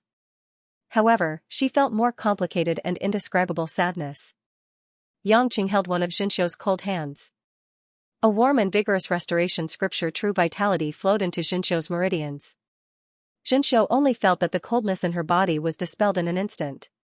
She finally raised her head in surprise. Her eyes were red and swollen from crying. She stared at Yangqing, speechless. Yangqing didn't even consider whether or not he would scare Xianxia. At this moment, he was extremely distressed. He didn't want Xianxia to catch a cold, so he didn't mind even if he directly circulated his qi to help Xianxia get rid of the cold. In the blink of an eye, Xianxia's hair also dried up. Even the clothes on her upper body were only a little cold, without much moisture. Xianxia's face originally had the fair and round complexion of a Korean woman. A pair of black gem-like eyes blinked, delicate pink lips half opened, and that adorable dumbfounded expression was very attractive. However, Yangqing didn't have the mood to appreciate the little beauty in front of him. After dealing with these matters, he directly said, "Su Xianxia, tell me, what's going on?" Xianxia was a little stunned. Yangqing usually didn't look serious, but suddenly speaking to her in such a dignified and deep tone, the lass couldn't react. After a long time, Xianxia faintly said, "It's a girl in our class, who played a joke on me." "Joke?" Yangqing was so angry that he laughed. "Girl, did you damage your brain by reading too much? Or do you think your big brother Yang is an idiot?" Xianxia bit her lower lip, unable to say anything. Obviously, she didn't want Yangqing to ask about the cause of all this. Yangqing knew that the inside story was definitely not simple. He took a deep breath and said, "That Jiao Yanyan, who is she?" Xianxia suddenly raised her head, her eyes filled with astonishment. "Yang. Big brother Yang, how do you know about Jiao Yanyan? If I wanted to investigate clearly, do you think you could hide it from me?" Yangqing said helplessly, "Girl, you weren't like this in the past. Who bullied you? Just say it." "The Suzhen show I know is that sly little pickpocket on the bus, full of the smell of the pugilistic world, the little chili pepper that was so rude and unreasonable even after being seen through. Look at what you look like now. Regardless of the reason, you were stripped of your skirt, splashed with water, tied up, and locked up in the toilet.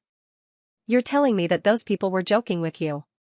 I've only heard of people getting bolder and bolder, but I've never seen someone as timid as you. You're hiding this from me. Do you still consider me your brother?" Xianxia lowered her head in shame.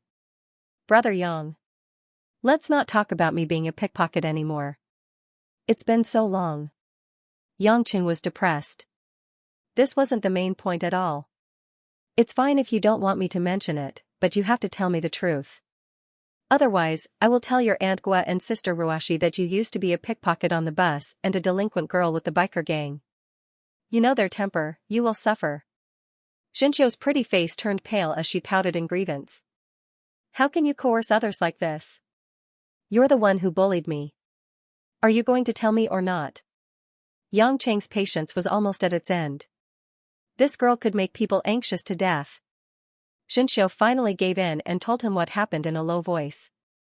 It was indeed Jiao Yanyan, along with her 2 female followers, who forced Xianxia to come to the women's restroom after school to talk business. As soon as they entered the women's restroom, the 3 girls blocked the entrance. Without warning, Jiao Yanyan asked Xianxia to take off her skirt. Xianxia wanted to ignore them, but Jiao Yanyan ruthlessly pushed her to the ground. After that, Jiao Yanyan and the other 2 girls forcefully took off Xianxia's dress. Then, they took the hemp rope and tape that they had prepared and tied Xianxia up. Finally, the 3 girls poured a bucket of cold tap water on Xianxia's body. Jiao Yanyan and the other 2 girls were abnormally proud. After doing this, they took away Xianxia's skirt and said that they were going to eat some snacks outside of school. When they were full, they would return the skirt to Xianxia. Before that, Xianxia could only stay in the restroom. Xianxia's phone was turned off and her lower body was bare except for her underwear. She didn't dare to let others see it, so she couldn't call for help, which led to the scene that Yangqing saw. After listening, Yangqing quietly asked, "Why did they do this to you? There must be a reason for doing such an outrageous thing." At this point, Xianxia didn't hide it anymore and said, "Brother Yang. Do you remember that I told you that Lu Mingho left me with a lot of trouble after he left?" Yangqing nodded and frowned. "You said that although he left a lot of bad influence, but I didn't ask much at that time. Actually, it's not all Lu Mingho's fault." Xianxia's pretty face was full of bitterness. "I don't know why either. I just came to school to repeat my studies so that I can work hard to get into a good university. But there are always boys who want to chase after me, and they even say that I'm the school beauty. I rarely leave the classroom. But those girls always think that I'm a vixen, saying that I go around seducing people, especially that Jiao Yanyan. I don't know why she likes Lu Mingho so much and wants to be his girlfriend, but Lu Mingho kept chasing after me. Although I didn't agree, Jiao Yanyan felt that I was stopping her. No matter what I said, it was useless. Not only Jiao Yanyan, but most of the other girls also ignored me. I don't care, I'm just here to listen to the class. But I really don't understand why Jiao Yanyan has to do this. People's jealousy is very scary." Yangqing roughly understood the whole story. He stared at Xianxia's youthful face without any makeup for a while and smiled. "I really didn't expect that the little girl in my eyes, Xianxia, would be such a powerful school beauty. TSK, looks like I have to focus on grooming you in the future. Who knows, you might become a superstar like your sister Hui Lin and help the company earn a lot of money." Xianxia blushed. "Brother Yang, you're not being serious again. Let's not talk about this. It's already so late and you're still not back yet." Hurry up and go back, lest Aunt Wu gets worried. Yangqing looked down and said with a faint smile, "Don't tell me you want to walk out of school with me in your underwear?" Xianxia suddenly realized that she was still naked down there. She blushed and covered her triangular area with her hands unnaturally. She pursed her lips and didn't know what to do. Thinking about how she had been talking to Yangqing with her legs bare for such a long time, Xianxia felt her heart beating very fast. Then what should we do?" Xianxia asked softly, no longer as unruly as before. Yangqing pursed his lips. "Didn't Jiao Yanyan say that she'll return your dress after she's full? They'll definitely come back to see your pitiful face. So, we'll wait for them to come back." Xianxia was stunned and shook her head hurriedly. "Brother Yang, forget it. Don't make a big deal out of it because of me." "Forget it?" Yangqing sneered. "Su Xianxiu, I'm warning you. I sent you to school so that you can study and prepare for university. I didn't send you here to be bullied. If I let you suffer like this for nothing, I'd rather let you continue selling fried rice cakes on the streets." Xianxiu's eyes were slightly red. She murmured something but didn't say it.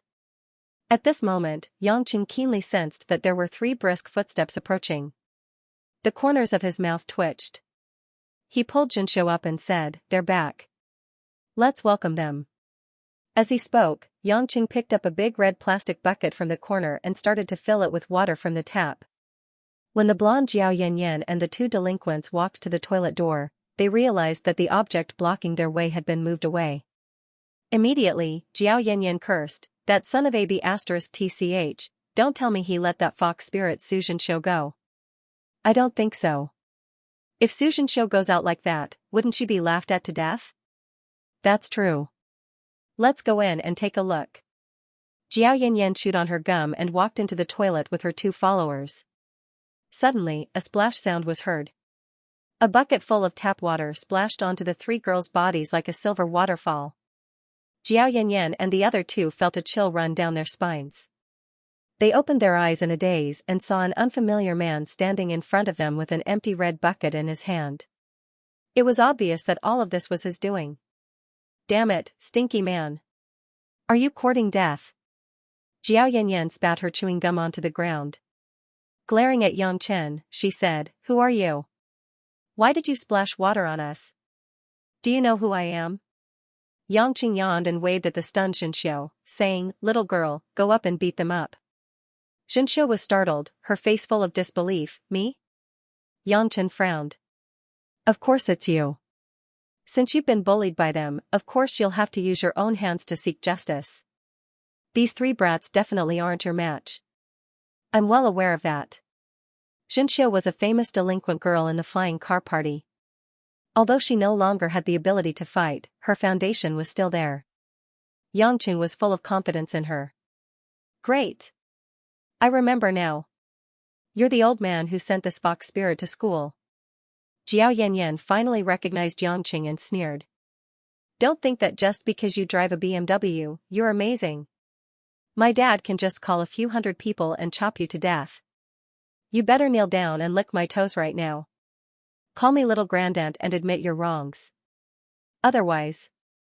Without waiting for Jiao Yanyan to continue, Yang Cheng's figure flashed and appeared in front of her. Then, a slap landed on Jiao Yanyan's left cheek. Jiao Yanyan was like a kite with its string cut. She directly hit the door and slid to the ground. Immediately, blood flowed down from the corner of Jiao Yanyan's mouth. Half of her face began to swell.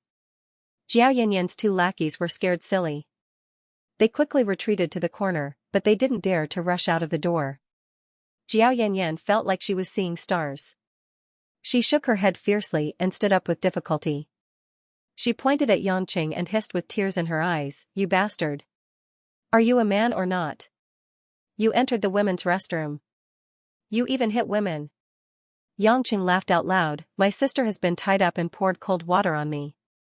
So what if I enter the women's restroom and hit a woman? Even if I become a transvestite, I am willing." As the sound of his voice faded, Jiao Yanyan was furious, but there was nothing she could do. She had never seen such a shameless man. He entered the women's restroom and said that he was willing to be a transvestite. As for Xianxia, who was standing at the side, her tears were like a broken string of pearls, unrestrainedly falling down, unable to stop. Yang Qing's words sounded ridiculous, but in Xianxia's eyes, this figure in front of her didn't look tall, but it was deeply imprinted in the softest part of her heart. This man actually had nothing to do with her, but time and time again, he made her feel a warmth that she had never felt since she was young. For her, he didn't even care about a man's dignity, but she made him angry. Su Zhenxiu, why are you always so useless? Yang Qing didn't know the countless thoughts in Zhenxiu's heart at this moment.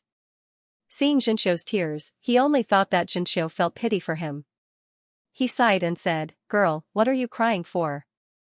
Go and beat up those 3 women. Treat them the way they treat you. Don't worry about their revenge, I'm here." Zhenxiu wiped the tears from the corner of her eyes, and forced a smile as she shook her head. "Forget it, brother Yang, you've already beaten them so hard, let's go back." Yang Cheng's face turned cold. "What, you don't have the heart to beat them? Fine, I'll help you." With that, Yang Qing walked towards Jiao Yanyan again, scaring Jiao Yanyan into immediately hugging the other 2 girls. They were still girls after all, and seeing the fierce Yang Qing, they were still afraid. "No." Zhenxiu rushed forward to stop Yang Qing, and helplessly gritted her teeth and said, "Brother Yang, don't do it, I'll hit them." Zhenxiu also knew that Yang Qing was a person who would do anything. If she really let him hit them, Jiao Yanyan's face would not just be swollen, but her entire face would be ruined. In desperation, Zhenxiu could only turn around and walk towards Jiao Yanyan and the other 2 girls step by step. "You. Su Zhenxiu, you. Don't come over." Jiao Yanyan's face was full of panic. She really wanted to run away, but her whole body didn't have any strength, so she could only bluff and shout, "If you dare to hit us, you will definitely be killed by my father." Zhenxiu cursed in her heart. How could this woman be so stupid? Doing it herself was giving her a way out. In fact, it was to save her, but she still wanted her father to threaten her. Didn't she know that this was adding fuel to the fire? Thinking of the pain, thinking of Jiao Yanyan's repeated humiliation, and today's hatred, Zhenxiu finally couldn't hold it in any longer. She rolled up her sleeves, stepped forward, grabbed Jiao Yanyan's collar, and directly threw her to the ground. Back then, Zhenxiu relied on her identity as a girl to make a name for herself in the biker gang. Naturally, she had good skills, and fighting was a piece of cake for her. However, after being educated by Choi Yan, she turned over a new leaf. Now, this time, she really hated Jiao Yanyan. All the moves that Zhenxiu hadn't used for a long time were all vented out one by one. She hit Jiao Yanyan in all kinds of painful spots, causing Jiao Yanyan to roll on the ground and shout help. Only when Zhenxiu started fighting did she realize that her hatred for Jiao Yanyan had accumulated too much. Once the floodgates were opened, it would be very difficult to stop. In the end, Jiao Yanyan and the other 2 girls were all beaten by Zhenxiu to the point that they could only lie on the ground, unable to move. Their noses were bruised and their faces were swollen like 3 pig heads. Zhenxiu panted, her face was red, and her forehead was covered in sweat. She suddenly knelt on the ground, as if she couldn't believe that she had really beaten the 3 girls to such a miserable state. Yang Qing had been watching from the side, and didn't stop Zhenxiu. He insisted on letting Zhenxiu beat up a few female delinquents.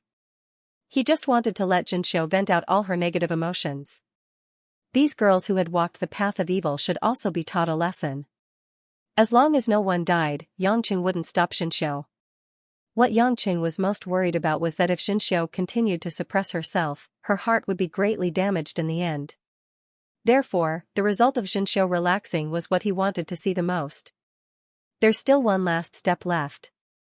Yang Qing suddenly walked forward and patted Zhenxiu's shoulder. "Go and peel off Jiao Yanyan's skirt, just like how she peeled off yours." Zhenxiu calmed down and said guiltily, "Brother Yang, my skirt is here, so.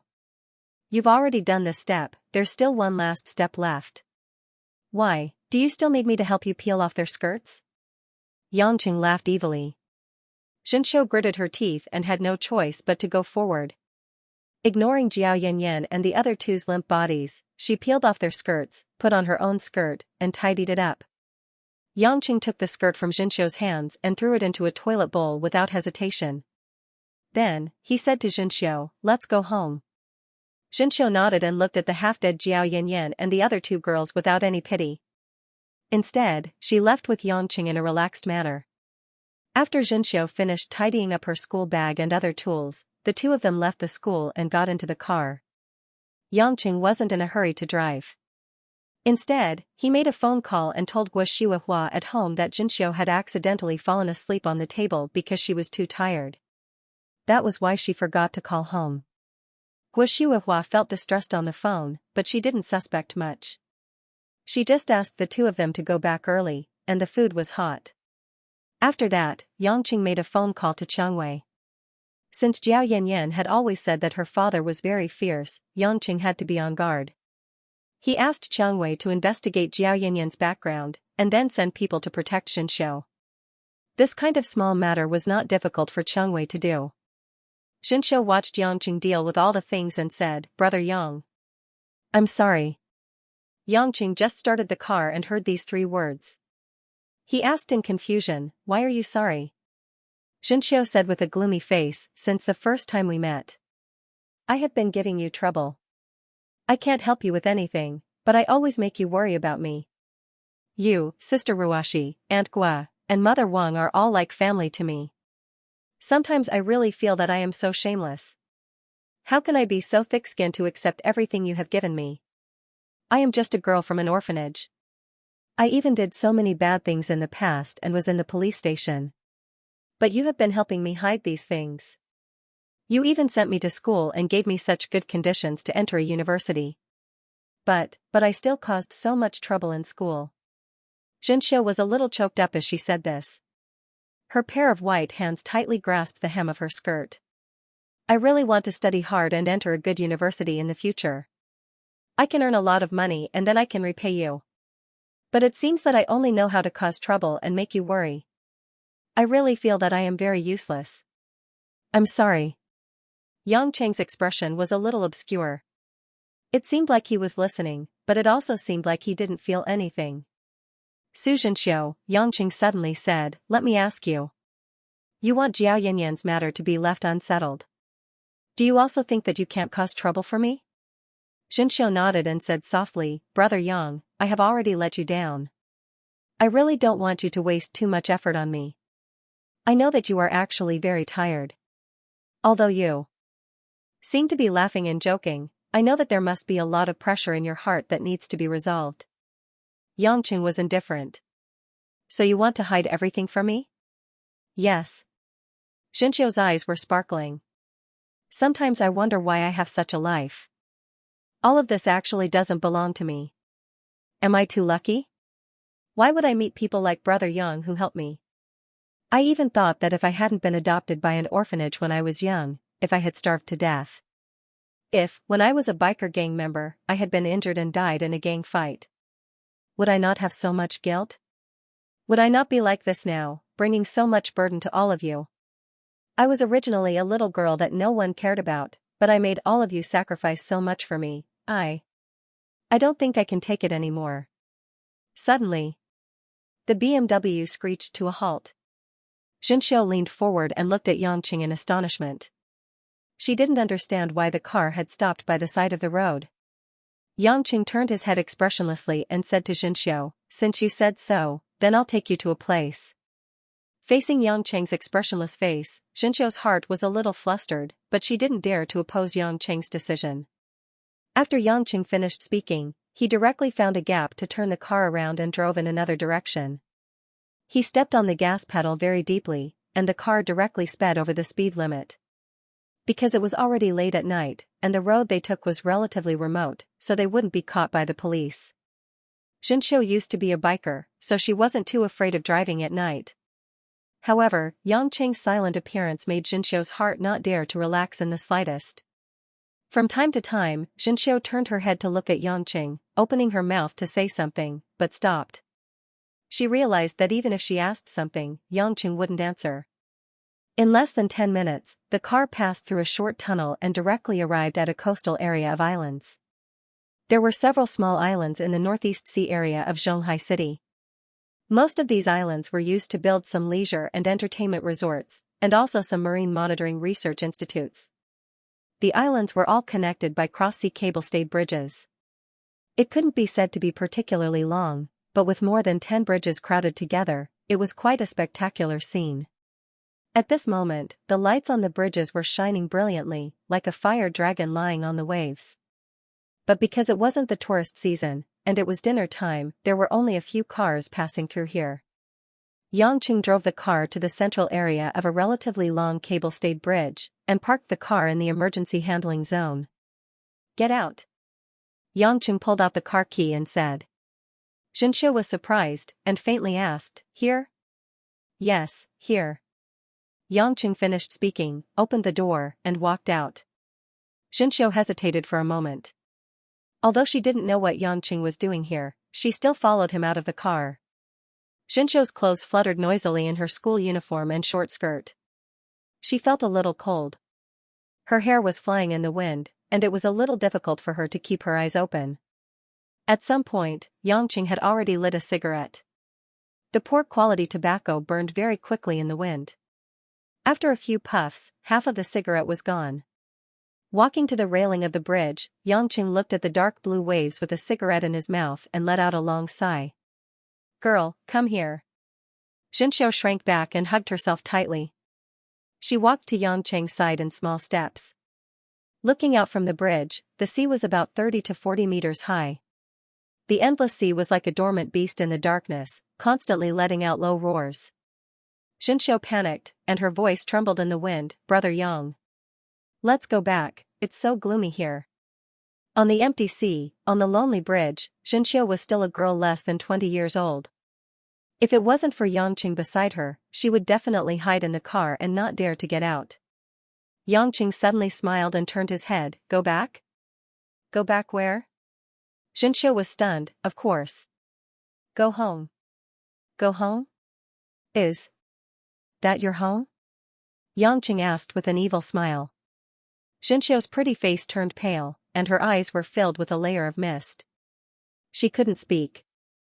"Didn't you just say that those are not yours? Didn't you say that we treat you well, give you a place to live, eat, and wear, that you are too lucky? That you can't accept it? Brother Yang. You. What are you stammering for? Didn't you say those things?" Xianxia continued to laugh sarcastically. "Since you think that home is not yours, and you feel that you can't accept it, you always bring us trouble. Then why do you still want to go back?" Xianxia felt her legs began to weaken.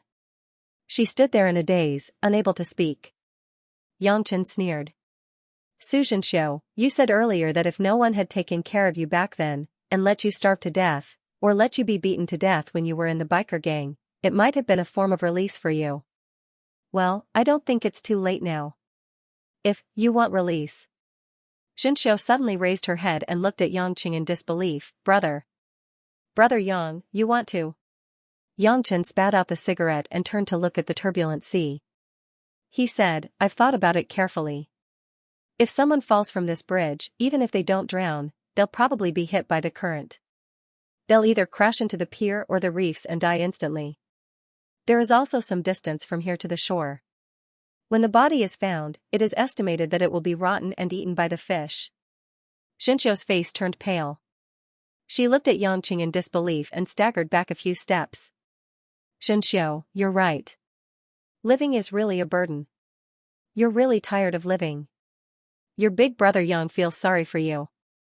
Since you feel so uncomfortable, then you can go and get rid of it tonight." Xianxia's face suddenly turned cold, and said, "Don't worry, if you jump down from here, no one will know. No one will know how you got there. At most, there will be a missing person. Nothing else." Xianxia shook her head desperately, tears flowing out of her eyes. "No. Brother Yang, I don't want. You're lying to me. Are you joking with me?" "Joking?" Xianxia scratched his head and sneered. "Do you think today is April Fool's Day? Why would I joke with you?" Xianxia squeezed out a smile. "No. Brother Yang, you're teasing me again. How could you possibly? Would you?" The smile on Xianxia's face disappeared, and it was replaced by a cold expression. Su Xianxia, if you can't climb up the railing by yourself, then I can help you. It's still very easy to throw you down. Xianxia couldn't tell that Yangqing was joking at all. Instead, he was speaking to her in an incomparably serious manner. His expression was as if he was about to stab her to death with a knife. Xianxia shook her head and began to retreat.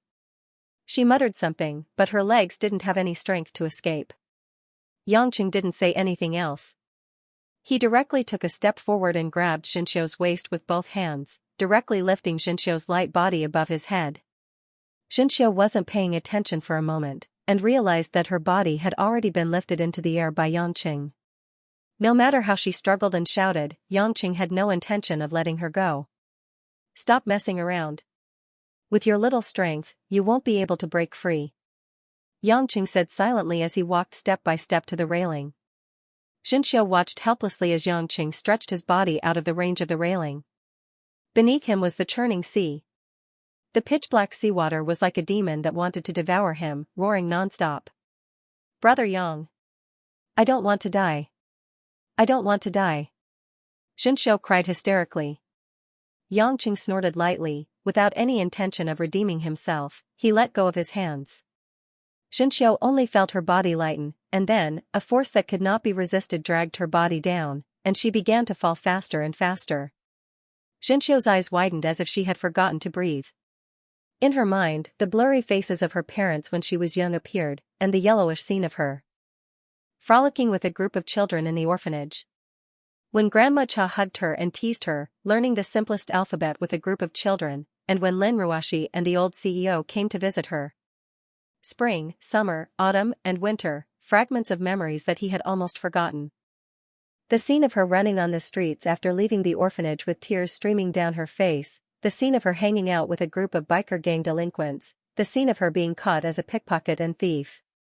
Meeting Yangqing, then meeting Lin Ruashi, and integrating into a new family. The voices and smiles of Mother Wang, Gui Shuihua, and the others flashed before her eyes, and even Mother Wang's voice calling her downstairs for dinner echoed in her ears. Finally, the indifferent face of Yangqing, the man who brought her to heaven, and now sent her to hell. Xianxia didn't know what was wrong with her. She was about to be swallowed by the sea, but she couldn't feel any fear. Instead, she only felt reluctance. The crystal-clear tears were like pearls, drifting in the air, quietly disappearing without a trace. Xianxia closed her eyes. The time of falling seemed to be a moment, but also as long as a few centuries. Xianxia felt that her body was getting lighter and more relaxed, and the sea breeze seemed to be able to blow her up into the sky. Shouldn't the sea be cold? But why did she feel warmth? Xianxia gradually realized that the situation was different from what she had imagined. After such a long time, even if it was a fall of a few hundred meters, she should have reached the end, but she didn't fall into the sea. Between her nose and mouth, she smelled a familiar scent. She slowly opened her eyes, and what entered her eyes was still Yangqing. However, on Yangqing's face, there was the usual gentle smile. Everything that happened just now, although it happened in a flash, to Yangqing, after throwing Xianxia off the bridge, he jumped down and stood on the surface of the sea to catch Xianxia. As for the process of stepping on the surface of the sea and then jumping onto the bridge, to Yangqing, it was simply a small trick. It was a pity that Xianxia didn't have the chance to see all of this. Girl, have you thought it through? Yangqing hugged Xianxia's soft body and suddenly asked with a smile. Xianxia's nose turned sour, and she suddenly felt incomparably wronged. Without saying a word, she directly opened her mouth and bit towards Yangqing's shoulder. Separated by a layer of clothes, Xianxia bit fiercely. As she bit, her tears kept falling, soaking half of Yangqing's shoulder. Yangqing didn't stop her. When Xianxia had bitten enough and had no strength left, he said, I thought you would bite Big Brother Yang's face, and I was still considering whether or not you would be disfigured. At least you have a conscience. I hate you. Xianxia punched Yangqing's chest. At this moment, she finally understood the situation just now. Although she didn't know how Yangqing saved her, it was clear that Yangqing was just scaring her. Yangqing smiled and said, if you hate me, then hate me. It's better than not being able to stand up to me. Xianxia's eyes were red, and she suddenly hugged Yangqing's neck tightly. Yang Qing helplessly reached out and gently patted the girl's back, saying, Su Xianxia, never feel that you are a burden to those who love you. You are the one and only Su Xianxia in this world. Your life, whether it is for you or for all of us, is the most precious. In the humid sea breeze, Yang Qing's words were like a warm current, making Xianxia's body and mind soften. After a moment of silence, Yang Qing put down Xianxia in his arms and stroked the girl's hair. The orange light from the cable-stayed bridge shone on their faces. Xianxia's tear-stained face was a little childish as she pouted, hitting me with a stick and then giving me a carrot. Brother Yang, are you trying to pick me up, so you're doing this on purpose? Yang Qing's mouth twitched. Can't you think of something good in your melon brain? For example, as an older brother, you need to correct your younger sister's lifestyle. Xianxia bit her lower lip and suddenly tiptoed and pecked Yang Qing's lips. Yang Qing didn't expect Xianxia to do this. He only felt the cold and soft lips slightly pressing on his mouth and then leaving in the blink of an eye. Xianxia's charming face blushed. This was the first time since she was born that she took the initiative to kiss a man. Don't let your imagination run wild.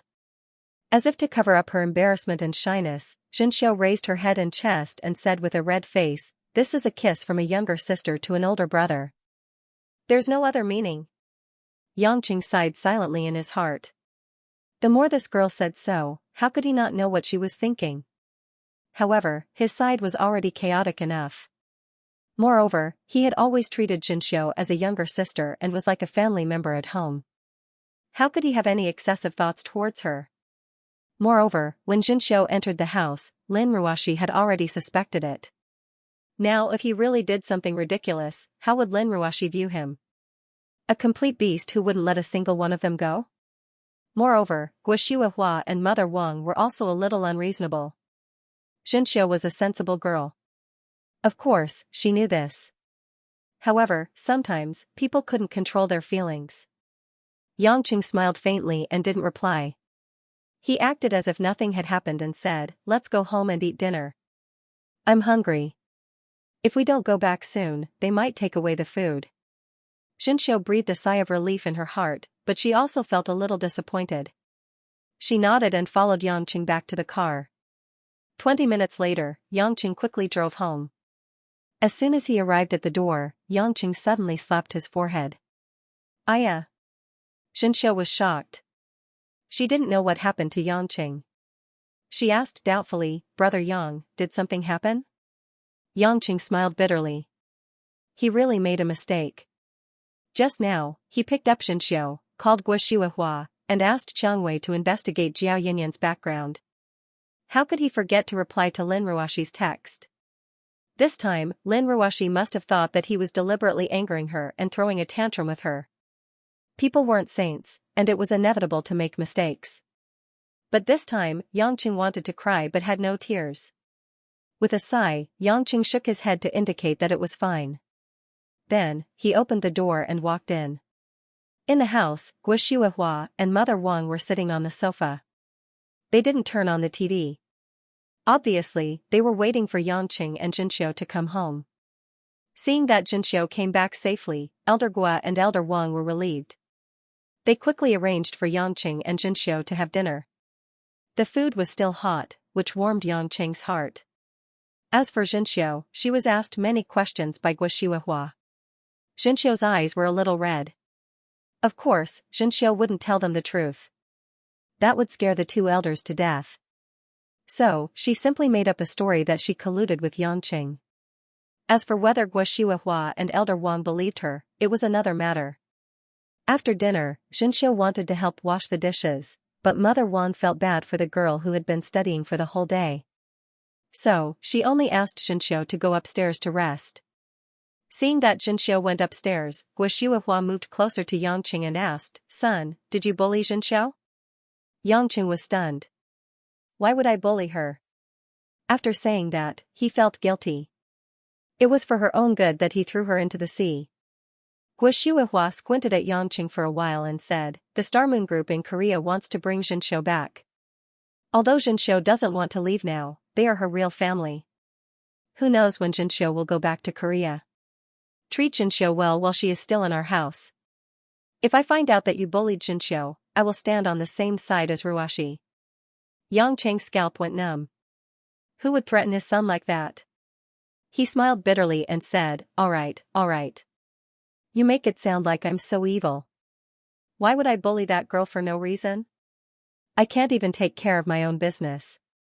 Guo nodded. It was obvious that she had noticed something, but she did not pursue the matter further. Yangqing walked back to his room upstairs listlessly. It had been a long day. He walked into the bathroom and took a shower.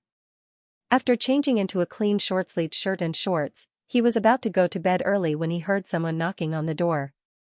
Judging from the frequency of the knocking, Yangqing immediately determined that Lin Ruashi was back. Only this woman's knocking would sound so solemn. Yangqing was helpless. He had to face what he had to face. So, he walked to the door and opened it. He smiled apologetically and greeted, my dear wife, you're home. Hee, it's been hard working. Is there anything I can help you with? Lin Ruashi had her hair tied up. She was wearing a wide-collared suit and ankle-length beige trousers. Her slightly tired face was calm and indifferent. Her black gem-like eyes were staring at Yangqing. Don't you know that you're very childish? Lin Ruashi said coldly. Yangqing couldn't complain even though his hot face was stuck to a cold butt. Listen to my explanation. I just had a lot of things to do, so I forgot. Forgot? Too many things to do? You have time to call home, but you don't have time to send me a text message. Even if it's just 2 words, how are you doing? You can't even spare me the time for 2 words. Lin Ruashi asked coldly. Yangqing was speechless. He was indeed in the wrong. He took the initiative to call her to ask about Xianxia, but in the end, he didn't tell her how Xianxia was doing. Do you know how anxious I was during the meeting? I put my phone on the table and stared at it while I was waiting for your text message. Lin Ruashi said, but, you didn't even send me a single word until the meeting ended absent-mindedly. Yangqing didn't dare to get down to business with Lin Ruashi's piercing gaze. Xianxia smiled and said, actually. If you're in a hurry, you can call me. It's not like I'm in a meeting, I really forgot. No other meaning. Lin Ruashi sneered, call you? How would I know that you didn't want to ignore me on purpose? That's not right. Yangqing hurriedly explained, I definitely didn't mean to avoid you on purpose. Ruashi, just believe me. I really forgot. Lin Ruashi stared at Yangqing for a while, then turned around and walked back to her room. Forget it, what you think is none of my business. I'm tired, I'm going back to my room to rest. Yangqing frowned. Wouldn't this matter worsen the already tense relationship between the two of them? At this moment, Lin Ruashi suddenly stopped in her tracks and said in a low voice, I forgot to tell you. Because you don't have the ability, Qianni's condition is very bad right now. If you can't let those women who like you live a good life, then you'd better put away your playful thoughts. Hearing that, Yangqing hurriedly asked, what happened to Qianni? What's wrong? Lin Ruashi sneered, turned around and said, do you really think that just because you're called a god by others, you're really a god? Do you really think others have no self-respect? I really don't know what you're thinking. You actually let Mom and Auntie Ma meet, and you didn't even tell Auntie Ma about your marriage with me. What's even more ridiculous is that you actually colluded with Mom to hide it from me. Yangqing's face was a little awkward, You know? Why don't I know? Do you really think these things can be hidden from the world? I also know that you're working in a Sichuan restaurant with Auntie Ma. She scolded you that day, and Qianni was absent-minded at work. Lin Ruashi said, in fact, it doesn't matter if you hide it from me or not. I advise you to give up. Auntie Ma won't agree to it.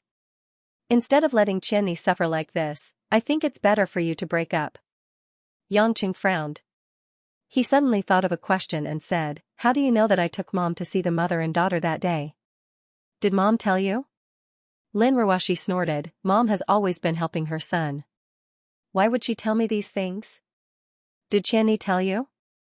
As soon as Yangqing finished speaking, he immediately said, impossible. Why would Qianni mention these things to you? Lin Ruashi realized something and said with dissatisfaction, who told me that it's so important? Yangqing, what are you thinking? Yangqing took a deep breath and said, only Qianni and I, as well as Mom and Auntie, know about this matter. Did I tell you? What I mean, you know it yourself. Lin Ruoxi's pretty face turned pale.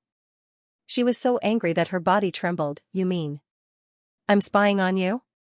Yangqing shook his head indifferently. Spying on me, I can definitely find out, but spying on Qianni is something I can do. When we went to Hong Kong on a business trip, weren't we both in your calculations? With your means, it's not difficult to know these things. If you didn't use some method to spy on Qianni, how could you know what happened that day? You actually think I would do that kind of thing? Lin Ruoxi's eyes widened. Her eyes were slightly red. Yangqing touched his forehead in pain. Ruoxi, I don't blame you for doing these things. I just hope that you don't look at Qianni as an enemy, and don't do that kind of thing to Mingyu and Anqin. This isn't cheating in the business world. If Qianni knew that you did this, how disappointed would she be? Disappointed? Lin Ruoxi was so angry that she laughed. That's right. How disappointed would she be? What, aren't you disappointed? Finding out that I'm actually a snake and scorpion, an incomparably sinister woman, aren't you disappointed? Yangqing shook his head. I don't know. I feel like my mind is in a mess. Lin Ruoxi bit her lower lip and turned her head. She inadvertently reached out to wipe the corner of her eyes and walked straight back to her room. When Lin Ruoxi closed the door, Yangqing raised his head and let out a turbid breath. Whenever he thought of Mo Qianni's dejected look at work, Yangqing found it hard to calm himself down. But at this stage, he couldn't think of any good way to make up for it.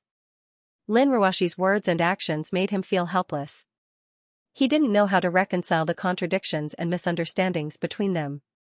Thinking of this, Yangqing didn't feel sleepy anymore. He walked downstairs and planned to go to the kitchen to get a bottle of red wine. He wanted to drink a glass before returning to his room to sleep. When he reached the kitchen, Mother Wang had just finished tidying up and was preparing some ingredients for tomorrow's breakfast. When she saw Yangqing coming downstairs, Mother Wang seemed to recall something. She hesitated for a moment before saying, Young master, I want to ask you something.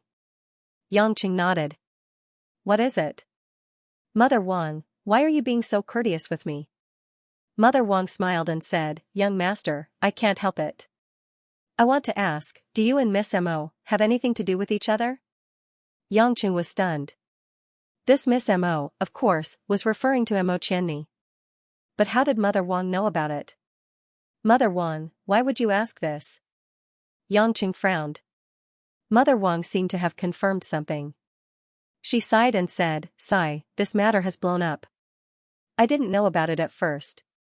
But this morning, Miss Mo's mother, Auntie Ma, called our house and asked if Miss was at home. Miss is at work, so she asked me for her phone number.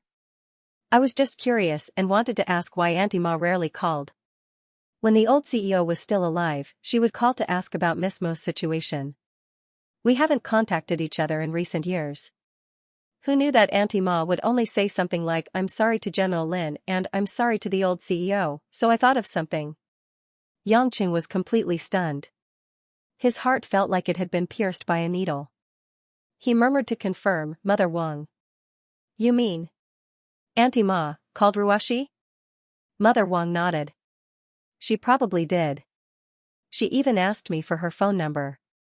What's wrong? Did something bad happen to young master? Mother Wang asked worriedly. Yangqing raised his head and sighed.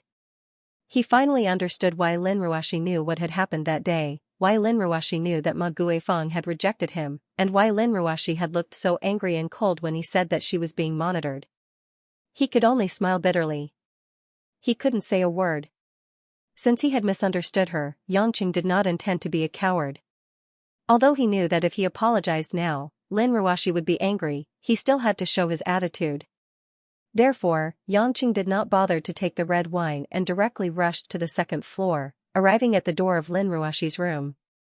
After thinking about what to say, Yangqing cautiously knocked on the door. Knock, knock, knock. There was no movement in the room, as if there was no one inside. However, Yangqing could feel that Lin Ruoxi was inside, but there was no response. Yangqing was helpless. Although he was thick-skinned, he was not so reckless. If he forced his way in at this time, regardless of whether he apologized sincerely or not, Lin Ruashi would be particularly angry. Yangqing could only stand at the door and sincerely said, "Ruashi, I know I misunderstood you. It's my fault. Please be magnanimous. And forgive me this time. Next time, I won't doubt you without distinguishing the facts, I promise." There was still no movement in the room. Yangqing was a little depressed. He could only stand there and say such words. After waiting quietly for a while, Lin Ruashi still had no intention of opening the door. Yangqing could only walk back to his room weakly. His mind was in a mess. There was no solution to the problem of Mo Qianni, and now Lin Ruashi was too lazy to care about him. Yangqing suddenly felt that he had really failed. He lay in bed all night thinking about how to be forgiven. It was not until the next day when he got up and went downstairs that Yangqing finally saw Lin Ruashi sitting there eating breakfast with Xianxia. Yangqing was about to go up and say something, but he saw a flash of disgust between Lin Ruashi's eyebrows. She put down her chopsticks, stood up, and said to Mother Wang, who came out of the kitchen, "Mother Wang, I'm full. I'll go to work first." Mother Wang was stunned. "Miss, why did you eat so little?" "I'm not hungry," Lin Ruashi said perfunctorily. She picked up her bag, turned around, and left. Yangqing's mouth was half open. He swallowed the words he wanted to say. He didn't expect Lin Ruashi to not even have the intention to talk to him. It was really frustrating. Xianxia's big watery eyes turned to Yangqing. "Brother Yang, did you do something that Ruashi's sister hates again? She seems to be angrier than before." Yangqing was speechless. She glanced at Xianxia and thought, how could she not be angry? I trusted her before. But this time, I actually dared to doubt her. There was no medicine for regret in this world. If there was, Yangqing would have wanted to get one even if he had to spend all his money. Mother Wang pursed her lips and shook her head, but didn't say anything. She only slowly scooped a bowl of millet porridge for Yangqing, as if telling him to do as he saw fit. After Yangqing finished his breakfast in a daze, he wanted to send Xianxia back to school. However, Xianxia rejected him, saying, "I don't want to see Brother Yang's bitter face." This made Yangqing very conflicted. Since no one loved him, Yangqing could only go to work at the company. Speaking of which, it had been a few days since he sat in the office properly. Ever since Star of Yulei ended, the company's reputation rose, and many things were on the right track. With Wang Jia and Zhao Ting taking care of the internal and external matters, Yangqing was very relaxed as the director. When he arrived at the office, Yangqing realized that Anqin, whom he hadn't seen for a few days, had come to work again. She was wearing a light yellow pleated dress, revealing half of her shoulders, and her hair was neatly combed behind her ears. Her fresh and elegant dressing added a hint of orchid temperament to the originally bright and beautiful woman, which surprised Yangqing a little. Sitting on Yangqing's big leather chair as the director, Anqin was bending over the table and reading some documents. Compared to the sloppy guy Yangqing, Anqin, who had been nurtured by a good family's daughter since young, was more like a director. Seeing Yangqing enter the office, Anqin raised her head and smiled sweetly. "Dear, you're late. Is there a day that I'm not late?" Yangqing pursed his lips and walked forward. He moved closer to Anqin's fair face and said with a smile, "I didn't know that my darling Anqin had such a delicate side to you. From the looks of it, Demonism is going to become fairy and TSK. It's really hard to choose." Anqin pouted, "I've been a demoness for so long that I'm almost becoming a demoness myself. In order to make the people around you like me, I have to at least look more proper from today onwards."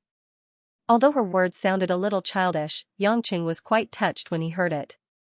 Previously, when he met with Guo Mother Wang, and the others, Lin Ruashi saw their intimacy. Although no one was against Anqin, it was obvious that Anqin felt excluded. She was destined to be the third party. This feeling of powerlessness made her unable to come to work and meet Yangqing. Now that she was back at work again, she did not have any complaints.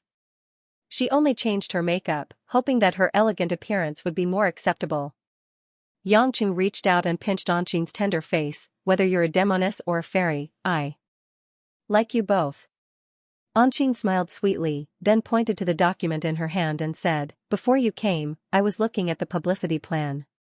It's about the release of Hui Lin's new album and concert. Do you want to take a look? Hui Lin's concert?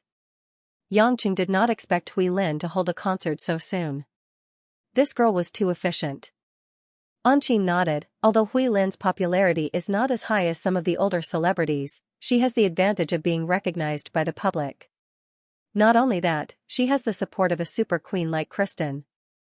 Moreover, her mysterious background has piqued everyone's curiosity.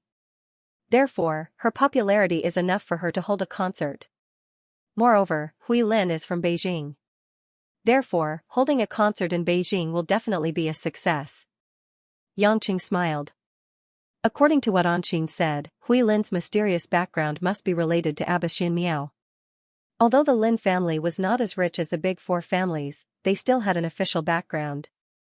If the children of the Lin family entered the entertainment industry, it would be detrimental to the country's prestige.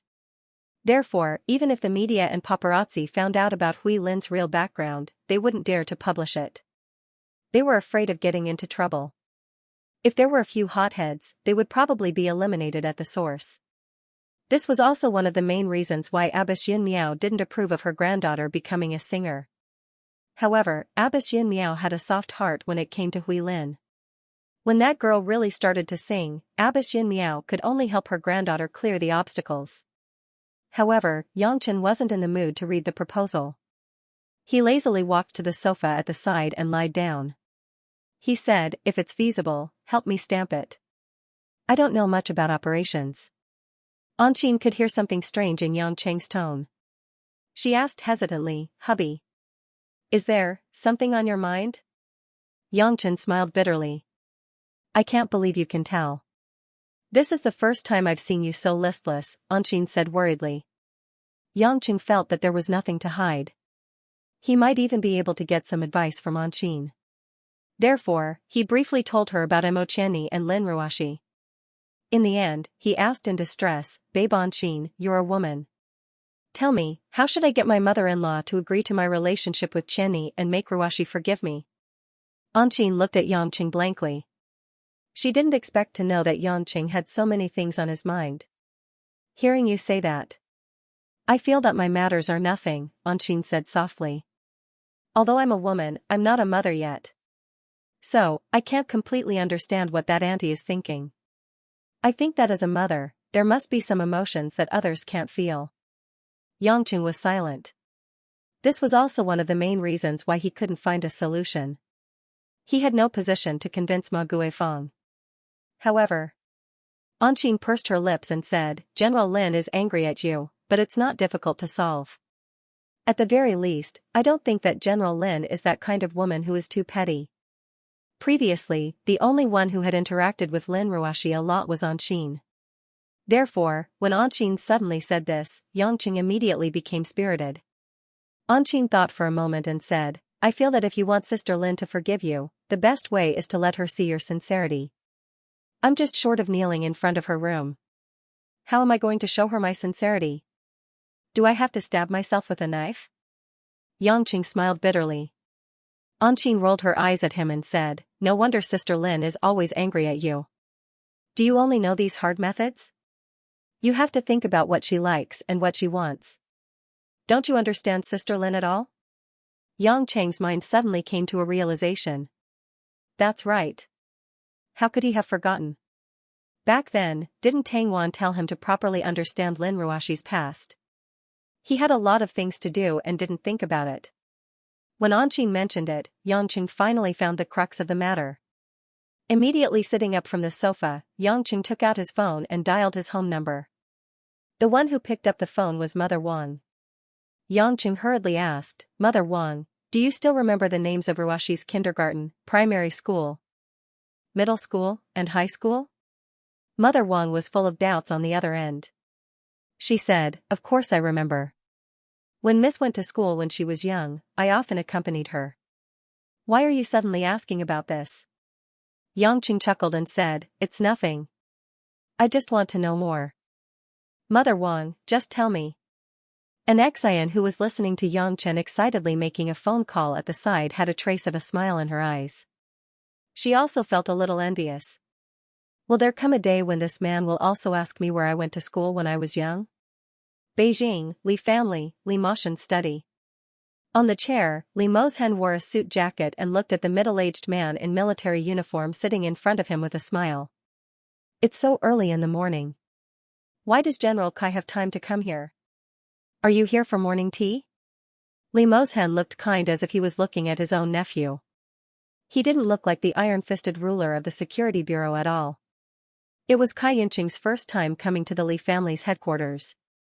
Although the Li family's son, Xianxia, had always been pursuing his daughter, Kai Yunqing had never thought of relying on his daughter to make a name for himself. He didn't even when he wasn't the general of Yellow Flame Iron Brigade. Now that he was in control of Yellow Flame Iron Brigade, he could be said to have half a foot in the same boat as the Li family, but he still kept a certain distance from the Li family. Kai Yunqing smiled and shook his head. He picked up the porcelain bowl and took a sip of the steaming hot tea. This was personally served by the eldest son of the Li family, Li Yunpeng. This handsome middle-aged man in a conservative Chinese tunic suit was actually about the same age as Kai Yunqing. He was standing beside Li Moshen with a warm smile but didn't say a word. It was strange that the eldest son of the Li family, Li Yunpeng, had always been like an assistant to his father, Li Moshen, and rarely showed his talents. On the other hand, his son, Li Dun, was as famous as Yan Buwen, the Yanjin King duo.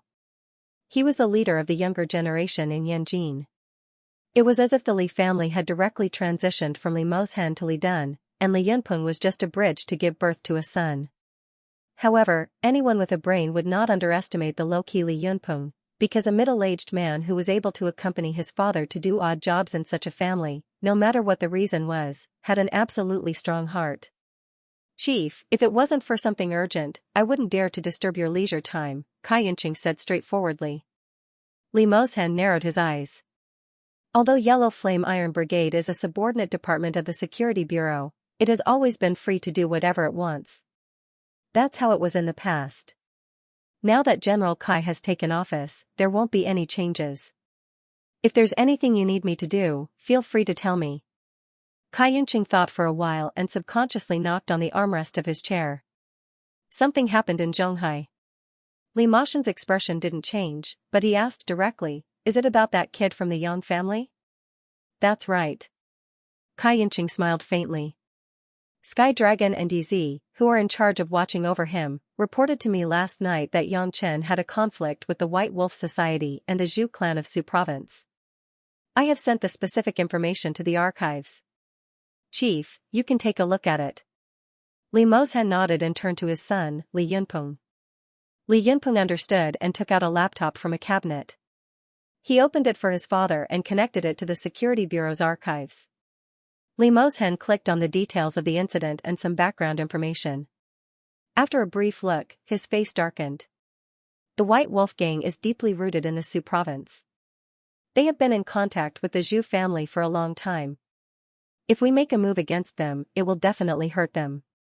Kai Yunqing smiled bitterly. I think so too. The Zhu family has a lot of power in the Su Province. There are also many retired special forces in the White Wolf Gang.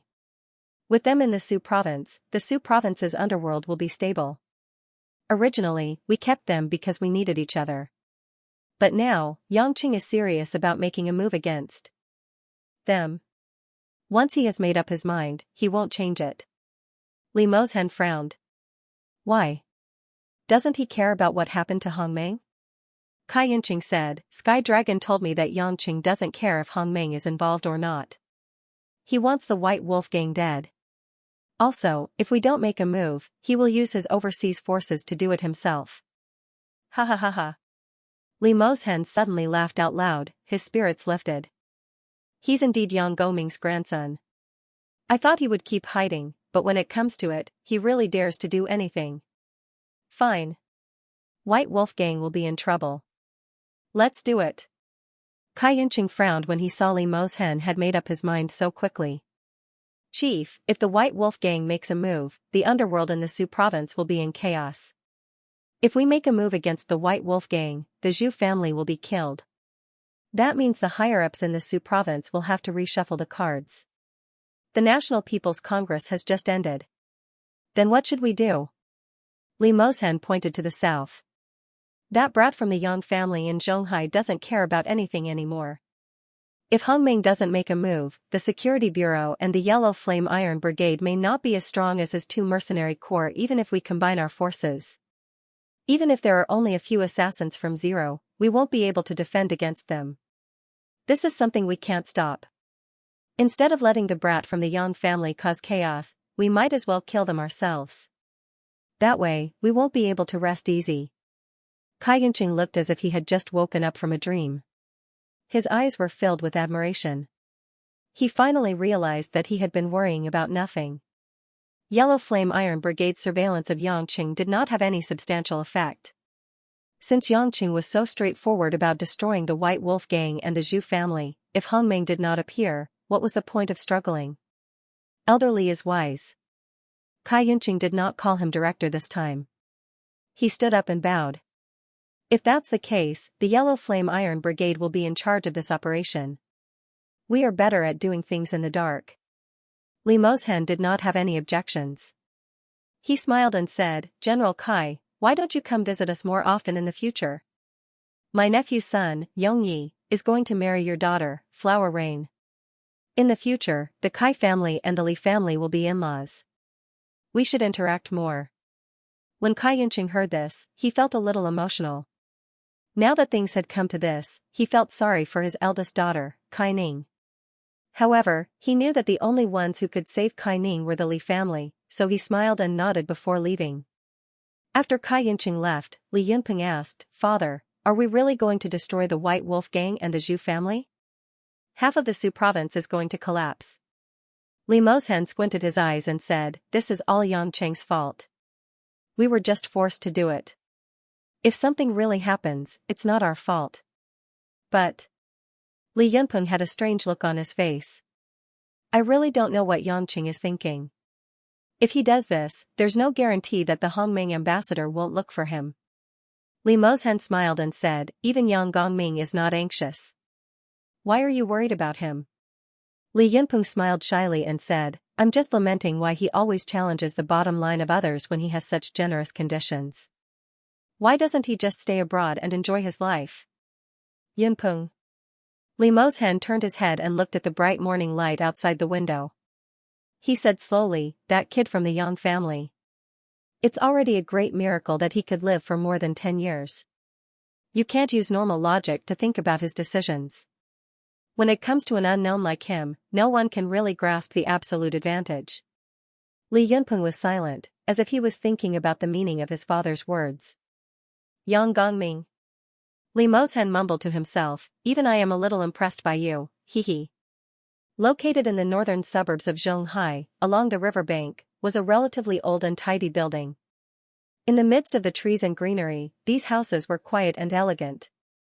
This was once the center of education in Zhonghai, but with the growth of the population, some schools moved to other places, and the few schools here were mostly some of the oldest schools in Zhonghai. They were sentimentally attached to this piece of land, so they never moved, nor did they build any new buildings.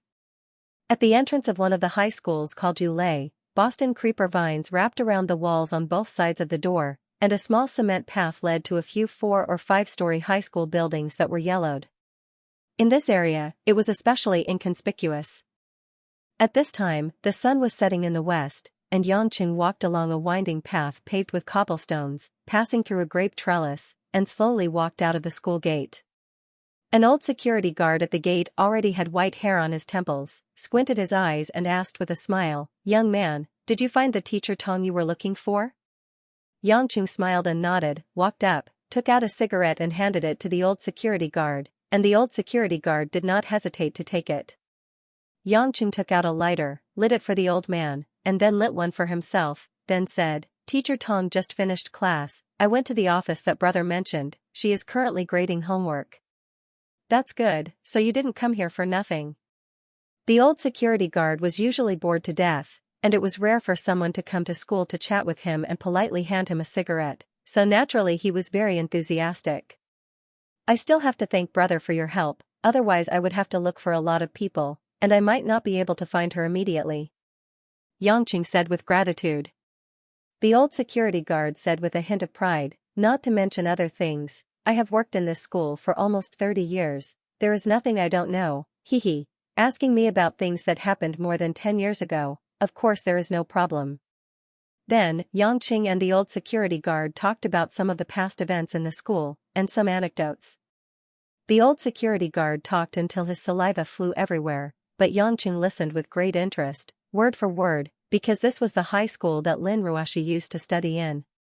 After Yangqing found out from Mother Wang which schools Lin Ruoxi used to study in, he carefully searched, but unfortunately, the elementary and middle school that Lin Ruoxi used to study in had been merged into some big schools, and naturally, he could not find the original location of Lin Ruoxi, nor the teachers that taught Lin Ruoxi. Fortunately, the old CEO of Yulei had personally invested in this Yulei High School. Although it wasn't very famous in Zhonghai, the quality of the teaching had always been good. However, because it was too old, not many people paid attention to it. Yulei International was a big company, and this kind of small investment was not unusual. Through the old security guard, Yangqing found Lin Ruoxi's class teacher at that time, a female teacher with the surname Tong. This teacher was now getting on in years, and no longer taught high-intensity grades like the third year, and began to retreat to the second line, teaching the first-year students. Therefore, on weekdays, she was not too busy. When Yangqing found her, teacher Tong was abnormally surprised, especially when she found out that Yangqing was Lin Ruoxi's husband. Teacher Tong looked at Yangqing with an incomparably stunned expression for a while. Although she did not say it, Yangqing also clearly felt that this teacher Tong was puzzled. This man was Lin Ruoxi's husband. Obviously, even after 7 or 8 years, in the heart of this teacher, the memory of Lin Ruoxi as a student was hard to erase. Yangqing was already prepared. If you ran in front of her and said, I am Lin Ruoxi's husband, and I want to know something about her school days, who would believe you without any proof? Moreover, for a rich woman like Lin Ruoxi, there were many people who wanted to get close to her. Therefore, under the suspicious gaze of teacher Tong, Yangqing took out his marriage certificate with Lin Ruoxi. Teacher Tong could not tell if this certificate was real or fake, but when Yangqing talked about Lin Ruoxi's background, and said that Mother Wang introduced him, teacher Tong basically believed it. There was still some time before school ended, so Yangqing followed teacher Tong and wandered around the school, listening to the teacher talk about the past. This was the first time Yangqing spent so much time listening to a person's past. For almost 2 hours, Yangqing looked like he was looking at flowers on horseback, seeing the scenes that happened in and out of the school. In the scenes, there was a different Lin Ruoxi, or rather, a Lin Ruoxi that he did not understand. Yangqing was a little reluctant, but it was almost time for teacher Tong to get off work, and he had other things to do, so he said goodbye to her. Before he left, Yangqing asked the old gardener, Ruoxi has not returned to school for so many years, will teacher feel sad? Teacher Tong smiled warmly, I have taught thousands of students. If all of them came back to see me, I would only see customers all day, and I wouldn't have to go to work. Now that I know that Ruoxi is the CEO of Yulei, compared to many students, I feel very satisfied that there is no news of her. With her personality, if she came back to see me, I would be surprised. Yangqing was quite touched, and he regretted that he did not have a student's time. Perhaps this teacher was a very strict woman in the past, but at this moment, when she talked about her past students, she was like a loving mother. With these vicissitudes of thought, Yangqing chatted with the old security guard for a while, and when he heard the school bell ring, he said goodbye to the security guard. The old security guard even warmly shook hands with Yangqing, looking forward to Yangqing's next visit. Yangqing smiled bitterly in his heart, this old brother is really bored. Walking to the parking area, Yangqing took out his keys, and was about to get on the car to go home, but he did not think that from the corner of his eyes, he would catch a glimpse of a familiar figure. He saw a beautiful figure wearing a white dress, light-colored denim tight pants, riding a woman's bicycle with a basket, slowly passing by on the sidewalk. Black hair fluttered in the wind, looking from the side, there was a faint smile on her face, it was actually Zhao Hongyan, whom he had not seen for a long time. Hongyan? Yangqing shouted out, feeling a little surprised, as if a good friend that he had not seen for many years had appeared, he could not hide his joy. Zhao Hongyan was riding the bicycle, and when she heard this voice, she hurriedly braked and looked back. She was stunned at first, Then she smiled sweetly and said, Yangqing, why are you here? Yangqing walked forward, and Zhao Hongyan also got off the bicycle. The two of them had known each other for almost a year, and their relationship in the company was quite good. Not to mention the intimate contact that seemed real and fake, just the matter of helping Zhao Hongyan get away from her abnormal in-laws made the two of them much closer. It was also because of those things that when they met again, there was an inexplicable feeling between them. Yangqing looked at the basket on Zhao Hongyan's bicycle, which was full of vegetables and meat, and asked, You went to buy vegetables? Yeah. Zhao Hongyan smiled and nodded, You still don't know, right? My house is nearby. But you, why did you come out of Yulei High School? Then, Zhao Hongyan suddenly remembered something and said, Oh right, that day in General Lin's office, we talked about my family. Could it be that you accompanied General Lin back to her alma mater? That day, Lin Ruoshi invited Zhao Hongyan into the office to help her pay for her father's medical expenses. The condition was that she had to work for the company for 10 years, and pay half of her salary. This matter did not happen too long ago, and Yangqing remembered it very clearly. Now that Zhao Hongyan mentioned it, Yangqing remembered his previous doubts. I did have something to do, so I came over myself. But didn't you say that you would sign a 10-year contract with the company? Why did you suddenly come back home? Did something happen to Uncle's illness again? Zhao Hongyan shook her head, No, my father received a kidney back then, and with the medical expenses that General Lin lent to our family, he has more or less recovered and can move around normally now. It's just that my father's health isn't as good as before, and he needs someone to take care of him. Also, our family's meatball shop can operate normally with my father around. I can go home to help out, and I can earn more money than working in the company. It'll also be easier to repay the company's debts. I've reported this to Sister Mingyu and General Lin, and they agreed to my plan. Hearing Zhao Hongyan say this, Yangqing was relieved. Although the medical expenses were millions, the money could be earned back, and it was good that the person was fine. But after that, he did not know what to say to Zhao Hongyan. The two of them had not seen each other for a long time, and it was a little awkward to suddenly be alone together after talking about their relationship. Zhao Hongyan was silent for a while, then pursed her lips and smiled, How about it? Since you're here, let me bring you to my family's meatball shop. Our family's glutinous rice meatballs are an ancestral recipe, and they taste really good. Yangqing was delighted. That's right, how could he forget that Lin Ruoshi liked glutinous rice meatballs? Also, she had mentioned before that she really liked Zhao Hongyan's meatballs. This time, he would bring some back, and it would definitely be effective. Therefore, Yangqing did not stand on ceremony. He let Zhao Hongyan lead the way, and he drove slowly to her family's meatball shop. Zhao Hongyan's family's meatball shop was decorated in a simple and unadorned manner, with Zhao's glutinous rice meatballs written on the sign. Beside it were some words describing the history of the old shop. Although these rather fashionable food shops were not very eye-catching, there were many customers lining up outside.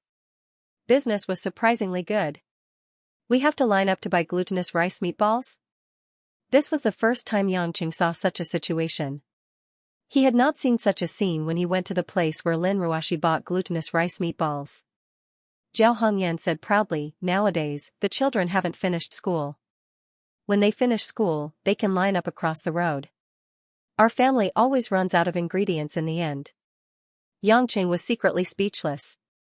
No wonder Lin Ruoshi could not forget about it. It seemed that she really had standards. There were many people outside, so Zhao Hongyan went directly to the shop and greeted her busy father and brother. She said that she brought a friend over and needed to entertain them. The two men smiled politely at Yangqing, but unfortunately, they had no time to care about Yangqing. Business was chaotic, so they could only invite Yangqing to the back for a cup of tea. Yangqing followed Zhao Hongyan to the back of the meatball shop. In the living room of the two-story building where the family lived, Zhao Hongyan brewed a pot of tea for Yangqing. Then, she brought a small plate of delicately made glutinous rice meatballs from the shop in front and placed it on the coffee table. Try these flavors. They are our family's most classic meatballs. If you like them, bring some back later. Remember to bring some for General Lin. Zhao Hongyan seemed to be in a good mood as she enthusiastically recommended. Yangqing looked at the white, yellow, and green glutinous rice meatballs in front of him. Before he even ate it, he could already smell the natural fragrance. He immediately tasted them in big mouthfuls. The glutinous rice fragrance spread in his mouth, but it did not stick to his teeth. The bean paste and soybean fillings were also sweet but not greasy. Xianxia was once again sure that Sister Lin was definitely a foodie. He fell in love with the glutinous rice meatballs the moment he ate them. "How is it?" Zhao Hongyan asked expectantly. Xianxia finished all the meatballs and gave her a thumbs up as he chewed. "It's really not bad. I believe that the business outside is really good, and it's not because of the extras your family hired." F***CKU. How can you praise people like this? Zhao Hongyan scoffed and smiled. "Since you like it, bring more back later. Although there aren't enough ingredients, you have to save it for a friend." Xianxia licked his lips and revealed a flattering smile. "Hongyan, let me ask you something." "Go ahead." "Your meatballs. Can they be customized?" "What do you mean?" Zhao Hongyan was puzzled. Xianxia scratched the back of his head and said, "I want your father and brother to help me make some meaningful glutinous rice meatballs. It's nothing special.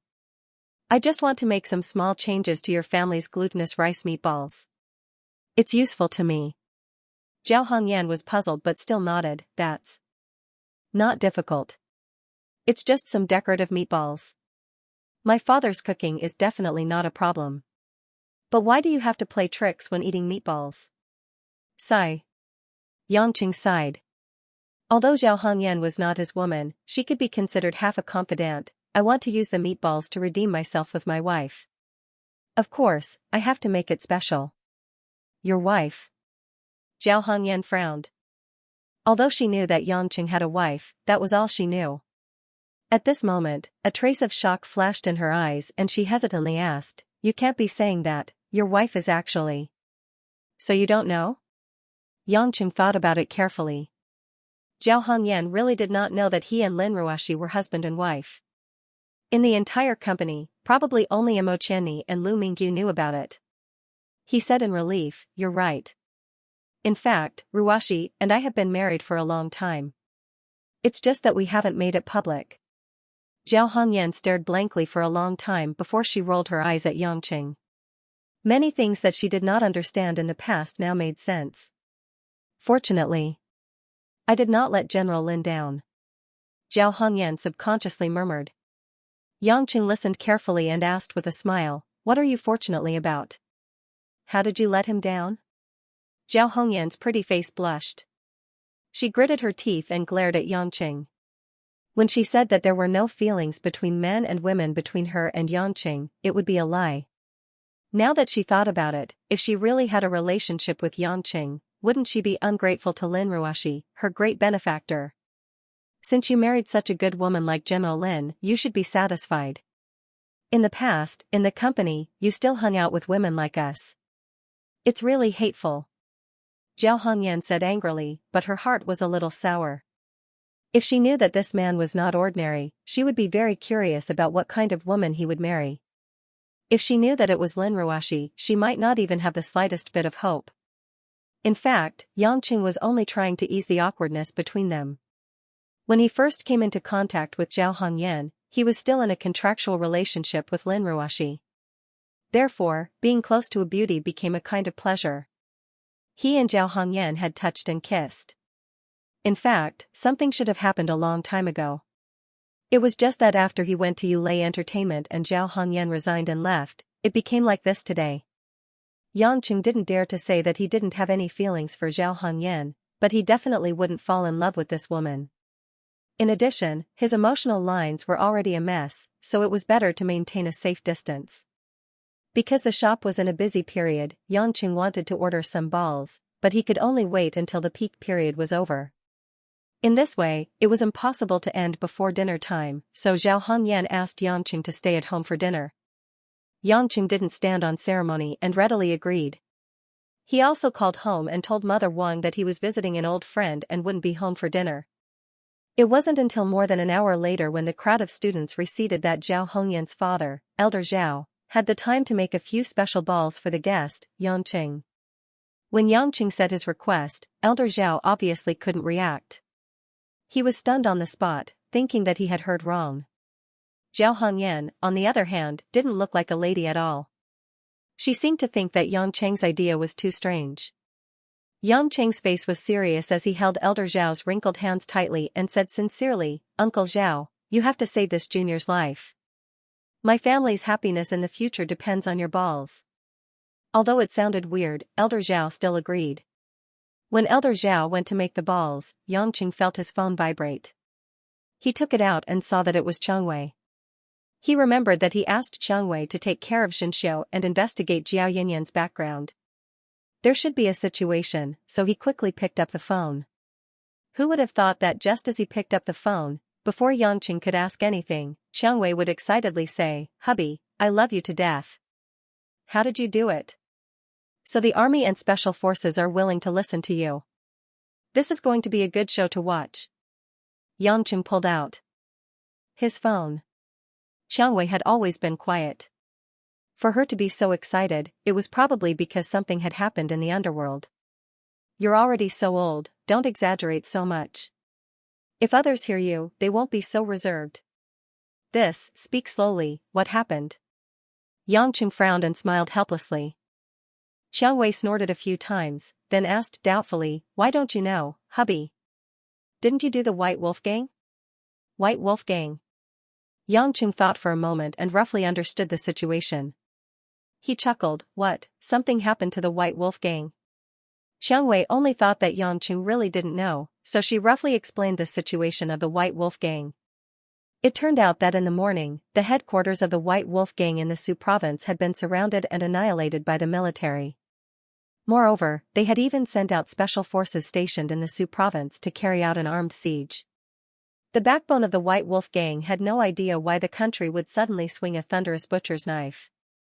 They didn't even have time to react before they were caught off guard. What shocked the government of Su province even more was that the National Supervisory Department had also arrested more than 10 high-ranking officials in Su province, listing out many crimes that had not been made public for many years. Originally, there were many experts in the White Wolf Gang and they wouldn't surrender so easily. However, the strength of the Special Forces soldiers that had been sent down this time had far exceeded their expectations. Moreover, there was no warning at all, which was why they were defeated. The White Wolf Gang is now completely finished. The reason why they can grow so big is because the Zhu family and many officials in the Su province are in cahoots with them. This time, the Zhu family has fallen and the military has intervened. The White Wolf Gang is powerless to reverse the situation. Cheng Wei chuckled and said, "Su province is going to be in chaos in the future. This time, it will be much easier for me to take care of those small fries." Yang Cheng wasn't too surprised. He was just surprised that the Yellow Flame Iron Brigade was so efficient and had such a short time to think. He half threatened and half negotiated for the Yellow Flame Iron Brigade to punish the White Wolf Gang. He believed that the Yellow Flame Iron Brigade also knew that his request wasn't too much. After all, compared to him making a mess of things, there was at least no harm in getting rid of a local underworld organization. Although it would be chaotic for a while, it would also help to improve the people's livelihood and build a better image for the government. Cheng Wei was extremely excited about this matter. In addition to being able to go straight to Su province and occupy a large amount of territory that originally belonged to the White Wolf Gang, it was also because of the pleasure of revenge. Back then, when the White Wolf Gang beat her up, she said that it was nothing, but she definitely wasn't happy. After all, she had been in hiding for such a long time. It wasn't easy for her to go out and show her face, but she was beaten up in front of her subordinates. Anyone would be embarrassed. Yang Cheng listened to Cheng Wei's many thoughts. In the end, he could only smile and say, "You can think about what you like to do. You don't have to report to me. But, what if I make a mistake and something goes wrong? The situation in Su province is very tense now." Cheng Wei said hesitantly. Yang Cheng said directly, "If something happens, I'll help you solve it." Cheng Wei was silent for a while, then chuckled and said, "Hubby, you're spoiling me like this. It's wrong. I like it." "It's none of your business," Yang Cheng said. Zhao Hongyan had been watching Yang Cheng answer the phone. Although she didn't know what Yang Cheng was talking about, there was no doubt that the other party was a very close woman. When she heard Yangqing say such words, she couldn't help but feel a little sad in her heart. If she didn't have that unbearable marriage, perhaps she would still have a chance to find a man who could also spoil her like that. Xianxia, who had been chatting and laughing for a while, also remembered the investigation that Yangqing had asked her to do. Speaking of Jiao Yanyan, Xianxia couldn't hide her joy. Hubby, the delinquent girl named Jiao Yanyan that you asked me to investigate is quite a coincidence. Guess which organization she is from? Could it be the White Wolf Gang? Yangqing said with a smile. Yes, it's true. Xianxia said, the leader of the White Wolf Gang is an old man in his 50s called Jiao Baiyang. He has many lovers, but those lovers don't like him, so Jiao Baiyang keeps them separately. Jiao Yanyan is his youngest daughter, and she happens to be studying in Zhonghai. Many outsiders don't know that she is Jiao Baiyang's daughter. Speaking of which, Jiao Baiyang is quite far-sighted. Being in the underworld, it's hard to guarantee that he won't have any descendants. He separated his children in different places. Even if he failed miserably, he wouldn't have his fire seed extinguished. Yangqing didn't expect this. No wonder Jiao Yanyan was so rude and unreasonable, but she didn't do much. Although her father was the leader of the White Wolf Gang, she was just one of the illegitimate daughters and was not under the jurisdiction of the White Wolf Gang. After Jiao Yanyan received the news from the school today, she left the school. A few of Jiao Baiyang's henchmen took them away. I've been monitoring their movements. It's up to you whether you want to catch them or not. Xianxia said. Yangqing thought for a while and said, forget it. When the tree falls, the monkeys scatter. Even if we don't touch them, they won't have a good life. Leave the bad guys to others. Of course, Xianxia didn't have any objections. There were a lot of things to do next. There was no need to be cruel to a mother and daughter who had no one to rely on. After the conversation with Xianxia, dinner at Zhao Hongyan's house was about to start. Zhao Hongyan seemed to have something on her mind and didn't say much. Yangqing was quite open and drank and chatted with Elder Zhao and Zhao Hongyan's brother. Elder Zhao's body was much better, and his face was red. He felt a burst of regret. It was because of him that his daughter couldn't have a good husband. If he hadn't been sick and his daughter hadn't married that man surnamed Zhu, how good would it have been? The young man in front of him was very much to his liking. However, when he learned that Yangqing was already married, Elder Zhao didn't think about it anymore. The old man's thinking was very simple. No matter how good a married man was, he couldn't touch him. After eating, Elder Zhao personally brewed a pot of green tea. He had heard from Lin Ruoshi that this old man's tea skills were extraordinary. Yangqing watched the ordinary purple sand tea set in the old man's hands lightly and dexterously until a cup of rich and fragrant tea was placed in front of him. He was greatly amazed. The old man's tea skills seemed to be very simple, but Yangqing wasn't an ordinary person. He cultivated martial arts and now had a deeper understanding of it. He had a much broader view of the word Tao than others.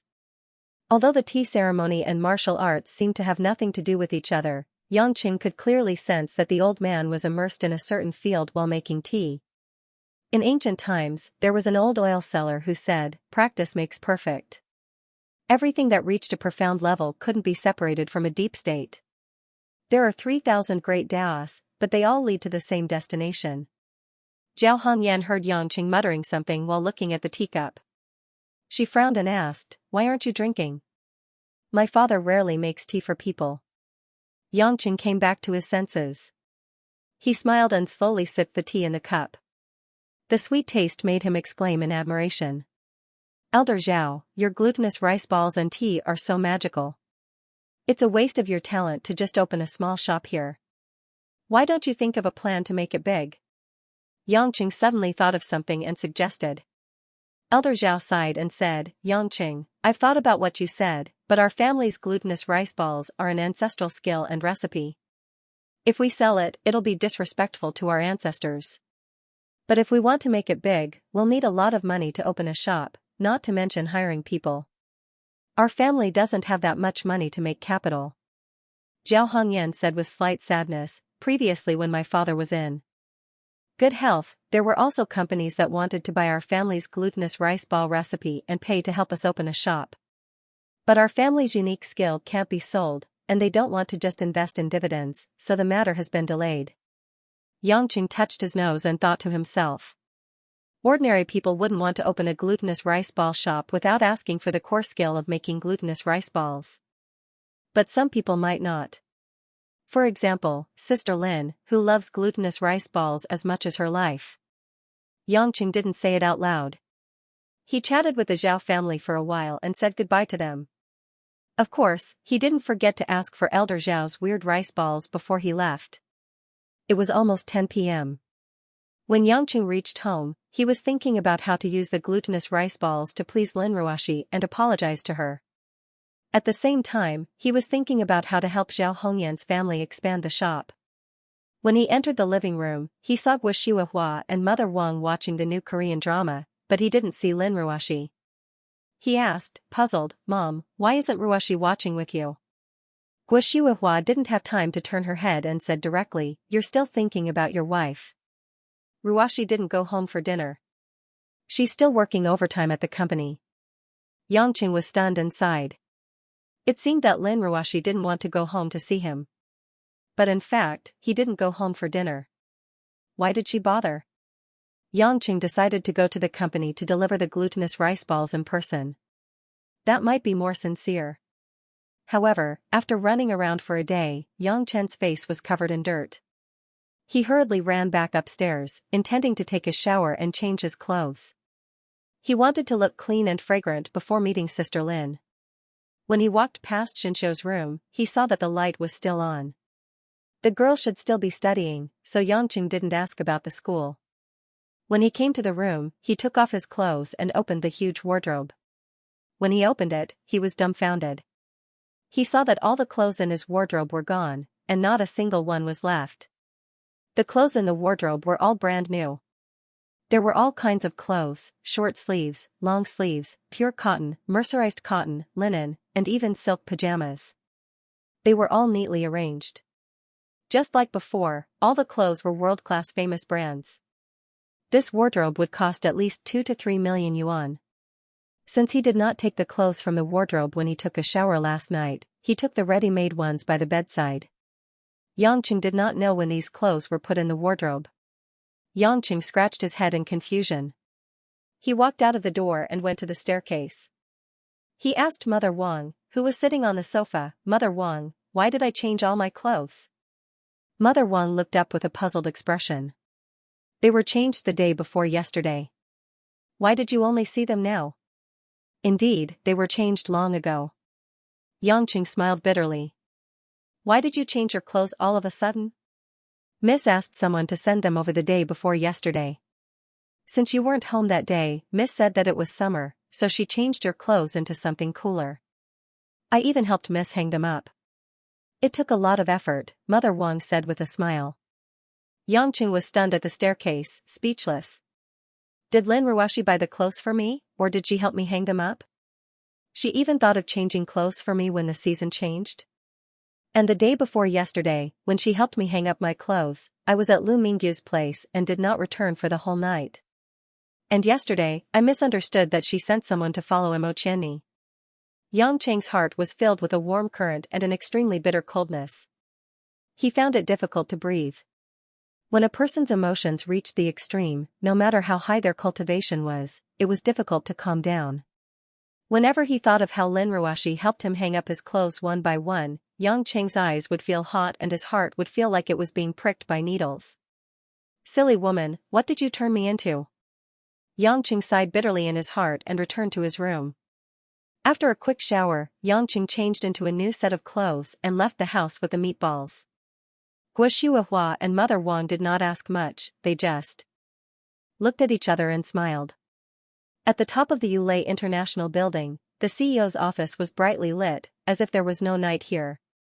Behind the huge office desk, Lin Ruoxi was engrossed in flipping through the various documents on the computer screen. There wasn't the slightest trace of emotion on her cold face. She was like a cold and elegant ice sculpture, tireless and tireless. The assistant, Wu Yu, was wearing an old-fashioned suit. She walked into the office with a cup of black coffee on the tray in her hand. The rich aroma immediately filled the office. Wu Yu's eyes were filled with worry. She placed the coffee on the table lightly. Come in, General Lin. It's almost 11:30. You haven't had dinner yet, how about? Wu Yu's eyes were filled with worry. She gently placed the coffee on the desk. Mr. Lin, it's almost 11:30. You haven't had dinner yet. How about? Wu Yu did not dare to say much. She frowned and sighed softly. She turned around and was about to leave.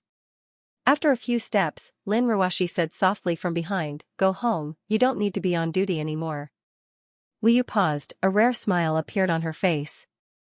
She turned around and shook her head. "It's okay, I'm General Lin's assistant.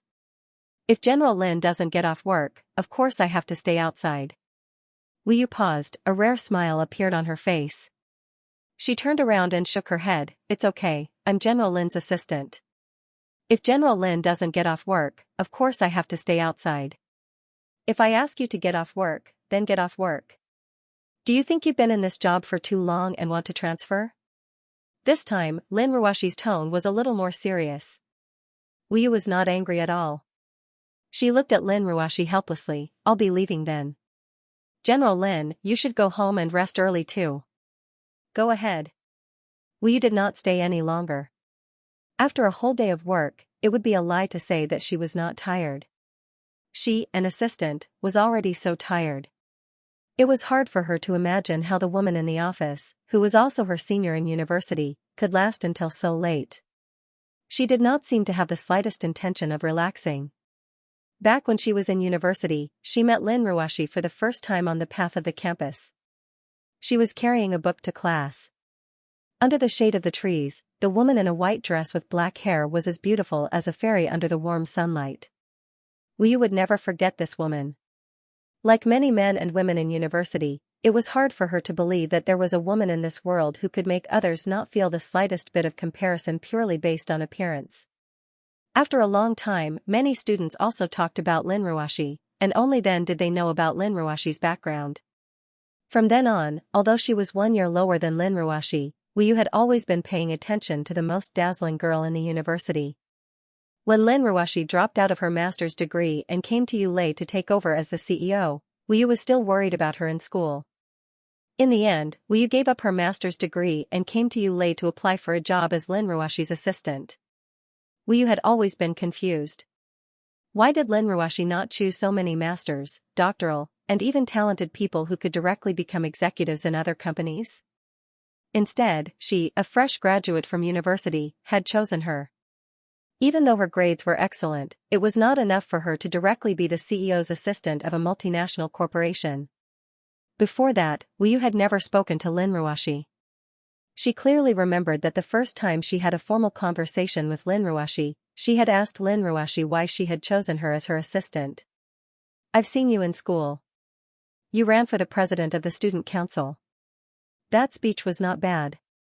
This was the answer given by Lin Ruoshi. It was very short, and there was not even a fluctuation in her tone. But, Wu Yu immediately shed hot tears. Wu Yu had carefully prepared that speech for more than a month. She had practiced and revised it repeatedly, but in the end, she had lost. In the end, she could only hide in her bed and cry silently, as if she had been forgotten by everyone. But, the person she had always looked up to remembered her. She recognized her. Since then, Wu Yu did not have any apprehension or fear. She quickly became competent as an assistant. Many people in the company did not like her old-fashioned look, but she did not care at all. Because, as long as she could satisfy Lin Ruoshi, that was enough. Wu Yu walked out of the office and gently closed the door. After Wu Yu left, Lin Ruoshi raised her head and looked in the direction of the office door. She was in a daze for a while. Lin Ruoshi let out a long sigh. She touched her forehead and closed her eyes. From morning to midnight, she had worked at least 12 hours. Not to mention anything else, just looking at the computer screen could make people dizzy. All of this was no longer a special situation for her. All these years, she had supported such a huge business empire by herself. If she did not spend time, no one would spend it for her. Looking at the time on the computer, it was indeed 11:30. Lin Ruoshi touched her abdomen. Because of the stomach acid, she felt a little uncomfortable. Involuntarily, she felt wronged. If it was not because she did not want to see someone, she would not have to work overtime in the company and not go home for dinner. At the very least, she could do this work in the study when she got home. Logically speaking, she could ask Wu Yu to bring some food in. But, if the dignified CEO ate dry food alone in the office, how embarrassing would it be if others knew? She still had to consider the face of her boss. At this time, even if she went home, she would be too embarrassed to eat. She did not dare to go out to eat supper alone. All of this, it was that cruel man's fault. Lin Ruashi bit her lips angrily. Looking at the black coffee that was still warm on the side, Lin Ruashi did not have the slightest interest in drinking it. She shook her head and was about to continue reading when she heard a knock on the office door. Lin Ruashi could hear that it was not Wu Yu. She immediately became alert and asked vigilantly, "Who is it?" Her finger had already pressed the alarm button under the desk. The door was opened, and Yangqing poked his head out with a Xianxia smile. "Baby Ruashi, of course it's me. Why are you not home so late? I'm here to pick you up." Seeing that it was Yangqing, Lin Ruashi did not hesitate and said coldly, "Get out." Yangqing had just taken half a step in when he was pushed back by the cold current. He awkwardly said, "Ruashi, I know you're still angry with me. Let's talk. I know I've wronged you. I don't have time to talk to you. Get out." "Do you want me to lock the door myself?" Lin Ruashi said without any trace of politeness. Yangqing didn't dare to be thick-skinned. If he acted shamelessly at this time, it would be adding oil to the fire. He could only bitterly leave and close the door. Lin Ruashi gritted her teeth. Her eyes had a complicated look. When she saw Yangqing coming over, she didn't know if it was hatred, joy, or something else. She stared at the door in a daze. After a few seconds, Lin Ruashi heard movement again. But this time, the movement came from behind her. Bang, bang, bang. A series of heavy sounds came from the glass. Lin Ruashi suddenly stood up and turned around. She covered her mouth in surprise and almost screamed. She saw that behind her, outside the reinforced glass wall, Yangqing was standing on a small protrusion at the edge. One of his hands was holding a small protrusion, and the other was holding an oily paper bag. He was grinning at her through the glass window. One must know that this was the top floor of a building that was over 100 meters tall. The night wind whistled, and the cold air was biting cold. Lin Ruashi didn't have the time to think about how Yangqing got outside. She only needed to think about how Yangqing's hands and feet trembled and he might fall 100 meters. Her heart was in her throat. If she didn't know that Yangqing was different from ordinary people, and his skills were abnormally terrifying, Lin Ruashi would have fainted from fright. "Are you crazy? What are you doing there?" Lin Ruashi said angrily. She looked around. She remembered that there was a window that could be opened. Maybe she could let Yangqing enter the office from there. There was a thick tempered glass in the middle, so how could she hear what they were saying? Yangqing opened his mouth and mouthed, "Follow me home." Lin Ruashi was about to faint. Was there a need for this man to call her home in this way? Was she going to stay in the office for the rest of her life? At this moment, Lin Ruashi finally found the glass window that could be opened. Although there was a short distance between her and Yangqing, she should be able to reach it with small steps. Thus, she immediately ran over and opened the glass window. Lin Ruashi exerted all her strength to push open the tightly shut glass window. She immediately felt a gust of cold air engulfing the entire office. Squinting her eyes, she stuck her head out and said to Yangchen, who was lying on the ground outside the window, "Throw that thing in your hand away. Hurry up and come in." Yangqing chuckled and said, "I knew it. Darling Ruashi still wants me. However, I can't throw this thing away." As he spoke, Yangqing's toes tapped lightly. His body seemed to have a predetermined route as he spun in the air and landed outside the window in front of Lin Ruashi. This scene was like a godly high-altitude stunt. Lin Ruashi was stunned speechless. Yangqing leaned against the window and winked at Lin Ruashi. "Do you want to come out with me to get some air and look at the stars?" Lin Ruashi rolled her eyes at him. "You're crazy. Come in." She finally understood that Yangqing didn't care about such a small matter. Yangqing's romantic proposal was rejected. He shrugged his shoulders and jumped onto the carpet in the office. After locking the glass window again, Lin Ruoshi walked back to the desk and sat down. Without looking at Yangqing, she said, "I still have to work. Please leave." Yangqing followed her to the desk and placed the paper bag in front of Lin Ruoshi. He smiled and said, "It's fine if you want to work, but you have to eat. If I want to eat, I'll eat. If I don't want to eat, I won't eat. It's none of your business." Lin Ruoshi said coldly. Yangqing wasn't in a hurry. He knew that this woman wouldn't be so easy to talk to. He slowly pulled over a leather chair and sat beside Lin Ruoshi. He turned his face and stared at Lin Ruoshi. Lin Ruoshi subconsciously avoided it. Being stared at by Yangqing, she felt a little uncomfortable and couldn't read the documents naturally. She couldn't help but frown and ask, "What are you looking at?" "Ruoshi, you like green, pink, and lemon yellow, but you like to wear black clothes, right?" Yangqing suddenly asked. Lin Ruoshi looked at the man, not knowing what was going on. "I like all kinds of flowers and plants, but my favorite is gardenia and wisteria. But because I'm afraid of bees, I don't dare to go near flowers. Listening to music, no matter what kind of music it is, if I don't speak, I will fall asleep in less than 5 minutes. I failed every music class in high school." His favorite movie was Moulin Rouge. He didn't dare to watch horror movies. As long as others talked about ghosts, he would hide far away. He would even pretend to be doing something else and refuse to admit that he was afraid. He especially hated sports. Other than running at the beginning of every physical education class, he didn't do anything else. He had a grudge with the physical education teacher because the physical education teacher would always find you from your hiding place. The school required you to wear the school uniform, but you refused to wear it, causing the class to be deducted points every 3 to 5 days. In the 3 years of high school, the class with you couldn't get the excellence award, and in the end, the teacher couldn't be bothered to educate you. Lin Ruoshi bit her lower lip and had already lowered her head. From the side, her face was bright red and she was very embarrassed. "You.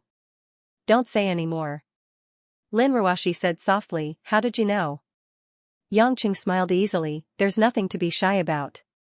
I went to your former high school today and met your teacher Tong. She told me about you and even said that you've never returned to school since you graduated. TSK. Ruoshi darling, you're really cold to everyone. None of your business." At this moment, Lin Ruoshi didn't have the slightest trace of coldness. Her hands kneaded the hem of her skirt and she didn't dare to look straight at Yangqing. Yangqing revealed a trace of pride, "I also know something else. Teacher Tong said that when you were in your second year of high school, there was an especially handsome math teacher. For the first time, you took the initiative to take up a position in the class and be the math class representative. You're not allowed to say it." Lin Ruoshi hurriedly stopped Yangqing. When she was a young girl, who didn't have a bit of childish thoughts?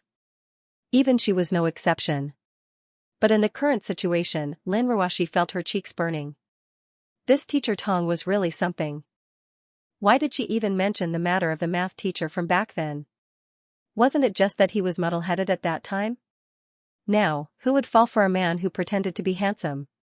Furthermore, she had only been the class representative for half a semester, and then she directly quit. Yangqing giggled and said, "What should I do? I still want to tell these things to Hui Lin and Xianxia in the future. I want to tell them that your big sister Ruoshi also had an unforgettable young girl's feelings. You're not allowed to tell them." Lin Ruoshi's pretty face flushed red. She was about to go crazy. How could this man be so hateful? Yangqing clicked his tongue, "It's fine if I don't say it, but you should obediently eat." Lin Ruoshi turned her head to look at the paper bag on the table and gritted her teeth, "I'll eat then." "That's good," Yangqing said with a smile. Lin Ruoshi ignored this rascal and sullenly opened the paper bag. She took out a brown box and looked at the packaging. Lin Ruoshi felt that it was a little familiar.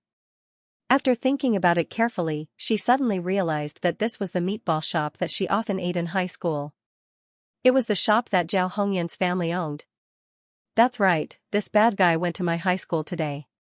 He should have bought some meatballs from Zhao Hongyan's house. The resentment in her heart finally dissipated a little. Lin Ruoshi glanced at Yang Chen from the corner of her eye before opening the box. The moment she opened it, Lin Ruoshi was stunned. The meatballs in front of her were all different. The reason why they were different was because on top of each meatball, there were different words outlined in red bean paste. 8 different colored round meatballs, on top of each meatball, were written, "Old Granny, Lord, please, forgive me."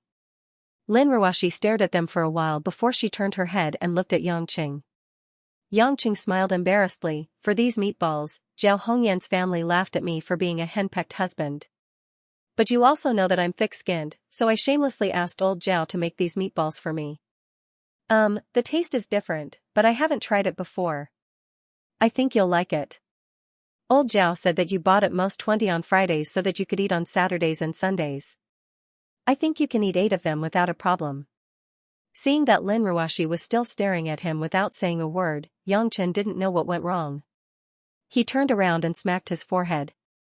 Smiling, he said, "I miscalculated. You're just feeling thirsty after eating like this, aren't you? You can't eat meatballs with coffee, and this is black coffee. How about I make you a pot of tea?" "No, tea is alkaline and not easy to digest. I'll go pour you a glass of water." Just as Yang Qing was about to get up, he heard Lin Ruoshi ask, "Why?" Yang Qing was stunned. "Why what? Why did you do this for me?" Lin Ruoshi asked. Yang Qing smiled in shame. "I misunderstood you, that's very wrong. Moreover, I also heard that a husband and wife like us will not get along, to a large extent, because I don't understand you. So I want to understand your past, not only your family relationship, but also when you were young, when you were at school. It's a pity that your primary school teacher can't be found. I'm really curious, would you be so cold to others when you were young? Wouldn't that be especially interesting, hee hee."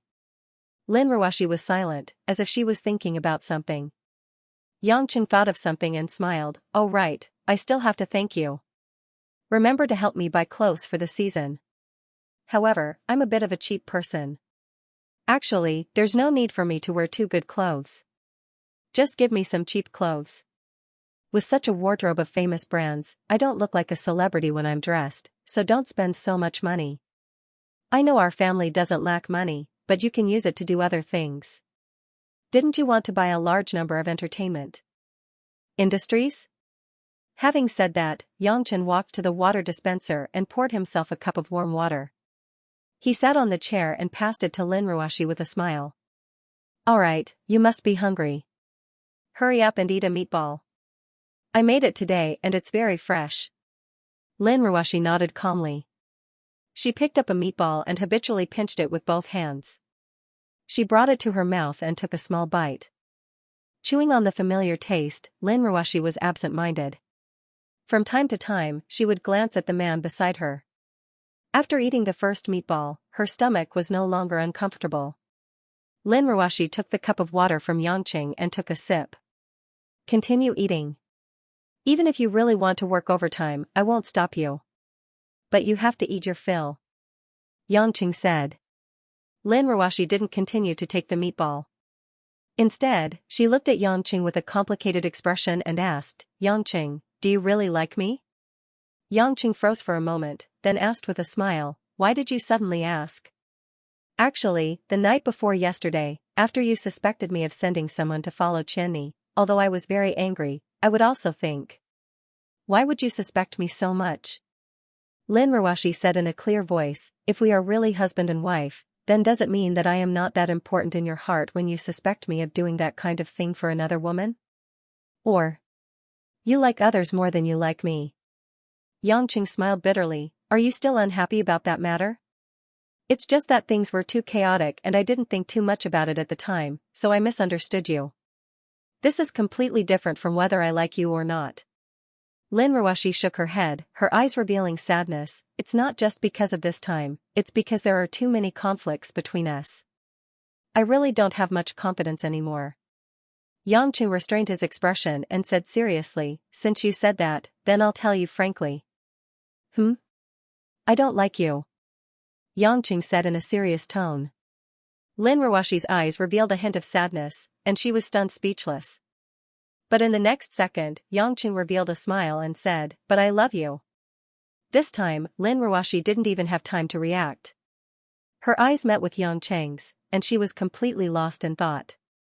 "Because I love you more than anyone else, that's why I care so much about your feelings and hope to obtain your forgiveness. That's why I hope that our marriage can continue. Do you understand?" Yangqing said sincerely. After a long while, Lin Ruoshi's pretty face finally blushed. She turned her head away from Yangqing, picked up the meatballs in the box, and continued to eat. As she ate, she asked, "The gift you told me last time, it can't be these meatballs, right?" Yangqing was stunned, and hurriedly shook his head. "Of course not, I'm very serious about giving you a gift, but time is a bit tight, I still need some time to prepare the gift." Lin Ruoshi nodded, and said in a low voice, "If your gift satisfies me, let's get married." Fortunately, Yangqing's hearing was good, so he could hear it clearly. However, after thinking about it, he asked doubtfully, "Get married? Aren't we already legally married?" Lin Ruoshi turned her head, her pair of bright and watery eyes filled with shyness and resentment. She puffed her cheeks and said coquettishly, "Idiot. Don't tell me that you don't even have a wedding, you want me to follow you for the rest of my life." Wedding? An electric current flashed through Yangqing's mind. He was stunned for a long time before he scratched his head and said with a silly smile, "That's true. I forgot that we didn't hold a wedding. Hee hee." Lin Ruoshi chewed on the glutinous rice ball and couldn't be bothered with this guy. How could he miss such an important part of his marriage? But Yangqing suddenly felt that something was wrong. If he and Lin Ruoshi were to hold a wedding, they would definitely invite guests. It was easy for him to do it. If they weren't friends or subordinates, there wouldn't be a problem. But if Lin Ruoshi wanted to invite them, it would definitely include some of her close sisters and people from the company. Then there was a problem. If Mo Qianni, Lu Mingyu, and the Kai sisters were to attend their wedding, how was he going to face Mo Qianni and the other women? Lin Ruoshi seemed to have seen through Yangqing's worries. She glanced at him with her beautiful eyes and said, "Why? Are you not willing?" Yangqing hurriedly shook his head. "I'm willing. Of course I'm willing. But, does this mean that our relationship will be made public?" "Of course. Are we only going to get married at home?" Lin Ruoshi said. Yangqing thought that it was true. Lin Ruoshi's move was really a temptation that was hard to resist. He couldn't say that he didn't want to hold a wedding with her, but once the wedding was held, everyone would know about their relationship. If he had any contact with other women, even if he was thick-skinned, how would the other women feel? Lin Ruoshi continued, "Of course, this matter can't be settled in a short time. I still have to see how the gift you prepared is. You can't fool me with glutinous rice balls again. Although I like to eat glutinous rice balls, I won't sell myself for them." Yangqing smiled at Xianxia. In the past, he thought that this wife was actually quite cheap to please. How much did a few glutinous rice balls cost? But from the looks of it now, if he really ran into trouble, he would have to use his real capital. Lin Ruoshi's eyes revealed a hint of slyness. "When we first got married, I thought you were very poor, so I didn't expect you to do anything for me. As long as you don't cause me trouble, it's fine. But now that I know you're richer than I am, I'm going to raise my standards. Ordinary people have their own ways of living, and the rich have their own way of living. Just like the clothes I bought for you, it's not because I wanted to find some branded clothes for you, but because when I went to look for clothes, I would naturally choose the branded ones. It's a habit. I don't want to have a simple, but sincere wedding with you. I'm not some innocent little girl. Since I'm going to do it, of course, it has to fit my identity. Since you went to Hokkaido for that vixen Anshin, of course I won't be polite. I want limitless glory, but I also want true feelings. You decide." Yangqing only felt that he had fallen into Lin Ruoshi's palm. He was tightly grasped and couldn't resist at all. Speaking of which, his wife's request was really not too much. A wedding, no matter how grand it was, how much money would it cost? Then, when we get married, should we invite Qianni and the others? Yangqing asked in a low voice. Lin Ruoshi nodded without hesitation and said with a smile, "Of course, not only Qianni, but also Anxin, Mingyu, and Chengwei. By the way, do you have any other lovers? Call them all, I want to say hello to them one by one. They will definitely give us their sincere blessings, don't you think so? Looking at Lin Ruashi's frosty eyes and the smile on her face that was as bright as a spring flower, it was especially chilling. Yangqing awkwardly rubbed the back of his head. How is this greeting? She's clearly looking for a target to deal with one by one. This topic couldn't be carried on like this. Yangqing felt that he had to think about it later, so he changed the topic. By the way, when I went to Hongyan's house today, I saw that their rice balls were selling especially well, but they don't have the funds to expand the store.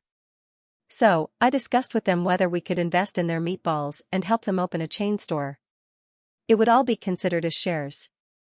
Lin Ruashi looked at Yangqing in surprise. You can actually think of doing business. Yangqing's face was bitter. Was he really so useless?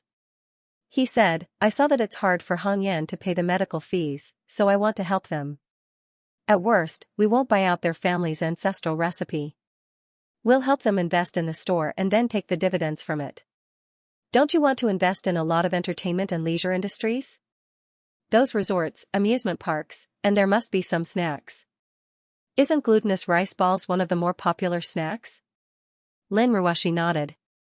That's a good suggestion, but we'll need Elder Zhao's approval first. After all, not everyone can make glutinous rice balls well. We'll need professional training for the taste and texture of the glutinous rice balls to have their own characteristics.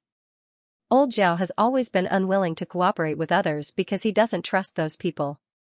Are you sure we can do it? Others may not believe it, but Ruashi babe, you're the savior of Hongyan's family. Moreover, do you care about the money of a rice ball recipe? Yangqing smiled. Lin Ruashi nodded thoughtfully. Yangqing continued to instigate and said with longing, Ruashi, think about it. In the future, in every leisure area of Yulei International, your favorite glutinous rice ball store will be opened. The store will be decorated with pink and warm colors. The walls will be filled with pictures of Hello Kitties. There will be 2 huge plasma wall-mounted TVs playing your favorite Korean dramas all day long. The whole store will be filled with Korean words like Salon Hanyu and Obar. Only Korean dramas will be played. No music will be played. No matter where you go to inspect, you can directly enter the glutinous rice ball store and eat all kinds of colorful and fresh glutinous rice balls. The taste will be the taste of your favorite Zhao family store. And as the CEO, you can still eat glutinous rice balls with everyone. It shows how close you are to the people. Everyone will say that you're approachable. It's killing 2 birds with 1 stone. Speaking up to this point, Lin Ruashi had already forgotten to bite the glutinous rice ball in her hand. Her watery eyes were filled with sparkling stars. The yearning in her eyes was self-evident. After a while, Lin Ruashi realized that she had lost her composure. She coughed and said with a slightly red face, how the store is renovated is my business. Don't think that you know me very well. I'm a businesswoman. As long as it's legal and profitable, I naturally know how to do it.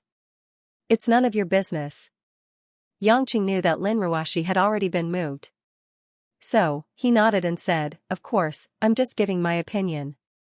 The main operation still depends on what you, the CEO, think. Lin Ruashi said, I'll send Mingyu over to talk to old Zhao's family. If it's successful, we'll simulate the feasibility and do market research. If there's no problem, then we'll recruit people and train them. We'll strive to open a chain store. If it's successful, then let's forget about Hongyan's 1 million yen. It's not easy for her family, so just treat it as the funds to purchase their signboard. Yangqing suggested. However, Lin Ruashi immediately rejected it and said, a debt is a debt, and it's disrespectful to Hongyan if we find an excuse to erase it. What should be paid must be paid, not a single cent less. As for the other funds, we'll pay for it. Yangqing's lips twitched. In the end, wasn't this the same outcome?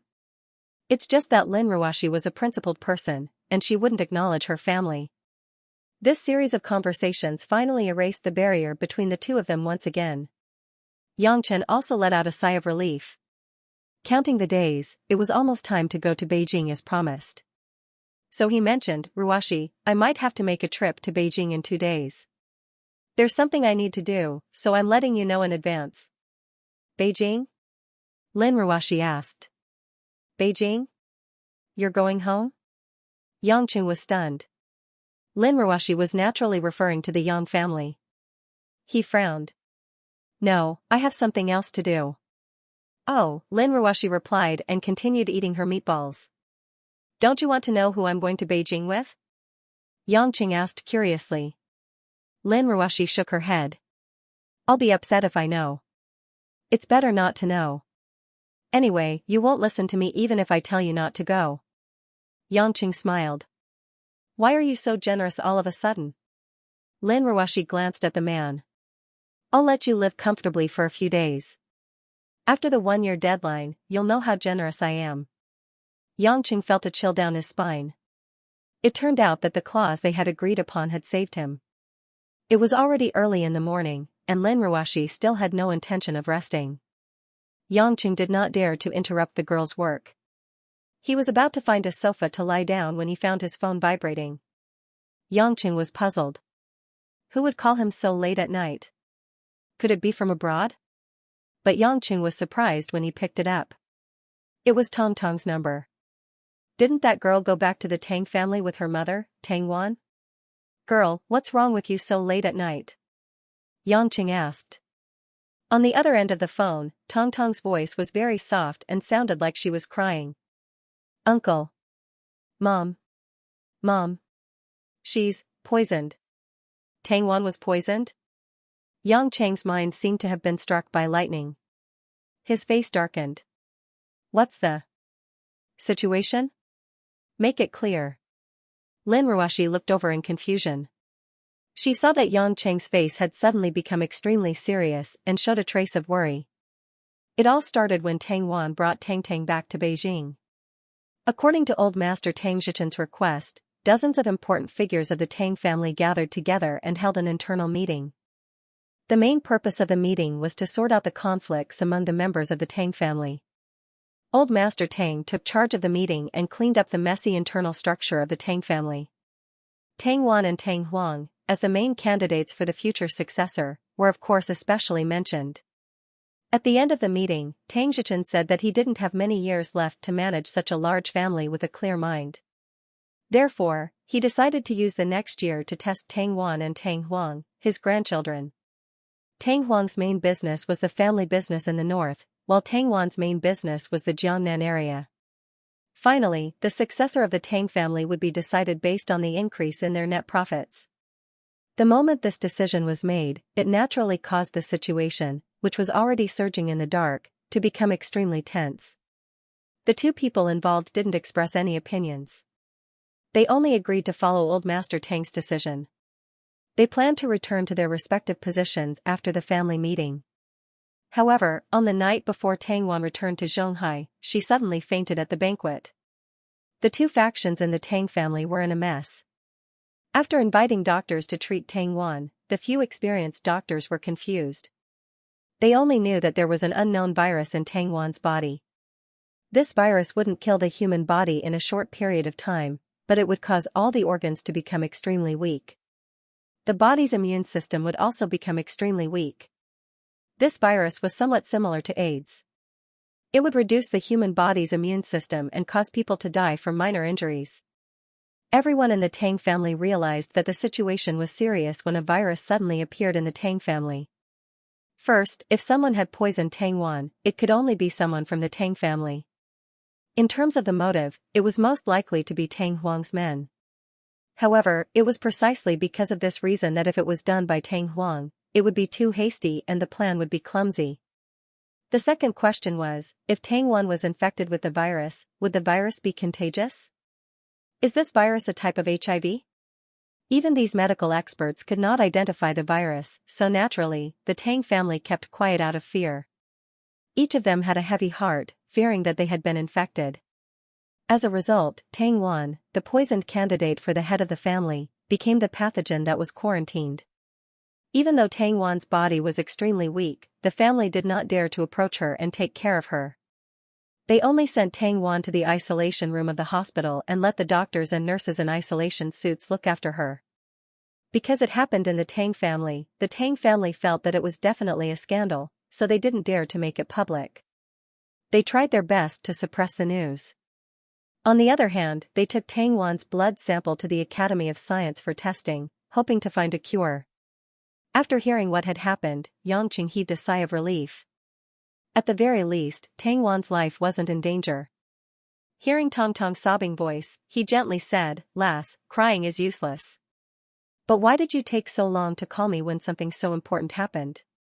Tang Tang said in a low voice, "I wanted to call you for a long time. If you can invite Miss Jane to cure great-grandfather, you can definitely help mother too. But, everyone in the family is worried that the news will spread and it will affect the reputation of the Tang family. After mother fell ill, great-grandfather's health isn't very good either. He's resting at home and left everything to Uncle Tang Huang. I've been looking for a chance to contact him, but I've only found the chance now. I'm hiding in bed." Yangqing sneered. Affect reputation? Tang Wan had already fallen. Who cared about reputation? The rich and powerful were as deep as the sea. It was sad to be born in such a family. There must be someone who deliberately did not let Tang Wan get any help.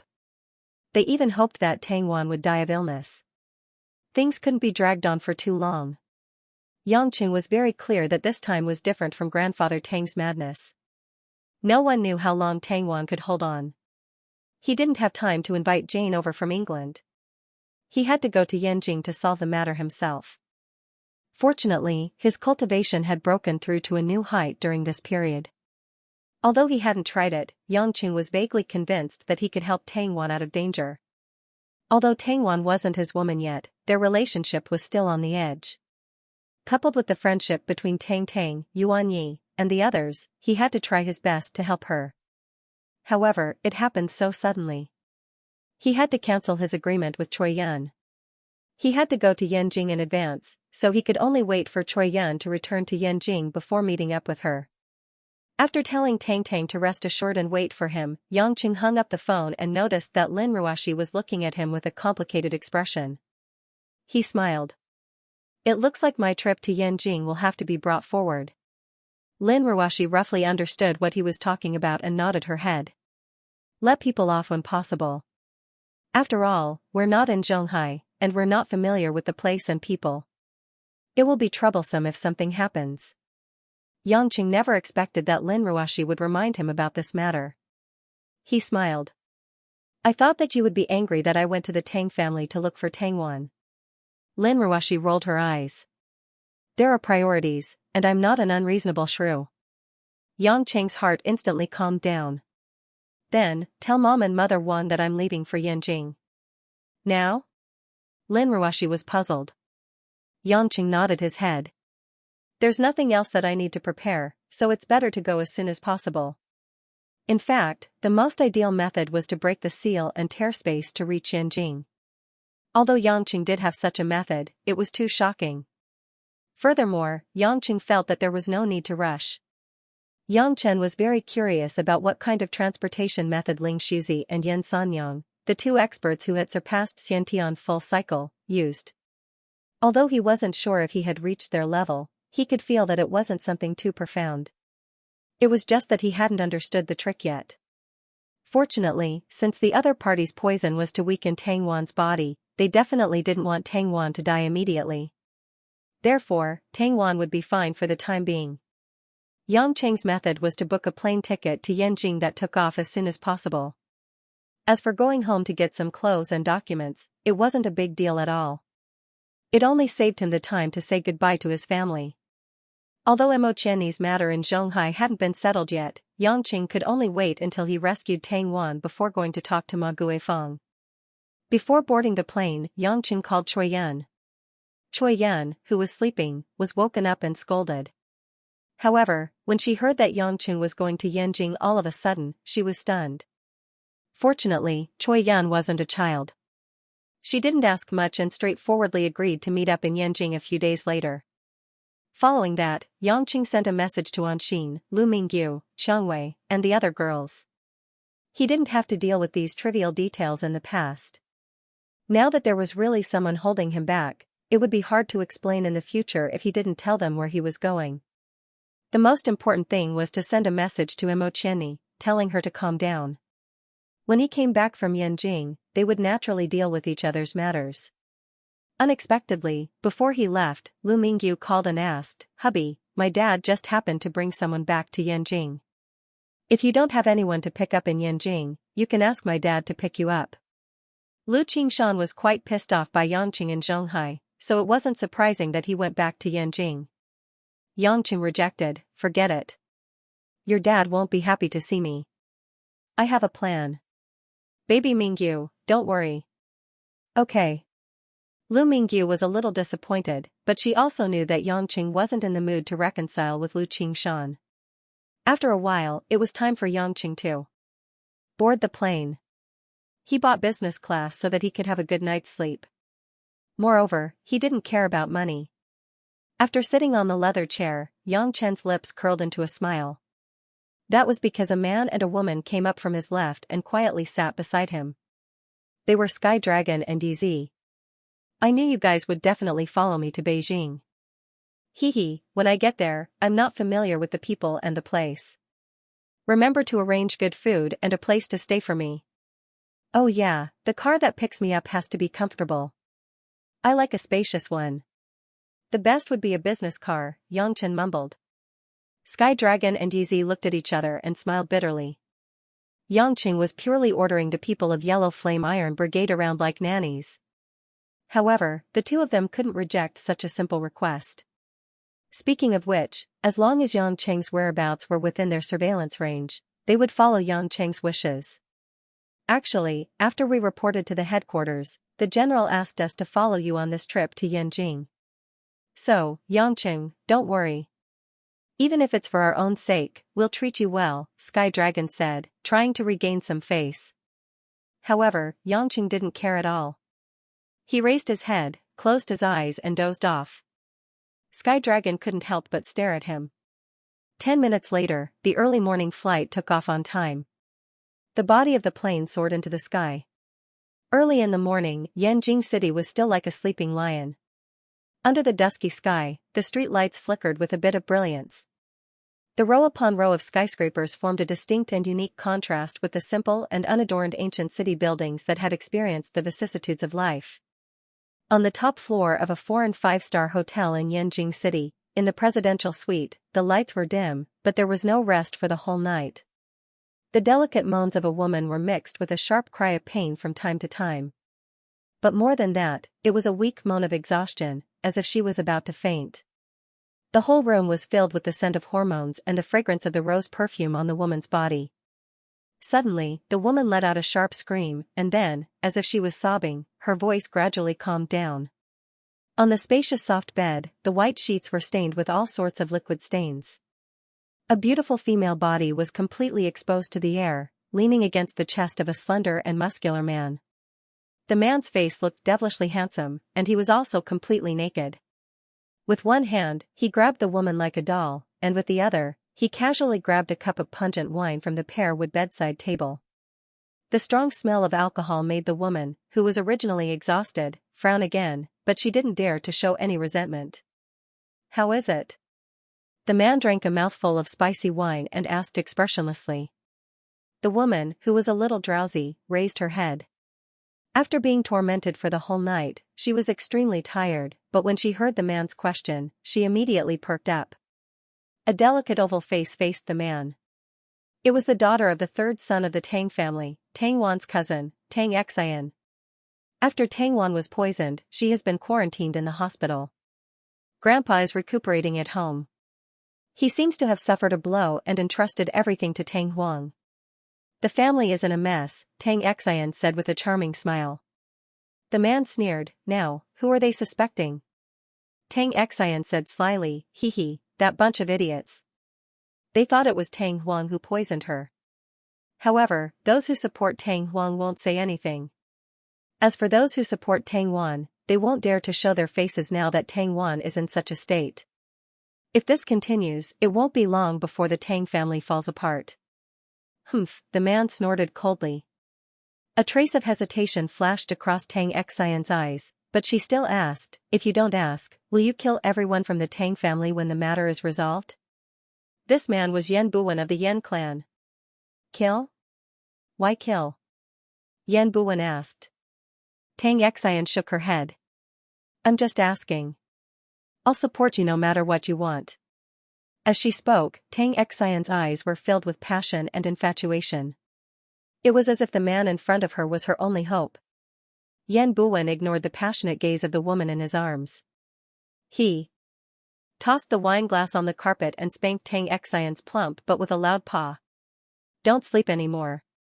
Hurry back to the Tang family and keep an eye on the situation, Yan Buwen said coldly. Tang Xian got up resentfully. You made me stay awake the whole night. Can't you let me rest in your arms for a while? Why? You think I'm not treating you well? Yan Buwen sneered. Tang Xian's face paled. She quickly shook her head. No, I didn't mean that. I'll go back now. As she spoke, Tang Xian struggled to get up. She endured the pain in her lower body and picked up her clothes from the floor. She slowly put them on. As she put them on, she glanced at the man who was resting on the bed. After she finished putting on her clothes, Tang Xian pursed her lips and asked, Don't ask. When the matter is resolved, you'll marry me as your wife, right? Yan Buwen opened his eyes and glanced at the woman. It sounded like a yes or no, but it made Tang Xian's eyes burn with passion. She bit her lips and pounced on Yan Buwen. She kissed him on the lips and left the presidential suite reluctantly. When the door closed, Yan Buwen sneered. A hint of passion appeared in his eyes. You want me to marry a bitch? Humph. My woman will only be my goddess. Beijing, Yang family's military compound, back garden. Xian paper was laid on top of the table with ink on the side. Yang Gongming was wearing a cotton robe. He was already standing in front of the table, practicing calligraphy with a thick brush made of wolf hair. Not long after, Yan Sanyang came into the courtyard with a smile on her face. She placed it on the wooden table and watched quietly so as not to disturb Yang Gongming. Yang Gongming concentrated his qi and wrote for about 10 minutes before putting down the brush. He turned around and smiled at Yan Sanyang. Sanyang, my calligraphy has deteriorated recently. I can't tell. Yan Sanyang smiled. Hee, I'm getting old and my hands are starting to tremble. Back then, I could hold a heavy machine gun without trembling. Now, I can't even hold a brush steadily. I really can't stand many years of hardships. Yang Gongming sighed. Yan Sanyang's eyes flashed with a hint of sadness, but she quickly smiled. Although the brush is trembling, the essence, qi, and spirit of calligraphy are condensed into an artistic conception. Master's calligraphy is getting better and better. Yang Gongming waved his hand and didn't say anything else. He walked to the table and picked up his breakfast. After a few mouthfuls, he asked, Is Yangqing here? Yan Sanyang nodded. I received the news and he rushed over to Beijing this morning. I think he should be here by now. There's something fishy about the Tang family. But no matter what, the Tang family is the most important among the 4 major families. We can't just sit back and do nothing. I believe that the Li and Ming family are already paying attention to this, Yang Gongming said. If Yangqing can save her, that would be great. If not, you should go and take a look. Maybe you can save her. Yan Sanyang nodded. Don't worry, master. Miss Tang is not in danger. Tang Zhichen's granddaughter would be a good girl if she didn't have a daughter. Although the seniority is a little messy, it's a pity. Yang Gongming sighed. Yan Sanyang pursed her lips and smiled. Young Master Chen has a lot of women by his side. If it wasn't for the fact that things are different now, I wouldn't be able to stand it. Yang Gongming burst into laughter. After a while, he said, Let him be. I'm already so old, I'll just pretend that I'm muddle-headed. He can do whatever he wants with the children. It's his own ability to have women by his side. But if he were to enter the Yang family in the future, there shouldn't be a lot of them. Master, you seem to be very confident that young Master Chen will return to the family, Yan Sanyang said curiously. Yang Gongming shook his head. I'm not confident. I'm just mentally prepared for him to return.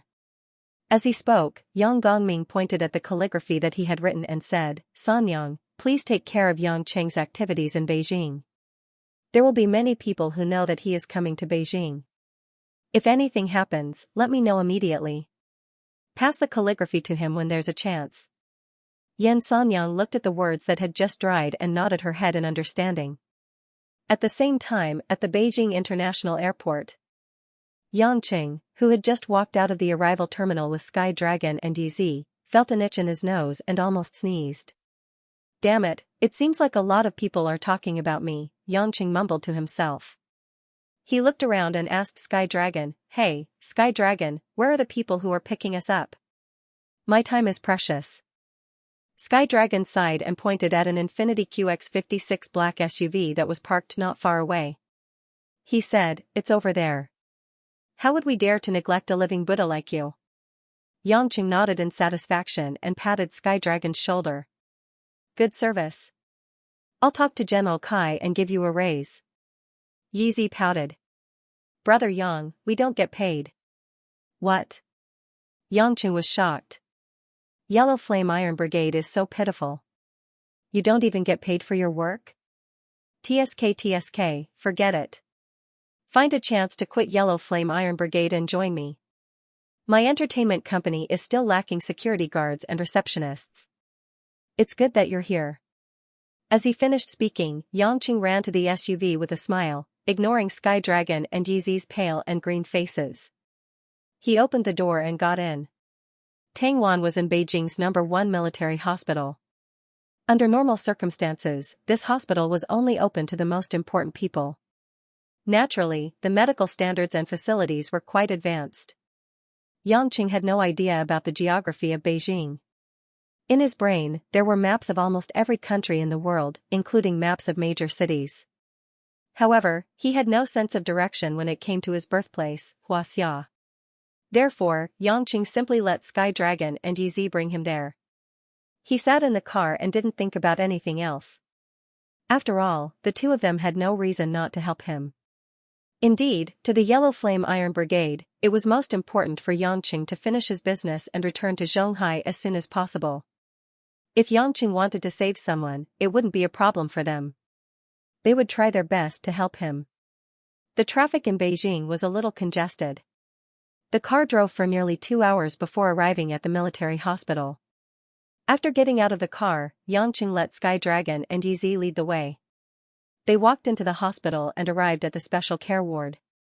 Other than doctors and nurses, there were a few strangers and a few familiar figures in the lounge outside the intensive care unit. Old Master Tang Xichen was sitting in a wheelchair with his granddaughter, Tang Xian, pushing the wheelchair. He was lost in thought as he looked at Tang Wan, who was lying on the bed in the isolation ward. Tang, who was originally lively, seemed to have aged a few years. She was wearing a plain floral dress, and there were faint traces of tears on her face. She was also standing outside the ward in a daze.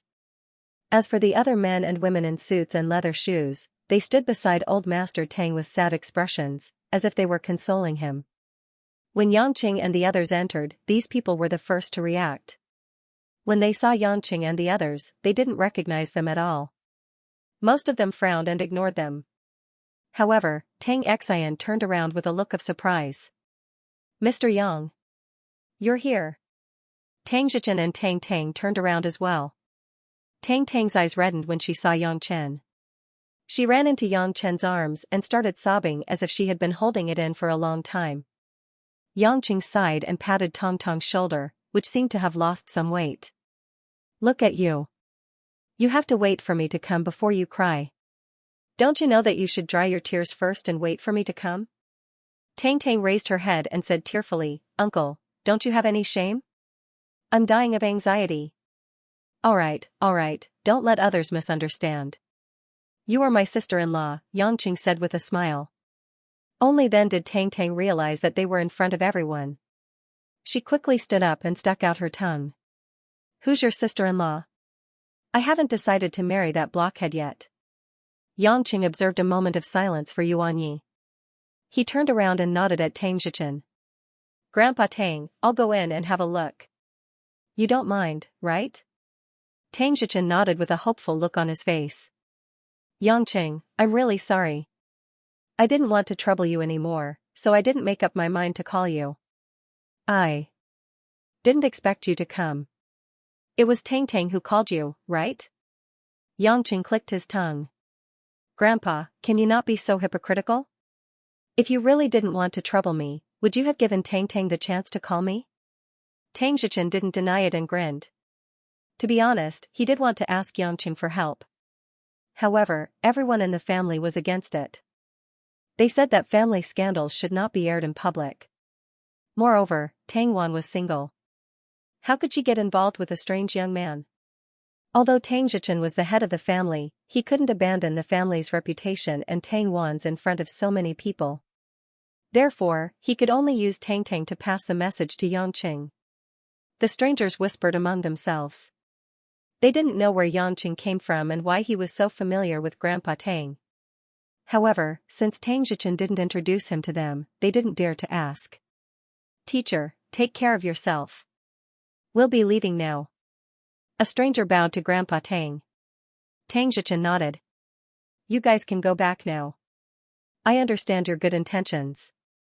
The group of people left one after another. When they walked past Yangqing, they subconsciously glanced at Yangqing a few times. After everyone left, Tang Zhichen explained to Yangqing, when I was still in the political circle, I was the principal of the party school. These are all my former students. Although Wanner's accident didn't spread the news, there are no walls in Beijing that don't have ears. These people who have reached the top of the political circle still know about it. So they came to visit me and Wanner together. It can be said that they are considerate. Yangqing finally understood. However, he also had a new estimation of the Tang family's power. He didn't believe that these people only came to visit Wanner because of their old relationship. Although Tang Zhichen had retired from the political circle, his influence in Huaxia was not weak. Otherwise, they wouldn't have to suck up to him. However, the Tang family was just a business family. How could they become one of the four most influential families in China? It was really puzzling. But that wasn't what Yangqing wanted to know. He walked to the door of the isolation ward and asked the nurse, "What's the password?" The nurse was wearing a mask. She raised her eyebrows. Who are you? This isn't a place where you can come and go as you please. The patient inside has not been diagnosed yet. Even medical staff have to wear isolation suits to enter. Don't worry, nurse. There are so many people here. Yangqing smiled. Just tell me. I won't blame you if anything happens. Before he came to Yanjin, Lin Ruoshi had told him to be lenient. Yangqing didn't feel offended by the nurse's tone. At this moment, a middle-aged doctor walked up and said, "Sir, this is an intensive care unit. If you're not a professional medical staff, even the patient's family members aren't allowed to enter. Please don't make things difficult for us." Yangqing could only look at Tang Zhichen and ask him to put in a good word for him. Tang Zhichen could only say politely, "Doctor, this young man has extraordinary medical skills. Why don't you let him in to see my granddaughter in isolation suits? I'll make an exception this time." The doctor wasn't someone who didn't know what was going on. Since Master Tang had spoken, he didn't dare to be stubborn. Moreover, it was Yangqing who asked for it, so he couldn't be blamed if anything happened. As for Yangqing's medical skills, the doctor felt that only an idiot would believe it. Finally, the doctor asked the nurse to bring Yangqing to the changing room to change his clothes and disinfect. Yangqing was frustrated. It's so troublesome to enter a ward. What kind of special care is this? It's more like a hassle. After a series of complicated checks, Yangqing finally entered the ward where Tang Wan was lying in isolation suits. The middle-aged doctor was worried that Yangqing might do something dangerous, so he followed him. Yangqing didn't care. He walked to the side of Tang Wan's bed and saw Tang Wan's condition clearly. He felt a pang of heartache. For some reason, fingernail-sized red and black spots appeared on Tang Wan's originally gentle and fair face. Her face was pale and haggard. Her lips were chapped, and her black hair had turned yellow. If he didn't know that the person lying on the ground was Tang Wan, Yangqing wouldn't believe it at all. A beautiful, mature woman like her had been reduced to such a tragic state. What kind of evil poison could cause this woman to be in such a terrible state? Sigh. Until now, the people from the Academy of Sciences haven't figured out the source and nature of this virus. The patient's heart rate and other indicators are still stable, but she can only rely on the nutrient solution to maintain her vitality. If this continues, the poison will invade the brain and bone marrow sooner or later. The doctor sighed helplessly.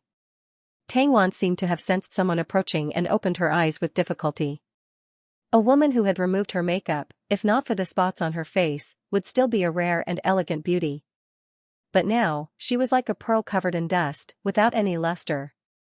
Although Yanqing was wearing a mask, Tang Wan still recognized who he was.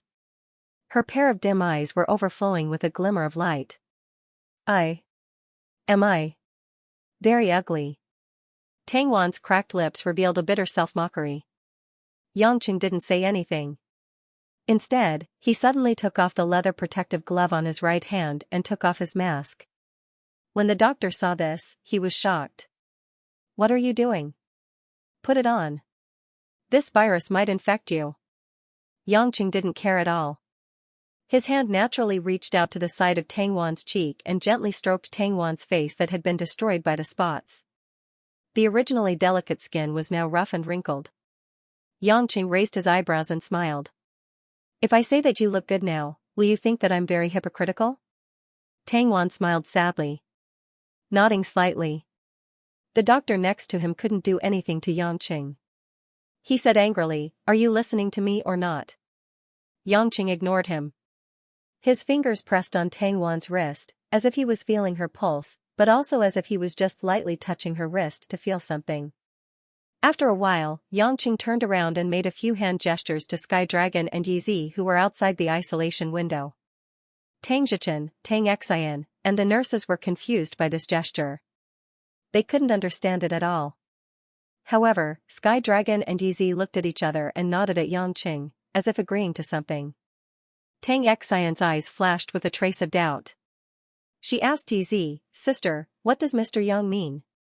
Yizi explained, "Brother Yang is using the International Marine Corps' common sign language.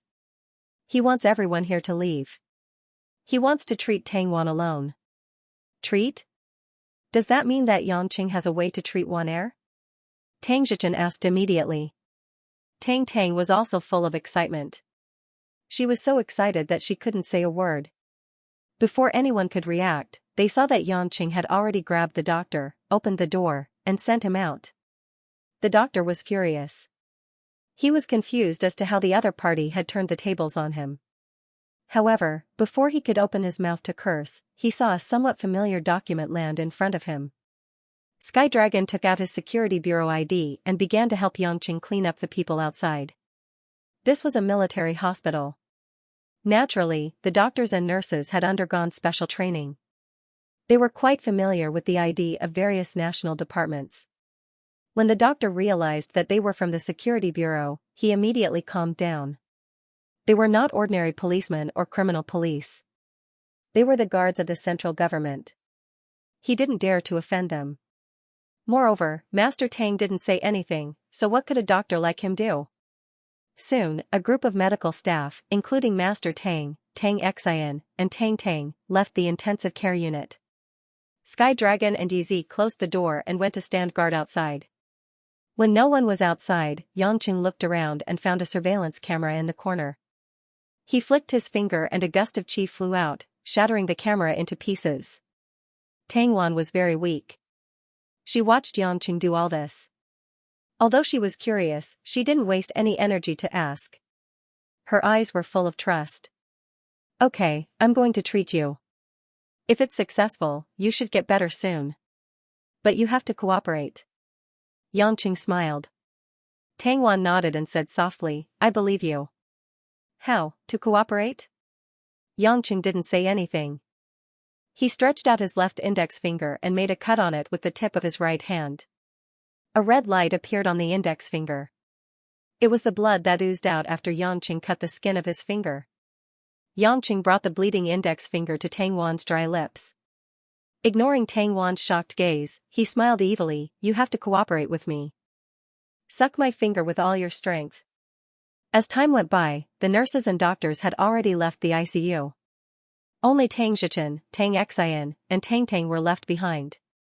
Sky Dragon and Yizi stood by the door silently. Seeing that there was no movement inside, Tang Xian couldn't help but ask, "Grandpa, can Mr. Yang really cure my sister? The poison in my sister's body is much stronger than the one I had before. Shouldn't we ask Miss Yiling for help?" Tang Xichen closed his eyes as if he was praying for something. "This time, Miss Yiling is powerful, but she is in the UK. The poison in your sister's body is very difficult to understand. It is an acute poison. If we delay, it will be too late.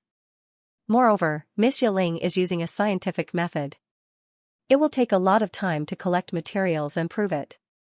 It can't be done in a short period of time. So, asking Miss Yiling for help is the last resort." "But Mr. Yang, can he really do it?" Tang Xian's eyes flickered as she bit her lip. Tang Tang said, "Uncle can definitely do it. I know he is very powerful." Tang Xichen turned around and looked at his excited great-granddaughter. "Tang Tang, tell me the truth. Are you angry with me?" Tang Tang was stunned. She shook her head. "Grandpa, why do you say that?" Tang Xichen grabbed Tong Tong's hand lovingly. "You grew up with your mother in the south. You don't go home often. I have never taken care of you. Now that your mother brought you back to Yanjing, this happened. I feel sorry for you and your mother." Tang Tang lowered her head in silence. "I know great-grandpa had no choice. Mom often told me that if it weren't for you, we wouldn't have lived until now. So, I'm very happy that great-grandpa is willing to acknowledge me." Tang Xichen laughed. "Why not? You are Wanner's daughter. You are her flesh and blood. Naturally, you are my great-granddaughter. How can I not acknowledge you? But I'm just a..." Tang Tang clenched her teeth, unable to speak. "So what if it's a test tube baby? There are plenty of test tube babies overseas." "I'm not that old-fashioned." Tang Xichen patted Tong Tong's hand and said, "Tang Tang, don't worry, your mother will definitely recover. Great-grandfather wants to hand over the Tang family to your mother, and your mother wants to hand over the Tang family to you. No one can stop this." Hearing such heartfelt words, not only Tang Tang, but even Tang Xian, who was standing behind the wheelchair, was stunned. The reason why the Tang family was in such a mess was that Tang Xichen had never expressed his intention to give the position to his successor. Tang Xichen said those words to Tang Tang on such an occasion. It would be an exaggeration to say that he was trying to fool Tang Tang. He was just comforting his great-granddaughter. Was there a need to say those words? Tang Xian's pretty face was clouded with uncertainty. She lowered her head and gritted her teeth. "Great-grandfather. I only know how to fool around. I don't know how to run a business." Even though Tang Tang was inexperienced, she knew how intense the internal strife within the family was. Hearing Tang Zhichen's words, she felt inexplicably terrified and shook her head. "Don't worry, great-grandfather is still here. Your mother will teach you in the future. Trust in great-grandfather's judgment. Our Tang Tang will be the most ideal successor in the future." Tang Zhichen pursed his lips and smiled, as if he could already see the future. Sky Dragon and Yizi, who were standing not far away, heard the conversation between the Tang family's grandfather and granddaughter. However, they were outsiders, and the Yellow Flame Iron Brigade did not participate in the family's internal strife. After comforting Tang Tang, Tang Zhichen turned to Tang Xian, who was behind him, and said, "Xian, it's been hard on you these days. When I was sick, I relied on you to take care of me. Now that your sister is poisoned, you have to take care of me and your sister. You are the most filial among all my descendants." Tang Xian smiled tactfully and shook her head. "Grandpa, this is what I should do. I'm not as smart as my sister, so I can only do these small things. Everyone has their own strengths. I don't think your elder sister can take care of me." Tang Zhichen smiled. "You're not young anymore. Grandpa promises that I'll find you a suitable marriage in the near future. I can't let you accompany me all these years for nothing." "Grandpa, Xian is willing to serve you," Tang Xian said eagerly. Tang Zhichen sighed. "I know you're kind and filial, but looking at you and the rest of the bastards in the family, this old man is really disappointed. Hearing this, Tang Tang and Tang Xian did not say anything. After Tang Wan was poisoned, the Tang clan only came to check on her once. After that, no one came to visit her, and no one asked about Tang Wan's condition. They were all thinking about how they should take sides if Tang Wan could not be saved, and how they should divide the maple group that Tang Wan left behind. Tang Zhichen could guess these things even when he was in the hospital. On the other hand, his students and friends from other clans came to visit in time. How could he not sigh? At this moment, footsteps could be heard from outside the tunnel. The footsteps were steady and powerful, and one could sense an extraordinary aura from them. When they got closer, they saw that it was a handsome young man, accompanied by two strong men in camouflage military uniforms. The young man had a tanned complexion and an ordinary face. He wore a short-sleeved blue shirt with a sloppy beard. What made people feel strange was that one of the young man's eyes was covered with a black eye patch, just like a pirate in a Western movie.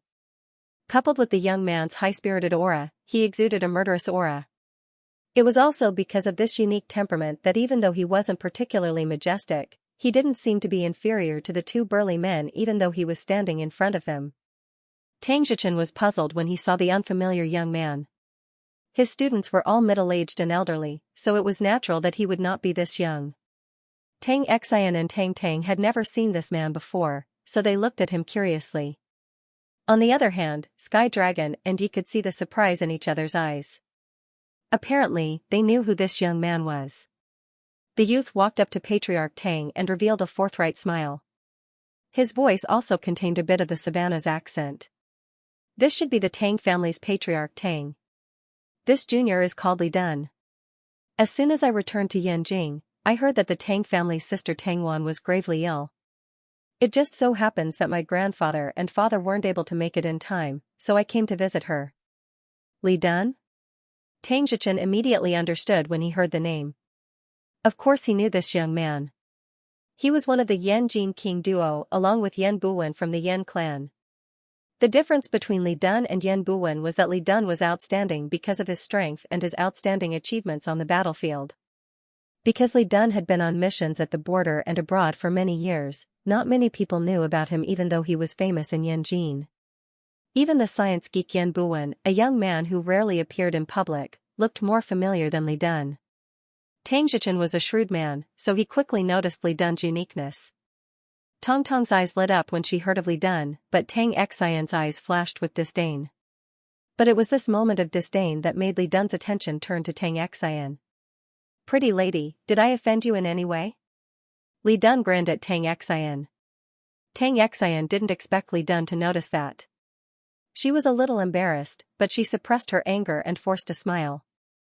Young Master Li, you must be joking. It's our first time meeting, and I'm just an ignorant woman. Why would you offend me? Li Dun asked without hesitation, but lady, why are you still full of disdain and anger towards me? Tang Xian was shocked. Li Dun could even tell that she was angry. How was that possible? Tang Zhichen squinted his eyes and said, I heard from the old man Li Moshen that his precious grandson could detect even the slightest change in other people's emotions. His observation skills are unparalleled. I didn't expect him to be telling the truth. You're flattering me, Elder Tang. I'm just a little sensitive. I'm used to trying to understand the situation in front of me. It's just an occupational disease, Li Dun said with relief. Tang Xian put her hand on her chest and lowered her head, refusing to look at Li Dun. However, Li Dun sneaked a few glances at Tang Xian, as if he was still thinking about why a woman he had never met before would express such dissatisfaction towards him. Tang Zhichen smiled playfully. As far as I know, you're not the kind of person who likes to be overly formal. I'm guessing you're not here just to visit my sick granddaughter. Li Dun didn't hide it. He laughed and said, since Elder Tang said so, I won't hide it anymore. I've been on a mission in Vietnam for the past 6 months, and I've just returned to Beijing for 2 days. Today, I received news that an opponent that I'm interested in has come to Beijing from Zhonghai. I've been interested in challenging him for the past 2 years, and now that he's here, I won't let him go. As expected, you're here for Yangqing. Tang Zhichen shook his head and smiled. Tang Xian and Tang Tang were puzzled. Why is Yangqing so famous? Sky Dragon and Yizi were shocked by Li Dun's words. Wasn't he here to cause trouble? Why did he have to pick a fight with Yangqing of all people? Didn't he know that everyone was trying to prevent Yangqing from making a move? Li Dun saw Sky Dragon and Yizi guarding the ward. Although they weren't familiar with each other, they knew each other since they were part of the security bureau. Li Dun smiled at them in a friendly manner. Looks like I'm in the right place. Yangqing should be inside. Sky Dragon frowned. Young Master Li, you should know that this isn't an opponent you can casually approach. He's different from the others. Of course I know he's different. That's why I'm looking for him, Li Dun said calmly. As for the responsibility, Brother Sky Dragon, you don't have to worry. I'll explain it to my grandfather. Sky Dragon and Yizi looked at each other and smiled bitterly. Although they were subordinates of the Yellow Flame Iron Brigade and could be said to be independent, in this country where power was concentrated, they were still the subordinates of Li Mo's Hen, the director. Therefore, they could not control people like Li Dun. Sky Dragon looked at Li Dun carefully and a strange look flashed in his eyes. Although he had never fought with Li Dun before, he had long heard that he was a genius in martial arts. Now that he looked at him closely, he realized that he couldn't see through him at all. Sky Dragon's strength was second only to Abbess Yun Miao in the group of 8. He was also one of the best in the Yellow Flame Iron Brigade. However, Sky Dragon knew very well that even Yang Cheng's younger brother, Yang Lai, was not someone he could handle, not to mention Yang Cheng's untouchable level. Now that he had met Li Dun, Sky Dragon couldn't help but feel bitter. Perhaps this was really the era of the young. Li Dun was obviously not interested in Sky Dragon, a master of the group of 8. He wasn't in a hurry to enter the ward to look for Yangqing. Instead, he stood outside the ward quietly, waiting for Yangqing to come out. Seeing Li Dun's confident look, Tang Zhichen's eyes flashed with approval. No matter how strong this young man was, his temperament and cultivation were superior to many other young men of his age. After a full 30 minutes, the corridor was silent. Just as Tang was about to lose her patience, the ward door finally opened. Yang Chen's silhouette was seen walking out lazily. His hands were doing chest-stretching exercises, as if his body was stiff. He yawned in boredom, as if he had just woken up from a nap. Tang Zhichen was a little happy. He was old and he knew that his granddaughter should be fine. Li Dun's eyes sparkled with excitement as he stared at this seemingly ordinary man with an excited smile on his face. Uncle. Dun. Yangqing grabbed Yangqing and pointed to the back. Dun Dragon, Dun Yang Duan Yang Dragon Duan Yangqing pointed to the back with his thumb. Go in and see for yourself. Tang nodded. She didn't have time to ask any more questions and ran into the ward. Then, Tong Tong's excited cry of joy could be heard from the ward. Mom. Tang Zhichen was also a little anxious. He gestured for Tang Xian to push him in. Tang Xian was still a little surprised, but now she smiled happily and pushed Tang Zhichen into the room. In the ward, Tang Wan, who was originally lying on the bed, had somehow sat up. Her originally withered face once again glowed with her original charm. She looked like a person who was exhausted after a strenuous exercise, but only a little sweat and a flushed face. In fact, if one looked closely, they would find that Tang Wan's originally delicate and elastic skin seemed to have regressed more than a decade at this moment. She became especially energetic and beautiful like a young girl, sparkling and eye-catching. At this moment, Tang was in Tang Wan's arms, crying and laughing happily. Tang Wan gently patted her daughter's back with a loving expression. All right, Mom is fine. Our Tang is the bravest, don't cry. Tang Wan comforted her daughter. It was as if Tang was not a young girl who was about to go to university, but a 3-year-old girl. Perhaps in a mother's eyes, a child would never grow up. But in the eyes of others, they did not look like mother and daughter. They were more like a sister and a sister. What did you do? How is this possible? Sky Dragon, who was at the door, turned to look at Yangqing and asked in surprise. Tang Zhichen, Tang Xian, and the rest also looked at Yangqing in confusion. To be honest, it was too magical. Tang Wan looked like she was terminally ill. In just half an hour, not only did Yangqing bring her back to life, she even looked more beautiful than before. How could there be such a good thing in the world? Yangqing did not do anything special. He only let Tang Wan suck some of his blood.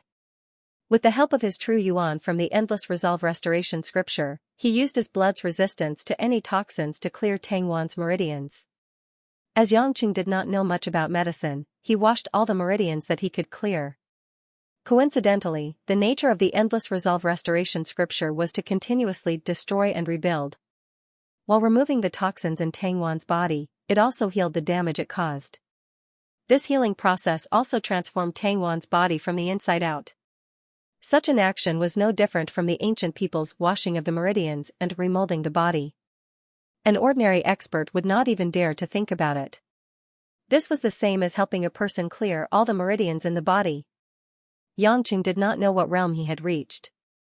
Without a master to guide him, he felt quite helpless. However, Yangqing was sure that before he improved his realm, he would not be able to cure Tang Wan so quickly.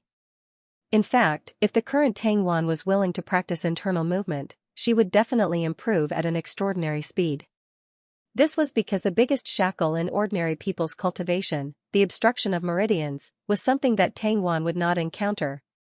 Of course, although using someone else's power to clear the meridians was fast, synchronizing the realm was a huge hidden danger. Otherwise, it would be too easy for powerful experts to appear. I didn't mean to hide it from you. It's just that it's a little complicated, and I can't explain it clearly. It was not that Yangqing did not know how to explain it, but it took a lot of effort to explain it. He was not that bored to ask for trouble. Moreover, he only knew how to do these mysterious techniques, and he did not know the principles behind them. Tang Xichen smiled in satisfaction. Logically speaking, I should thank you properly. But my granddaughter is quite close to you, so I won't stand on ceremony with you. Yangqing secretly cursed at this sly old fox. Although he did not ask for anything in return for saving Tang Wan, Tang Xichen still dared to say it out loud. At this moment, Li Dun, who had been silent all this while, finally stepped forward and extended his hand to Yangqing in a friendly manner.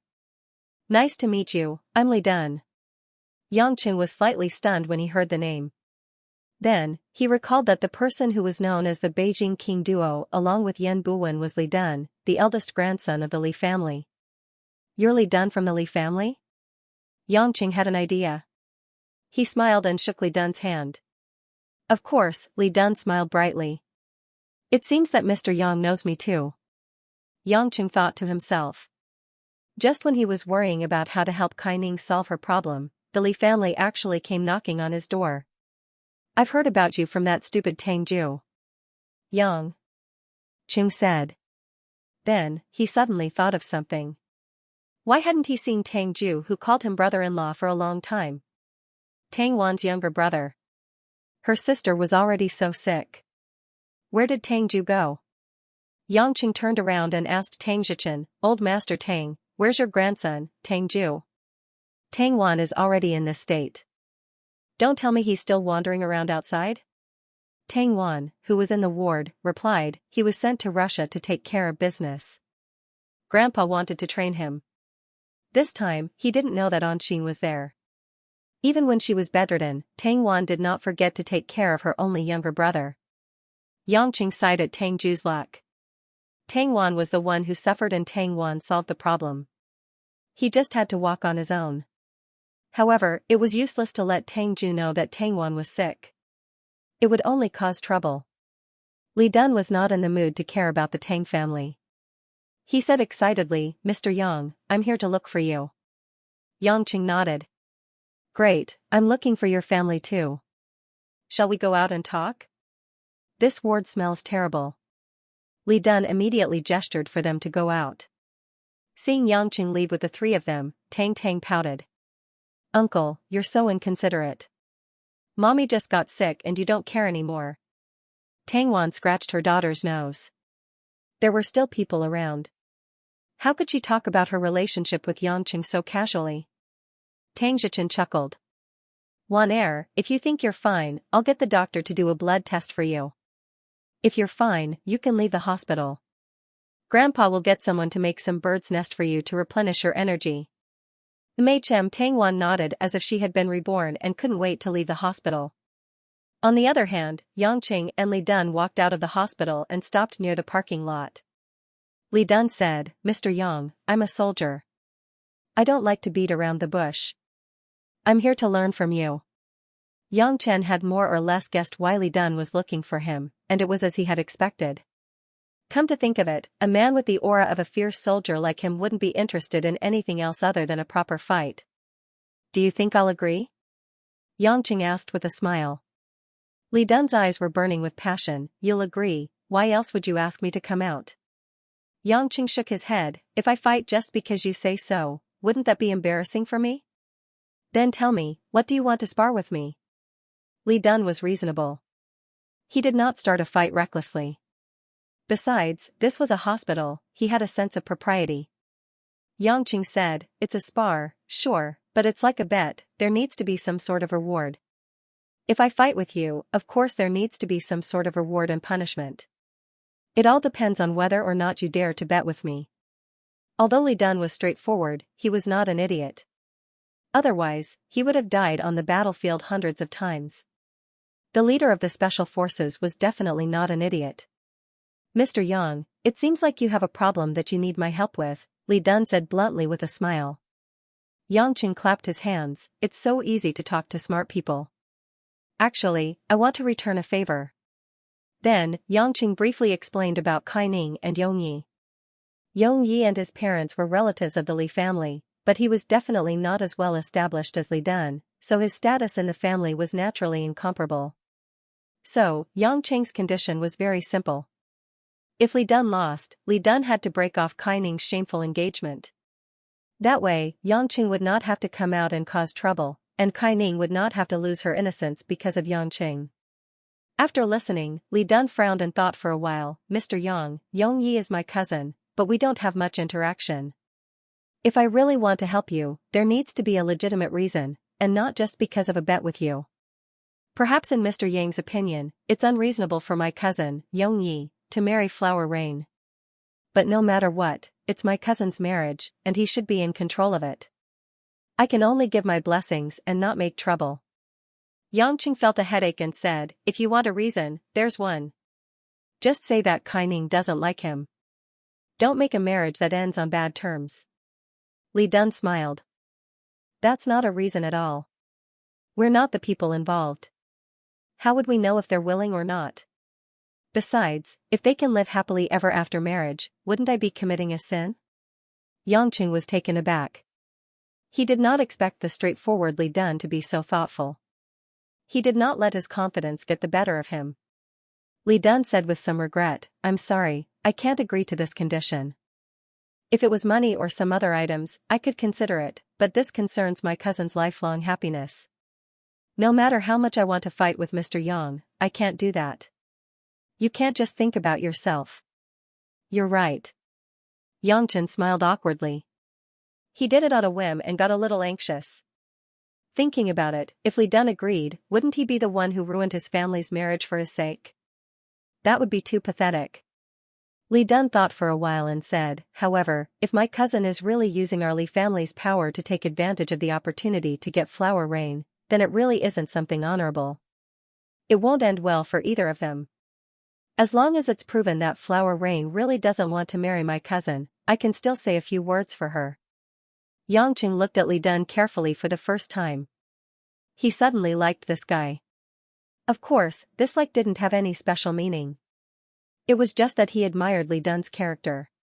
Not arrogant, confident, rational, and considerate of others.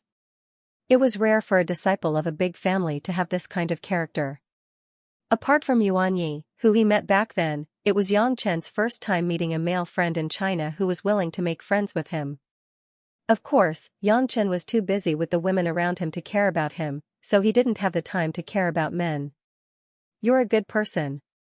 You're willing to tell the truth. I can't be too stingy." Yang Qing smiled and said, "Even if you can't help me now, if you really want to fight, I'll fight with you." Li Dun's sad expression turned into joy and he laughed. He reached out and patted Yang Cheng's shoulder, saying, as expected of a man with Pluto's godhood, "You're a good man. Then I won't hold back. If you want to fight, come with me to find a spacious place to fight. After all, it was not convenient to fight in a public place like the hospital. So, Yangqing didn't have any objections and agreed. At this time, Sky Dragon and Yizi, who had just chased after Yangqing, saw that he was about to leave. Yizi asked anxiously, "Brother Yang, are you really going to fight with young Master Li?" Yangqing touched his nose and smiled. "It's hard to refuse such kindness. But don't worry, it's just a friendly match. I won't hurt you too much." "It's fine if you hurt me too much. I don't get hurt that easily." Li Dun puffed out his chest. Sky Dragon couldn't help but look at him like he was an idiot and sighed. "If that's the case, we won't stop you. We'll still be around you. Just call us if you need us." Most of the matters in the hospital had been resolved. After Tang Wan's blood test, she could be discharged from the hospital and return to the Tang residence. Yang Cheng's first mission in Beijing had been completed. As for finding the person who poisoned Tang Wan, Yang Cheng wasn't in a hurry. He could go to the Tang residence after his fight with Li Dun. There was no perfect crime in this world. Yang Cheng, who had been committing crimes for the past decade, was certain of that. About half an hour later, Yang Cheng arrived at a special training base outside the 5th Ring Road in Li Dun's military Hummer. When the soldiers at the checkpoint saw Li Dun's car, they saluted respectfully and let them pass. After the car entered the heavily guarded checkpoint, there was a spacious drill ground. Around the drill ground were simple bungalows of different sizes. With one look, one could tell that these bungalows were made of luxurious materials. Even if there was an earthquake and the ground cracked, the houses might not collapse. Yang Cheng got out of the car and looked around curiously. There were many solemn and sweaty soldiers passing by in groups of 3 to 5. They were clearly in the middle of training. Looking at their physiques, they weren't any weaker than the Berserk Dragon Reserve team that the Yellow Flame Iron Brigade had asked him to train. Moreover, most of their temples were bulging. They should be soldiers who had trained in the body hardening technique. Seeing that Yang Cheng was looking around with interest, Li Dun said proudly, "What do you think, Yang Cheng? These are my brothers. They're all elite special forces soldiers from all over the country." After some small talk in the car, the forthright Li Dun had already called out Yang Cheng's name. Yang Cheng nodded and only said 2 words, "Not bad." That was all he could say. Although these people were at the level of the Dragon Division's special forces, there was still a gap between them and the best in the world. Li Dun clearly felt that Yang Cheng was being too stingy, but he didn't mind. He made a pleased gesture and led Yang Cheng to a training room. Along the way, the Special Forces soldiers he met all showed respect when they saw Li Dun. They saluted and greeted, "Greetings, Commander," and watched as Li Dun walked away. Yang Cheng asked curiously, "What regiment are you from?" Li Dun looked at Yang Cheng in surprise. "You really don't know?" Yang Cheng was puzzled. Should he know? Li Dun said gloomily, "My regiment's name is related to my name. It's called the Blunt Blade Special Forces." Blunt Blade? Yang Cheng frowned. He had never heard of it before. This was originally a special forces unit under the Security Bureau, but now it's an independent designation.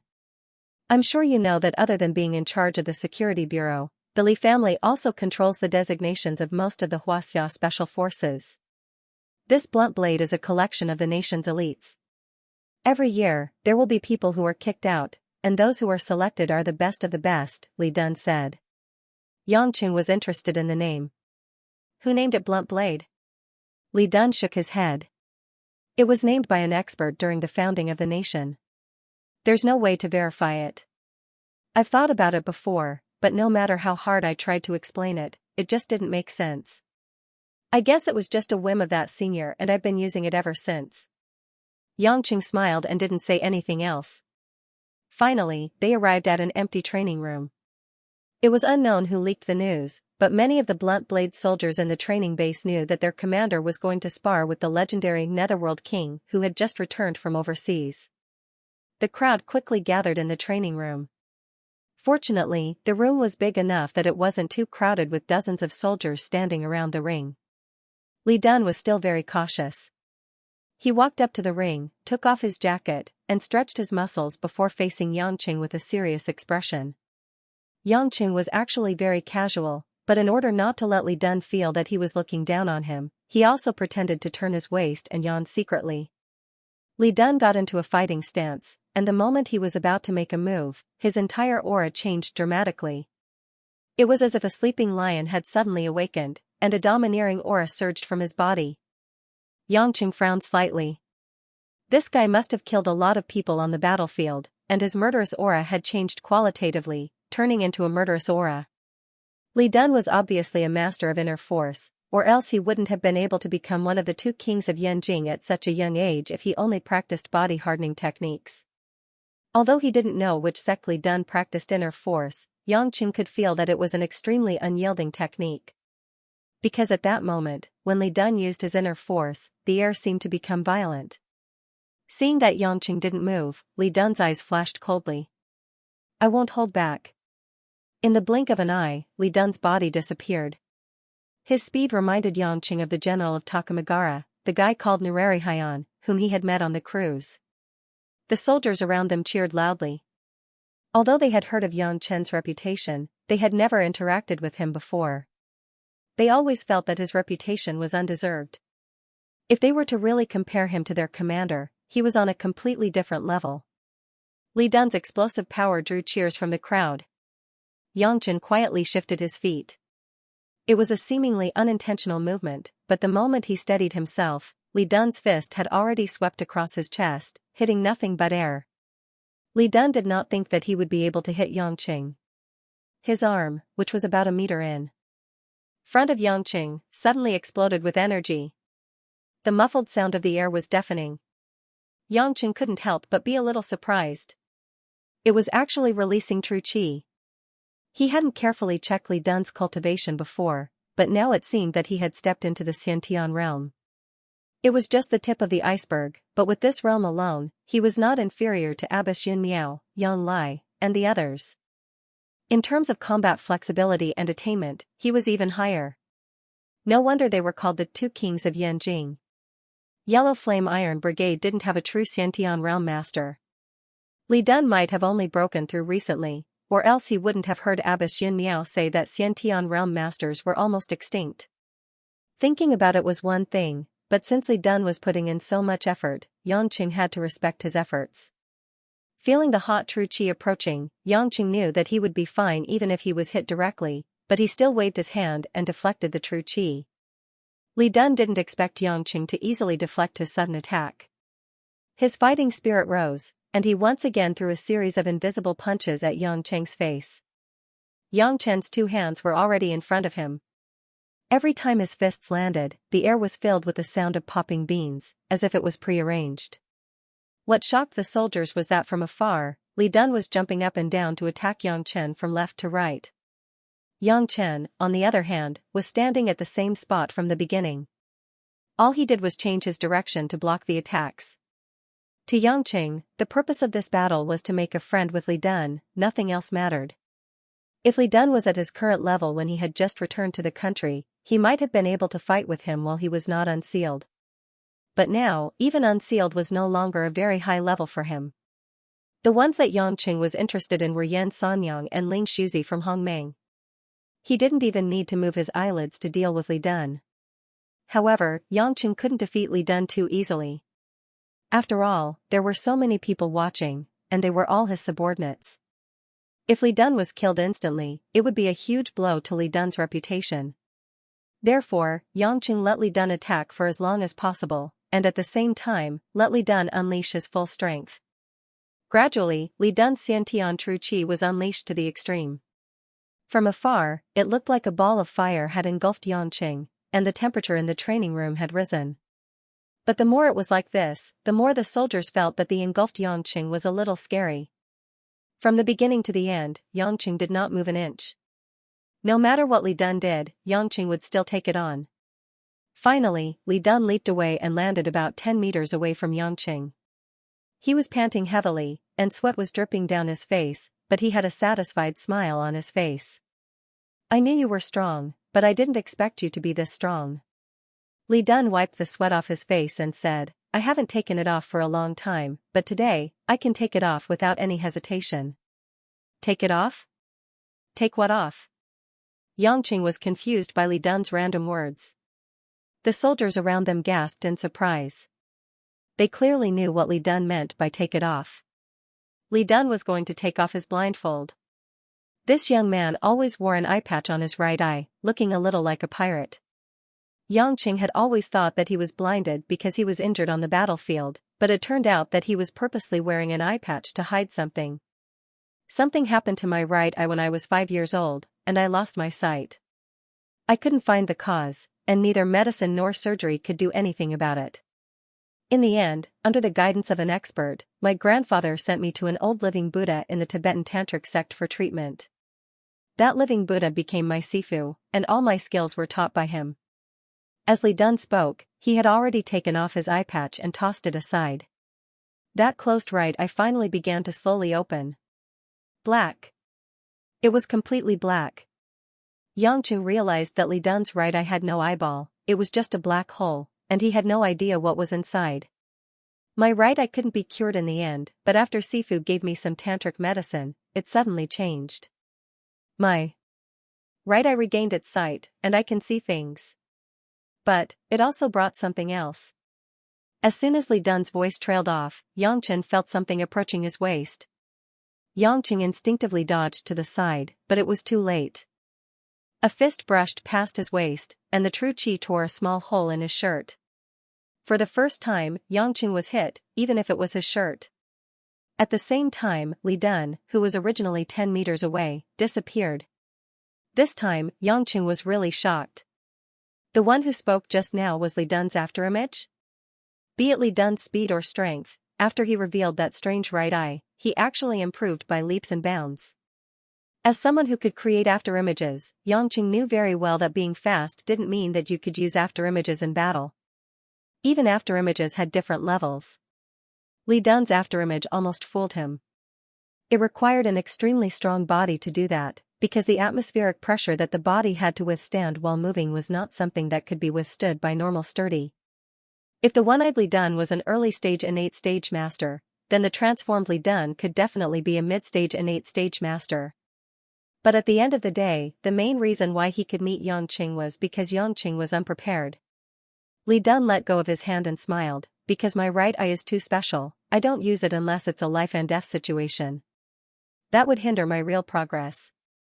But now, I won't hold back. End of chapter 634. Don't forget to subscribe, like, and share the video to support the channel.